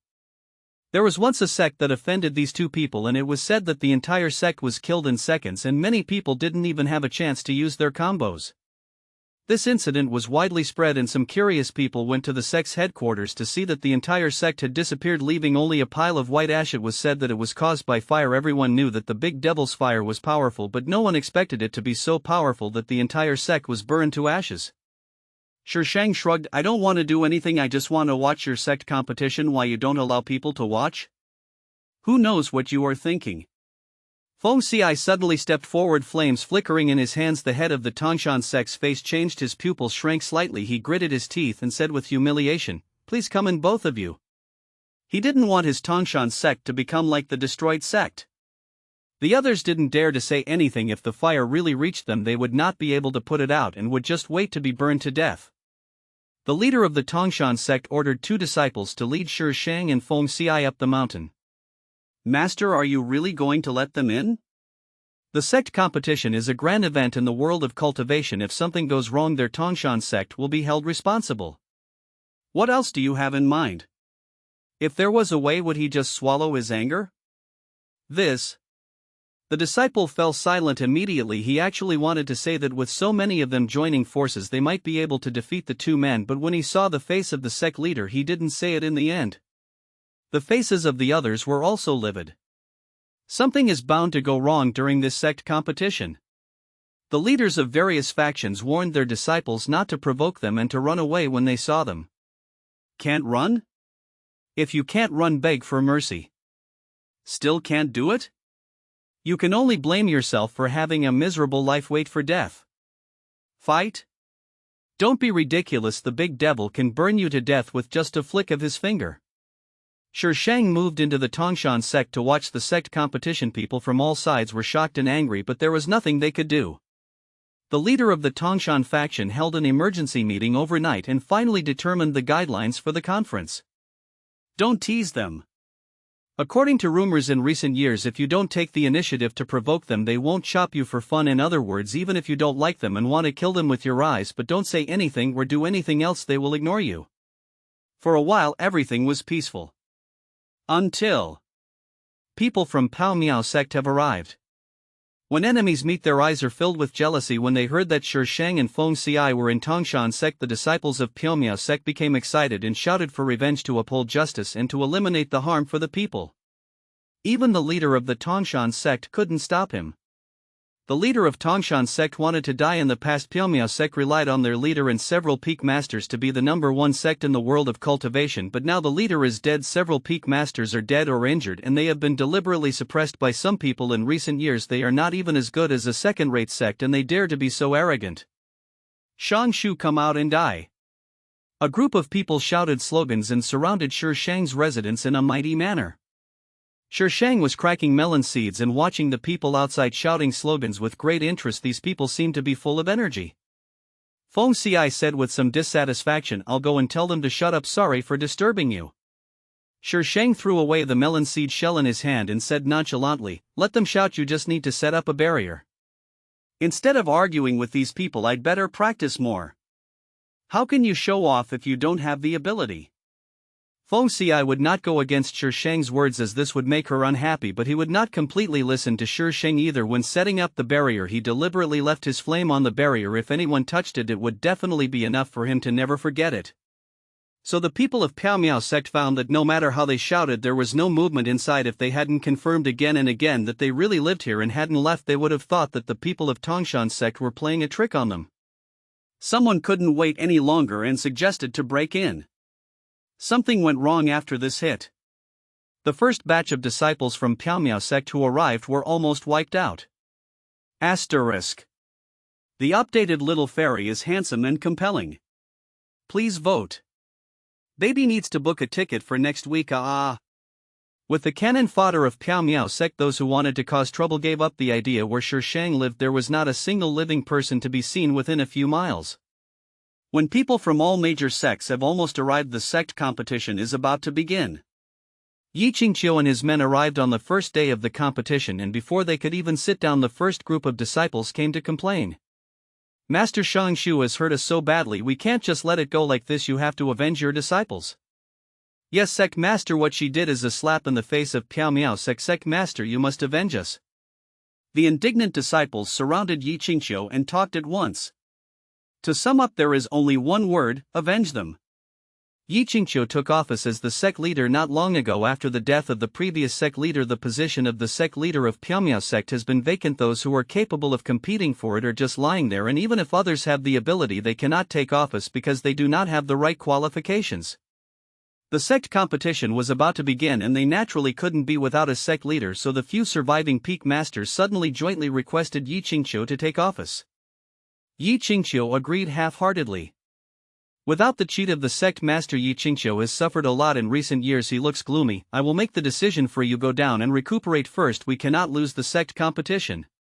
After pacifying those disciples and sending them away, Yi Qingqiu slapped the table with a ferocious look on his face and fiercely squeezed out two words from between his teeth: "Shang Shu." This woman killed her master and destroyed Pyongmyao sect with a fire. All the suffering she had endured in the past few years was caused by her, and she would eventually take revenge. "Girl, are you so impatient?" A sarcastic voice suddenly sounded in the room. Yi Qingqiu was stunned, and the ferocious look on her face slowly faded away, returning to her aloof goddess demeanor. "What do you want this time?" "Hee hee," the voice laughed strangely twice. "I smell a very nice scent." A trace of disgust flashed across Yi Qingqiu's eyes. "This is a sect competition. All the forces in the cultivation world are gathered here. Girl, this is not up to you. If you probably don't want to experience the consequences again." Yi Qingqiu didn't know what he was thinking of. His face was pale, his body was shaking slightly, his eyes were full of resentment, and his hands hanging by his side were clenched into fists with blue veins bulging. The sect competition is actually a competition in which each sect sends people to compete with each other to test the strength of each sect. To put it bluntly, it is to find out which sect has gained more powerful fighters in recent years. Shi Shang was quite interested in watching these people fighting, and she and Feng Ci occupied the audience seats with the best view. Her area was so clean as if it had been blown by a tornado, and there was not a single living person to be seen. Feng Ci simply burned the things that were in the way, moved in a soft couch, and brought out snacks, spiritual tea, a parasol, and everything else. This scene is more leisurely than watching a play.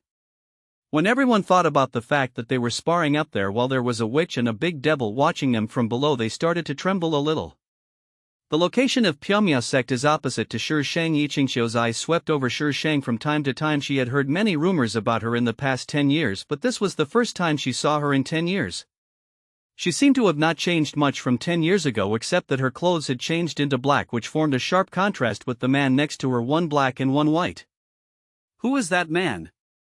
Why can't I see through Yi Qingxiu's cultivation? ACI, can you see through it? Shi Shang tilted his head and looked at Feng Ci. She remembered that the heroine was only in the late stage of foundation building during the sect competition, but she was now in the great perfection of foundation building, but she couldn't see through her. Could it be that without the protection of the sect master the heroine grew faster? Feng Ci only took a glance and then looked away, saying lightly, late stage of foundation building. Why can't the baby see through this book? There is a restriction on her. Do you need me to remove it? He was too lazy to touch things that were not presentable. Seeing a hint of contempt in Feng Ci's eyes, Shi Shang couldn't help but look in Yi Qingxiu's direction again. This time her gaze happened to meet Yi Qingxiu. She had no time to hide the hatred in her eyes and was seen by Shi Shang. Shi Shang smiled and asked, is there something wrong with her? The contempt in Feng Ci's eyes became stronger and his voice became a little tougher. Don't look at it, it's dirty in your eyes. Shi Shang was speechless. What the hell was going on? Seeing Feng Ci's persistence, Shi Shang had to look away. If she went against him, it would not be her who would suffer, but definitely the people around her. She didn't want to provoke a group attack yet. There were no accidents during the several days of competition. Shi Shang just watched the show and stayed where he lived every day. He didn't do anything out of the ordinary. This made some people who were worried breathe a sigh of relief. At night, Shi Shang yawned as she followed Feng Ci on the deserted mountain path. Feng Ci looked back at her from time to time and only continued walking forward to make sure that she was still following him. Where are we going? Shi Shang followed Feng Ci in a few steps and walked side by side with him. It's a dark and windy night and it's time for murder. Who has made you angry? Why do you want to go out in the dark to kill someone? No killing. Feng Ci shook his head innocently. I'll show you how to do it. Good looking? A live action love movie? Hashtag what's in the host's mind. Hashtag. It seemed that Feng Ci took her to the forbidden area of the Tongshan sect. Don't ask her why. She knew there were two big words, forbidden area, at the bottom of the mountain gate, and anyone with eyes could see it. The whole mountain is a forbidden area. What the hell is inside? Shi Shang suddenly began to hesitate. Wouldn't it be a bit inappropriate to break into someone else's forbidden area in the middle of the night? The way up the mountain was dark and eerie. Feng Ci condensed two fireballs and placed them next to Shi Shang to provide her with light. When they were almost at the top of the mountain, Feng Ci collected the fireballs, suddenly reached out and hugged Shi Shang in his arms, then jumped onto the protruding rock above. Feng Ci carried her up a few steps, then put her down. You'll be able to see it in a while. Shi Shang looked at the dark ground in front of him and clapped his hands on his cheeks. Villains are so damn difficult to deal with. The wait lasted nearly an hour. Shi Shang sat on the rock and was so bored that she started practicing. When Feng Ci called her, she opened her eyes and saw the faint blue light all over the ground outlining the contours of flowers. It was very dreamy and beautiful. And now she was sitting in the center of the blue light. The scene was like a special effect in a movie. The vast starry sky was filled with bright stars, which was very shocking. The blue light flickered in the wind as if it was breathing. Do you like it? Feng Ci half knelt in front of Shi Shang, slightly tilted his head, his dark red pupils filled with anticipation. Shi Shang, where did you learn this skill of picking up girls? I feel uncomfortable if I don't tease you for a day, right? Don't you like it? Feng Ci lowered his eyelashes in disappointment and bright yellow flames jumped on his hands. I like it, my lord. You set fire just because you disagree with me. Is that really okay? This is someone else's forbidden area. Do you know where the forbidden area is? Please vote. Moa. 1,000 recommendation votes will add 2 more chapters. Hearing Shi Shang say that he liked it, Feng Ci immediately put out the fire. This is Siamese firefly. It's very rare. Siamese flower. Have not heard. If Feng Ci says something is hard to see, then it must be hard to see, but it is just pretty. What's the use of it? It's not that the Siamese firefly flower has no effect, but that effect is not very significant for Shi Shang. If a disciple who has not yet established a foundation can establish a foundation here, he will be 100% successful. No wonder the Tongshan sect has listed this place as a forbidden area. After viewing the flowers, the two returned along the same path under the silvery moonlight. Their figures occasionally overlapped and Shi Shang was a little dazed. In her impression, no one seemed to have ever accompanied her like this. Shi Shang's face was cold for a moment, but in the blink of an eye she returned to her nonchalant and indifferent look. Her gaze moved from the figure in front of her to a place farther away. The darkness concealed the emotions in her eyes. When going up the mountain, Shang suddenly pulled Feng Ci and hid behind a bush. Just as she was pressing Feng Ci to squat, a dark shadow flew past from not far away. The moonlight was quite bright today, allowing Shang to see clearly who the figure was. Yi Qingqiu. What was she doing here at this late hour? Was she also out for a tryst? Strange, why does she use it? But at this time, of course, I have to follow and watch. And do some damage or something. Yi Qingqiu was very alert, and Shang didn't dare to follow too closely. Feng Ci looked at him in confusion for a while, then realized what Shang was doing, set up a barrier between her and himself and pulled her along, following behind him in a swagger. Oh my god, how could I forget about the villain? Shang was still very confident in Feng Ci's barrier, otherwise she would not have been able to take away the Guotian sword unscathed with so many people guarding it.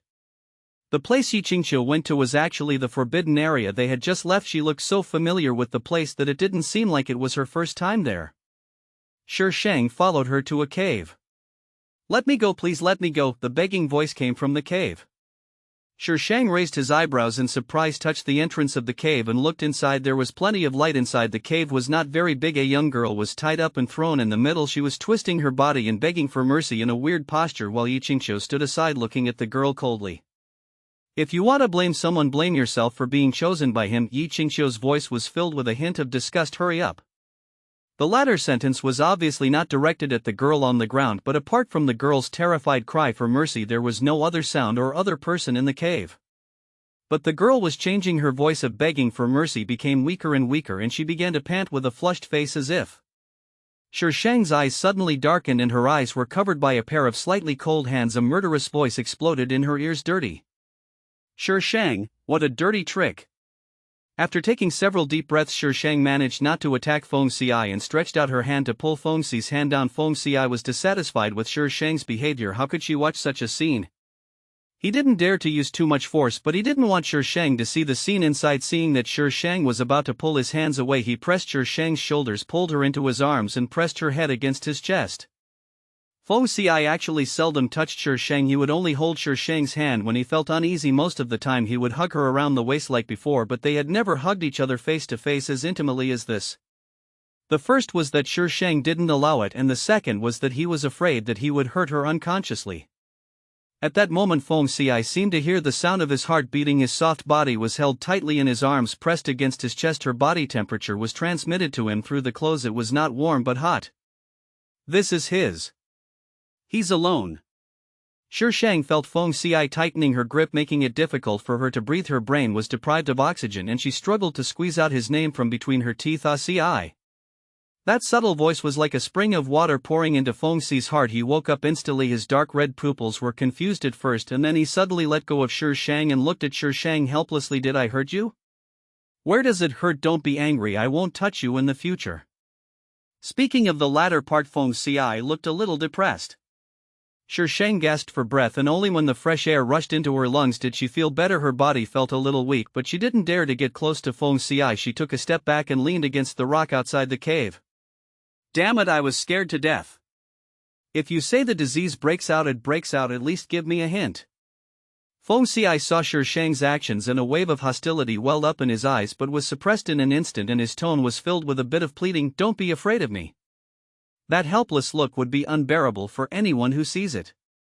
But Shang had just walked around the edge of hell, and she felt that she was very generous for not using the sword of return to heaven to chop him.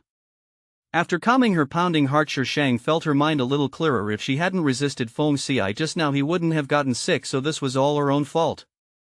The table was overturned. It's all my fault. This mission can't be done. I'm going on strike. Don't touch me again without my permission. Shang looked at Feng Ci's helpless and cute look, and he couldn't say the harsh words that were on the tip of his tongue. He could only change his words in a sullen tone. Feng Ci was a little confused, staring at Shang seriously, and nodded after a while. "I won't touch you, don't leave me." Shang, they sounded like they had several legs. If she couldn't get close to him, this guy would probably burn her to ashes in a minute without even blinking an eye.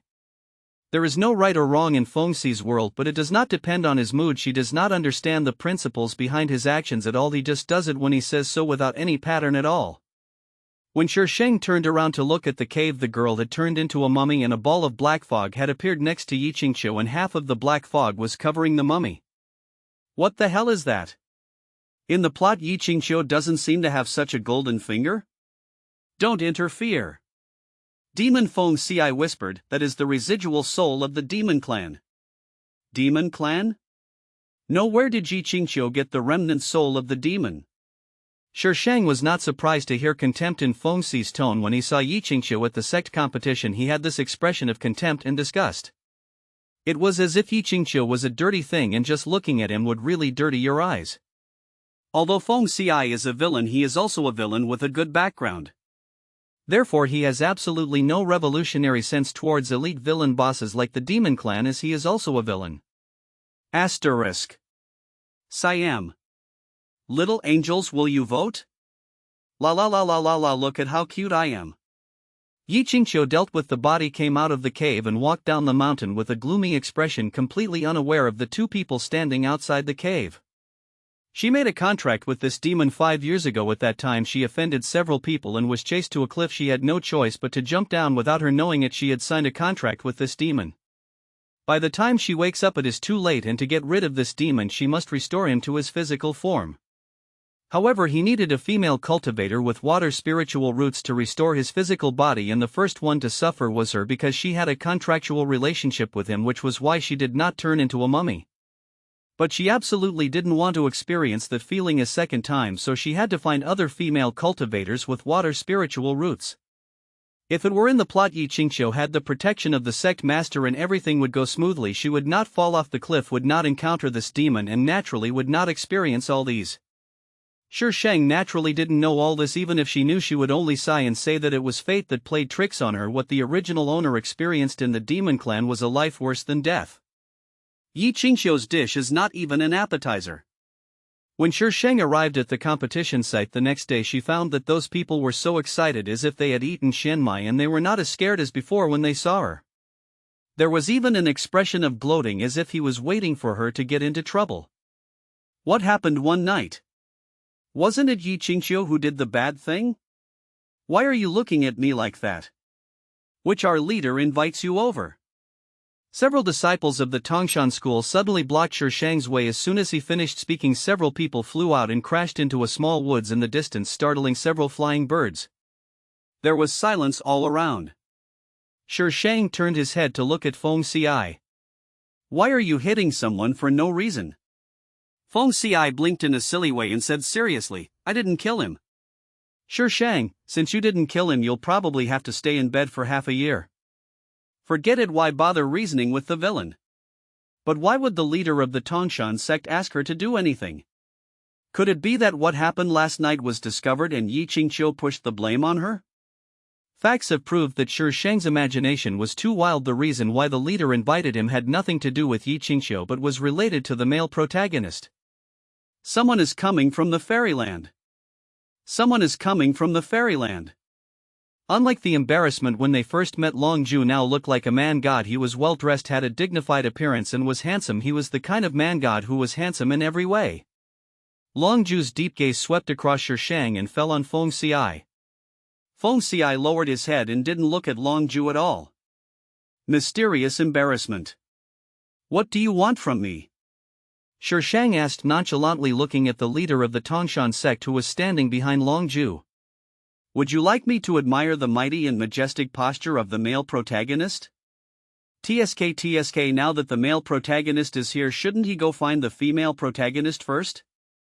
I don't know what happened between the two of them after Long Ju took Yi Qingqiu away last time, whether they drew their swords and fought each other. Ahem, it's like this about the Guotian sword. The leader of the Tongshan sect gritted his teeth and finished his words. Shi Shang finally understood. The people in the fairy world noticed that the Guotian sword had appeared, so they asked Long Ju to come down and take it back to reseal it. Maybe because they had behaved too peacefully in the past few days, the leader of the Tongshan school thought that they could negotiate calmly, so this happened. If I hand it over, won't I have been hunted for so long in vain? Never do business at a loss. What's more, Long Ju finally let the original owner die by being cut into pieces. Impossible, I have already given the Guotian sword to Feng Ci. Feng Ci looked up blankly. When did she give him the Guotian sword? Shi Shang took out the Guotian sword on the spot and rudely stuffed it into Feng Ci's hand. I'll give it to you. If I can't protect it, can I protect the villain Feng Ci? Everyone, you can't be so careless. Feng Xiai, you should know what the Guetian sword is better than me, give it to me. Long Ju looked straight at Feng Xiai. Feng Xiai immediately retracted the Guetian sword behind him and said, she gave it to me, I won't give it to you. With that cute and silly look, he doesn't look like a villain at all but rather like a child defending his toy. Shi Shang held his forehead with his hand and said, Mr. Villain, please show your might and dominance and come on. This baby will never stop you. Feng Xiai, everyone above has heard about what you have done in the cultivation world over the years. If you act so recklessly, you will definitely bring about a heavenly calamity. If you hand over the Guetian sword to me, it will be considered a merit. Unnecessary. Feng Xiai, are you going against the entire fairy world? Feng Xiai raised his eyelids. A hint of sarcasm appeared on his calm face. Haven't you already wanted me dead? For so many years these people fought about his death all the time. Because his fire would cause them harm, they were afraid and terrified. As an immortal, I am also afraid of death. The negotiation failed. Long Ju seemed to be afraid to confront Feng Xiai head-on and could only watch Feng Xiai take away the Sword of Return to Heaven, and Shi Shang, it was his mission to bring the Sword of Return to Heaven back to the immortal realm, so he would not let it go. Since he stayed, it was only natural for him to meet the heroine. The competition was about to end and what Shi Shang had been waiting for happened. She definitely didn't come here to watch the show. Who would have nothing better to do than to watch a bunch of people poking and prodding at something and failing to kill it? She came here to find the person who drugged Yi Qingqiu and then slandered the original owner. Of course, Shi Shang was not sure at first whether this would happen again. After all, the plot had changed a lot. However, Shi Shang was not disappointed as she caught the man. It's actually her. Shi Shang sat on a leafy tree trunk staring down at the figure walking hurriedly below. Feng Xiai looked at Shi Shang in confusion, then looked at the people below. Have a grudge? Kill? Shi Shang, kill, kill, kill. All you do is kill all day long. I'm not such a bloody person, okay? It can be done with one knife. What's the fun in that? Shi Shang did not stop the development of the situation. She wanted to see who Chu Ning would use as a shield this time and add fuel to the fire. Shi Shang smiled maliciously, asked someone to pass a message to Chu Yi, and then packed up the people Chu Ning had brought and threw them down the mountain. Yi Qingqiu drank the drugged tea in the plot. Yi Qingqiu did not have sex with anyone. Firstly, he was discovered in time, and secondly, he had the help of the sect master. Now that he does not have the sect master's spiritual power to suppress him, it is hard to say what will happen. Shu Yi quickly arrived at Yi Qingqiu's room after entering. Strange noises were heard from inside not long after. Perhaps the drug was too strong and the two of them stayed in the room until late at night. During this period, two people came. One was Chu Ning and the other was Long Ju. Chu Ning only heard some noise inside and then left. Long Ju should have come here specifically to find Yi Qingqiu, but when he heard the sound in the room, his whole face darkened and the air pressure around him became frighteningly low. He stood there for a long time before turning around and leaving. Asterisk. The sex you want. Although they are not Feng Xiai and Shi Shang, hahaha, don't hit me, I am a pure child. Please vote. The next day, Chu Ning brought a few disciples of Piaomiao sect to Yi Qingqiu's door at dawn, probably wanting to catch them in adultery, but who knew that it was her own brother who opened the door. Brother Yu. Chu Ning pointed inside, then pointed at Chu Yi. Why are you here? Why is my brother here? What about the people she called? Isn't my brother and... Chu Ning panicked and grabbed Chu Ye's hand. Brother, tell me you only came here this morning, right? Chu Ye's ears turned red when he thought about what happened last night. He was fascinated. He would never forget the wonderful feeling. Moreover, that was the woman he had always liked. The disciples who came with Chu Ning could tell what was going on. Chu Yi had liked Yi Qingqiu for a long time and everyone knew it. It was just that Yi Qingqiu had always been indifferent to Chu Yi before and there was nothing special about them, so why did they sleep together today? Ninger, what's the matter so early? Chu Yi tried his best to calm himself. As soon as Chu Ning saw Chu Ye's expression, she knew that it must be him who was with Yi Qingqiu last night. She was so angry that her eyes turned red. She bit her lower lip hard. She didn't know where she got the courage from, but she pushed Chu Yi away and rushed inside. Yi Qingqiu, you shameless woman, you seduced my brother. Chu Ning rushed into the room arrogantly crying and cursing. You really think you are great just because you are the sect leader? What are you so proud of? You are shameless. I don't know what tricks you used to become the sect leader. Yi Qingqiu had already put on his clothes. His already gloomy face became even gloomier as Chu Ning came in. Get out. Yi Qingqiu, you useless woman, I will kill you today. Chu Ning was like an enraged lion. He drew out his sword and rushed forward. It seemed as if he wanted to cut Yi Qingqiu into pieces. Yi Qingqiu's eyes were filled with murderous intent. He raised his hand and waved it. Chu Ning was blown away by an invisible force and smashed into the corner of the room. Get out! Yi Qingqiu glanced coldly at the disciples who followed, and those people shrank back, quickly left the room and closed the door. Which the first disciple who came out saw the person standing on the steps and shouted subconsciously, "What are you doing so early?" Shi Shang looked behind them curiously. "What's it got to do with you?" one of the disciples yelled with his neck stiffened. "I'm just curious." Shi Shang smiled indifferently, but that smile was full of malice. "Did someone sleep with your sect leader?" "You? If anyone wanted to sleep, it should be their sect leader who slept with others. How could it be that the sect leader was slept with? It's really like a dog can't spit out ivory. Which girl are you, the one who is interfering? The sect master doesn't like that kid Chu Yi at all. How could he be with him? This witch must have done something to let that kid Chu Yi climb into the sect master's bed. How can you slander someone without any evidence?" Everyone was furious. If there is evidence, can it still be called slander? Do you want me to tell you who did it? Shi Shang smiled maliciously. "It's free. I won't charge you any money." Everyone shook their bodies involuntarily and shouted angrily, "Witch, stop talking nonsense. Do you think we will believe you? If you don't believe it, forget it." Shi Shang curled his lips and turned to walk towards Feng Xiai, who was standing under the tree. "Hey, the witch is leaving now. You haven't even started to sow discord yet. Why are you leaving? Come back." What are you coming back for? To kill them?" Shi Shang did not leave but stood under the tree with Feng Xiai and looked at them. Several disciples were terrified. "They really want to ask as villains. Shouldn't you be busy? Why do you have time to stand here and watch them?" In the room, Yi Qingqiu sat on the bed glancing at Chu Ning, who was forced to kneel on the ground. Chu Yi stood between the two, feeling torn. On one side is his sister, on the other side is his lover. "Yi Qingqiu, you will not die. Well, if you have the guts, just kill me." Chu Ning cursed until her voice was hoarse. "Even if I become a ghost, I will not let you go, you bitch. You seduced my brother.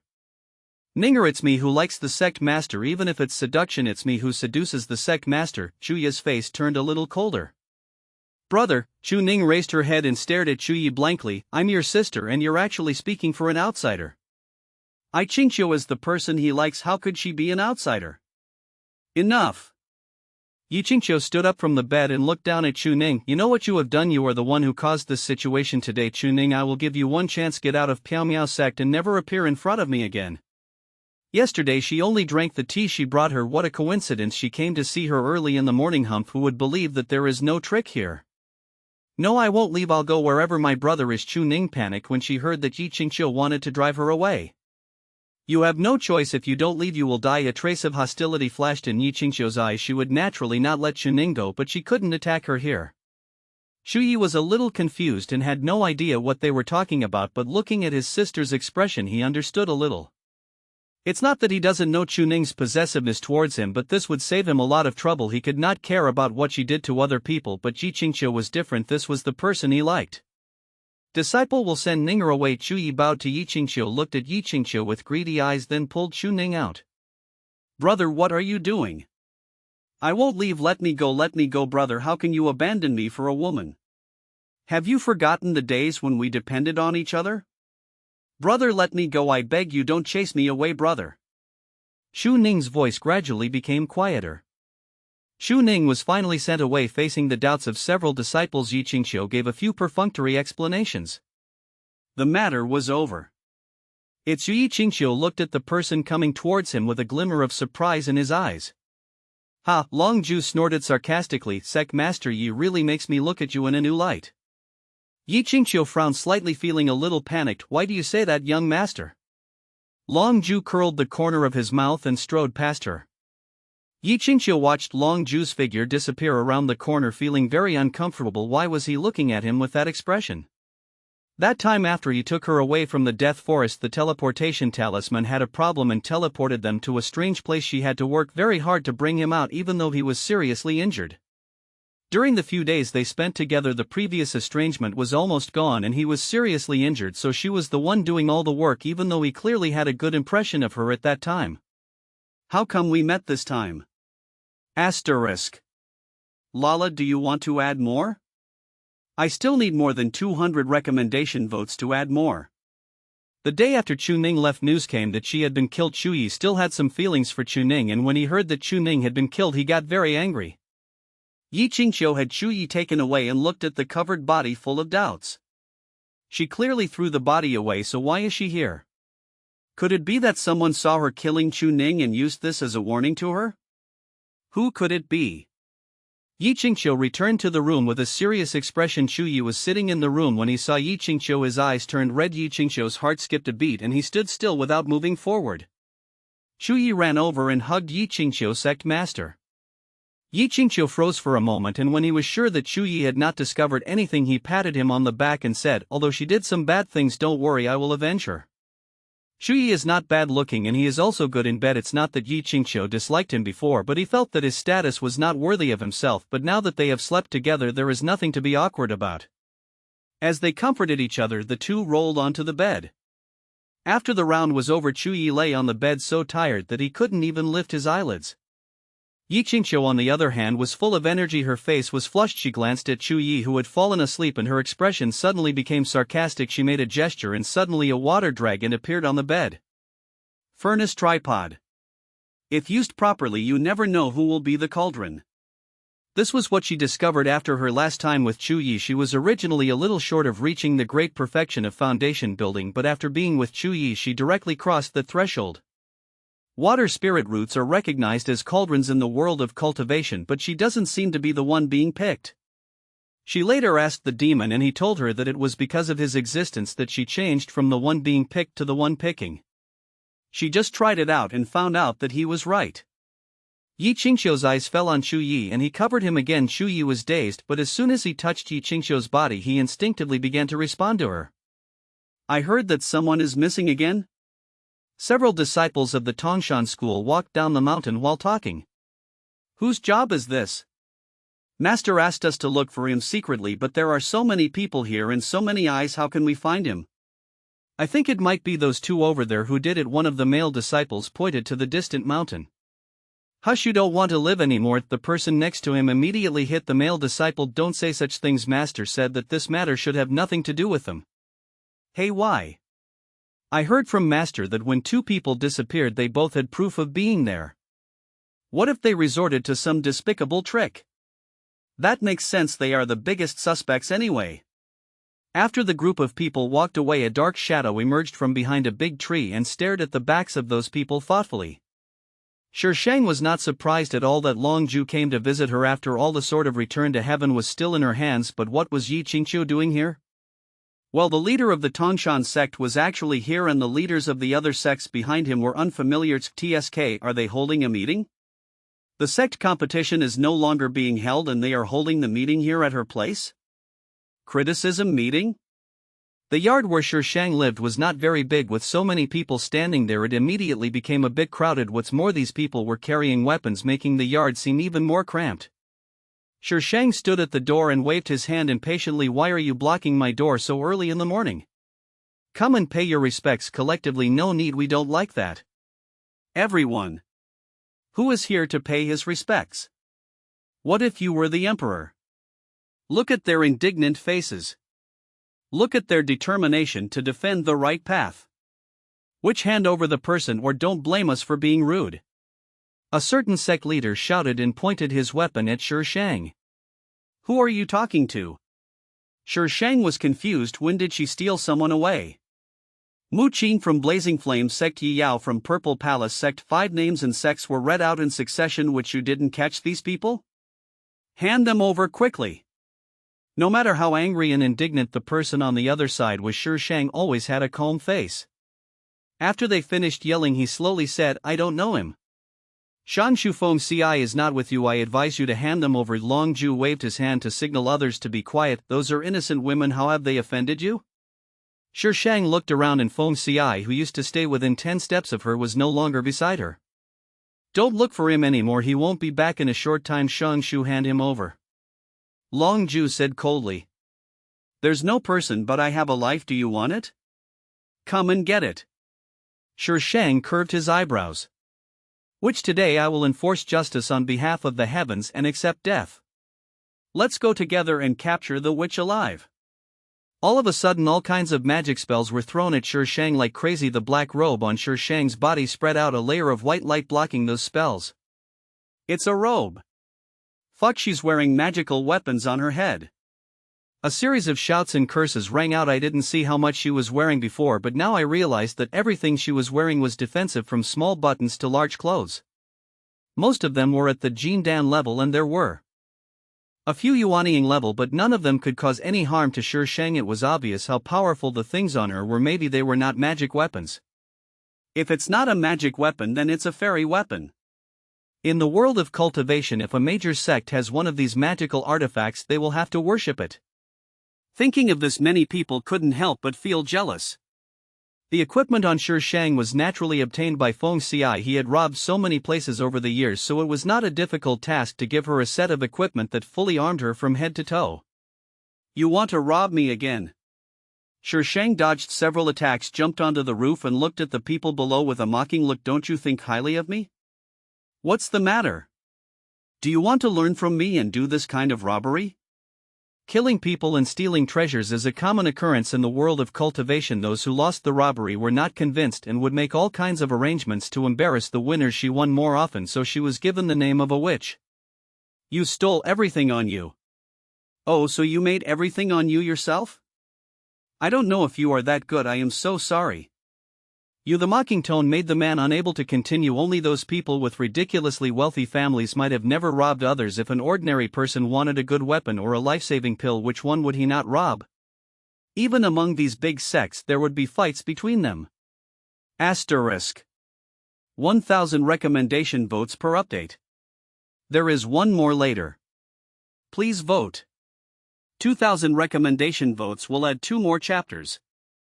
Stop talking nonsense and hand the person over immediately. This topic was not very good, so someone brought the subject back to the main topic.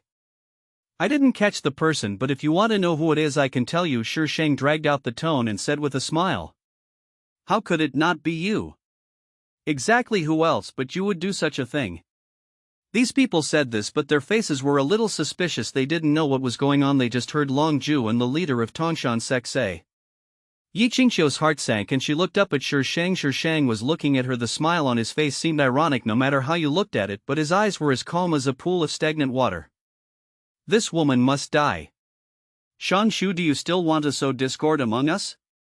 Yi Qingqiu stepped forward. She is stalling for time, don't be fooled.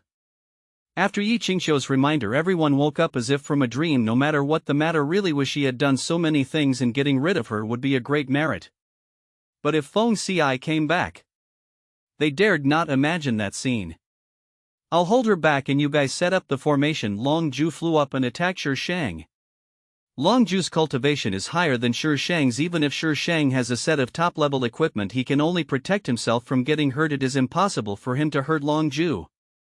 And Long Ju didn't try his best, he just pushed Shi Shang to the center of the yard. Shi Shang saw through his intention and dared not go to the yard. Just as she was about to leave, Yi Qingqiu suddenly appeared behind her and slapped her on the back. Shi Shang staggered and Long Ju took the opportunity to send out a gust of wind, knocking Shi Shang to the ground. The moment he landed, it was as if he touched something. The light became brighter and enveloped Shi Shang. The figure outside swayed. Hold!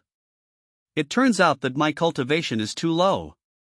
Shi Shang lowered his head and looked at the formation with clear stripes and flowing white light below him, feeling a little depressed. She bit her finger and drew a blood symbol in the air. Her face turned pale, but there was no panic in her eyes. She was still as calm as ever. After drawing the last stroke, the light disappeared. She could see the people outside clearly, and the people outside could see her clearly. What is that? The leader of the Tongshan sect looked at the blood talisman floating in front of Shi Shang in surprise. The woman in the formation, her black robe fluttering, was so quiet in the midst of the solemnity that she seemed to be in another world. The calmness in her eyes was almost indifferent, as if what they were doing was nothing more than a ridiculous one-man show in her eyes. Shi Shang raised his index finger and the people outside subconsciously held their breath. Everyone, please remember what happened today. Shi Shang's voice came through the formation. It was a little fragmented, but they could hear it clearly. As soon as she finished speaking, she lightly touched the blood symbol with her index finger and the originally white formation was instantly dyed blood red. The surrounding scenery became blurred, dim and dull at that moment, leaving only the black-robed woman standing quietly in the red light. Everything in the world was silent at that moment, as if afraid of disturbing her. Red light rendered from the bottom and everything turned into slow motion, slowly obscuring her figure. Shang slowly forced out a sarcastic smile, and just when her vision was about to be blocked by the red light, a figure suddenly rushed towards her, and then her eyes were completely engulfed in the red light. Shang propped himself up and sat up, his chest boiling with blood, and he spat out a mouthful of blood. Wiping the blood from the corner of his mouth, Shang sneered, "The hero and heroine working together are truly invincible." At that time she clearly had the ability to dodge, but at that moment she felt the air tense and her body stiffened for a second. It was in that second that Long Ju knocked her over. And that formation, they actually used such an advanced formation to deal with her. I really have to be grateful that they think highly of me. Shang exhaled slightly, her internal organs felt as if they were being torn apart by pain. She relaxed and began to look around. This is a very strange cliff bottom, a thin line very deep with strange plants growing all around, stretching their bodies towards Shang with malicious intent. Shang looked up for a while. Her cultivation was now completely wasted. Her last move was inherited from the original owner's memory. That blood talisman could turn the power of any formation into her own use to open the passage to the demon world, but the price was that her cultivation would be completely wasted. Yes, the demon world. She is in the demon world now. After all, she came according to the plot. The point now is, how is this baby going to get up there now? Etc. Did this baby forget something? Oh shit. Phoenix, farewell. The person who pounced on him at last was Feng Ci. Logically speaking, he should be rebounded by the formation, but Feng Ci is not an ordinary person, so maybe he is followed along.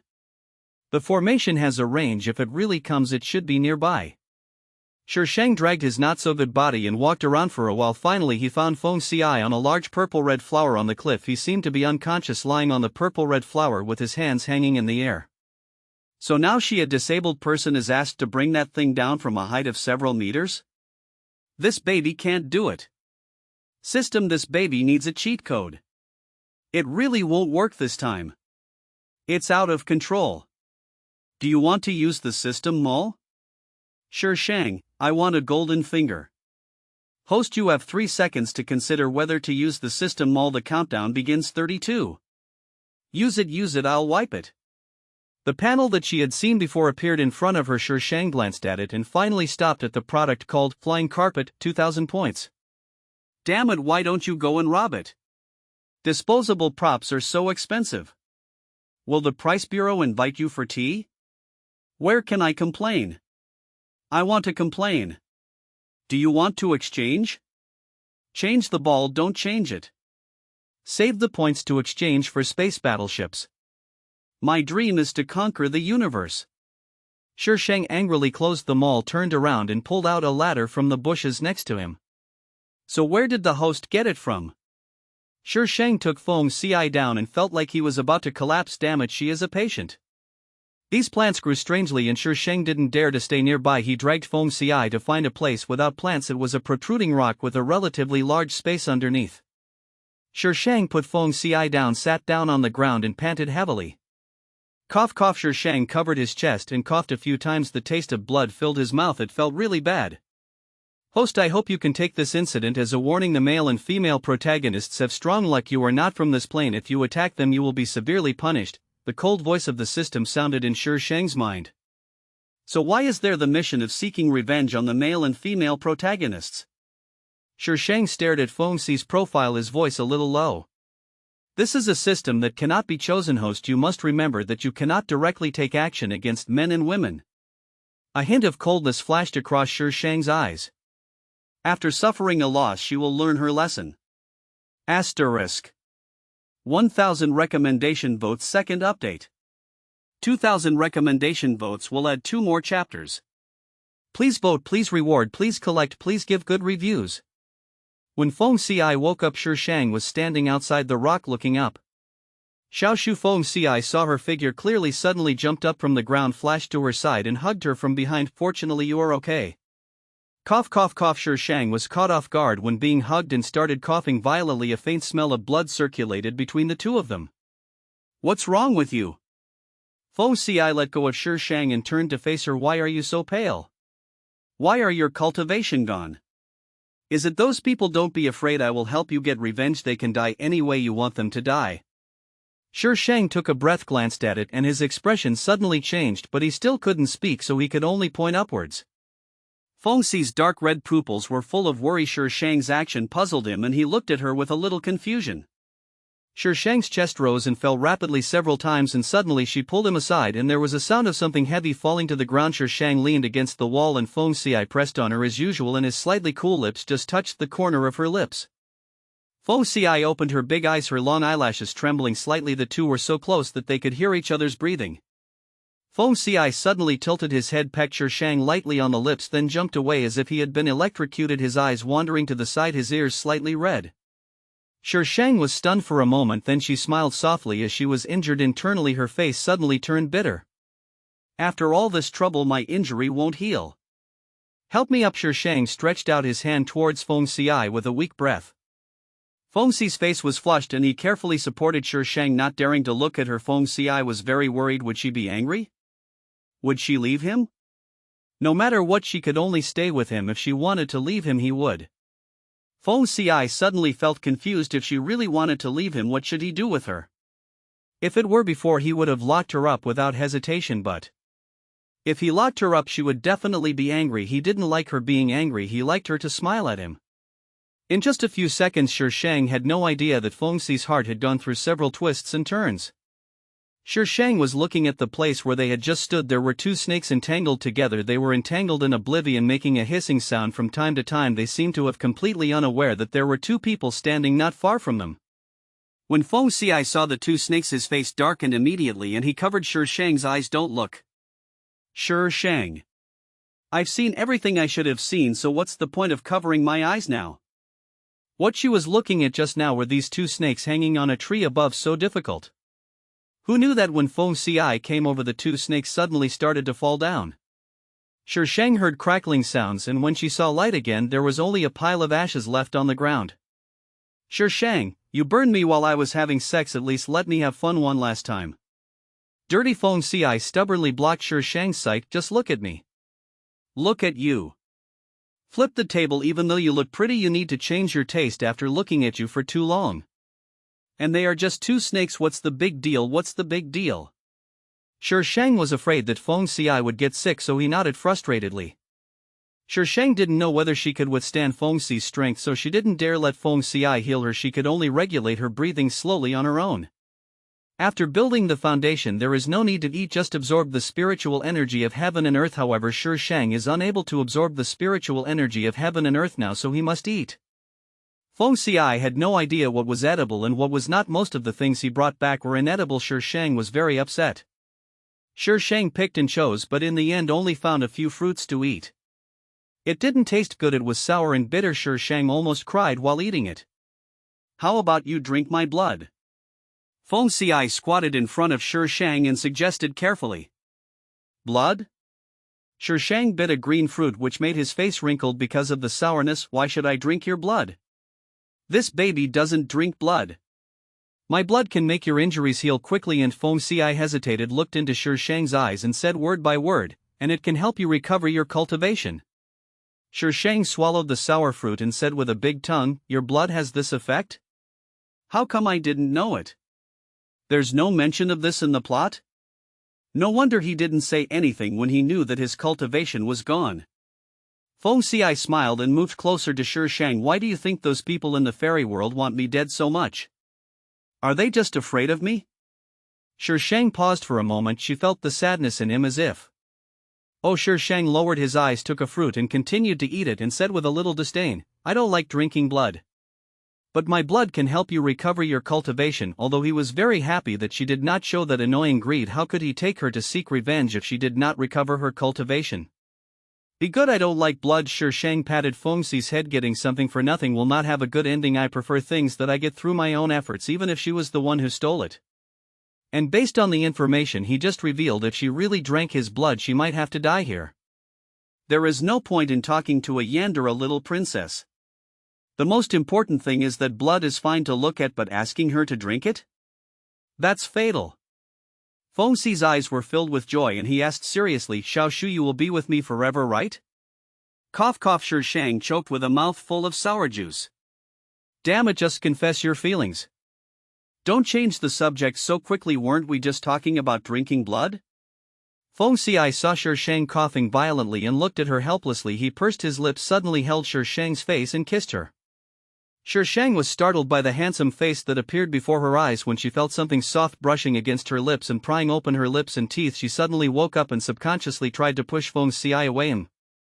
Feng Xiai took advantage of the situation and hugged Sure Shang. She had no strength at all and was tightly held in Feng Xi's arms. His kiss was a little clumsy because of Sure Shang's resistance. He seemed a little impatient, but his movements were still gentle. Xiao Shu, don't move, I'll leave myself to you. Feng Xi's voice suddenly sounded in Sure Shang's mind. Sure Shang was struck by lightning.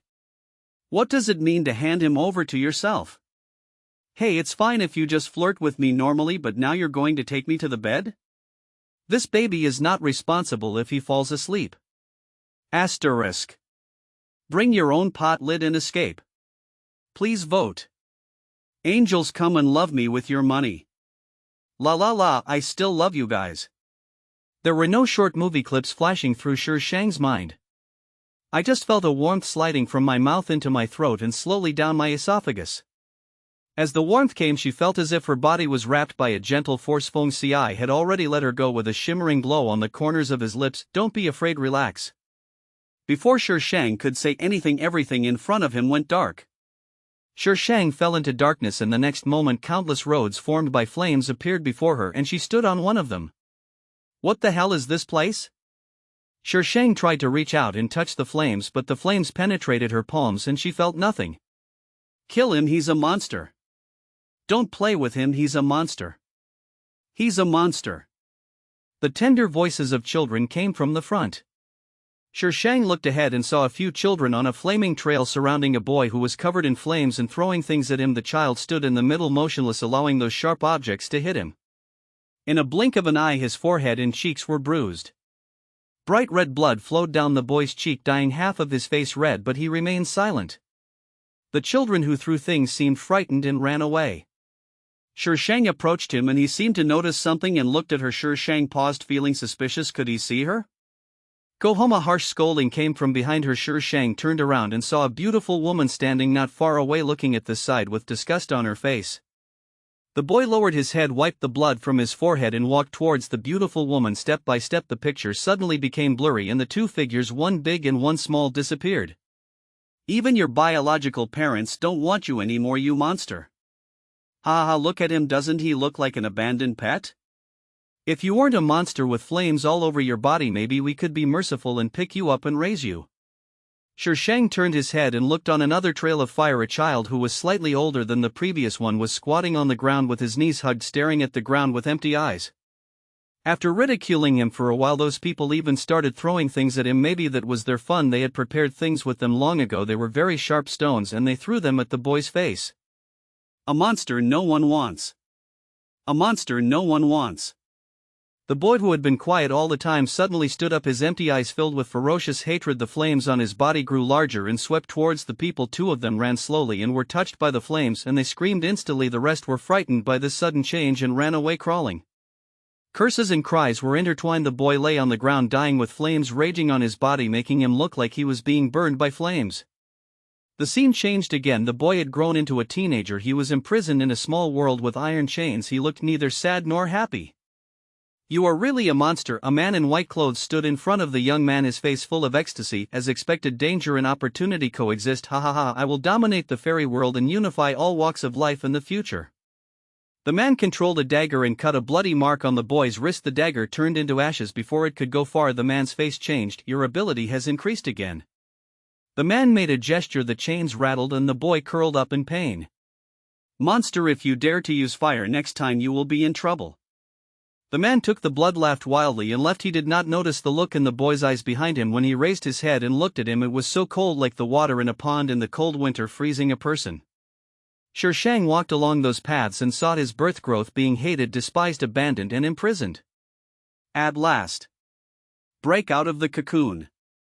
He became the most special existence in the fairy world. Everyone wanted to kill him, but no one could kill him. Sure Shang paused in his steps and an unusual ripple appeared in his calm eyes. Feng Xiai. She murmured softly and sneered the next second with dancing flames reflected in her eyes and the corners of her mouth slightly raised outlining a shallow arc, but the smile did not reach her eyes. The paths around her suddenly disappeared and she stood in an endless sea of flames. The blazing flames made her feel very small. It was exactly the same sea of fire that she saw the moment she came into this world and opened her eyes. But she didn't feel any pain at this moment, only a very comfortable and intimate feeling. The flames were like a fish meeting water, continuously entering her body and repairing her damaged meridians. Her dantian was wrapped in layers of flames with a faint golden light pouring out from it. Time passes by every second.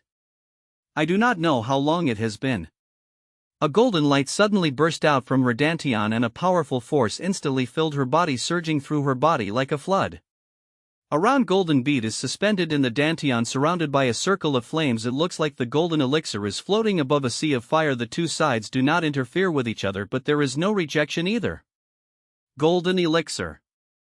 This is the golden elixir realm. Sheng opened his eyes and looked at the person squatting next to him. He suddenly grinned and said in a clear voice, Feng Xi, from now on I will accompany you until the end of your life. Until your life ends. This was the only promise she could afford. Feng Xi was stunned for a moment, blinked twice, and then her heart was filled with waves of beatings. This was the first time she answered him so directly. I will stay with you no matter how long it takes, Feng Xi said seriously. Sheng curved his eyebrows and tilted his head. What did you give me to eat? Not only did she recover her cultivation, she also broke through to the golden core stage and... Sheng raised his hand and a small flame appeared. She can use Feng Xi's flame. I don't know what that is. Feng Xi shook his head in confusion, but it's very useful from now on. No matter where you are I can find you and no one can hurt you. Sheng touched the area of her heart. For some reason she felt that what Feng Xi had fed her had melted into her heart. Xiao Shu, you can never leave me from now on. Feng Xi reached out and held Sheng in his arms. Maybe because there is a part of him in her body he will not lose control like last time, but sometimes he still can't help but want to imprison her. Fortunately he can control that thought. Sheng did not struggle and let him hold her. Although she had broken through to the golden elixir stage, she had no strength now and felt tired from overexertion. I don't know if it's because of the thing Feng Xi gave her to eat. Asterisk. Please vote. 2,000 recommendation votes will give you a surprise. You guys are so dirty, Epsilon. Xiao Sheng and Feng Xi are pure. Take the pot and run away. Don't make a nest, it hurts. T to the power of T. There is no time in the mountains. Sheng and Feng Xi stayed at the bottom of the cliff until she broke through to the Mahayana stage. Because of the existence of those flames, it was not difficult for Sheng to practice. After the Mahayana stage, the next step is to overcome tribulations, which depends entirely on one's luck. There will be no obvious improvement in cultivation level after reaching Mahayana stages, for when the tribulation will come there will be a reminder before it happens, and the rest is unknown. Some people after reaching Mahayana stage may not wait for the tribulation for hundreds or even thousands of years. There is no rush to overcome the tribulation, so Sheng had no choice but to give up and leave with Feng Xi from the bottom of the cliff where she had been for who knows how long. It was a wasteland outside and Sheng released Pudding, who had not played for a long time. Pudding grumbled and was not very happy about it, but when Feng Xi glared at him he quickly grew bigger. Feng Xi carried Sheng upstairs with no intention of letting go. He and Sheng stayed down there for such a long time, but Sheng spent 99% of the time practicing. He had nothing else to do except staring at her and chasing away some creatures that ran around them. Only when he was able to hold Sheng in his arms at this moment did he feel that the empty space in his heart was filled. How could he possibly let her go?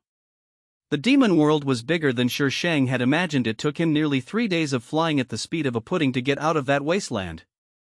There is no difference between the outside world and the world of cultivation, and the demons do not have 3 heads and 6 arms. If the spells they use were not unique to the demons, they would be indistinguishable from human cultivators at first glance. From the news heard from some demons, the seal of the demon world has not been broken yet, and Yi Qingqiu should still be in the world of cultivation. How are we going to get out? Feng Xi asked with his chin on Sheng's shoulder, sounding puzzled. Break the seal of the demon world, otherwise how can we get out? Sheng said casually. This baby doesn't have the skills of the heroine and can't tear the space with bare hands. The seal of the demon world is going to be broken anyway, so isn't it the same whether it's broken sooner or later? Feng Xiai frowned but didn't say anything. As long as she was happy it was fine. Even if she wanted to be the king of the demon world, he would hold the throne in front of her. The demon world was sealed in a lake. The original owner remembered the method used by the demons to break the seal, but she didn't expect that when she arrived the demons had already made arrangements and they were almost done. Demon Lord, we are just one step away. The demon disciple looked at the man standing in front of the lake with respect and fear. The man was wearing a black robe embroidered with a totem representing the demon lord. His silver hair was flying in the wind. He stood straight and there was an icy oppressive feeling around him that kept no strangers away. The demon lord of the demon realm, Jun Wuqi. Junwu looked at the lake without any ripples and asked, "Did you find the person?" The demon disciple was silent for 3 seconds before answering stiffly, "No." "Keep looking, we must find him even if we have to search the entire demon world." Jun Wuqi's eyes were filled with a sharp cold light. This was the last step and also the most important one. Yes, the demon disciple left quickly. Soon Jun Wuqi was the only one left in the entire lake. He stared at the lake, suddenly raised his hand, rolled up a water dragon and swung it towards the woods. A fire dragon rushed out of the forest and collided with the water dragon. There was an explosion with a bang and the water in the lake began to shake like boiling water. Jun Wuqi squinted his eyes and looked at the flames that had not yet been extinguished. His water dragon had disappeared, but the fire dragon was only broken into pieces. Just such a simple confrontation can reveal the strength of the opponent. When did the demon world have someone more powerful than me? Since you are here, you might as well come out. Since the other party did not kill him, it proved that he did not want to fight with him. A woman in a black robe came out of the woods. She had a beautiful face. The black dress did not look dull on her at all, but instead made her skin look as smooth as jade and her eyes looked bright.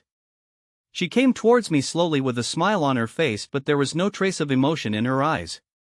Demon Lord Shang smiled and took back the remaining flames in the air. Jun Wuqi's eyes narrowed even more and he became more and more wary of Shang in his heart.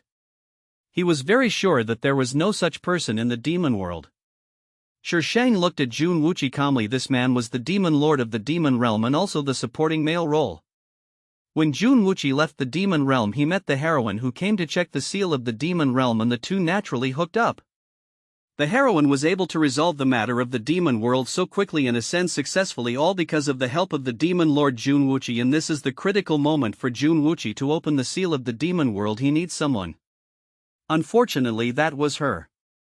"I don't like nonsense. I can help you open the seal, but you have to agree to one condition of mine. The seal requires the blood of the original owner. As for the reason, Shang is not sure. Maybe it's just required by the plot?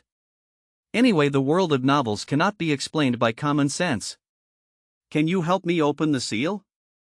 Jun Wuqi recited every word with great emphasis. This seal had never been opened by many demon kings, but this young-looking woman casually told him that she could open the seal. Although it's totally unbelievable, but when I think of the skill she showed before, I feel a little shaken. Maybe she can really do it? Shang smiled and said, "I know you don't believe me, but it doesn't matter. I can help you open the seal first and then we can discuss the terms. How about that?" Jun Wuqi has no other advantages except that he honors his promises. Even if he doesn't comply, it won't be a big loss for Shang. She's going to get out anyway, and now she's just in control. Okay, Jun Wuqi couldn't say anything harsh. After all, this woman's strength was there, those flames that could be controlled. It will gave him a bad feeling. The feeling told him not to provoke her. Shang walked to the edge of the lake and turned around. "Demon Lord, get your people ready." Aren't you looking for me?" Shang pulled the corner of his mouth and regardless of Jun Wuqi's reaction, he lifted his sleeves and drew a bloody mark and the blood dripped into the lake, spreading. Jun Wuqi finally reacted and quickly asked the demons hiding in the dark to come out and start casting spells around the lake. Seeing that it was almost time, Shang covered his hands and quickly retreated from the encirclement of those people. Almost at the same time, Feng Xiai appeared beside her, pinched her wrist and asked nervously, "Does it hurt?" Shang casually pressed the wound. "It doesn't hurt. This minor injury is nothing compared to the previous injuries." Feng Xiai stopped her action, lifted her wrist and put it to his lips, licking the wound lightly with the tip of his tongue, and a cool feeling spread from the wound. When Feng Xiai licked the blood off her wrist, there was no longer any wound on her wrist, which was as white as jade. "There won't be a next time." Feng Xiai put her sleeves down, his expression gloomy. "I don't like you getting hurt even if you do it yourself." Shang. How can I get out without cutting my wrists? This baby is not the heroine and she has not unlocked the skill of tearing space with bare hands. Asterisk. Don't dwell on why the heroine is so awesome. If you don't like this kind of article, you can just click the cross. I don't write about growing heroines. I won't say I'll fail if I write about growing heroines. This is not a growth article. This is not a growth article. This is not a growth article. Say nonsense 3 times. Okay, little angels, come and vote 2,000 votes plus more. Purple Bamboo Mountain. The place where the demon world is sealed. The bamboos here are all purple and are said to be fairy bamboos. The bamboos on the entire mountain are planted according to formations to seal the demon world. Many people from the world of cultivation gathered here, led by Pyamyo sect and Tongshan sect. 400 years have passed since Shisheng disappeared. During these 400 years, Yi Qingqiu has developed Pyamyo sect into the #1 sect in the world of cultivation, and it is the kind that others can only dream of. Master Yi, are we just going to watch the demons come out? A man in a green Taoist robe looked at the woman who was surrounded by the crowd. Yi Qingqiu had a cold expression on her face and acted like a cool goddess, causing many people to look at her frequently. Otherwise, what other ideas does sect leader Lin have? Yi Qingqiu parted her red lips slightly, and her every move and gesture carried the aura of a superior. She was already in the Mahayana realm so naturally she didn't need to look at anyone's face. Sect leader Lin touched his head awkwardly. He had a brilliant idea, so why did he need to ask her? But the other person is now a great Mahayana master and the leader of Pyamyo sect, so he can only step aside in embarrassment. Yi Qingqiu cleared his throat and glanced at the people present. This matter has been reported to the immortal realm. What we can do now is to control it as much as possible and wait for the people from the immortal realm to come down. Everyone looked at each other and finally everyone agreed. The demons are bloodthirsty and good at fighting. The cultivation world has not been as good as before in recent years, so how could they have the ability to seal the demons? Buzz. A violent tremor came from the front. The bamboo sea rustled and then there was a crackling sound. The bamboos fell down, and above the fallen bamboos something like a black hole suddenly appeared. As soon as Shisheng stepped out of the demon realm, he saw people outside wearing various Taoist robes holding weapons, alert and nervous. The background was swaying purple bamboo and it looked quite solemn and murderous. This scene was even more grand than when she went to the Tongshan sect to participate in the sect competition. Shisheng and Feng Xi walked in front and the people from the demon clan followed behind. From afar it looked like they were leading the demon clan out. Shang Shu. This loud shout made Shisheng pause, and the demons behind him also stopped in unison for some reason. Shisheng looked in the direction of the voice and saw the hostess with her own halo, who was looking at her in disbelief. How did she come out from the demon clan? Those who had participated in the siege of Shisheng at that time all changed their expressions when they saw Shisheng. The words she said. You all should remember what happened today. There was no anger at all, just a calm sentence, but it took root and sprouted in their hearts, making them uneasy. Now that I have seen the real person, the uneasiness has been magnified infinitely. She has come back. Oh, you came to me so I can take revenge. Shisheng glanced at a row of familiar people and smiled rather maliciously. It's unreasonable not to take the head that comes to my door. You watch, I'll do it. Feng Xi raised his lips slightly towards Shisheng. You decide who should die. He will always remember the grudge of hurting her. Shisheng's slender white fingertips passed over several people and the wind blew the voice to the ears of the people over there. These few. Almost as soon as Shisheng's fingertips passed by, flames started burning on the body of the person who was touched. Screams rang out one after another until one person fell to the ground and those people retreated back in horror. In the empty space, 4 firemen rolled on the ground howling in pain and stretched out their hands for help to the people standing there. However, no one dared to lend a helping hand. Anything else? Feng Xi did not burn those people to death at once. Not for now. Shisheng shook her head. It's not that they are gone, but she didn't see the remaining few people, so she probably didn't come. Shang Shu, you have actually fallen into a demon. Yi Qingqiu stared at Shisheng with disgust. Shisheng curled his lips in disapproval. Anyway, it's you who's talking, as long as you're happy. Yi Qingqiu. How could she respond? It would have been fine if she had refuted and she could have questioned him righteously, but she had an expression that said, whatever you say, think whatever you want, I don't care at all. You guys. Shisheng tilted his head to look at the demons behind him. What are you standing there for? Waiting for them to commit suicide in front of you? Have you been sealed for so long that your brains have become stupid? Damn it, now I have become the salt substitute of the demon clan. How can I be worthy of the title of salt agent if I don't charge some interest? The demons seemed to be awakened and they roared and rushed towards those people. The two groups were in chaos. Sure Shang gave orders to the demons from time to time and those demons listened to him for some reason. That scene really looked like Sure Shang was leading the demon clan. When the demon lord who was still in the demon realm received the tip-off, his handsome face twitched several times. This woman is so rude when she takes advantage of the power of others. He, the demon king, is still here. In the first confrontation between the demons and the cultivators from the world of cultivation, Sure Shang won with his shameless command method and forced those people to retreat. The demons occupied Zizhu Mountain and made it their base. Sure Shang retired after achieving success, hiding his achievements and fame. After leaving Zizhu Mountain, Sure Shang brought Feng Xiai and swept through the sects that had participated in the siege against her, causing panic in the entire cultivation world. The front yard was lost and the backyard was on fire, which describes the current situation. The demons were preparing for a massive attack, but their own position was thrown into disarray by Sure Shang. Sure Shang wanted to go see Yu Xiao, so his last stop was naturally Piaomiao sect. When she arrived, Piaomiao sect had received the news from somewhere and was waiting for her fully armed. Well, very good, this posture is in line with my style. Uncle Master. Sure Shang had just struck a domineering pose, and before he could finish his lines he was interrupted by a voice. A woman in a purple Taoist robe rushed down the mountain and pushed aside the disciples standing in the front row. Uncle Master, it really is you. Oh, you are finally back. I missed you so much. Lin Yi opened his arms and ran towards Sure Shang. Just as he was about to hug Sure Shang, Feng Xiai snorted and raised his foot to kick him. Sure Shang pulled Feng Xiai back a step with a frown on his face. Lin Yi missed her target and staggered away from Sure Shang, moving a little behind her. Lin Yi turned around with a face full of grievance. Uncle Master, you don't even hug me. Sure Shang. If this baby holds you in his arms, you will experience the romance of you being the wind and me being the sand, okay? Uncle, are you back to see me? Lin Yi felt aggrieved for a moment and immediately changed the subject. Uncle, where have you been all these years?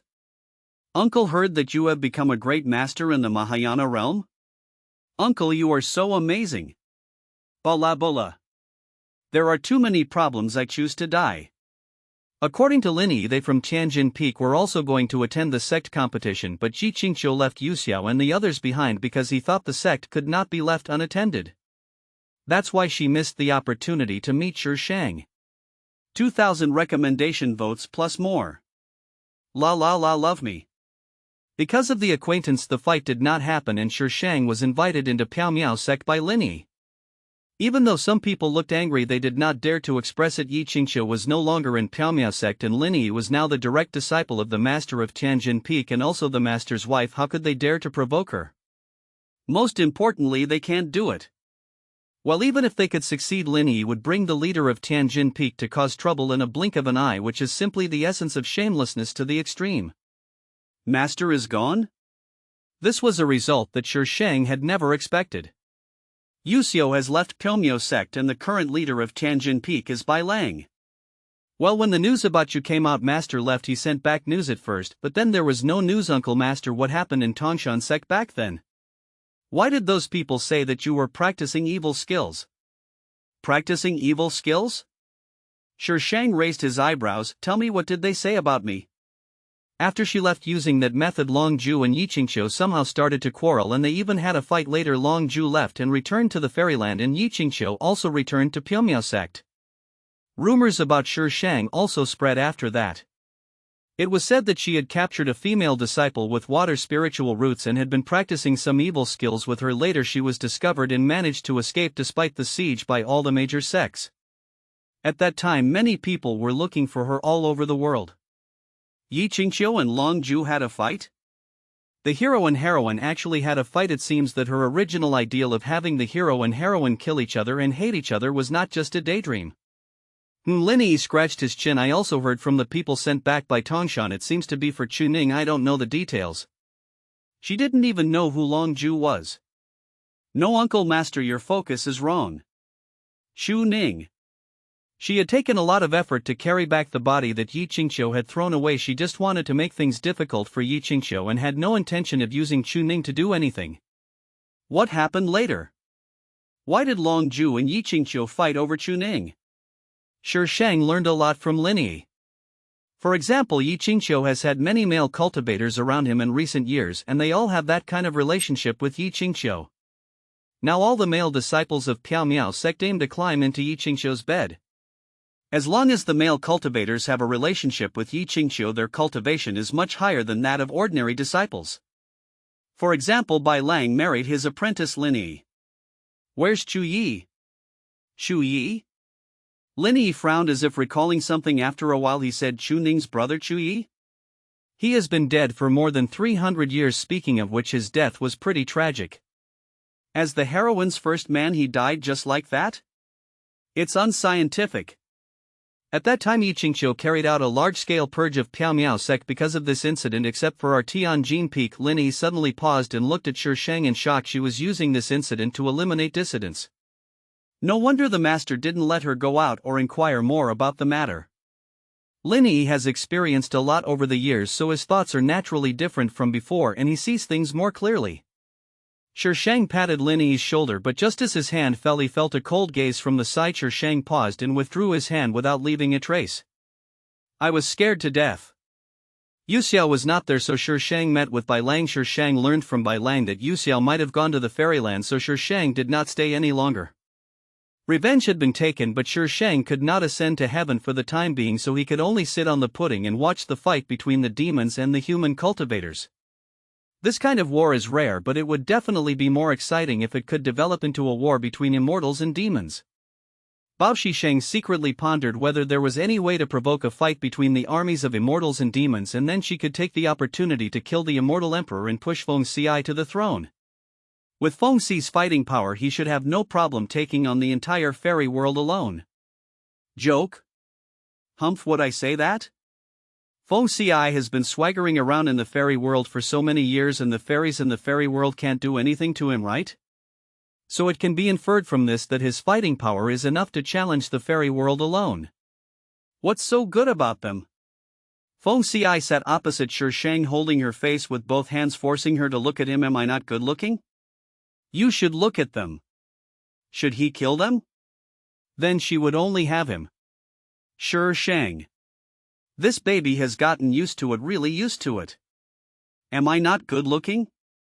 Feng Xi asked stubbornly, with a faint flame flickering on his figure. Shi Shang suddenly felt a sense of intimacy with Feng Xi and wanted to get closer to him. And she did just that. She pounced directly on Feng Xi. Her movement was so sudden that Feng Xi fell backwards. If the pudding had not been big enough, they would have fallen down. Feng Xi hurriedly held her waist and let her lie on him. Shi Shang came back to his senses after he pounced, his cheek pressed against Feng Xi's chest, the sound of his slightly disordered heartbeat in his ears. Oh my god, what happened to me just now? Why did he suddenly pounce on Feng Xi?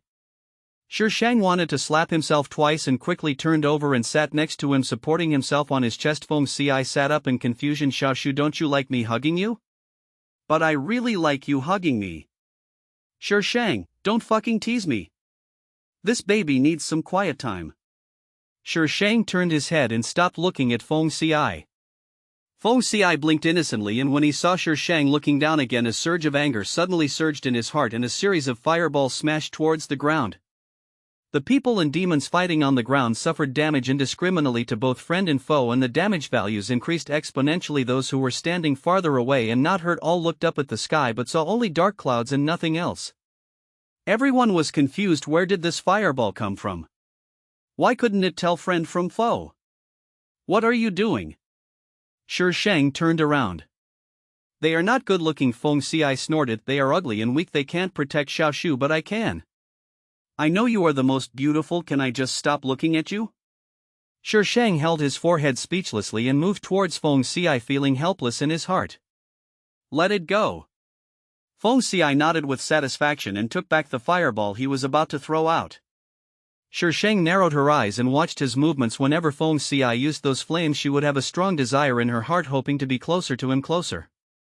Shi Shang just felt a little helpless about this feeling of being restrained, but he did not feel displeased or disgusted. If it were in the past, her first reaction would have been to kill Feng Xi to prevent future troubles.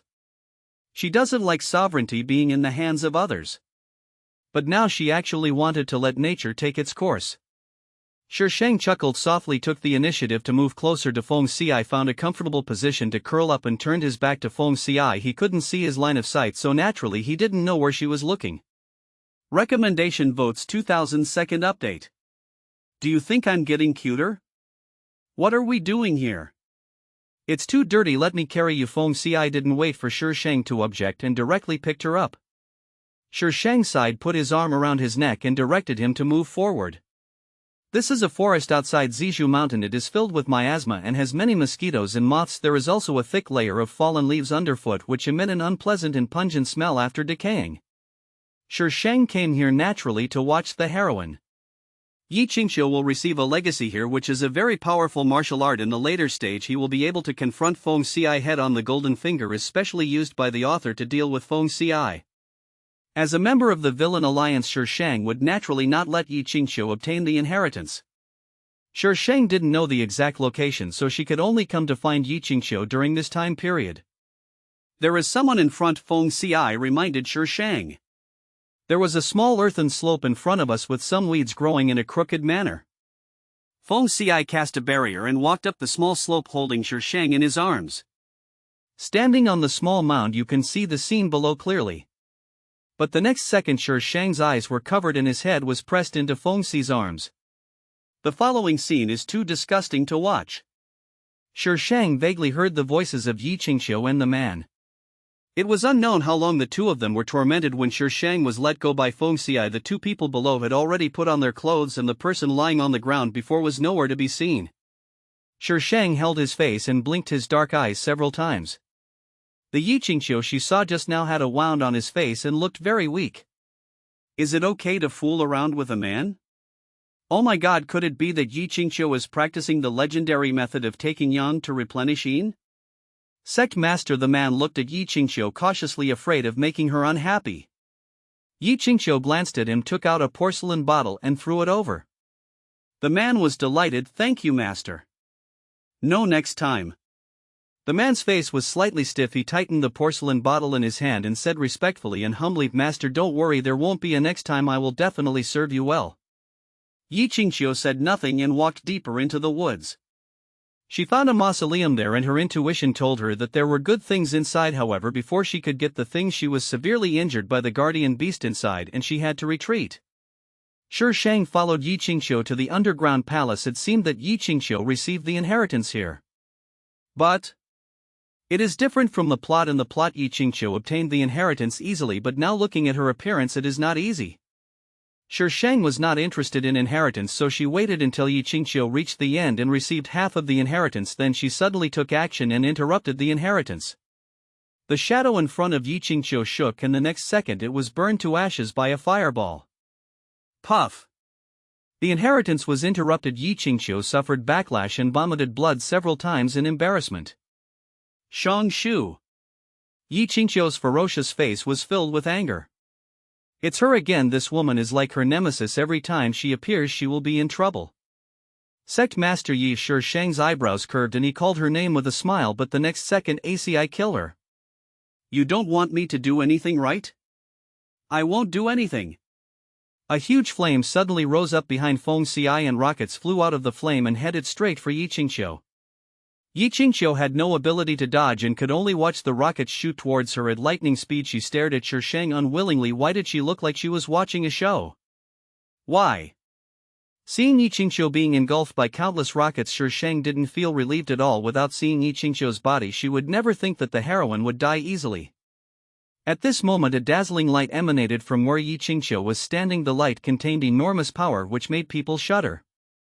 Feng Ci's face changed slightly. He hugged Shang, immediately flicked his sleeves to shoot out a rocket and then quickly retreated with Shang. The underground palace shook and debris flew everywhere. Boom! When Shang and Feng Ci exited the underground palace, the entrance collapsed. The man standing outside waiting for Yi Qingqiu was blown away by the airflow inside. Boom! Suddenly there was a sound of thunder in the sky. Shang looked up and saw dark clouds covering the dense forest as if thousands of troops were galloping towards them with great momentum. Shang felt unwell all over. So the heroines are all invincible cockroaches and they always get benefits in the end. She's going to pass the tribulation. Feng Xi's face darkened. It's not easy to kill her. Of course I know it's not easy to kill him. Sure, Shang now has the urge to vomit blood. The plot guy is the heroine's true love, right? Without the inheritance she went through the tribulation directly. I will bring the thunder tribulation to you and you will endure it. Feng Xi suddenly pulled Sure Shang into the air. Long wait sack. What does it mean to bring the thunder tribulation to her? Isn't this a one-to-one binding? Can the object be changed? Sure Shang held Feng Xi back. No need, let her survive the calamity. Feng Xi was puzzled, his eyes full of confusion. Why? Why? How can I explain this? This is the heroine's thing. If you go and grab it, you will be skinned alive if you don't die, okay? She had never heard of robbing someone else's thunder tribulation. Even if Feng Xi had a way, he would definitely pay a heavy price. Her conscience, which had been gnawed to pieces by dogs, had not yet lost its effectiveness. Congratulations to the little angel for unlocking a new chapter. Isn't it a surprise? 1,000 book reviews plus more. Ha ha ha ha. Come love me. Book tickets for next week. Yaha yaya. Yi Qingqiu's tribulation was absolutely spectacular. The battlefield in the distance was forced to call for a halftime break because of this sudden change. Many people flew towards the place where the thunder tribulation was, wanting to see who was undergoing the tribulation. When they arrived at the place, they only saw two figures, one black and one white, standing on the treetops, but the person who was undergoing the tribulation was not seen. But the purple lightning as thick as arms that struck down one after another proved that the person who was undergoing the tribulation was here. The demons arrived slower, but it was the demon lord who came. He noticed the two particularly eye-catching people at a glance. His eyes flashed and he flew and landed on a tree crown next to Sure Shang. Sure Shang glanced at him and then looked away. Feng Xi, on the other hand, was eager to set Jun Wuqi on fire. Sure Shang didn't say anything, so Feng Xi could only think about it in his heart or plan to take action when Sure Shang wasn't looking. Miss Shang, are you interested in joining my demon world? Sure Shang turned his gaze back to Jun Wuqi and said thoughtfully, what does the demon lord like about me? The condition she had made with the demon lord was very simple. If he met Yi Qingqiu in the future, he must not lend a helping hand. Logically speaking, they have already settled the payment in goods, so even if Jun Wuqi breaks the contract, it will not have much impact on Sure Shang. It will just be one more enemy. Why did Jun Wuqi suddenly invite her to join the demon world? Was your brain hacked off? Miss Shang is amazing. Jun Wuqi's praise was genuine. He specifically checked her origin. She was a disciple of Piao Miao sect's Tianjin Peak 400 years ago. Later she left Piao Miao sect and spent 10 years in the cultivation world. She was famous and everyone wanted to kill her. Then she disappeared for unknown reasons and finally appeared in the demon world. The most important thing is that her cultivation is at least at the Mahayana level. With such a person, what reason does he have not to invite her to join the demon world? I also know that I'm great, and then what? You're so immodest, there is no point in chatting with me. Jun Wuqi coughed to cover up. Miss Shang, if you join the demon world, I will make you the best among all the people. How about that? Second to none and above 10,000? TSK, this demon king has really spent a lot of money. What did he like about me? My beauty? My ability? It must be beauty. The appearance of the female supporting characters is first class. Just to set off the phrase femme fatale, so Shang Shu's appearance is definitely not bad. I didn't expect the demon lord to be such a demon. After Sure Shang finished thinking about it, he adjusted his facial expression and said seriously, Demon Lord, thank you for your kindness, but I am not interested in being second to none. She paused, then suddenly grinned. My goal is the sea of stars, ahem, the place in the fairyland. After hearing the first half of the sentence, Jun Wuqi thought she was the kind of person who didn't like being constrained. Who knew she would say this in the next second? Jun Wuqi's body tilted and he almost fell from the tree canopy. This woman is so arrogant. He opened his mouth and mentioned the position in the fairyland. He was even more arrogant than him. But he likes. I believe we should have opportunities to cooperate in the future. Jun Wuqi smiled meaningfully. Sure Shang blinked and asked, cooperate with Jun Wuqi? This man is so cunning. I don't want to stay with someone like him who is always scheming and plotting. Who knows when he will be eaten, and he won't even spit out any bones. Sure Shang responded vaguely and Jun Wuqi pretended not to notice her perfunctory attitude. He left a message telling her to come to him if she had any problems and then returned to the demon clan's territory. You want the immortal realm? Feng Xiai asked as soon as Jun Wuqi left. Do you like the position of immortal emperor? I like wool. It's for you whether you build it or not. If Xiaoshu likes it I will give it to you, Feng Xiai said seriously. Even if you want to be the master of the 5 realms I will hold it in front of you, you just need to stand beside me and look at me. Sure Shang, it's all routine. Stay calm, isn't it just a tease? I've seen all kinds of situations I've kissed before, it's just a tease. Stay calm. Just stay calm. If he keeps teasing me like this I won't be able to control myself. No. Not 6 realms? Another realm was eaten? Feng Xiai blinked in confusion. Humans, immortals, demons, monsters, ghosts. There are only 5 realms. He should be right. Where is the other realm? Where is the God realm? Where is the God realm? Gods and immortals are 2 different species. Xiaoshu, don't you know? Feng Xi's expression was a little strange. The God clan fell in ancient times and the God realm no longer exists. Is this the background setting? Sure Shang tried hard to recall and found that the divine world was not mentioned at all in the plot and the heroine's journey ended in the fairyland. Oh my god, the gods are gone? The demons are still there? This background setting is poisonous. Gods and demons are the official CP. When Sure Shang and Feng Xiai were discussing historical issues, Yi Qingqiu had already survived the calamity. Golden light shone through the dark clouds onto her and there seemed to be ethereal fairy sounds. Yi Qingqiu appeared in mid-air with the fairy music. She looked a little disheveled, but it did not affect her temperament at all. She was like those cold and noble fairies in the fairy world, holding her chin high and looking down on the world. Master, it's the master. The master has successfully transcended the tribulation. The disciples of Piaomiao's sect were the most excited. Ah, the sect master has ascended. The sect master is so powerful. Long live the sect master.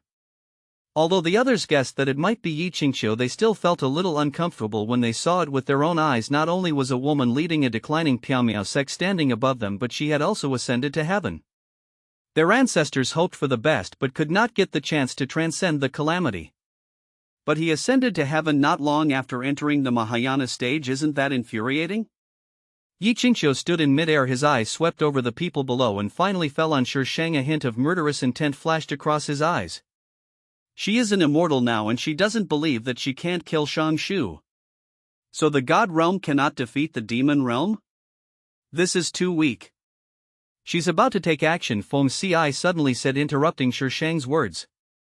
Sure Shang looked up at Yi Qingqiu. Just as she looked up, Yi Qingqiu suddenly moved and her figure suddenly disappeared in mid-air. When she reappeared, she was half a meter away from Sure Shang. 2 arcs of light shot towards Yi Qingqiu and an oppressive aura arrived in an instant. Feng Xiai narrowed his eyes slightly and the wall of fire blocked Sure Shang behind him. The arc of light hit the wall of fire and bounced back to Yi Qingqiu. Yi Qingqiu pointed his toes, raised his body, avoided the 2 arcs of light and flashed slightly, landing behind Sure Shang. The same arc of light shot out again, but this time it was mixed with some black air. Boom! Thunder suddenly sounded and more than a dozen lightning bolts fell from the sky, half of which went towards Yi Qingqiu. Only 2 fell on Feng Xi's firewall. Although the firewall was not split, the flames covered by it seemed to be suppressed and the flames were weak. Sure Shang looked at the lightning that struck Yi Qingqiu in confusion.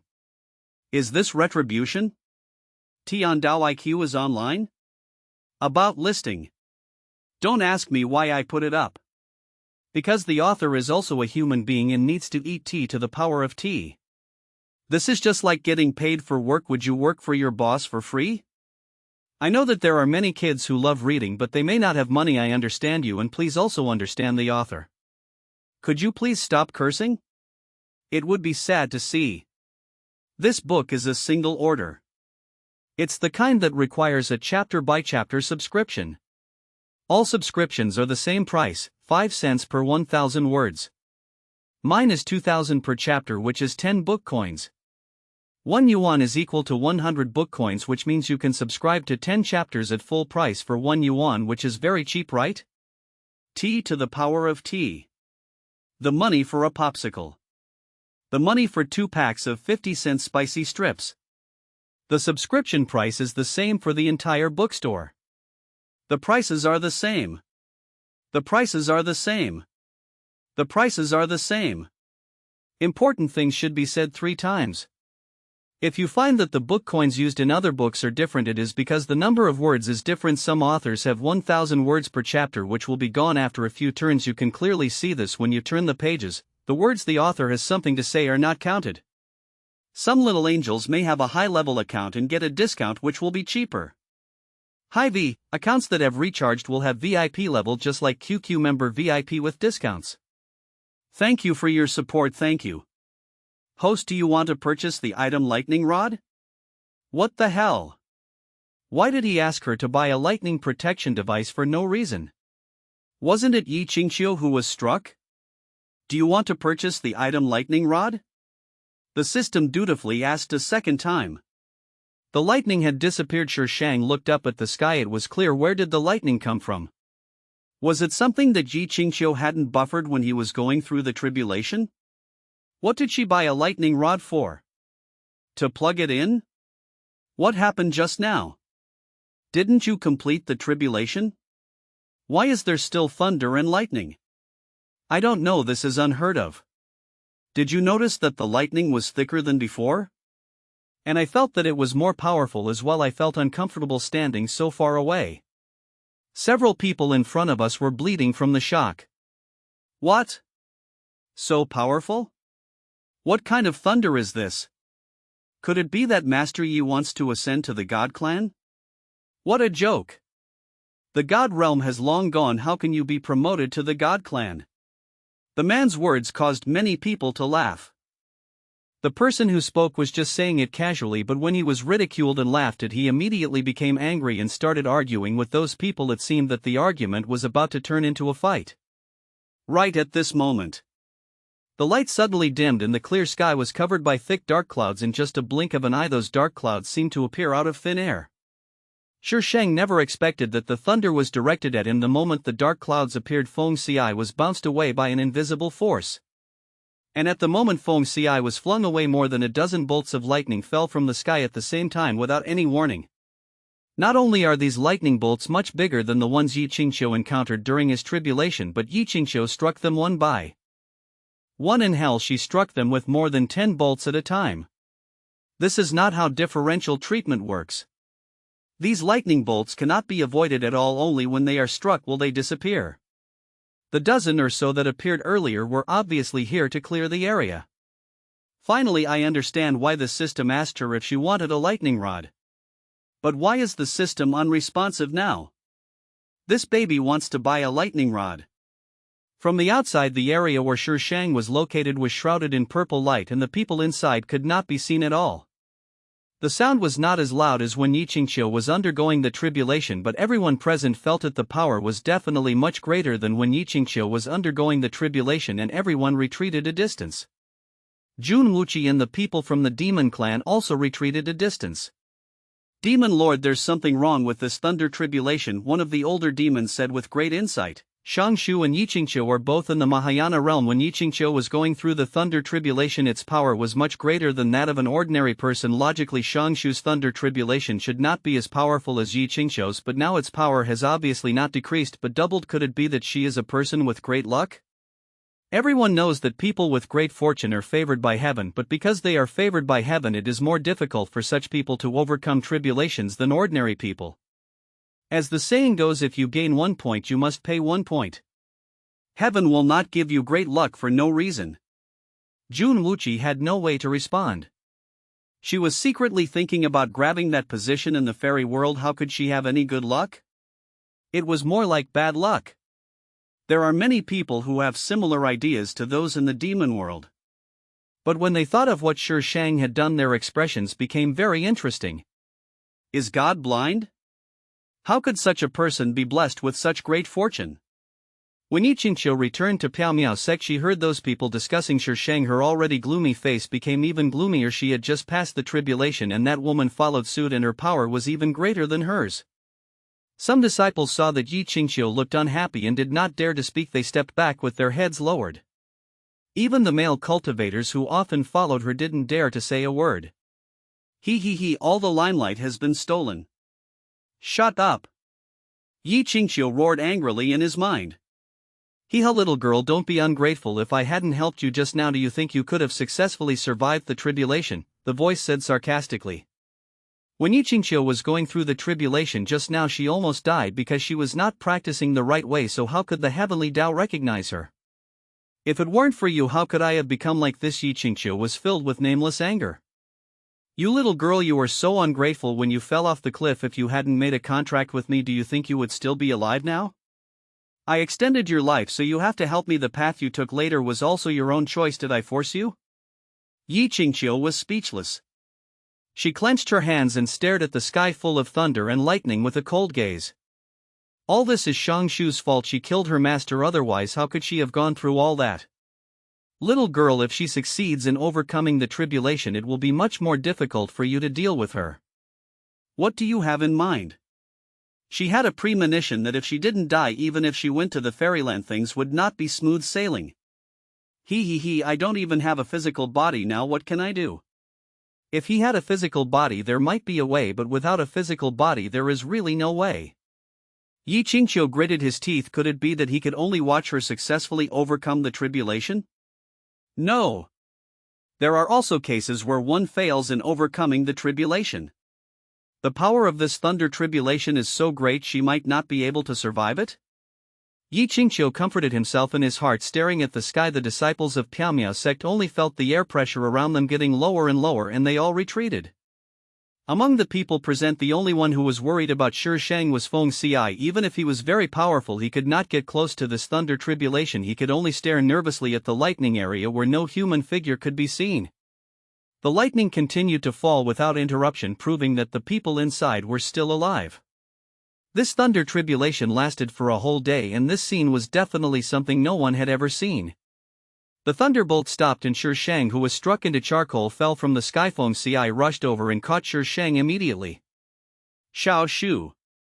Feng Ci's voice was trembling. If he had known that overcoming the tribulation was so difficult, he would not have let her do it. He would have been willing to stay in the world of cultivation with her forever. Shi Shang was completely black, his clothes were torn to shreds, his hair was burnt and stood up one by one. His image was simply terrible. ACI Shi Shang opened his eyes very weakly. Change my clothes quickly. She doesn't even want to see herself the way she is now. As a villain you can never be so embarrassed. The head can be cut off and blood can be shed, but the image cannot be lost. Feng Ci's heart finally settled down. The fact that he's still worried about his image proved that everything was fine. Feng Ci quickly changed Shi Shang's clothes and cleaned her hair with magic. After doing all this, ethereal fairy sounds finally came from the sky. It's dog abuse day. I feel so sad. Please comfort me with your votes. The moment the immortal sound rang out, Shi Shang felt that his original blood was revived. Damn it, you cost me half my life. The system bitch didn't even remind me. It kept asking me to buy a lightning rod. Did it know that I wouldn't buy one? It's definitely intentional. Host, you didn't listen to me. Why is it its fault again? Would it come out if nothing happened? This host is simply indiscriminate. It wants to change hosts. Okay, I won't talk to you about this. Tell me, is this tribulation I'm going to endure to kill me? Yiqingqiu's tribulation wasn't as serious as hers, so why is it that hers is like a wound-up spring that can't be stopped? Don't say that the more powerful the thunder tribulation is, the brighter the future will be. With her own state of mind, she doesn't know her own limits. Unless heaven wants to destroy this world, heaven will never give her any back door. The host is not from this world and is not tolerated by the heavenly Tao. The heavenly Tao is expelling you. I can only remind you before the thunder tribulation begins. Once the thunder tribulation begins, I will not be able to contact you. This is the power of the heavenly Tao. Every world has its own rules. If they are violated, the world will easily collapse. Shi Shang, fuck you. Host, the system hesitated. Can you tell me how you survived the thunder tribulation? It thought that the host would fail the mission and was ready to welcome the host's return. Who knew the host could pull through? Want to know? Think. I will not tell you. It knew it was like this, and when it got back it would give its host a 360-degree full body checkup. It just doesn't believe that it can't find out what bug is in the host. Not only was the system curious about how Shi Shang managed to get through it, even Feng Ci was curious. He could sense that she was not feeling well at first, but that feeling soon disappeared. But Shi Shang didn't say anything and Feng Ci didn't ask. It was enough for her to be by his side. After successfully passing the tribulation, one can only stay in the world of cultivation for one day, after which the guiding light will appear. If one misses the guiding light, then there will be no way for one to go to the fairyland. Of course, you can still come down after going to the fairyland. It's like you have to go to the fairyland at a designated time and let the fairyland record your identity information so that you can enter and leave the fairyland freely in the future. When Shi Shang had survived the calamity, Yi Qingxiu had already left. So the plan to kill Yi Qingxiu failed again. When the heroine fights the villain, it feels like the villain is always an invincible cockroach, but when he fights the heroine, it's the same principle. They are all invincible cockroaches. Why didn't you kill her with a sword? God is so blind. It's not a bad thing actually, at least she's gone to cause trouble in the immortal realm instead of us. There are so many people in the immortal realm, why would they be afraid of a girl who just ascended to heaven? What you said does make sense, but what if she doesn't stay in the fairy world? Crow's mouth. The people below were discussing heatedly, but the people from the demon realm took the opportunity to launch a sneak attack, and soon the discussion turned into cursing and fighting. Shi Shang and Feng Xi found a place to stay waiting for the guiding light. What's fun in the fairyland? Shi Shang asked casually. There's nothing fun. Feng Xi shook his head, then stared at Shi Shang with burning eyes. Everywhere you are, it's fun for me. Shi Shang, can we apply to block Feng Xi's skills in flirting with girls? Who are your enemies in the fairy world? She should find out about the enemy first. It's important to do the right thing. Feng Xi tilted his head and blinked innocently. Too many, I can't remember. Too much. Can't remember. Can't stop. Live. The sound was like the lingering sound in the air, lingering in Shi Shang's ears. Do you have any friends in the fairy world? Shi Shang asked in a more tactful way, or rather those who are not hostile to you. Feng Xi still had a silly look on his face. No. Very good, that means the entire fairy world is the enemy. This baby is going to be the enemy of the entire fairy world. Just thinking about it, it's quite exciting. The battle between humans and demons was in full swing. Shi Shang and Feng Xi ascended directly when the guiding light appeared, except for the demon lord who was in the mood to watch her ascend. The rest of the people below were busy fighting each other, and at most they glanced at them with their peripheral vision. Miss Shang, the door to the demon world will always be open to you. What responded to Jun Wuqi was an overwhelming flame. Jun Wuqi avoided it in a somewhat embarrassed manner, but the few demons around him were not so lucky. They died without leaving any trace. There was a faint sound falling from the sky. ACI, why did you set fire again? He wants to rob you. Then why don't you burn him to death? He hid too quickly. I'll go back and kill him. Jun Wuqi's body trembled. He just said a few words. Was it necessary to do something dirty to him? He looked up at the sky. The two men were shrouded in the guiding light and their figures were hazy. They were rising in a straight line and did not really return to kill him. Jun Wuqi secretly breathed a sigh of relief. Thinking of him, the great demon lord. Forget it, let's just fight. Ascension platform. Many people from the fairy world gathered at this time. The ascension of these people from the lower world was a big event for the fairy world. You must know that what the fairy world lacks most is fairies. This time 2 thunder tribulations occurred, proving that 2 people ascended to heaven. This was the first time in the history of the fairy world that such a thing had happened. Immortal Zihua, have you figured out who it is? Many people gathered around a handsome man who said awkwardly, I can still only count one. The other one. Even Immortal Lord Zihua can't figure it out. Immortal Lord Zihua is well known in the immortal world for his ability to tell fortunes. He can even figure out some of the affairs of the immortal emperor. How could he not be able to figure out anything for someone who just ascended to heaven? This is a strange thing. I want to see who it is. Here they come. There's movement in the reception formation, someone shouted, and a group of people rushed over to a round platform in the distance. The speed was so fast that one was afraid that if one was a step late, the rare species that could watch the ascension from a close distance would be gone. On the ascension platform there was a light that wandered along the patterns carved on the platform, lighting up the entire ascension platform. The formation emerged from the ascension platform and the guiding light shot in from afar. The light dispersed and 2 figures appeared in everyone's sight. The noisy scene fell eerily silent. A row of people widened their eyes and looked at the person standing on the ascension platform in disbelief. They must have opened it the wrong way. I actually had a hallucination and saw Feng Xi.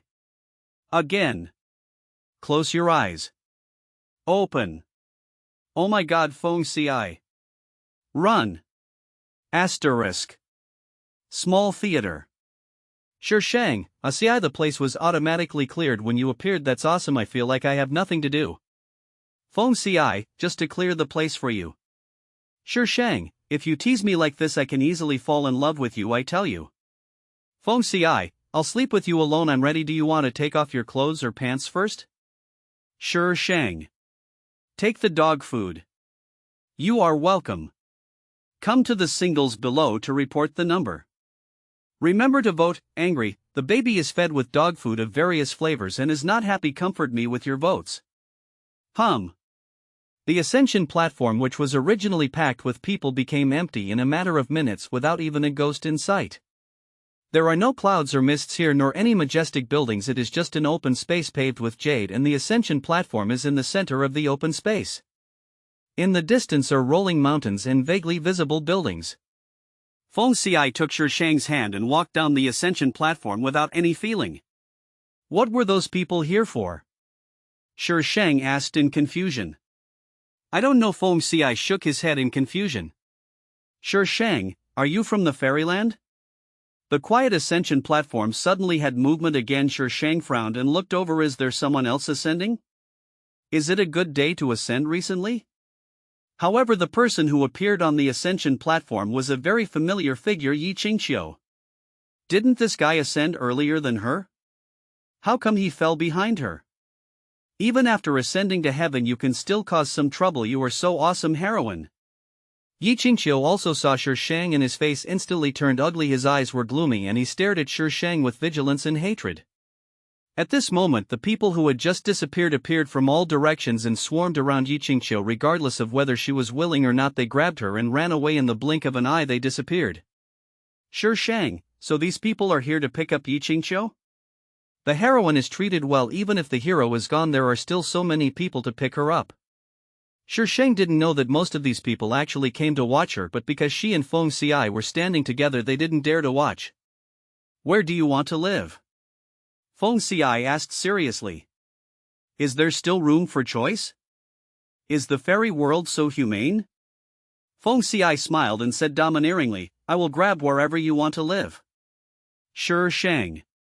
I want to live in the Immortal Emperor's palace. Where do you live? Sure Shang was afraid that if she said it out loud Feng Ci would really take her to rob the Immortal Emperor's palace, and then she would become famous in the immortal world as soon as she ascended to heaven. Feng Ci's eyes flickered and he asked cautiously, Shall you want to live where I live? Is it not possible? This question didn't sound like Feng Ci. Normally he wanted to make her look like Feng Ci, but why was he like that now? Sure Shang looked at Feng Ci suspiciously. As a villain he shouldn't live in a particularly poor condition, right? Feng Ci pursed his lips with some struggle in his eyes, but in the end he nodded slowly. When Shang arrived at the place he realized that this was not a bad place to live at all. It's simply uninhabitable. The weeds are as tall as a person. Where is the house? Don't you think it's covered by weeds? Is it too late for me to rob the Immortal Emperor's palace now? Xiaoshu. Feng Ci looked at Sure Shang cautiously. I will grab a few people tomorrow to build you a palace, the biggest and most beautiful one. Sure Shang waved his hands weakly. You used to live here alone? The territory is very large, but it is not a place for ordinary people to stay, and the environment outside is extremely harsh. Feng Ci lowered his eyelids and looked at it and responded softly, yeah. Sure Shang tilted her head slightly just in time to see his perfectly chiseled profile. He pursed his lips, looked downcast and looked a little lonely. Sure Shang walked over the weeds on the ground, approached him, took his hand and said softly, We'll live here from now on. Feng Ci said he would capture people to build the palace. The next day Sure Shang actually saw a group of people working with nervous and panicked faces. Immortals of course did not build palaces like mortals, they basically used magic, and a palace was completed in just a few hours. Feng Ci didn't know where he had robbed, but the furnishings in the entire palace looked extremely gorgeous. The immortal lords who were robbed. The palace is not big. There is a large hall in the front, 2 side halls next to it, and a bedroom in the back.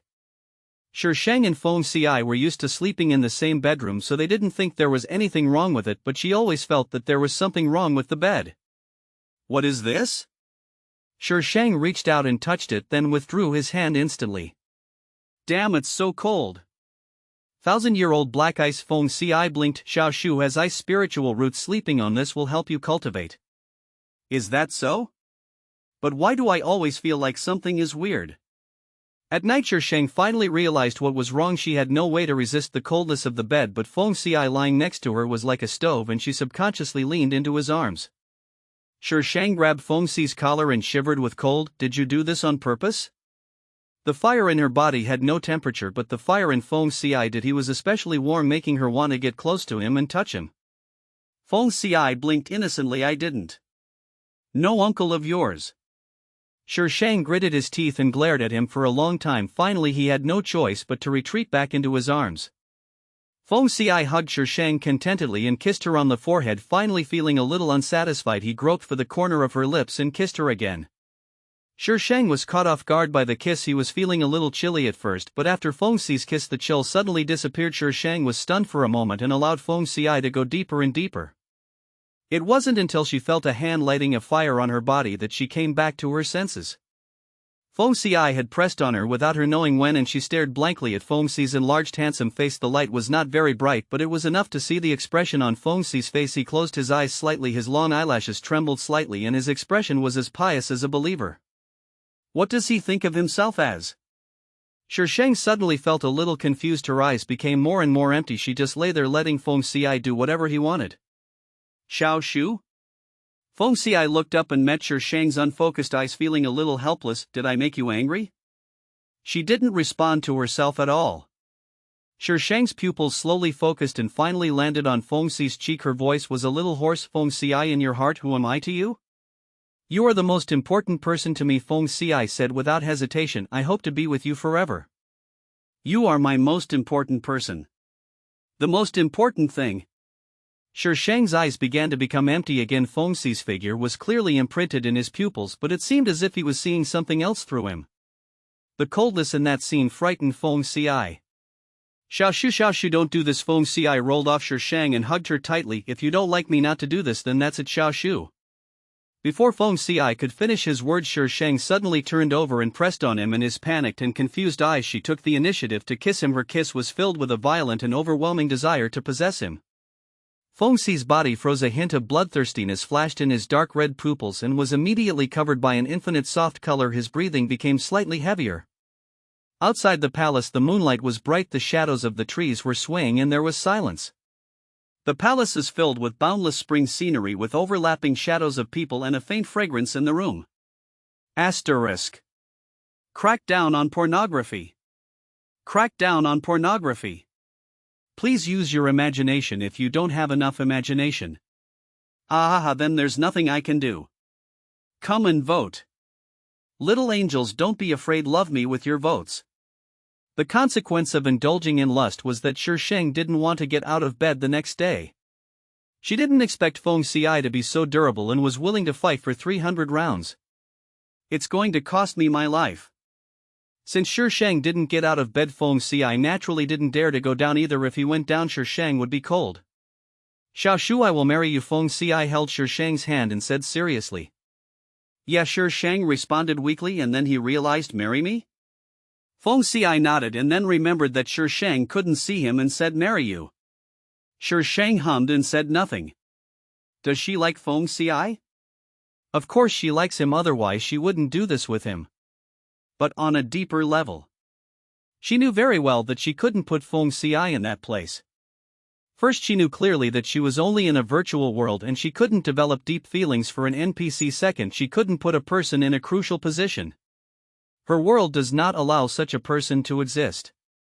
In the first two planes, whether it was Chu Tang or Lu Qingyun, she spent her whole life with them. She was only a little closer to them than friends and did not develop any feelings for them. The most important point was that those two people were also cold-hearted by nature. She was the same person as them and would never allow herself to have weaknesses. But Feng Ci is different. Yes, Feng Ci is different. It was different for her.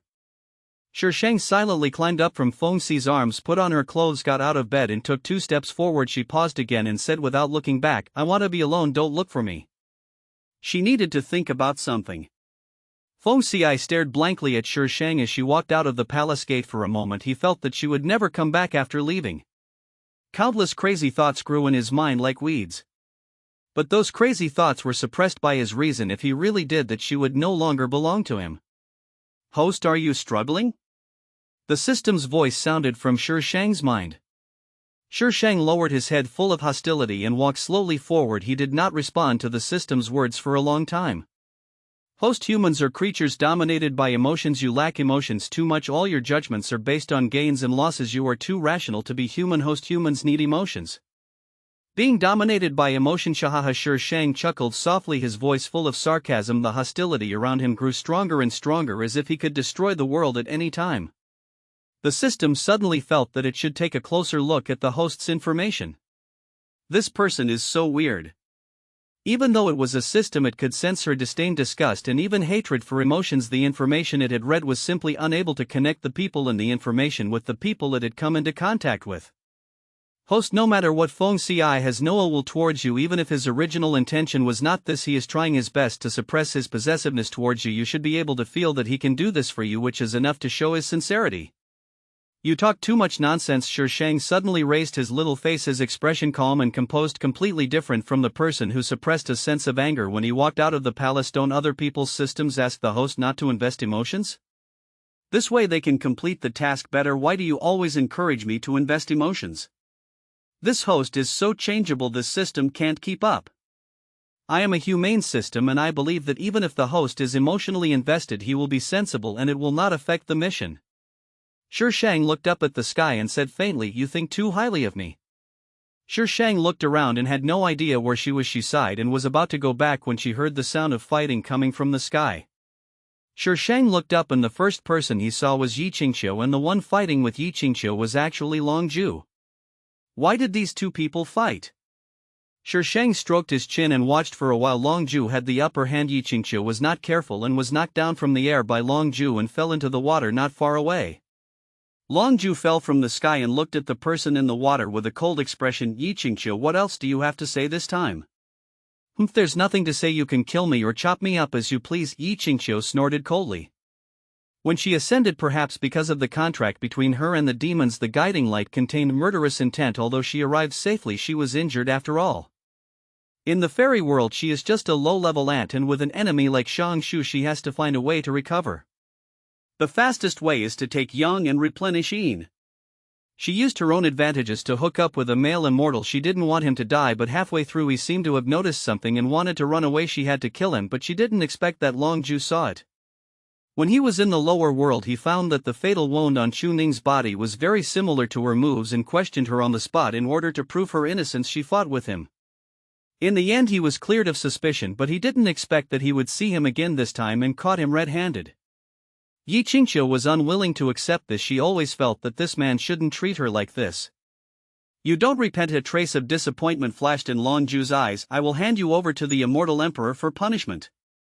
Yi Qingqiu's eyes flashed. Let me go up first. Long Ju didn't respond. Yi Qingqiu sneered. Why are you still afraid that I will run away? I am in this state. How can I run away? Even if I want to run, I can't beat you. Long Ju finally pulled Yi Qingqiu up. Yi Qingqiu saw the right opportunity. His body softened and he pounced towards Long Ju. Long Ju subconsciously wanted to push him away, but he smelled a faint fragrance at the tip of his nose, and before he could hold his breath, his body fell limply to the ground. Yi Qingqiu. Long Ju glared angrily at the woman who had already stood up. She actually dared to plot against him. Yi Qingqiu lifted the wet hair in front of her chest. The clothes that were wet by the water turned translucent and the spring scenery inside was faintly visible. Yi Qingqiu smiled charmingly. Long Ju, this is the most famous 10 soft fragrance in your fairy world. You will beg me for it later. Long Ju's face changed, very soft and fragrant. It can suppress immortal power or that kind of medicine. The male immortal she killed was a notorious playboy, so it was not surprising that he had this kind of medicine, but he didn't expect that she would get it. Long Ju soon felt a strange heat rising from his lower abdomen. Yi Qingqiu squatted down with a hint of excitement in his eyes. His fingers slowly slid down from Long Ju's face to his chest, and he opened his collar and belt, revealing his wheat-colored skin. Yi Qingqiu, don't touch me. Long Ju squeezed out the words fiercely from between his teeth. Don't blame the baby for being nagging. This article is going to be published, but it will be charged. I am so long-winded because I am afraid you will hit me when it is put on the shelves. I will remind you later. So please don't attack me when you put it on the shelves, okay? T to the power of T. Everyone has a responsibility to care for single people. Please vote. If you are still awake this late, come and hold my paw and touch it. Shi Shang looked at the two people in front of him with a tangled face. Are you going to go up or not? What's the point of talking so much nonsense? This kind of live version of a blockbuster is something I can watch so hard. Don't waste time, hurry up and watch it. After the two of them finished, exhausted, Yi Qingqiu fed Long Ju something and then took him away regardless of Long Ju's shameful growls. Now it's time to watch some interesting show. Wow. Shi Shang went back to find Feng Xiai with a reluctant heart. Feng Xiai was standing on the steps of the palace. When he saw Shi Shang, he took a few quick steps, then suddenly stopped and looked at the figure walking towards him from a distance, feeling uneasy. "I am tired." Shi Shang walked closer to Feng Xiai and leaned softly into his arms. She had been tossing and turning for so long last night and had walked so far today, so she was indeed a little tired. Feng Xiai didn't know what to do with his hands and feet. He looked at Shi Shang cautiously a few times, and when he saw that she looked normal, he picked her up and walked into the hall. "ACI, where does Yi Qingqiu live?" Shi Shang's little face was pressed against his neck as he spoke. His hot breath went straight to his neck, making him feel itchy and tingling, making him feel a little dizzy.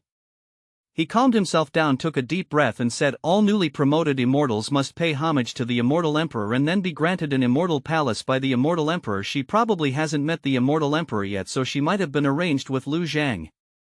Lu Zhang? Feng Xiai tilted his head and thought for a moment. The chief steward of the fairy world. Puff.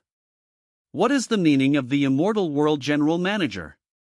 No words were spoken that night.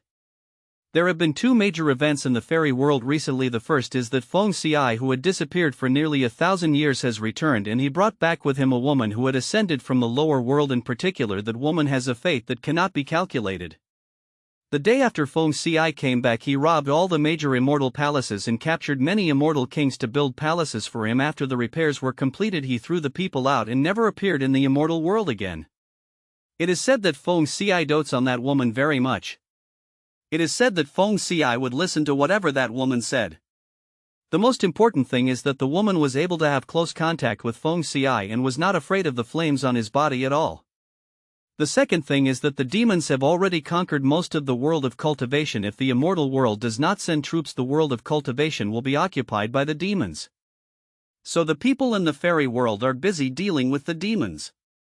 In the immortal emperor's palace, a group of people were arguing fiercely.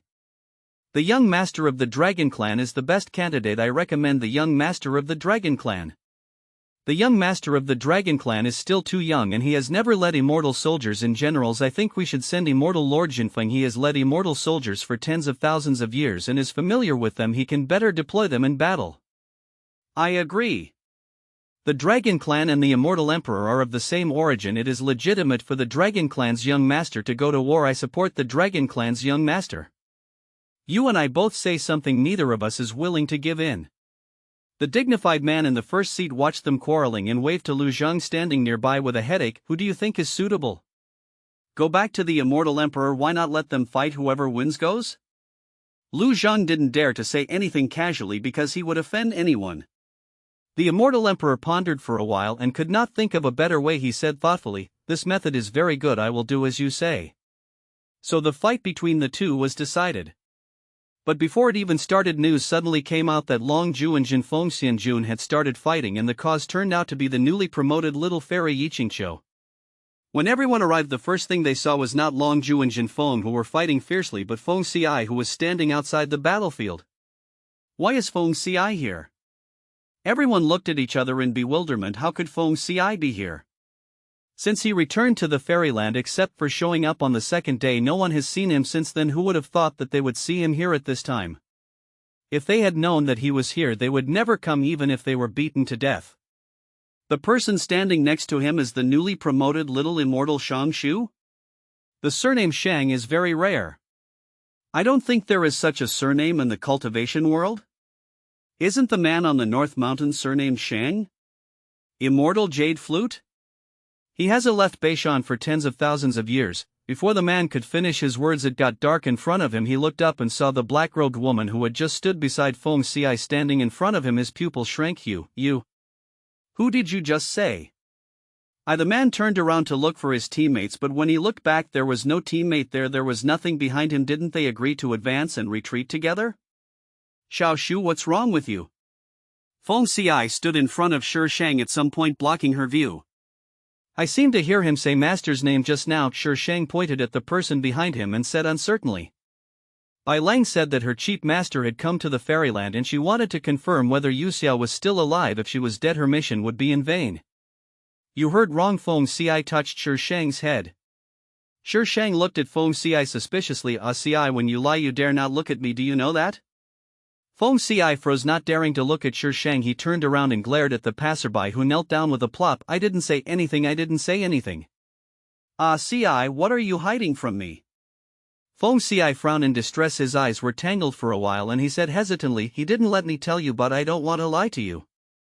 Then tell me. He died. He died. Shi Shang looked at Feng Ci in disbelief. How could he die? Without any development as planned in the plot, how could Yu Xiao die?